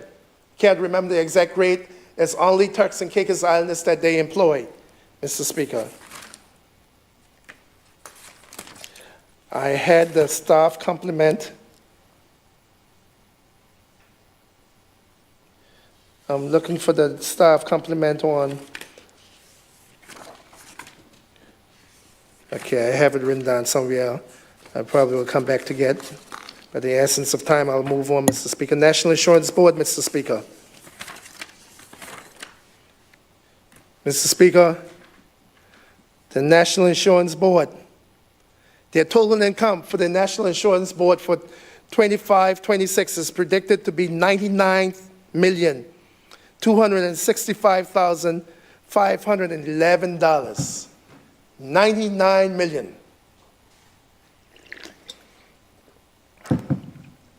However, Mr. Speaker, their employment cost is only, as compared to their income, $5.09 million, $5.1 million, Mr. Speaker. And looking at what items jump out in their operation costs, Mr. Speaker, we only see professional and consultancy going from 180 to 270, training from 119 to 209, Advertising and promotions from 57 to 105, Mr. Speaker. And of course, the professional and consultancy is something that is ongoing, that must happen every 5 years, that we were told, Mr. Speaker. Mr. Speaker, also, we look at the pensions, the benefits, maternity allowance, Mr. Speaker. We see that move from 1.3 to 1.4, and we are hoping that there is an indicator of that more Turks and Caicos Islanders are having children here, Mr. Speaker. So that move from 1.3 to 1.4, Mr. Speaker. We see that early retirement pensions, persons going on retirement at 60, move from the predicted 29 million, the actual was 30 million, and we predicting 34.2 million this year. So more persons are opting to go on retirement early, it seems, Mr. Speaker, in the Turks and Caicos Islands, as that is increasing. And that is that age 60. So more and more people are deciding to retire at 60 and start their second phase of life, Mr. Speaker. That is the trend that the national insurance is seeing. Mr. Speaker, old age non-contributed pension just increased by a few hundred thousand, from 493 to 546. Mr. Speaker, however, we see funeral grants move from 200, the budget was 376, the actual was 405. So the actual went over. They had more requests coming in than what they expected over the last year. And we know what happened, most of us inside of the Honorable House. I can speak for myself and the Honorable member from Grantuck North. We know about the funerals. Because if one person I know I will meet at the funerals is the Honorable member from Grantuck North. Minister, you know, if one person I'll meet already sitting down is you. So you know these figures for the funeral grants and stuff has gone up in the Turks and Caicos Islands over the last year from the settlers that we have to go to funerals. And it doesn't seem like it is lighting up, Mr. Speaker. As you think, maybe it's no more, you know, the good Lord decide to take another person home to be with him, Mr. Speaker. So the national insurance is seeing this increase. And for this year, they are budgeting, yes, $405,612, Mr. Speaker. Mr. Speaker, they also see the death benefits went up also from 46,000, and they're predicting 105,000 for this year, Mr. Speaker. Mr. Speaker, they too have a number of vacancies in existence. They have 6 vacancies. And now, when I asked them about their staff complement, they said that all are on local terms. And, you know, I didn't want to press, Mr. Speaker. I didn't want to ask them, what do you mean local terms? I mean, I asked you how many Turks and Caicos Islanders, how many contract workers and work permit holders. So they say 100% are on local terms. So I say, I think there's something being lost in translation here. But I take it as it is. They said 100% on local terms. Maybe that's Turks and Caicos Islanders. Maybe that's PRC holders, residency permits. I don't know what they mean all on local terms, but they say 100%. And I was looking at some of the faces that was there. I said, well, this person looked like the same age of me. They didn't grow up in Turks and Caicos Islands. Maybe they grew up in Pine Key somewhere, but I know certainly not in Provo, Middle, North Caicos, or South Caicos, or Grand Turk. But they say all local terms. I'll take it. So maybe it's overlooking those things, persons' marriage, persons obtaining belongership, citizenship by way of marriage or so, Mr. Speaker. But it is 100%, Mr. Speaker. They have just and we are almost there, Mr. Speaker. Wow, yeah. Mr. Speaker, they have just a few projects here, Mr. Speaker. New computer system. $1 million this year, $365,000 next year. They have some other little small ones for furniture and equipment, some 44,000 or so, but nothing big. The big ones are the construction of the new Provo office. You know, honorable members from Providenciales, represent Providenciales, you know, you all should be happy about that. But it's $1 million for this financial year and $2.1 million for the next financial year. Ports Authority, Mr. Speaker. Mr. Speaker, the Ports Authority, too, saw many things kept where they had it, Mr. Speaker. A few changes, Mr. Speaker, a few things for them to be excited about. But I'll start with their income, Mr. Speaker. Their income was, the actual was $11.5 million last year. They had budgeted, predicted 9.9. They went over their predictions by some 2 million. And this year they're predicting 14.08 million. Their employee cost is 4.23 million, Mr. Speaker. The big line item is maintenance expense jumping from $536,000 to $1.2 million, Mr. Speaker. And professional and consultancy from $163,000 to $217,000, Mr. Speaker. Now, Mr. Speaker, let me make sure I have, take this across, make sure I have this number. They had to do a little bit of explaining with the depreciation. We had moved from 497 to 1.3 million. Some little accounting terms on how they estimate the depreciation value there, Mr. Speaker. The board expenses, everything stay the same, but the big thing is the maintenance, and I think they have different office locations, increased office locations, and the maintenance to Grand Turk and what they're doing in Providenciales and all the other docks, ports around the Turks and Caicos Islands. So their maintenance increased from $536,000 to $1.2 million, Mr. Speaker. Mr. Speaker, they have one vacancy, relationship manager, deputy harbor master, Mr. Speaker. And this authority, the Ports Authority, said they have, they have 69 established staff. 70 established staff, and 69 of them are Turks and Caicos Islands, and one residency permit married to a Turks and Caicos Islands, so all 70, so they were boasting just about 100% Turks and Caicos Islands and the islanders in the Ports Authority, Mr. Speaker. Mr. Speaker, some of their notable projects. It's the South Caicos Port Infrastructure Development Phase 1, honorable member. Cost $3.9 million. But this year they have $900,000 for this year, $1 million for next year, and then $2 million in 27, 28. Again, that is something for you to take note of and follow up on. Security Guard House, Grand Turk Port redevelopment, $2 million. $1.1 million for this year, $900,000 for next year. Belfield Land and Master Plan Phase 3, $1.05 million. $450,000 this year, $350,000 next year, $250,000 the year after.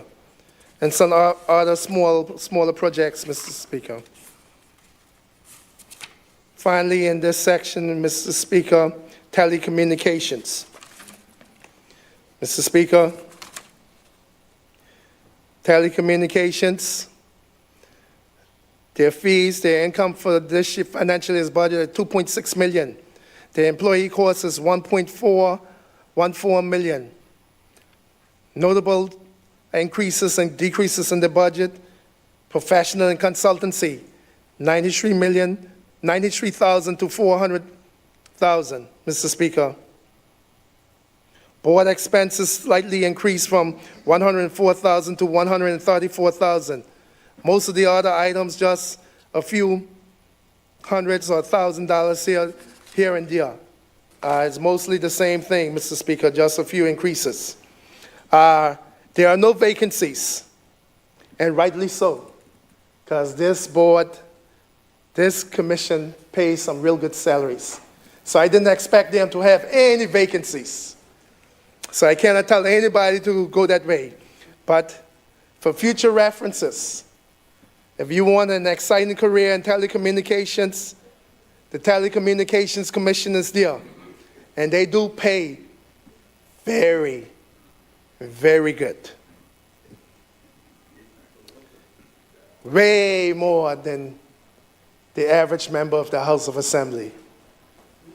About twice as much, sir, in most cases.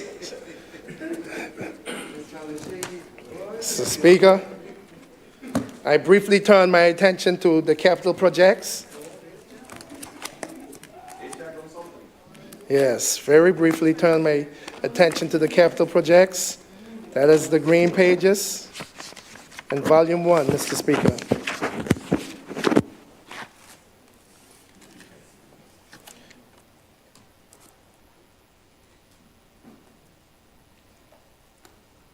Mr. Speaker, you can see the breakdown with the capital projects going on the first page, Mr. Speaker. You can see in capital projects for 25-26, the police will begin just $620,000 in capital projects. This is ongoing, Mr. Speaker, ongoing. Office of the Deputy Premier, Minister of Immigration. For this year, you have $5.3 million. Next year, $5 million. And the year after, 2.6, ongoing projects. Ministry of Finance, $1 million this year. Ministry of Education, $1.4 million. Ministry of Physical Planning and Infrastructure, $23 million. Ministry of Tourism, you get $2.6 million for this year.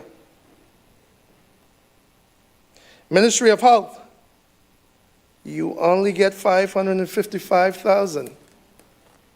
Okay, ongoing projects happening this year.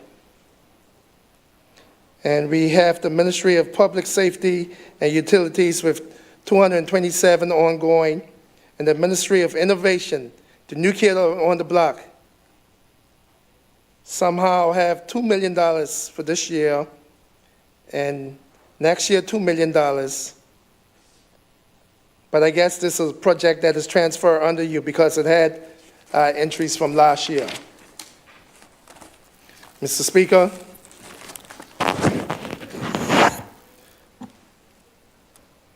for the new projects, for the police, you have $5.8 million. Office of the Deputy Premier, $727,000. Ministry of Education, $3 million for this year in new projects. Ministry of Physical Planning, $8 million for this year in new projects. Ministry of Health, you have $1.6 million in new projects. Ministry of Public Safety and Utilities, you have $2.7 million in new projects.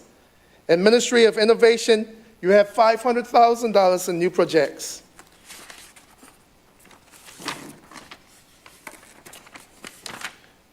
Mr. Speaker, like I said in my statements there, a lot of these projects are being recycled.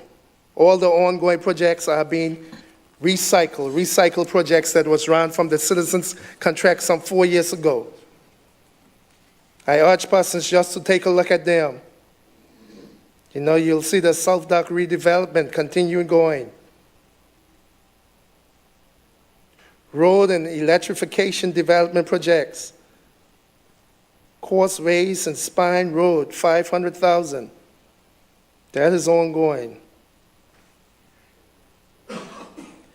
Enhancement and restoration to Congrand, South Caicos, $1.5 million.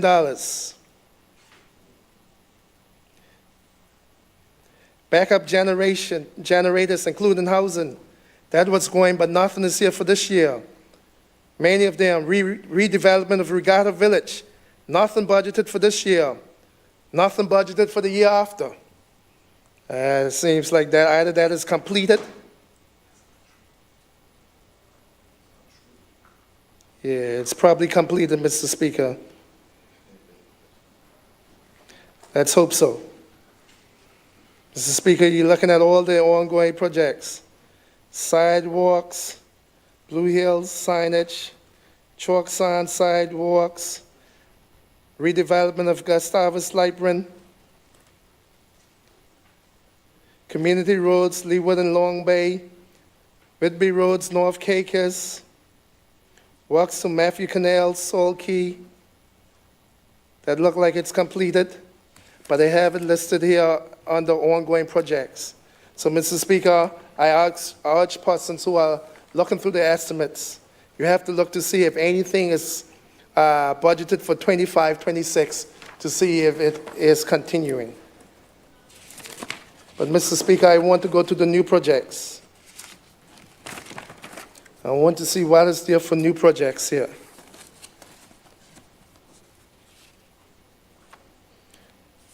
So the total new projects, Mr. Speaker. Okay. Mr. Speaker, these are the new projects coming on stream.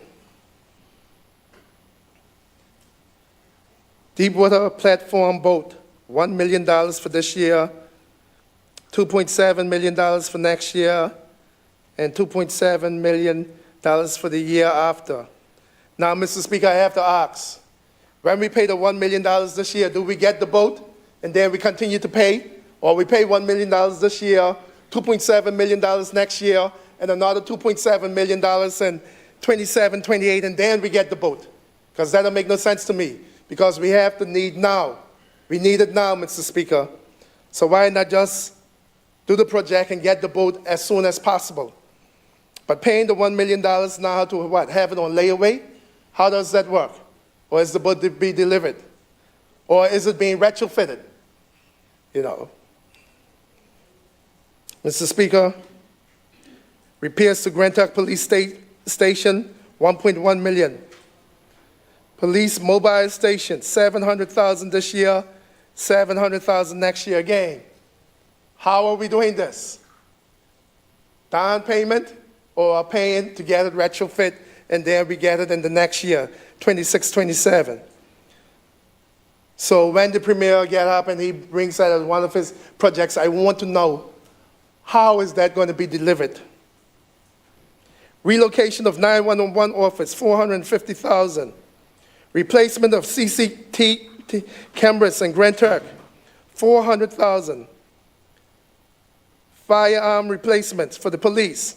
So we're replacing about $125,000 worth of firearms this year, $125,000 worth of firearms next year. Range, Northwest Point, $500,000. Replacement vehicles for police. Again, $1 million worth of vehicles for this year and $1 million for next year. So you'll hear the premier saying about $2 million for police vehicles. It's only $1 million for this year and $1 million for next year. Upgrade to 5 keys radars, $600,000. Border Force, tools and equipment, $500,000. Bus for immigration, $200,000. Mr. Speaker, that bus for immigration was run from, that is 22-23. Bus for immigration was around from then, Mr. Speaker. And 25-26, bus for immigration is still there. Okay, let's see if it will be delivered this year. $200,000. Speaker, we move on. Exterior works for Grand Tuck Sports Complex, $1.3 million, Mr. Speaker. That is the building that I said the children who was in first form when this building was commissioned has now gone on to graduate and move on. They are not in high school anymore. They have gone on to graduate. So we have some $1.3 million for the external works for this year, we were told. that the building can still be open when the works continue on the outside. But it will not be a finished product. The building will be finished, but all the landscaping, all the parking, none of that will be done. So technically, you can still use it if you have to, but it is not finished. So probably on the next set of children may graduate without this being done, Mr. Speaker, because I do not see anything to address the tendering system. Nothing is inside the budget. We don't see no policies coming to make sure that the government projects can get out. Mr. Speaker, I have to say this has been a problem for successive governments. You know, when I spoke to the ministers before, when they just got in, I tell them one of the things you need to make sure is your projects can get out on a timely basis. Your ITTs completed. From time the budget is coming on stream, you should have those ITTs ready to go, Mr. Speaker. You have to get your projects out. And if any advice I could give to any of the ministers, ensure that you have your ITTs, everything ready to roll. So by the time next week, you can have those things in and get on the procurement agenda, Mr. Speaker. Get behind your workers in your ministry to make sure those ITTs come out. So at least we won't be here next year, and I holding up a next book saying this was here from years before. Mr. Speaker, Safe Spaces project for primary schools, $500,000. That is areas for children, the primary school children, to have a safe area for recreational purposes and playing. $500,000, that sounds very small to me, Mr. Speaker. Construction of 10 classroom blocks at the Clyman Howell High School. Again, this year, they're only spending $1 million and $2.2 million next year. So this project will start in this year, but don't look for, we're hoping that it starts this year. But $2.2 million for next year also. Mr. Speaker, classroom and furniture, new classroom blocks for the TCI Community College downtown campus, $134,000. Again, I was talking about usage, Mr. Speaker. We have the big building up there. Why are we doing this? Why are we putting this money down there to retrofit some offices downtown if we have a big building? But again, that is policy. I don't know what is going on there. Maybe somebody can answer. Mr. Speaker, new artificial turf and fencing for the downtown ballpark. That is well needed, Mr. Speaker. Anybody who went to any funeral or any event can see that. But sadly, Mr. Speaker, that is not for this year. It is here as a new project, but it will start in 26-27. So that is disappointing. Very disappointed. Mr. Speaker, continuing on with the new projects. Roads All Island. You're going to hear the big number, $28 million for roads all islands. But let's look at those numbers carefully. This year, only $6.9 million for the entire Turks and Caicos Islands for this year. Next year will be a good year. We'll see a lot of tar next year. $15.1 million for the next year, Mr. Speaker. And then 27, 28, we'll see the $28.1 million. Mr. Speaker, Ministry of Health, refurbishment furniture and equipment for aged care home, $900,000. Works to Providenciales dump site, $730,000, Mr. Speaker. Mr. Speaker, Ministry of Public Safety and Utilities. Upgrade to Department of Correctional main gate, $750,000. Okay, they're doing something to the main gate at the prison. So I think they're probably doing some changes to make it more safety features there, and more visitor friendly for the main gate at the prison. TCI domestic and international fiber, $500,000, Honorable Minister. Okay, that is questionable, and that is something I had an asterisk to.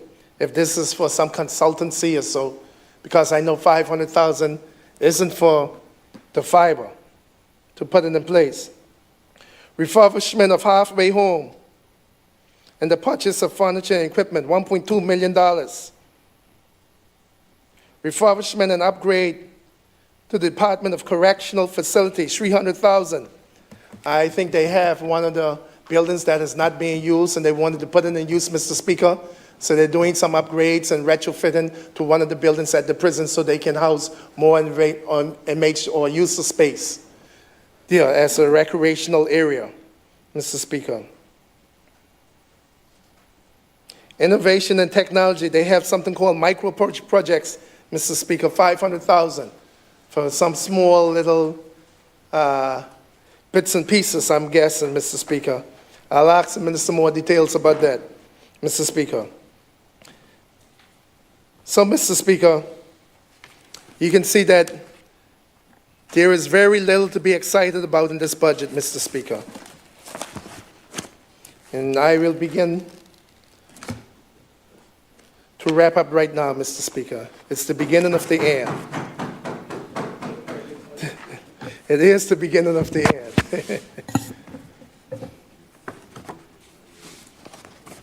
Yes, Mr. Speaker. Yes, Mr. Speaker, I said I begin to end where I begin. Mr. Speaker, people may think that I'm just playing or trying to make a statement by saying there's nothing in there. There's nothing here for me to gain at this time. There probably won't be. We don't know what's going on in the courts, but with normal passage of time, there probably won't be an election for the next 5 years, Mr. Speaker. So there's nothing for me to come here and try again. I'm trying to speak to the truth, Mr. Speaker. And Mr. Speaker, when I left the House from Appropriations meeting Saturday, I just wanted to relax. I sat down and watched The Dark Knight, Batman, The Dark Knight with my nephew. He never watched it before, and while I was watching it, a quote came out, and it was from Harvey Dent, the DC, the district attorney. And a lot of us know the story. That's the one with the Joker, the guy Heath Ledger, who killed himself after playing the movie because it was so disturbing for him, he committed suicide. So Harvey Dent said, "You either die a hero or live long enough to see yourself become a villain." I want you to listen to that. You either die a hero, and this is speaking to a lot of us in public office, police, entertainers, and public life. You either die a hero or live long enough to see yourself become a villain, Mr. Speaker. And why I put this here, Mr. Speaker, while we were on the break, somebody texted me and said, "You're going to be the most hated man in Turks and Caicos Islands after this." I was like, why would I be hated? Yeah, from your presentation today, you're going to be the most hated man. And my mind automatically run on what I heard last week. I say, am I living long enough to see myself become a villain? From being a hero during COVID-19 times to now becoming a villain.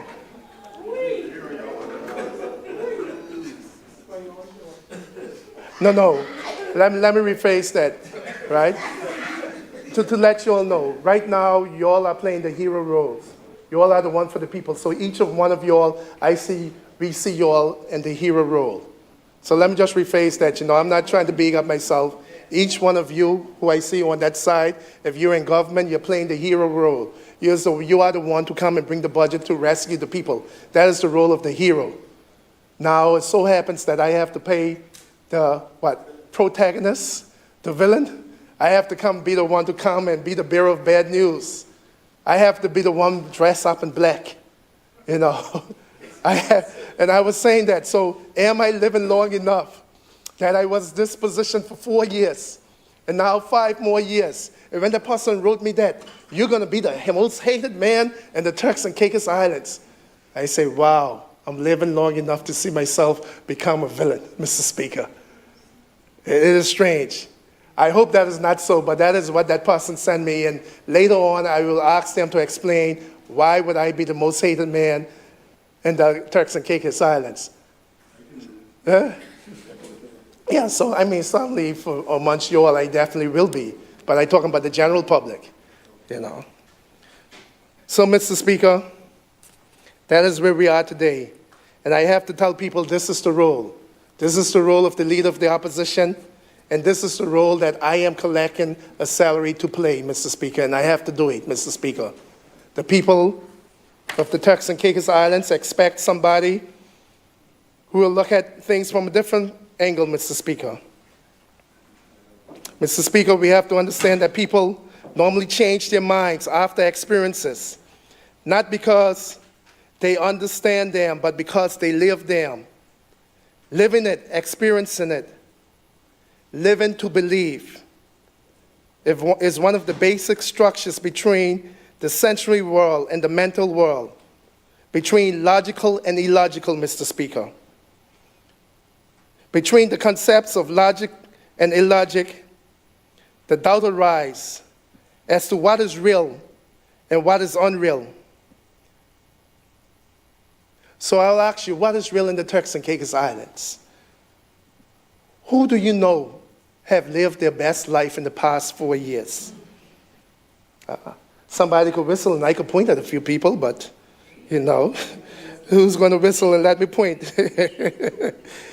Who is living their best lives, Mr. Speaker? Very few of us can even think on saying that this is the best we ever had it. Very few of us can say we never had it so good before, like the song. Very, very few Turks and Caicos Islanders can say that, Mr. Speaker. Mr. Speaker, is this economy booming for every Turks and Caicos Islanders? Mr. Speaker, I think no. The Premier comes up and says the economy is booming. But yes, again, Mr. Speaker, I have to keep on asking him, who is the economy booming for? A lot of the people I know, the economy isn't booming for them, Mr. Speaker. So who is he referring to? Mr. Speaker, is the country safer now than what it was 5 years ago when the government first took office, Mr. Speaker? Is the country safer? Ask yourself that. Are the borders more secure now than what it was 5 years ago? Ask yourself that. Yes. If your answer is yes, I cannot argue with you. But I ask our people out there, what do your 5 senses tell you? What has been your experience? Mr. Speaker, let me show you something. From the same event, 3 people can see totally different things. Speaker, let me show you. If I put this bottle up to you, Mr. Speaker, and I ask you, what do you see? You'll say you see a transparent bottle with blue writing. If somebody asks me, what do I see? I see a transparent bottle with white. And if you ask anyone across here, what do they see? They see a little bit of blue and a little bit of white. But who can say, can I tell you that you're wrong? No, you're not seeing blue because I see white? Or can I tell them, no, they're not seeing a little blue and a little white because from my point of view, I can only see this. Sometimes you have to go and see from the other person's point of view. So I can argue with you, oh, Mr. Speaker, don't know what he's talking about. There's no blue here. But when I see from your point of view, I can see, oh, well, from his point of view, he's seeing blue.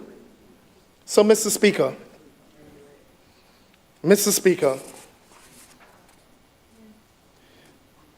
it is the same and more complex with things such as immigration, the economy, crime, racism, education.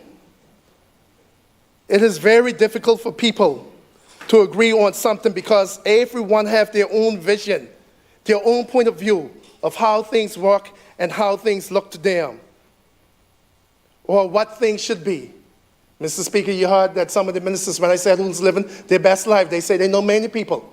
I say I know nobody, Mr. Speaker. Mr. Speaker, let me illustrate this. I see many people struggling.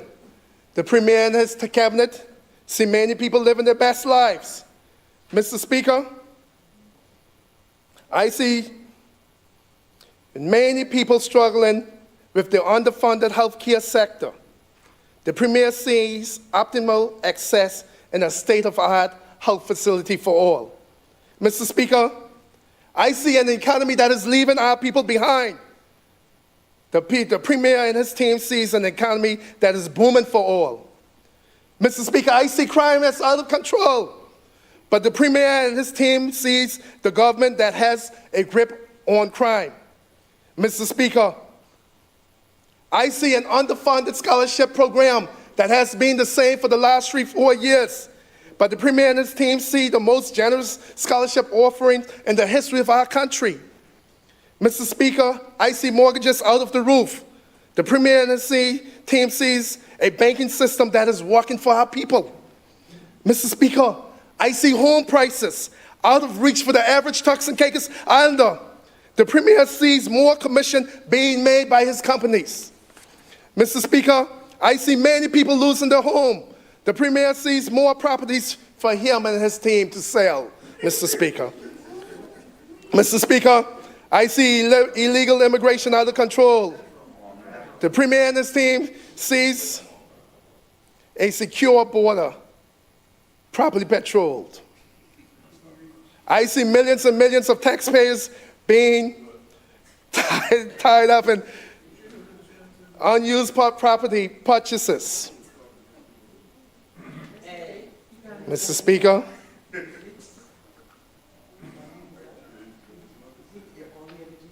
I just allowing the Premier to sit down. So, yes. So, Mr. Speaker, he's not going to like this one. Yeah. Oh, you want to sit down before you say it? No, this is the next one. This one is even worse.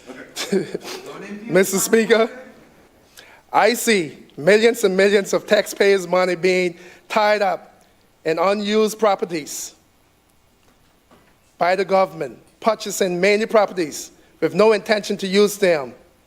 But the Premier sees a mechanism to get. Let me not go there, Mr. Speaker. Mr. Speaker, let me change that. The Premier sees a good use of taxpayers' money. I'll say that and leave it right there, Mr. Speaker. We're going good today. Let me not go down that road at this hour. Mr. Speaker, I see short-term, cynical political gimmicks. The Premier and his team sees a way to keep the people dependent on them. Mr. Speaker, the Premier and his team, his cabinet, most especially, is denying that the people, that the living standards of our working people has gone down, and the cost of living continues to go up. The Premier is denying that the country is growing without our people growing with it. This budget, Mr. Speaker, does not provide substantial increases in critical areas that is urgently needed. The critical areas of healthcare, education, infrastructure, which are essential for the well-being of our communities. This budget does not provide that. And the reason is simple, Mr. Speaker. The Premier and his cabinet has no plan for growth. They have no plan for health care, no plan for crime, no plan for illegal immigration, no plan for education. He can say long-term plans all he like. We see the results. Last year, he announced some 15 to 20 new projects and growth measures and new projects. Where are they now? Discarded, disregarded, resubmitted, retendered, reimagined, Mr. Speaker, reposted, Mr. Speaker. And yet still no plan or strategy to ensure that those projects come to fruition in this financial year, Mr. Speaker. Still no urgency on closing our borders to illegal immigration, Mr. Speaker, waiting on the government to hold their hand in cabinet and point the way how to deal with illegal immigration. Still no development plan for our family islands outside of Providenciales. Still no urgency to diversify our economy and paying someone over $300,000 to do so. but still no plans to get it done, Mr. Speaker. Mr. Speaker, still no urgency in addressing the critical healthcare needs of our country. Still no urgency in getting our people into homes. We are still talking about consultancy and policies to be developed to get our people in homes. Some 3-4 years later, we're still talking about professional and consultancy policies to be done, Mr. Speaker. Still no plans on getting our people access to residential land. Still hearing of policies to reach cabinet, not that has reached and are now being implemented, Mr. Speaker. Mr. Speaker, and no recognition that they have left out our people out of development. Yes, Honorable Speaker, honorable members, the people had voted for you overwhelming. The people have voted for your slogan. Yes, they have voted to keep it where they got it. But Mr. Speaker, they didn't mean it that way. They didn't mean it like this in this budget. I'm sure the people didn't mean to keep the budget where you had it, Mr. Speaker. The slogan was a winner slogan. You win on that. Keep it where you got it. The people delivered to you. But now, not in the budget. You can't keep it where you got it in the budget. You have to change. This is, yes, a keep it where you got it budget. Literally, keep it where you got it. And keeping it where they had it, instead of putting it where they need it. Mr. Speaker. Mr. Speaker, will we be seeing more of this project stalled and being canceled? Will we see more of the Premier and his cabinet hiding from dealing with the tough issues? Will we see more of them being soft on crime, soft on immigration? The Premier's interest first, his PNP interest, party interest second, and the country's interest last. Mr. Speaker, headlines with no delivery, promises with no strategies, property purchases with no plans, tourists sleeping overnight in our overcrowded airports, vowing to never return to our destination. Will we see an end to that, Mr. Speaker? Mr. Speaker, this is the truth. Am I lying about anything, Mr. Speaker? You can correct me and tell me withdraw it. If anything I said is a lie, Mr. Speaker, if anything I said is not in the public domain, Mr. Speaker, I can go on and on, Mr. Speaker. Airport strikes that are influenced by administrative issues, resulting in planes being grounded. Healthcare system where almost every sick person has to seek treatment abroad. NHIP running out of money and ran out of money. Lack of sports and athletic development. Our people fleeing in numbers to the UK, Mr. Speaker. Never before in the history of the Turks and Caicos Islands have so many people leave our shores, Mr. Speaker. Why are they leaving, Mr. Speaker? If things were so good at home, why are they leaving the shores, packing up their families and moving to the UK? Mr. Speaker, that is a fact. Ask anybody in here and they have a family member who pack up their children, their spouse, and they move to the UK. Ask anyone. Just about every Turks and Caicos Islander now have a family member living in the UK. Why? If things are so good at home, Mr. Speaker, if we're supposed to be living our best lives, Mr. Speaker. Mr. Speaker, things are not right, Mr. Speaker. And like I said, this government was elected to serve. The people give you a mandate. You had to come at the blocks, drop kicking. Not with this budget, Mr. Speaker. Mr. Speaker, maybe I put too much stock in them. I thought they would have done better than this, Mr. Speaker. I really thought I would have seen a very transformative budget. After the elections campaigns, everything that was said on the election campaign, I thought I would have seen something amazing. I really thought this budget would have been amazing, Mr. Speaker. But again, Every line item is keeping it where they had it. Every line item in here is keeping it where they had it, with a few changes here and there. Keeping it where they had it. That is it, Mr. Speaker. And so, Mr. Speaker, in wrapping up, let us not shy away from the hard truth, but rather embrace them as a catalyst for change, Mr. Speaker. As we stand at this critical juncture, it is imperative that we recognize the power of collaboration and community engagement. As the late President J.F. Kennedy wisely said, change is the law of life.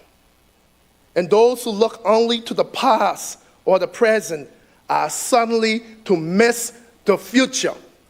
I repeat that. Change, he said, JFK, change is the law of life. And those who look only to the past or the present are certain to miss the future. Mr. Speaker, I don't want our people to miss the future. Mr. Speaker, Bob Marley also said that when it rains, they don't fall on one man's housetop.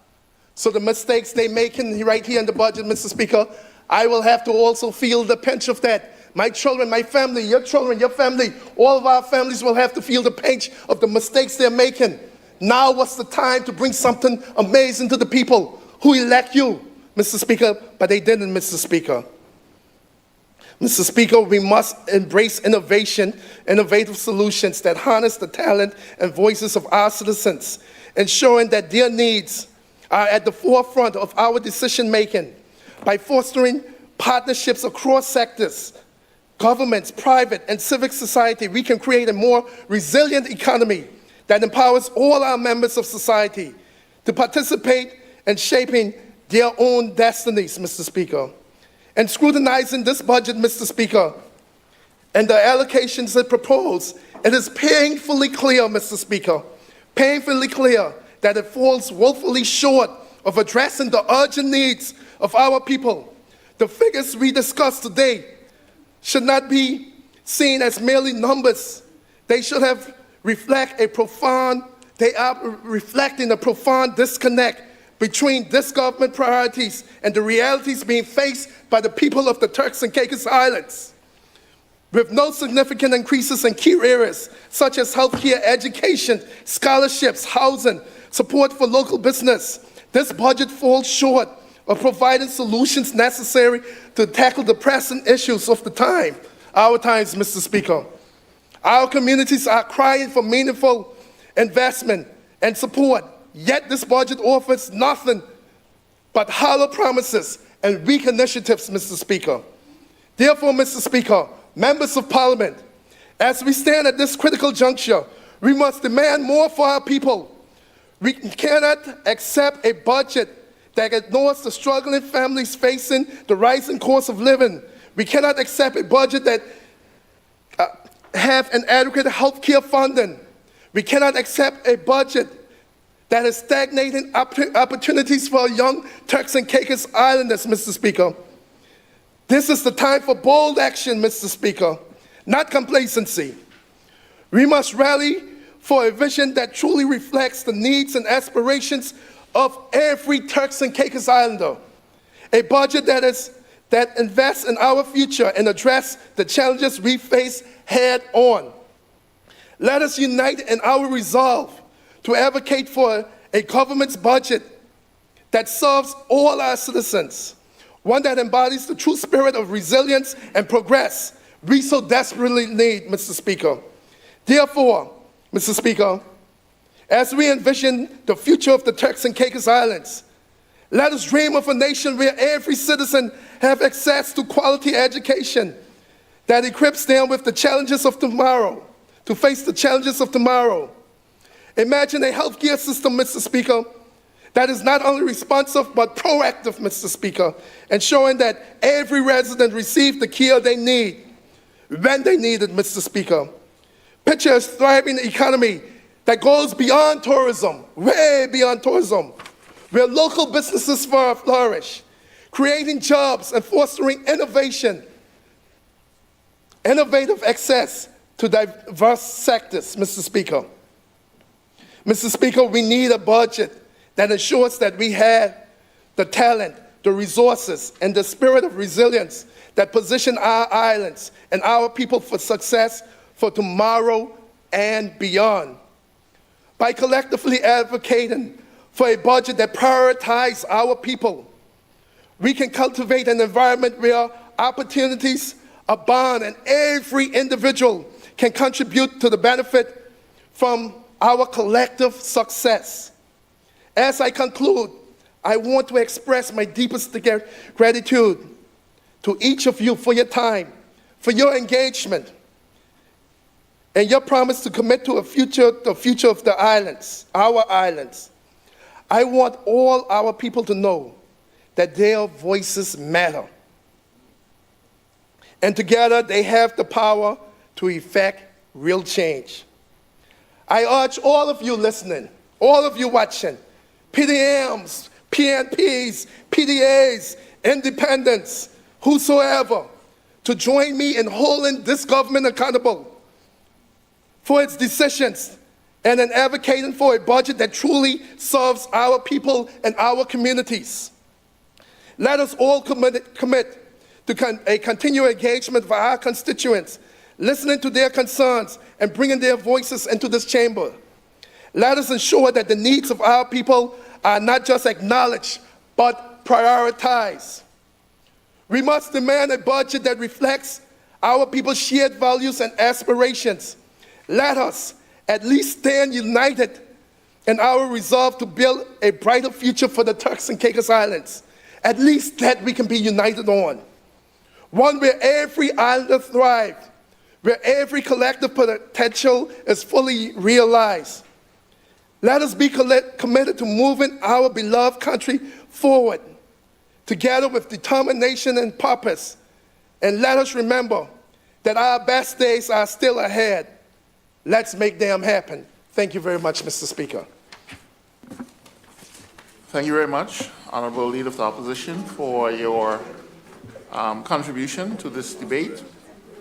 Honorable members, the floor is now open for other contributions. The chair recognizes the Honorable Minister for Public Safety and Utilities. You gonna run now? Good night. Good evening. Mr. Speaker, honorable members, my proud constituents of 81 Grantuck North, and the people of our beautiful by nature Turks and Caicos Islands. Good evening. First, I would like to extend my deepest condolences to all the families throughout the length and breadth of our nation who have recently lost loved ones. My prayers are with each and every one of you in this, your time of bereavement. Mr. Speaker, honorable members of this honorable Parliament, the proud citizens, thanks, sir.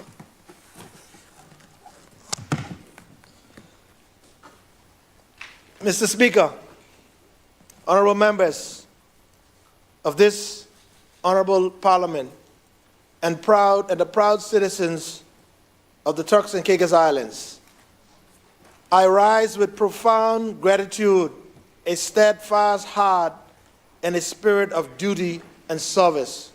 I stand here as a humble servant of these islands entrusted by the people of Grantuck North, the historic heartbeat of our nation, and by all the citizens across our beautiful chain of islands. From the windswept shores of Salt Key to the vibrant communities of Providenciales, South, North, and Middle Caicos. Mr. Speaker, the Bible tells us, to whom much is given, much will be required. Luke 12:48. And where there is no guidance, Mr. Speaker, a people falls. But in abundance of counsellors, there is safety, Proverbs 11:14. These scared words reminds us that leadership is not merely about authority, but about profound responsibility. They remind us that the blessings we enjoy as a country, our people, our resources, our opportunities, our vibrant communities come with an equal profound duty to lead with wisdom, compassion, and vision. We are called, especially at this pivotal moment in our nation's journey, to lead with wisdom, courage, and vision. For we are stewards not just of today's affairs, but tomorrow's promises. The scripture further reminds us that to whom much is given, much will be required. And indeed, we have been given much an expanding economy, a population rich in talent, a global reputation that continues to grow. But alongside these blessings comes an obligation to ensure that every community, every family, and every individual shares in that security, the opportunity, and the prosperity that that national progress brings. Mr. Speaker, at the heart of this work lies the Ministry of Public Safety and Utilities. This ministry does not simply deliver services. It builds trust. It creates the conditions necessary for families to flourish, businesses to grow, and communities to thrive, whether through access to clean water, reliable connectivity, swift emergency response, strong rehabilitation programs, or modernized public services. We form the very bedrock upon which this country stands. The work before us is urgent. As our islands continue to grow, we must modernize our infrastructure, strengthen our safety systems, and expand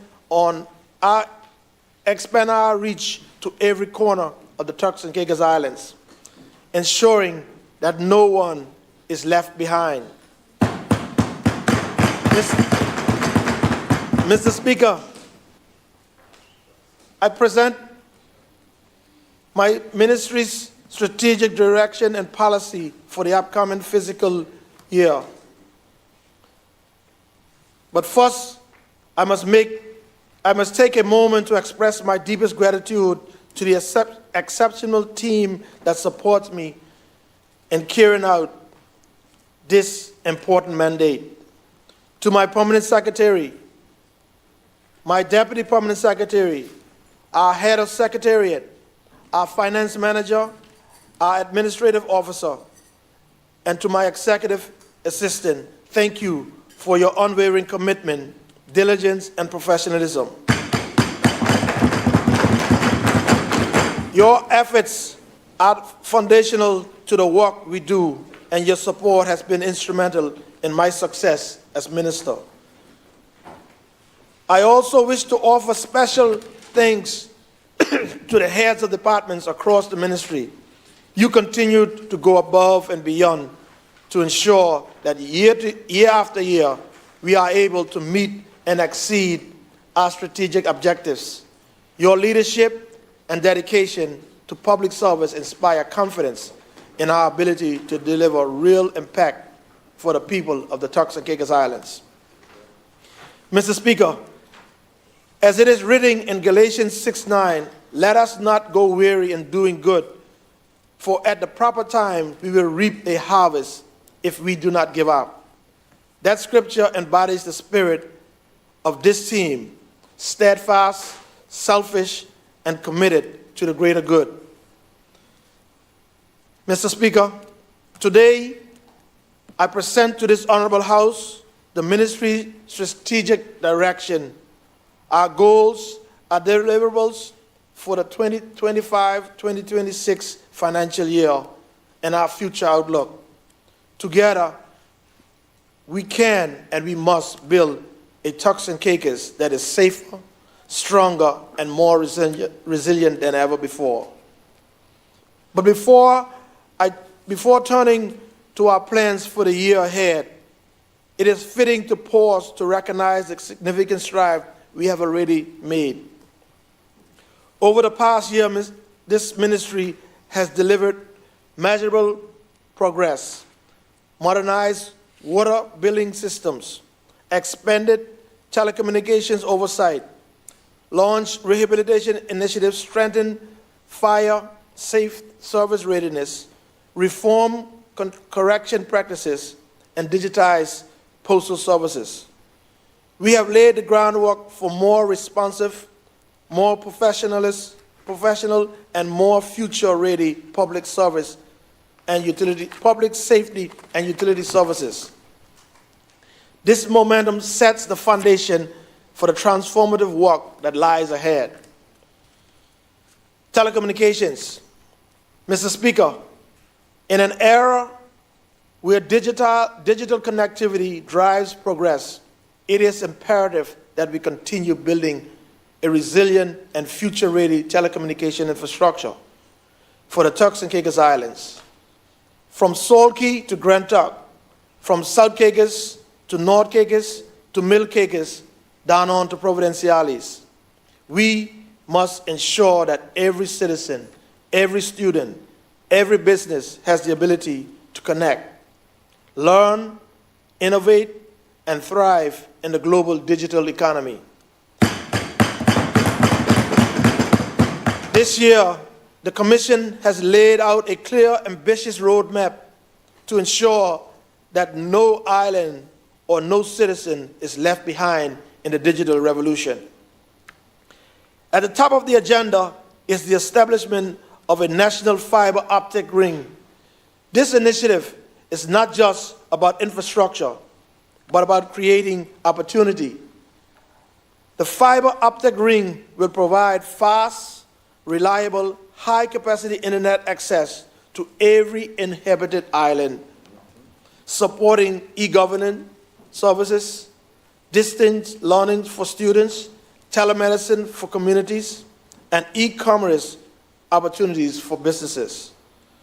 It will bring the digital divide between the larger urban centers and our smaller, more remote communities like Salt Key, South Caicos, North Caicos, and Middle Caicos. Every citizen must have the ability to participate in the digital economy, no matter where they live. We are entering the second phase of the number portability in our small market, allowing consumers to keep their phone numbers when switching providers. This strengthens competition, improves service quality, and reduces costs. It gives residents more freedom and more choices. Our laws must evolve alongside our telecommunications technology. To that end, we will update the telecommunications legislative framework to align with global standards while remaining sensitive to the needs of small island developing states like ours. We will encourage investment, innovation, and consumer protection. On the maritime front, the Turks and Caicos Islands depends heavily on fishing, tourism, and marine transportation. Enhancing compliance through maritime ship radio license will ensure vessels operating in our waters are equipped with modern safety communication tools, protecting lives, livelihoods in our environment. Finally, recognizing the unique challenges faced by our small, remote communities, we will continue to advance the Universal Service Fund. This will ensure that islands like Salt Key, South Caicos, and Middle Caicos receive equitable access to modern telecommunications infrastructure. Digital inclusion is critical to economic development, education, and public service delivery. Every citizen must have the opportunity to participate in the digital society, whether they live in our busy town or a quiet settlement. Mr. Speaker, honorable members, my government understands that connectivity is no longer a luxury. It is a necessity. The investments and reforms led by the Telecommunications Commission this year will ensure that every island and every citizen can connect, compete, and contribute to a brighter Turks and Caicos Islands. The future outlook is even bolder. Over the next 3 years, we envision leveraging this fiber optic backbone to power smart communities, e-governance, remote health care delivery, and a thriving digital economy that creates jobs and empowers our youth across every island. Water Undertaking Department. Mr. Speaker, access to clean, reliable water is a fundamental right and a cornerstone of national security and economic development. In line with our unwavering commitment to sustainable development and public well-being, I am pleased to expand upon the mission, vision, strategic goals, key performance indicators, and major achievements and future ambitions of the Water Undertaking Department. A department that lies at the very heart of national security, economic prosperity, and public health for the Turks and Caicos Islands. The mission of the Water Undertaking Department is clear: to be an efficient, sustainable, and environmentally conscious water sector, delivering high-quality services to the people of Grand Turk, Salt Key, and South Caicos. Our vision goes even further. Our goal is to secure the country's future by providing reliable, resilient, and affordable access to clean water for every resident, every business, and every institution, ensuring that water scarcity will never restrict our people's hopes, health, or potential. Water is a fundamental building block of economic development, healthcare delivery, food security, and disaster resilience in a nation as vulnerable to climate variability as ours. Building a strong, smart, and sustainable water system is not an option. It is an imperative. To support this critical mission, the department's total budget allocation for the 2025-2026 financial year stands at $2,808,729.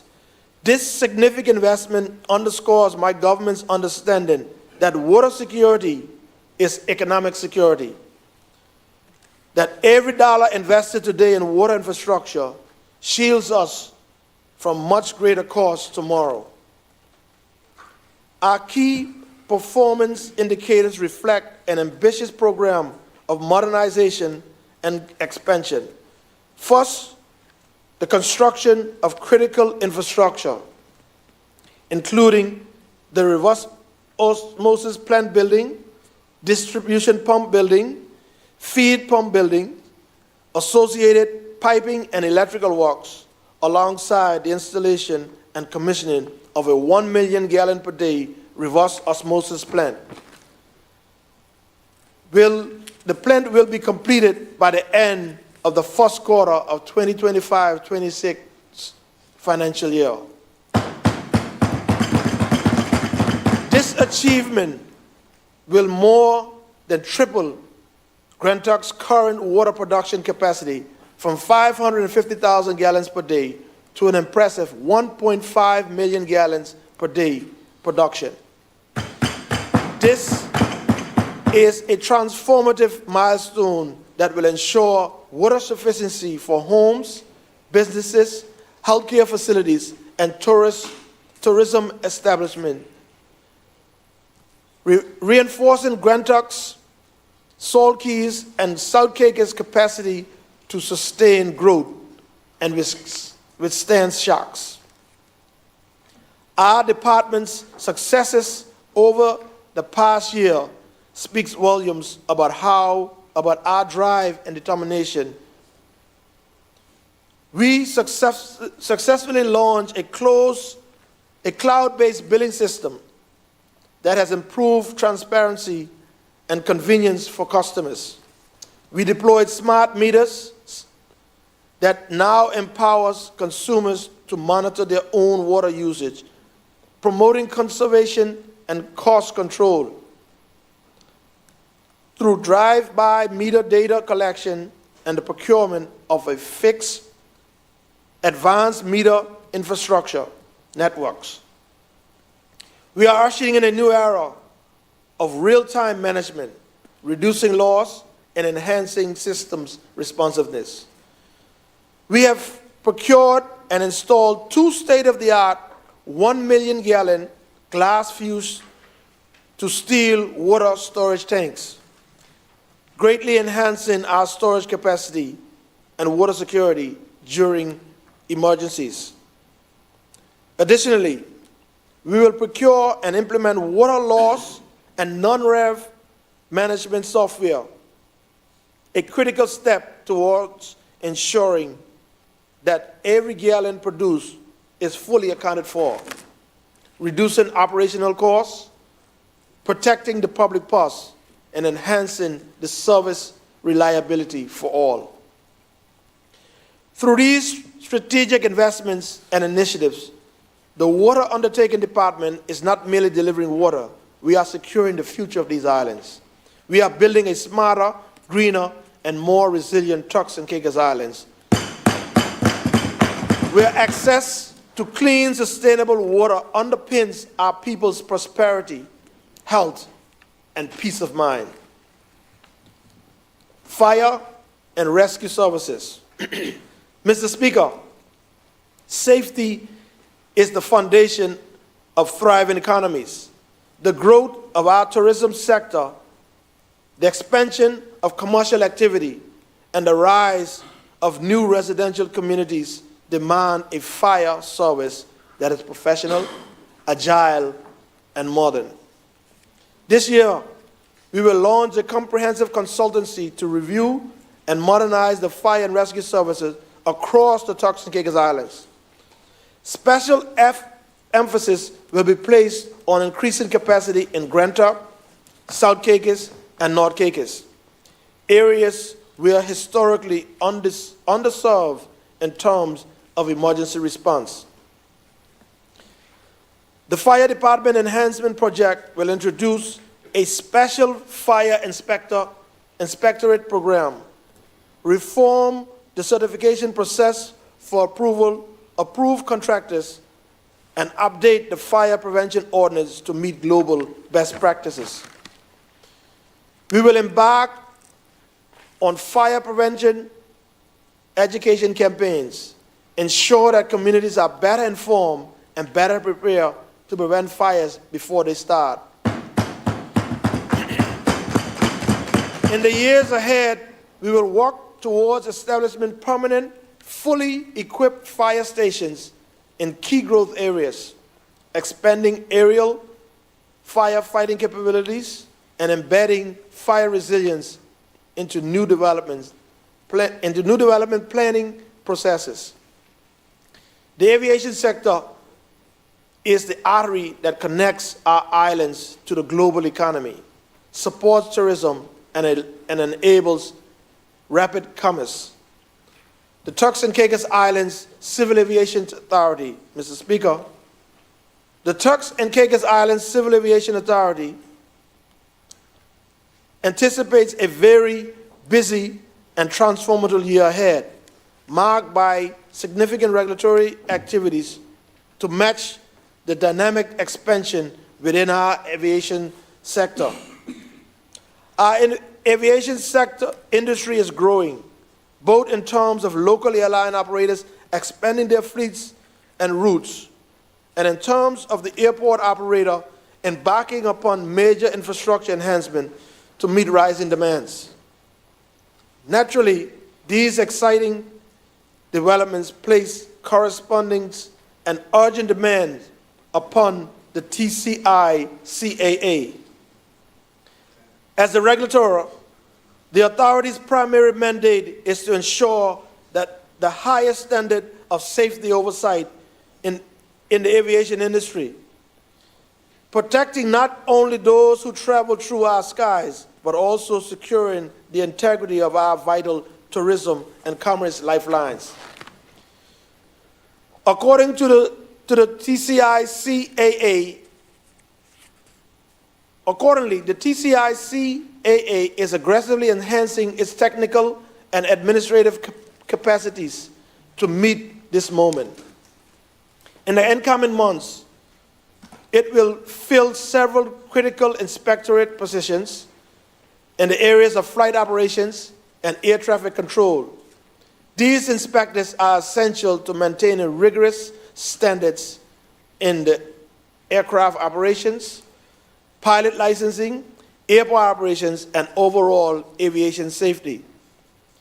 The TCI-CAA has put in place an effective onboarding and training program to ensure that incoming inspectors are quickly familiarized and equipped to assume their responsibilities with competence and confidence.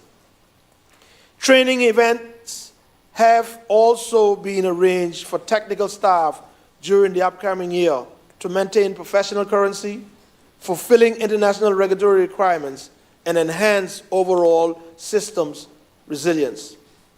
Skills enhancement, workshops, and capacity building initiatives have likewise been sourced for administrative staff, ensuring the entire organization, both technical and support functions, is aligned with best practices and poised for excellence.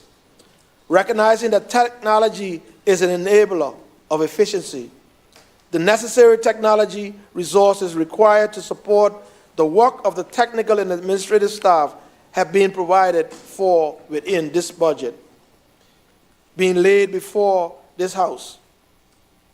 We are investing in the digital future of the authority.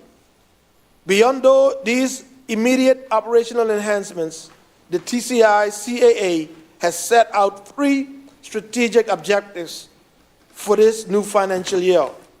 Firstly, it will undertake a comprehensive review of the air navigation fees regulations. This review aims to update fee structures by category with the goal of enhancing revenue generation and ensuring that the authority remains financially sustainable.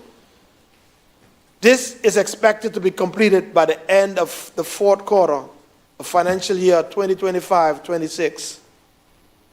Secondly, the TCI-CAA will conduct a review of its organizational functions and the broader aviation industry. This review will identify opportunities for further organizational strengthening, positioning the authority to lead aviation oversight at regional best practices levels. This important work is expected to culminate by the end of the 4th quarter of 2025-2026. Through these strategic actions, the TCI-CAA is not only keeping pace with industry growth, it is leading the charge to ensure that growth is safer, sustainable, and fully aligned with our national vision for prosperity and resilience. Our future outlook is equally ambitious. Over the next 5 years, the TCI-CAA will work towards achieving full ICAO Category 1 compliance, positioning the Turks and Caicos Islands as a regional leader in aviation safety and oversight. Honorable Minister. The Department. Honorable Minister, you have 5 minutes to wrap up.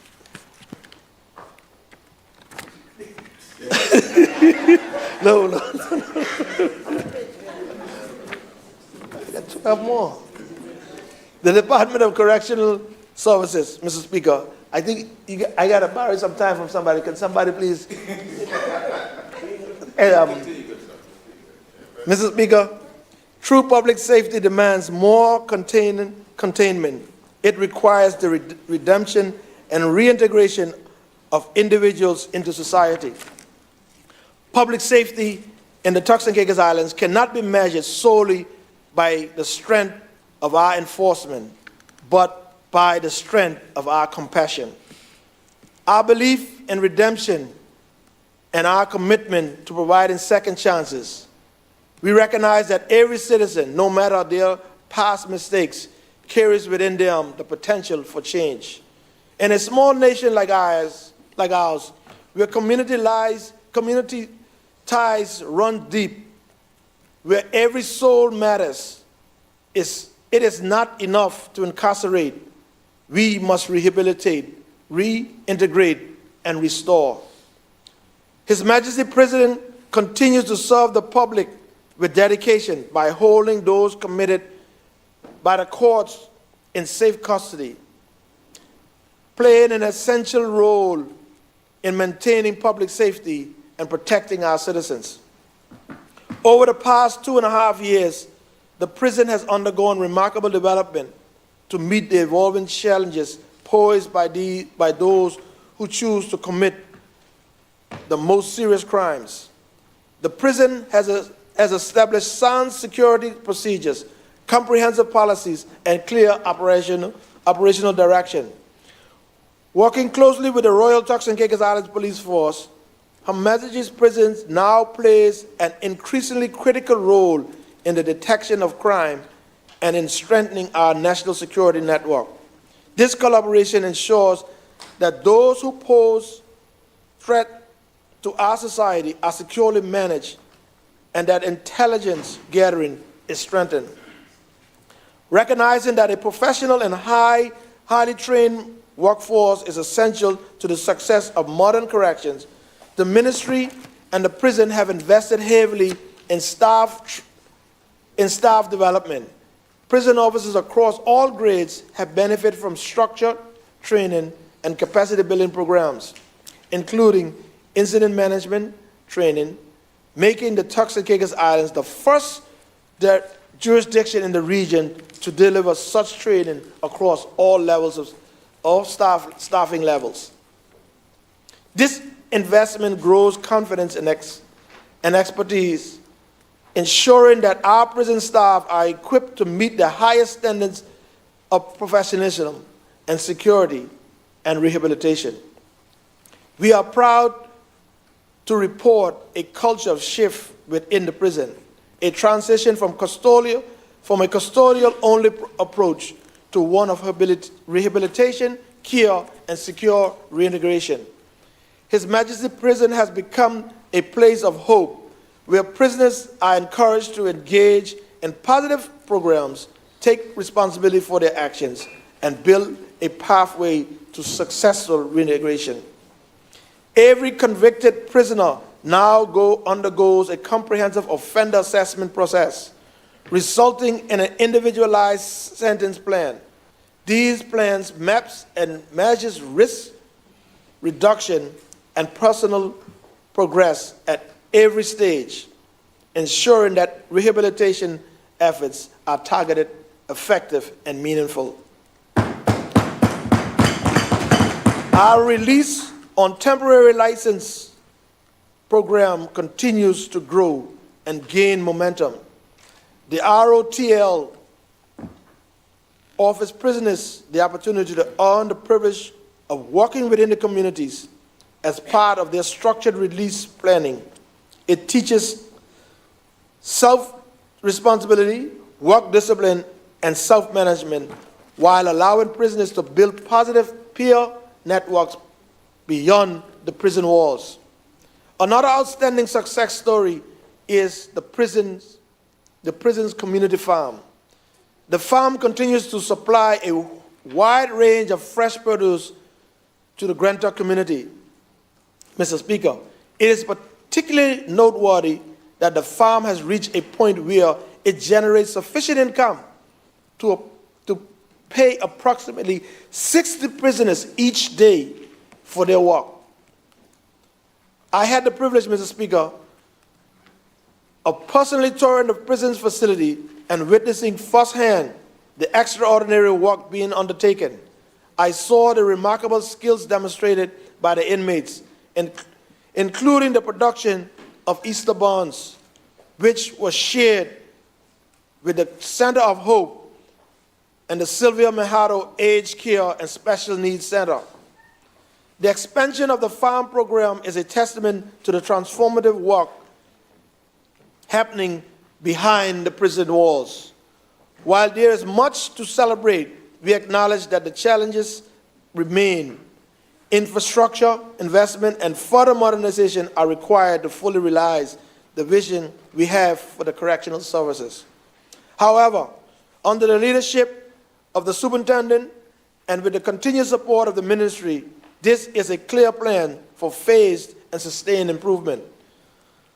Long term, we envision building a purpose-designed correctional facility incorporating modern security technology, rehabilitation units, and education centers, setting a new standard for correctional services in the Caribbean. The work being undertaken at His Majesty Prison represents a broad commitment, to ensure that justice is not only about punishment, but about transformation, hope, and safe integration into our society. Together, we are building a safer, stronger, and more compassionate Turks and Caicos Islands. The Department of Rehabilitation and Correctional Services, Mr. Speaker, as we continue to invest in the safety and well-being of our communities, it is equally important that we recognize the essential role of rehabilitation and correctional service in building a fair and secure society. Public safety does not end with policing and emergency response. It also demands that we address the root cause of criminal behavior and offer pathways for reformation and reintegration. The Department of Rehabilitation and Correctional Services stands at the forefront of this effort. It works beyond confinement. It focuses on transforming lives, offering education, vocational training, psychological support, and structured reintegration programs. By doing so, we not only reduce the risk of reoffending, but also strengthen families, rebuild communities, and foster economic participation. Our investment in this department reflects our belief in second chances, our commitment to justice that is restorative as well as corrective, and our broader vision of a society where every individual has the opportunity to contribute positively. Mr. Speaker, it is in this spirit that I now turn to the budgetary priorities of the DRCS. The DRCS is the government agency responsible for the supervision, rehabilitation, reintegration of individuals in conflict with the law, established in 2023 to strengthen public safety and reduce reoffending.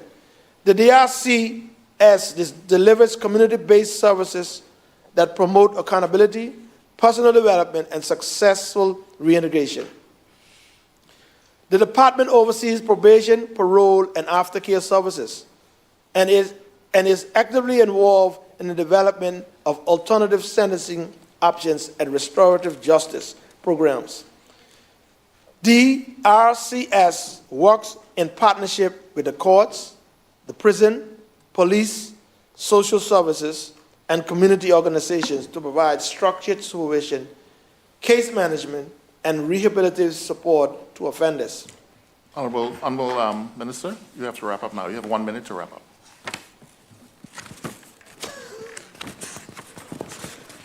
I'll try, but I can't. I wouldn't be able to wrap it up in 1 minute. I still have some more to go, Mr. Speaker. Remember, you have a minute to wrap up. 30. In the coming financial year, DRCS will continue to strengthen its mandate of community safety, rehabilitation, and re-education through strategic initiatives. These priorities align with government's broader vision for a modern, effective, and compassionate justice system. The first key priority is the official launch of the electronic monitoring system by September 2025. This transformative initiative introduced real-time GPS tracking for select categories of offenders.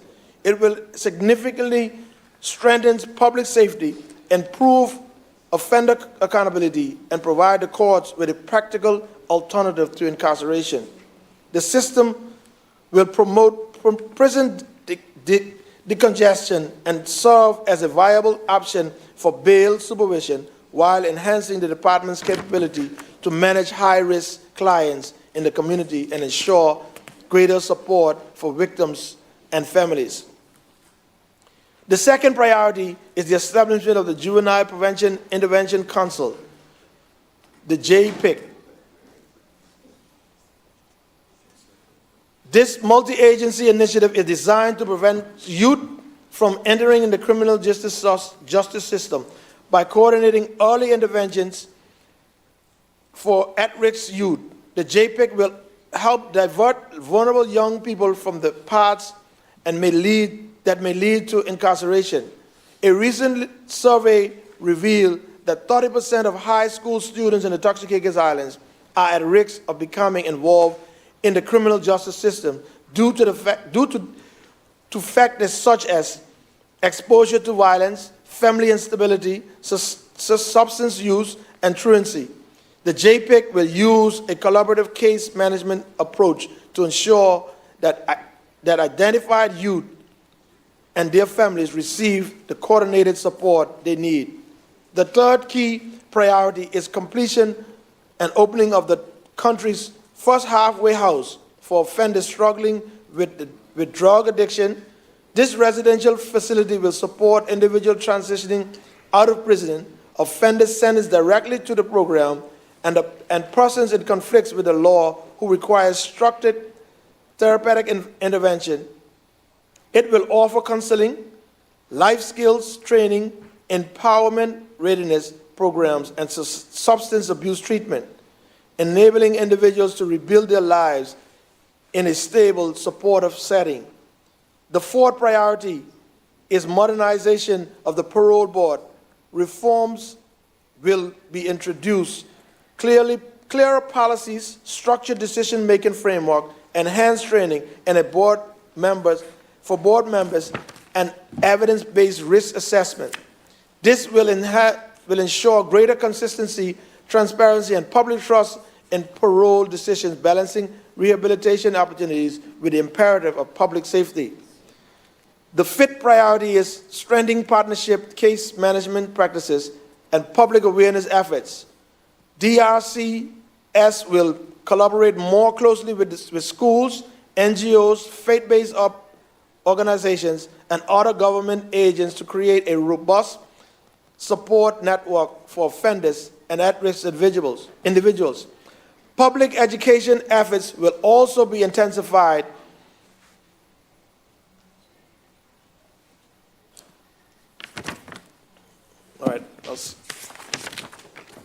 All right, I'll skip over to the post just quick and wrap it up for you, Mr. Speaker, if you give me that. The postal service, for one such critical service is postal service across the Turks and Caicos Island. The postal service is more than a means of delivering letters and parcels. It is a vital part of the national infrastructure. It connects our families and sustains businesses and ensures government services reach even the most remote communities. It is a rapidly evolving world. In a rapidly evolving world, where technology is reshaping the way we communicate and conduct business.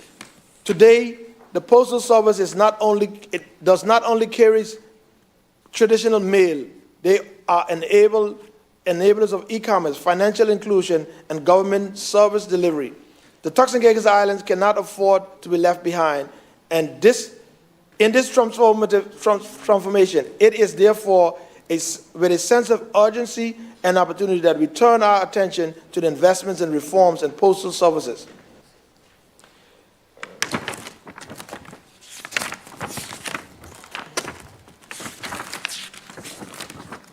Mr. Speaker, in conclusion,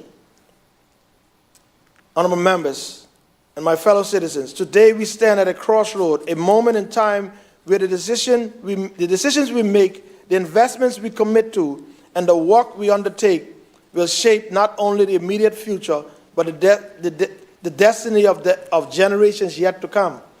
The Ministry of Public Safety and Utilities is not simply building services, we are building a legacy. We are reinforcing the very foundations of safety, dignity, and opportunity upon which a stronger, fairer, and more resilient Turks and Caicos Islands will rise. My government is working for Grand Turk, where history and pride meet opportunity and renewal. We are working for Salt Key, where a small but mighty community deserves the same security as any urban center. We are working for South Caicos, Middle Caicos, North Caicos, and Providenciales. Every community, every citizen, every child who dreams for a better tomorrow. As the proud representative of Grand Turk North, I affirm my personal commitment today, not just as a minister of government, but as a son of this soil and a servant of these people who ensure that Grand Turk will not be left behind in the march of progress. We will fight for delivery and secure the vital services of our people deserve. We will expand access to clean, sustainable water and will ensure fast and more reliable telecommunication. We will strengthen fire emergency response. We will modernize transportation and postal services. We will bring meaningful investment and revitalize our community, uplift our people, and honor our historical capital's rightful place at the center of national development. Mr. Speaker, Grand Turk will not be remembered only for its past, its proud past. It will be celebrated for its thriving future. I pledge to work every day to turn this vision into reality, and I know I do not stand alone. My government stands with me. This ministry stands ready, and above all, the people of Grand Turk, resilient, resourceful, and resolute, stand ready to seize the future we have long deserved. Let us move forward together, united in purpose, strengthened by faith, and driven by a shared belief that the best days of the Turks and Caicos Islands lies ahead of us and not behind. Commit to the Lord whatever you do, and He will establish your plans. Mr. Speaker, may God bless us all. May God bless Grand Turk, and may God continue to bless our beautiful by nature Turks and Caicos Islands. Thank you. Thank you very much, Honourable Member, for your contribution to this debate. The Chair recognizes the Honourable 9th All-Island elected member for his contribution, and I want to remind the members, the Honourable members, that they agreed to a 25-minute limit. Grateful, Mr. Speaker. Thank you. I will keep to the agreement. Good evening, Honourable Speaker, Honourable Premier, Honourable Leader of the Opposition, members of this Honourable House, the supporting ministry personnel who are still here with us, guests in the gallery, including Ms. Delphine Simmons, our great party acting chairman, who has been here with us from the beginning.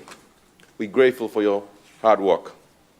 Speaker, also special good evening to the people of the Turks and Caicos Islands who are listening to us via the various platforms, both here and abroad, including my loving wife, my mother and brother, who are listening via Facebook page.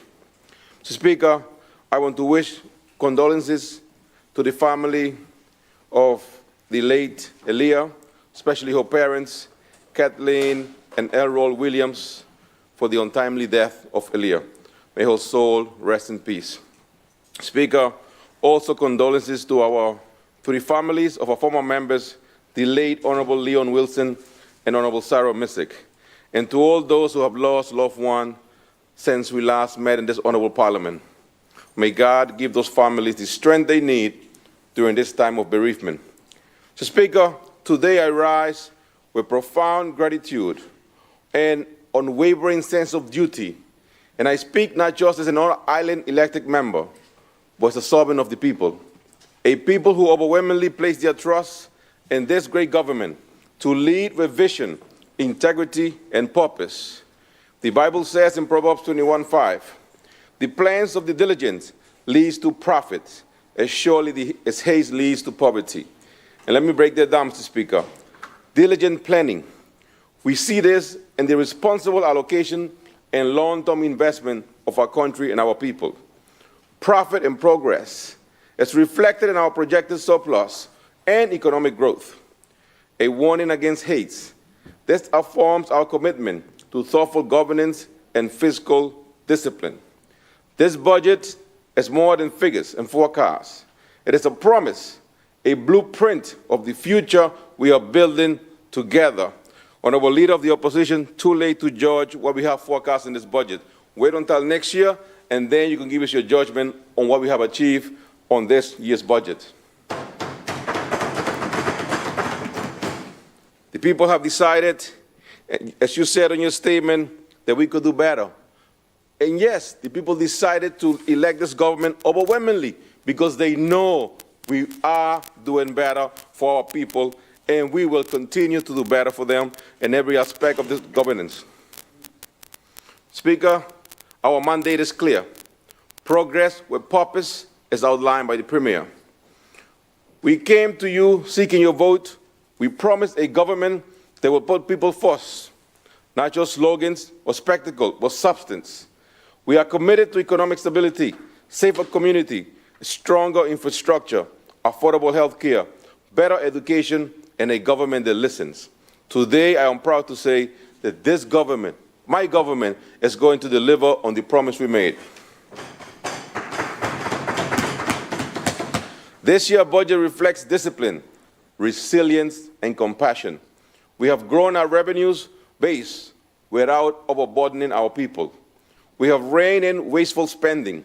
We have restructured key departments and prioritized national development over political comfort. So where the Leader of the Opposition sees reduction in the budget, it is not that we are reducing value for our people. We are just prioritizing national development over political comfort. We were elected to be leaders, and this government is going to make the best decision for the benefit of our people. We project surplus. Yes, surplus. Not through austerity, but through efficiency and smart economic planning. That is leadership we promise, and we are providing that under the leadership of our Premier.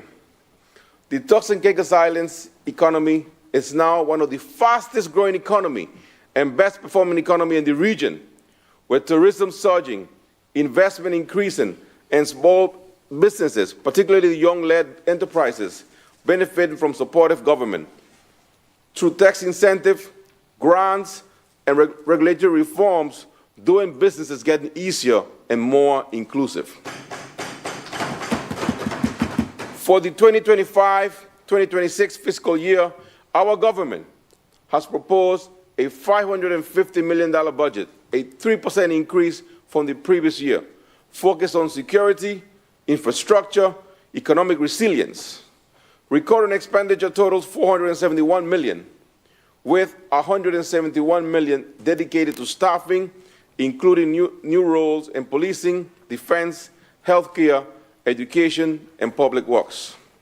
So, Speaker, despite the expansion of this government, we're still projecting a $9.5 million operating surplus, with a year cash balance ending in $395 million, affirming our fiscal, sound financial stewardship and the great leadership of our Premier. So, Speaker, we cannot speak of growth without speaking of safety. Our government, my government, this great government, does not tolerate violence, nor do we make excuses for inaction. Since coming into office, we have increased funding for law enforcement, continuing on the great foundation that was laid on the last 4 years of administration, expanded community policing, and invested in youth outreach programs to interrupt the cycle of violence before they begin. We are deploying technology, resources, and training because every resident deserves to feel safe in their home, on their street, and their schools. To further strengthen our law enforcement capacity, 2 new Marine Police vessels have arrived, Sea Challenger and Sea Contender. They have been commissioned. These additions, made possible through collaboration with the UK Foreign and Commonwealth Development Office and the Royal National Lifeboat Institution, which will boost our maritime security and emergency response. We say thanks to the FCDO and to the Royal National Lifeboat Institution for these great boats that we're going to be of great use to protecting our waters and our safety. We have welcomed 10 officers from Barbados, and as we heard this morning from our Premier, 30 additional officers have arrived today. Alongside these deployments, CARICOM and PEX will deliver intelligence training across law enforcement agencies, enhancing coordination and strategy against organized crime. Mr. Speaker, my government, our government, we are working for the Turks and Caicos Islands, and we will make this place the best place it ever has been. Speaker, briefly on education, as I know Honorable Minister will give a holistic overview on it. We are investing in our children, not just saying in words, but in new classrooms, better teacher salary, modern technology, and updated curriculum that prepare them for the global world while grounding them with national pride. In healthcare, we are expanding access and improving quality. We are upgrading clinics, recruiting qualified medical professionals, removing barriers to treatment, especially for our elderly and most vulnerable. This budget reinforces our deep and unwavering commitment to health equity and wellness for all. With over $105 million allocated and recorded expenditure and $2.1 million in capital investment, we are advancing a healthcare model that is responsive, inclusive, and prepared to meet any future challenges. Key investment includes mobile clinic for Blue Hills, the addition of psychotherapists, dental assistants, significant funding for NHIP and mortuary services, and critical infrastructure such as water waste plants, electrical fencing for the landfill security. We are not just treating illness, we are proactively investing in mental health, preventative care, and the broader social determinants of health.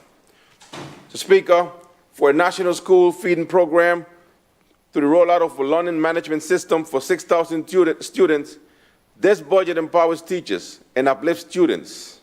Strategic HR additions, technology upgrades, and new capital projects will further transform the educational outcomes for our children.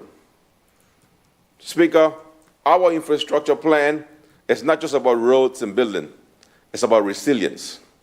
Climate change is real, and our island must be prepared. That is why this budget allocates record investment in renewable energy, coastal defenses, and emergency readiness. We will build back better, not just after the storms, but for years of neglect, Mr. Speaker. Mr. Speaker, I know the citizens and residents of Grand Turk are anxious, but I want to remind them, Rome was not built in one day. It might seem like it's taken long, but Grand Turk is not forgotten. This government will deliver for Grand Turk. We have modernized Crown land and planning regulations, delivering community enhancement and development facilitation worth nearly $900 million. The Planning Department and Post Authority have generated strong revenues, ushering a more accessible, transparent era for the development of TCI. To my fellow Turks and Caicos Islanders, those born here and those who now call our beautiful islands home, I say this to you. This is not us versus them. We are one Turks and Caicos Islands, and this government will not govern for one, but will govern for all Turks and Caicos Islanders. In every speech that I give, I'll be guided by this principle. Inclusion is our strength. Turning to justice. Justice is the bedrock of a fair society. This year's budget of $3.2 million for the DPP office will support new prosecutors, digital case file, and witness protection. Despite staffing pressures, we are increasing our capacity to prosecute serious crimes and support victims. This allocation will ensure that our commitment to justice is not just sustained, it is expanded, more efficient, and more secure. One of the most significant reforms this year is the move to zero-based budgeting for our police force. This change is more than financial. It's philosophical and means every dollar must show value in delivering public safety. Enhanced training, targeted anti-gang strategy, and stronger regional collaborations underscore our resolve. This is smarter, learning, results-driven policing model built on trust, accountability, and community engagement. So, Speaker, I now want to speak briefly about the issue that we have for the last few years for illegal migration. So, Speaker, we are a kind, loving people. But one thing for sure that must be understood, Speaker, as welcoming as we are and as loving as we are, we cannot possibly accommodate everyone that want to come to this shore. There has to be limits. There has to be guidelines. There has to be protection for our people. There has to be protection for those who are here now, who are Turks and Caicos Islanders. If we welcome and open up the gate wide open, it will simply not be sustainable for anyone, those who are here and those who wish to come. So those who are encouraging illegal migration, I say to you, you're not doing yourself any favor, you're not doing your family any favor, and it has to stop. Otherwise, our very survival in these Turks and Caicos Islands is at risk. Please stop encouraging illegal migration if you are doing it. We will catch up with you, and the law will not be kind on you. So, Speaker, let me close with this. The faith you place in me and in my government was not misplaced. You elected us to make the hard decisions, to lead with courage, and to plant the seeds whose harvest may be reaped by future generations. And that is exactly what we're doing. We have a duty, we have an obligation to protect these islands, not just for us, but for future generations to come. This budget is not the end of our work. It is the beginning of a new chapter, one where opportunity is widespread, hope is restored, and progress is shared. Let history say, this was the moment Turks and Caicos Islands turned the page and never looked back. So, Speaker, together we must work, and together we will rise, and together we will build a better Turks and Caicos Islands. May God bless these beautiful islands, and may God bless everyone who calls these islands home. Thank you. Thank you very much, Honorable Member, for your contribution. Honorable members, I want to take a quick 5-minute comfort break. So this Honorable House is hereby suspended for 5 minutes.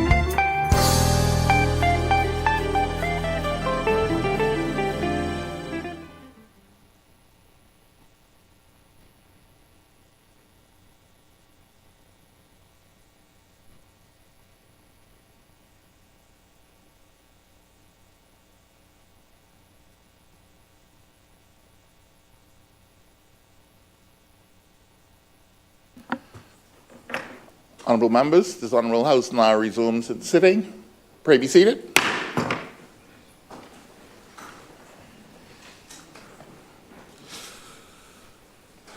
Honorable members, prior to our short break, we were debating the budget bill, and we will now resume with our debate.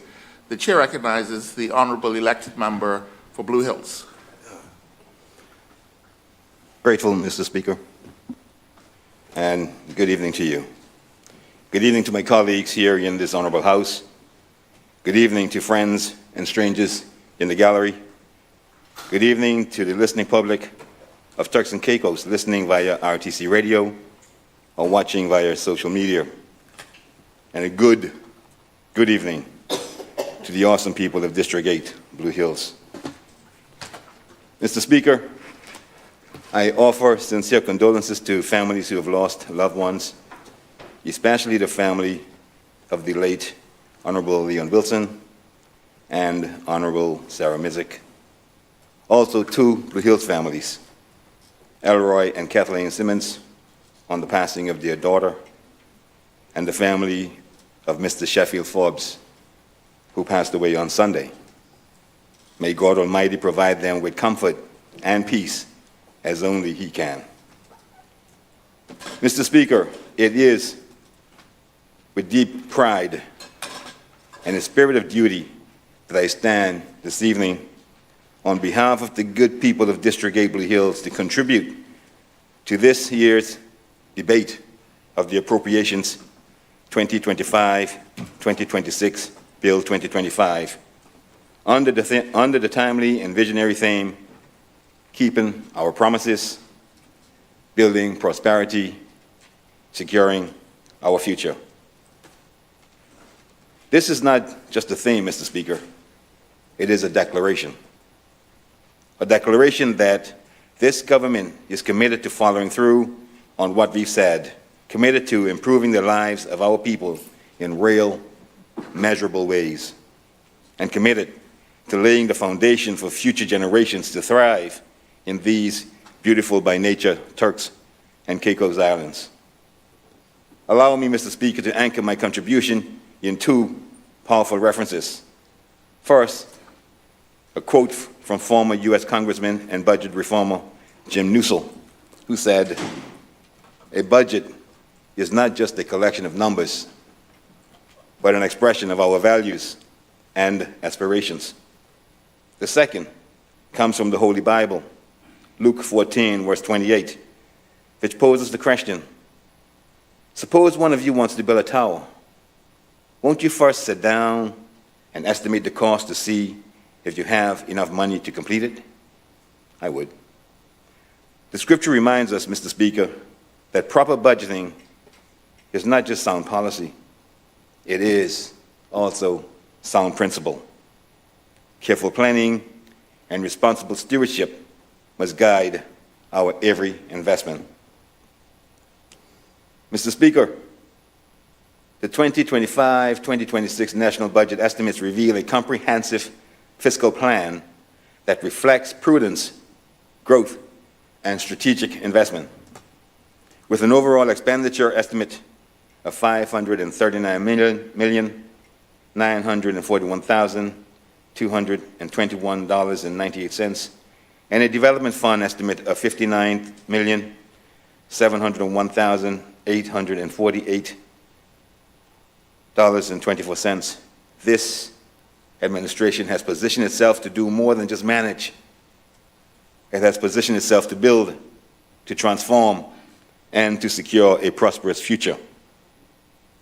For the District of Blue Hills, Mr. Speaker, the numbers tell a clear and compelling story.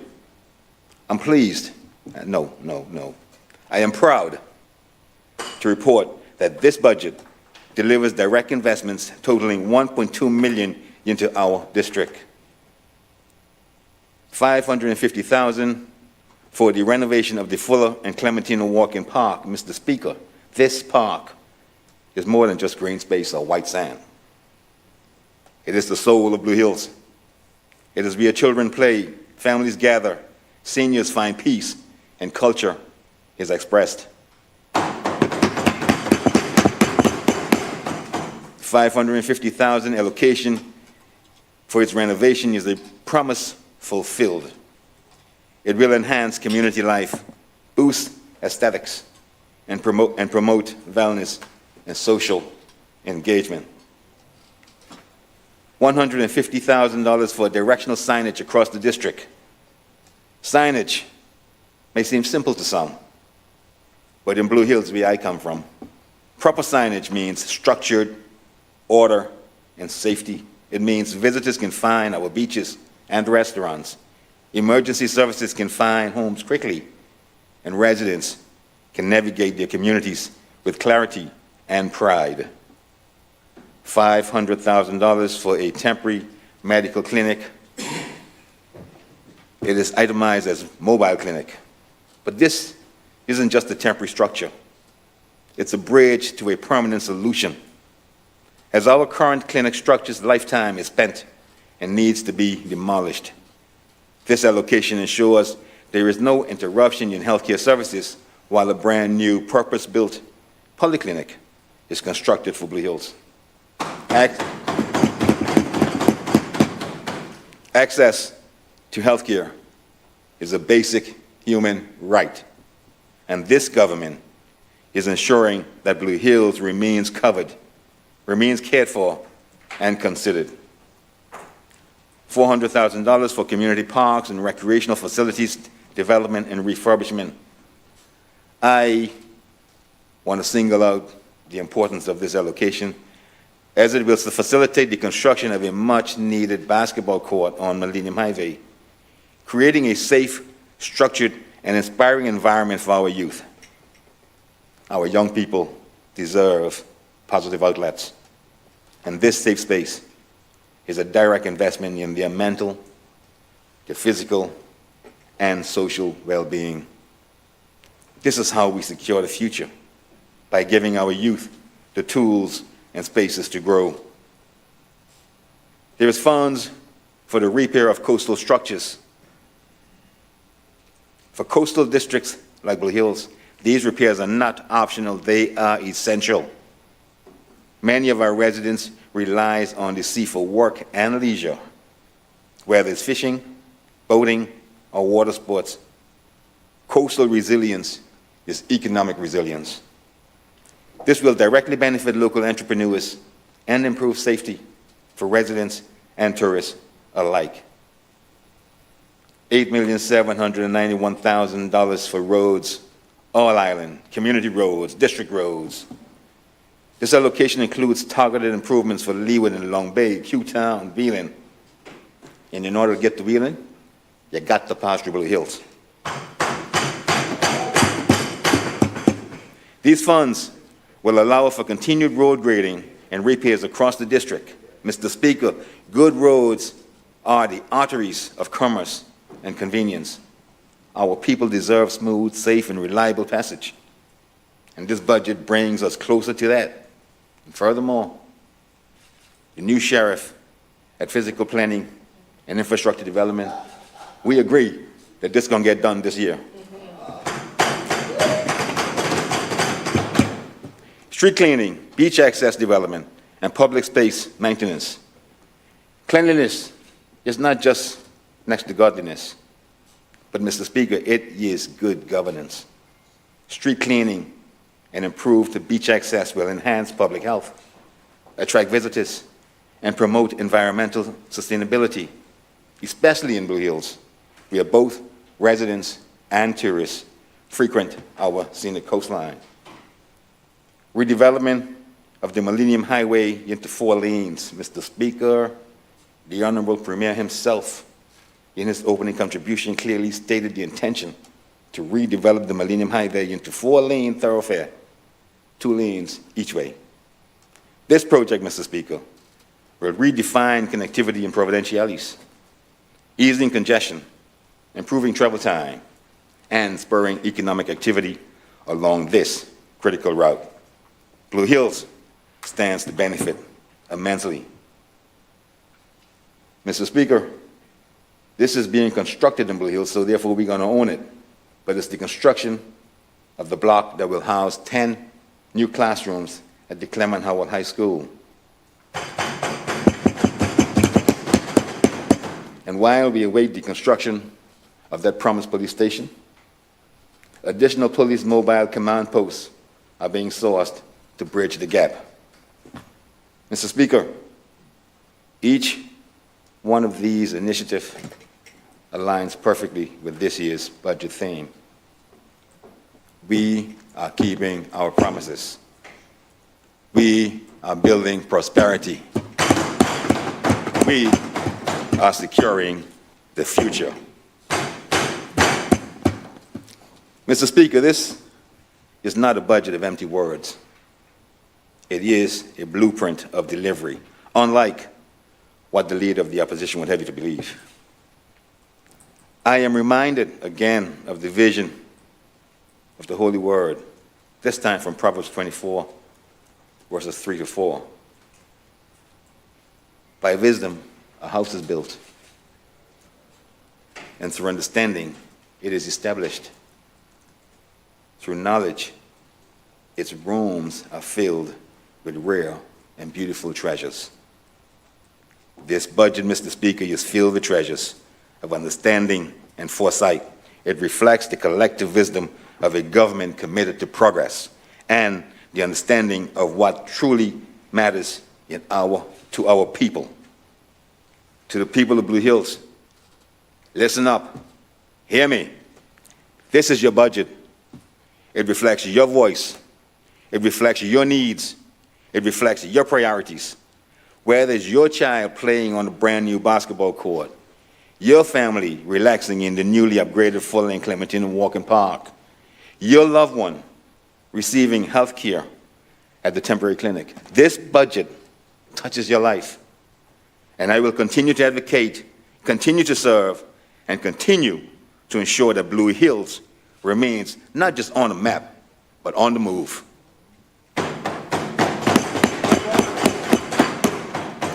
Mr. Speaker, I am in full agreement with what this budget proposes. I support it, not only in principle, but in passion. It is a document of direction, a promise kept, a future planned.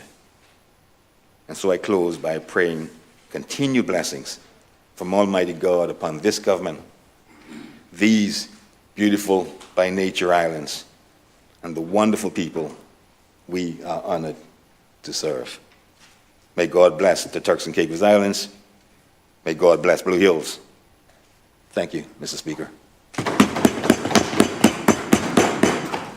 Thank you very much, Honorable Member, for your contribution. The Chair recognizes the Honorable Minister for Home Affairs for his contribution. Good night, Mr. Speaker. Good night to my honorable colleagues in this House. Good night to those in the gallery. And Mr. Speaker, I want to say I appreciate those who are still here in the gallery at this hour and the night. Mr. Speaker, I want to say good night to my family and friends that are tuned in from all around, especially those who down in North and Middle Caicos, my cousins who say they will stay up till 1 a.m. to hear me tonight. I say good night to them. My mother that is listening in Freeport, all my generals in Nassau, those who are all tuned in. Mr. Speaker, I want to say good night to all the people of this Turks and Caicos Islands. Mr. Speaker, I'd like to pass on my condolences to my good friend, Ms. Kay and Alroy Simmons, on the passing of their daughter. Mr. Speaker, to my deputy permanent secretary who have lost her father a few days ago, I want to pass on my condolences as he, Mr. Boise, the late Mr. Boise Taylor. He is also, I want to pass on my condolences to my uncles. He is the brother of three of my uncles, the Honorable former Speaker, the Honorable Dwayne Taylor, Stanley Taylor, and my uncle Albert Taylor, who lives in New Jersey. That's their brothers as well. I want to pass on my condolences to them, and my goddaughter. His granddaughter is my goddaughter. Mr. Speaker, to the family of the Honorable Miss Sarah Mizik, the late Miss Sarah Mizik, a high Baptist and good cousin of mine, I want to pass on my condolences to all her children. And then last but not least, the Honorable Leon Wilson, a good friend and general of mine. What many don't know, Mr. Speaker, is that Honorable Leon Wilson and I, we worked for over 3 years together in the aviation business. As a matter of fact, he and I were the first 2 certified airside trainers in these Turks and Caicos Islands in the air drone. And so tonight,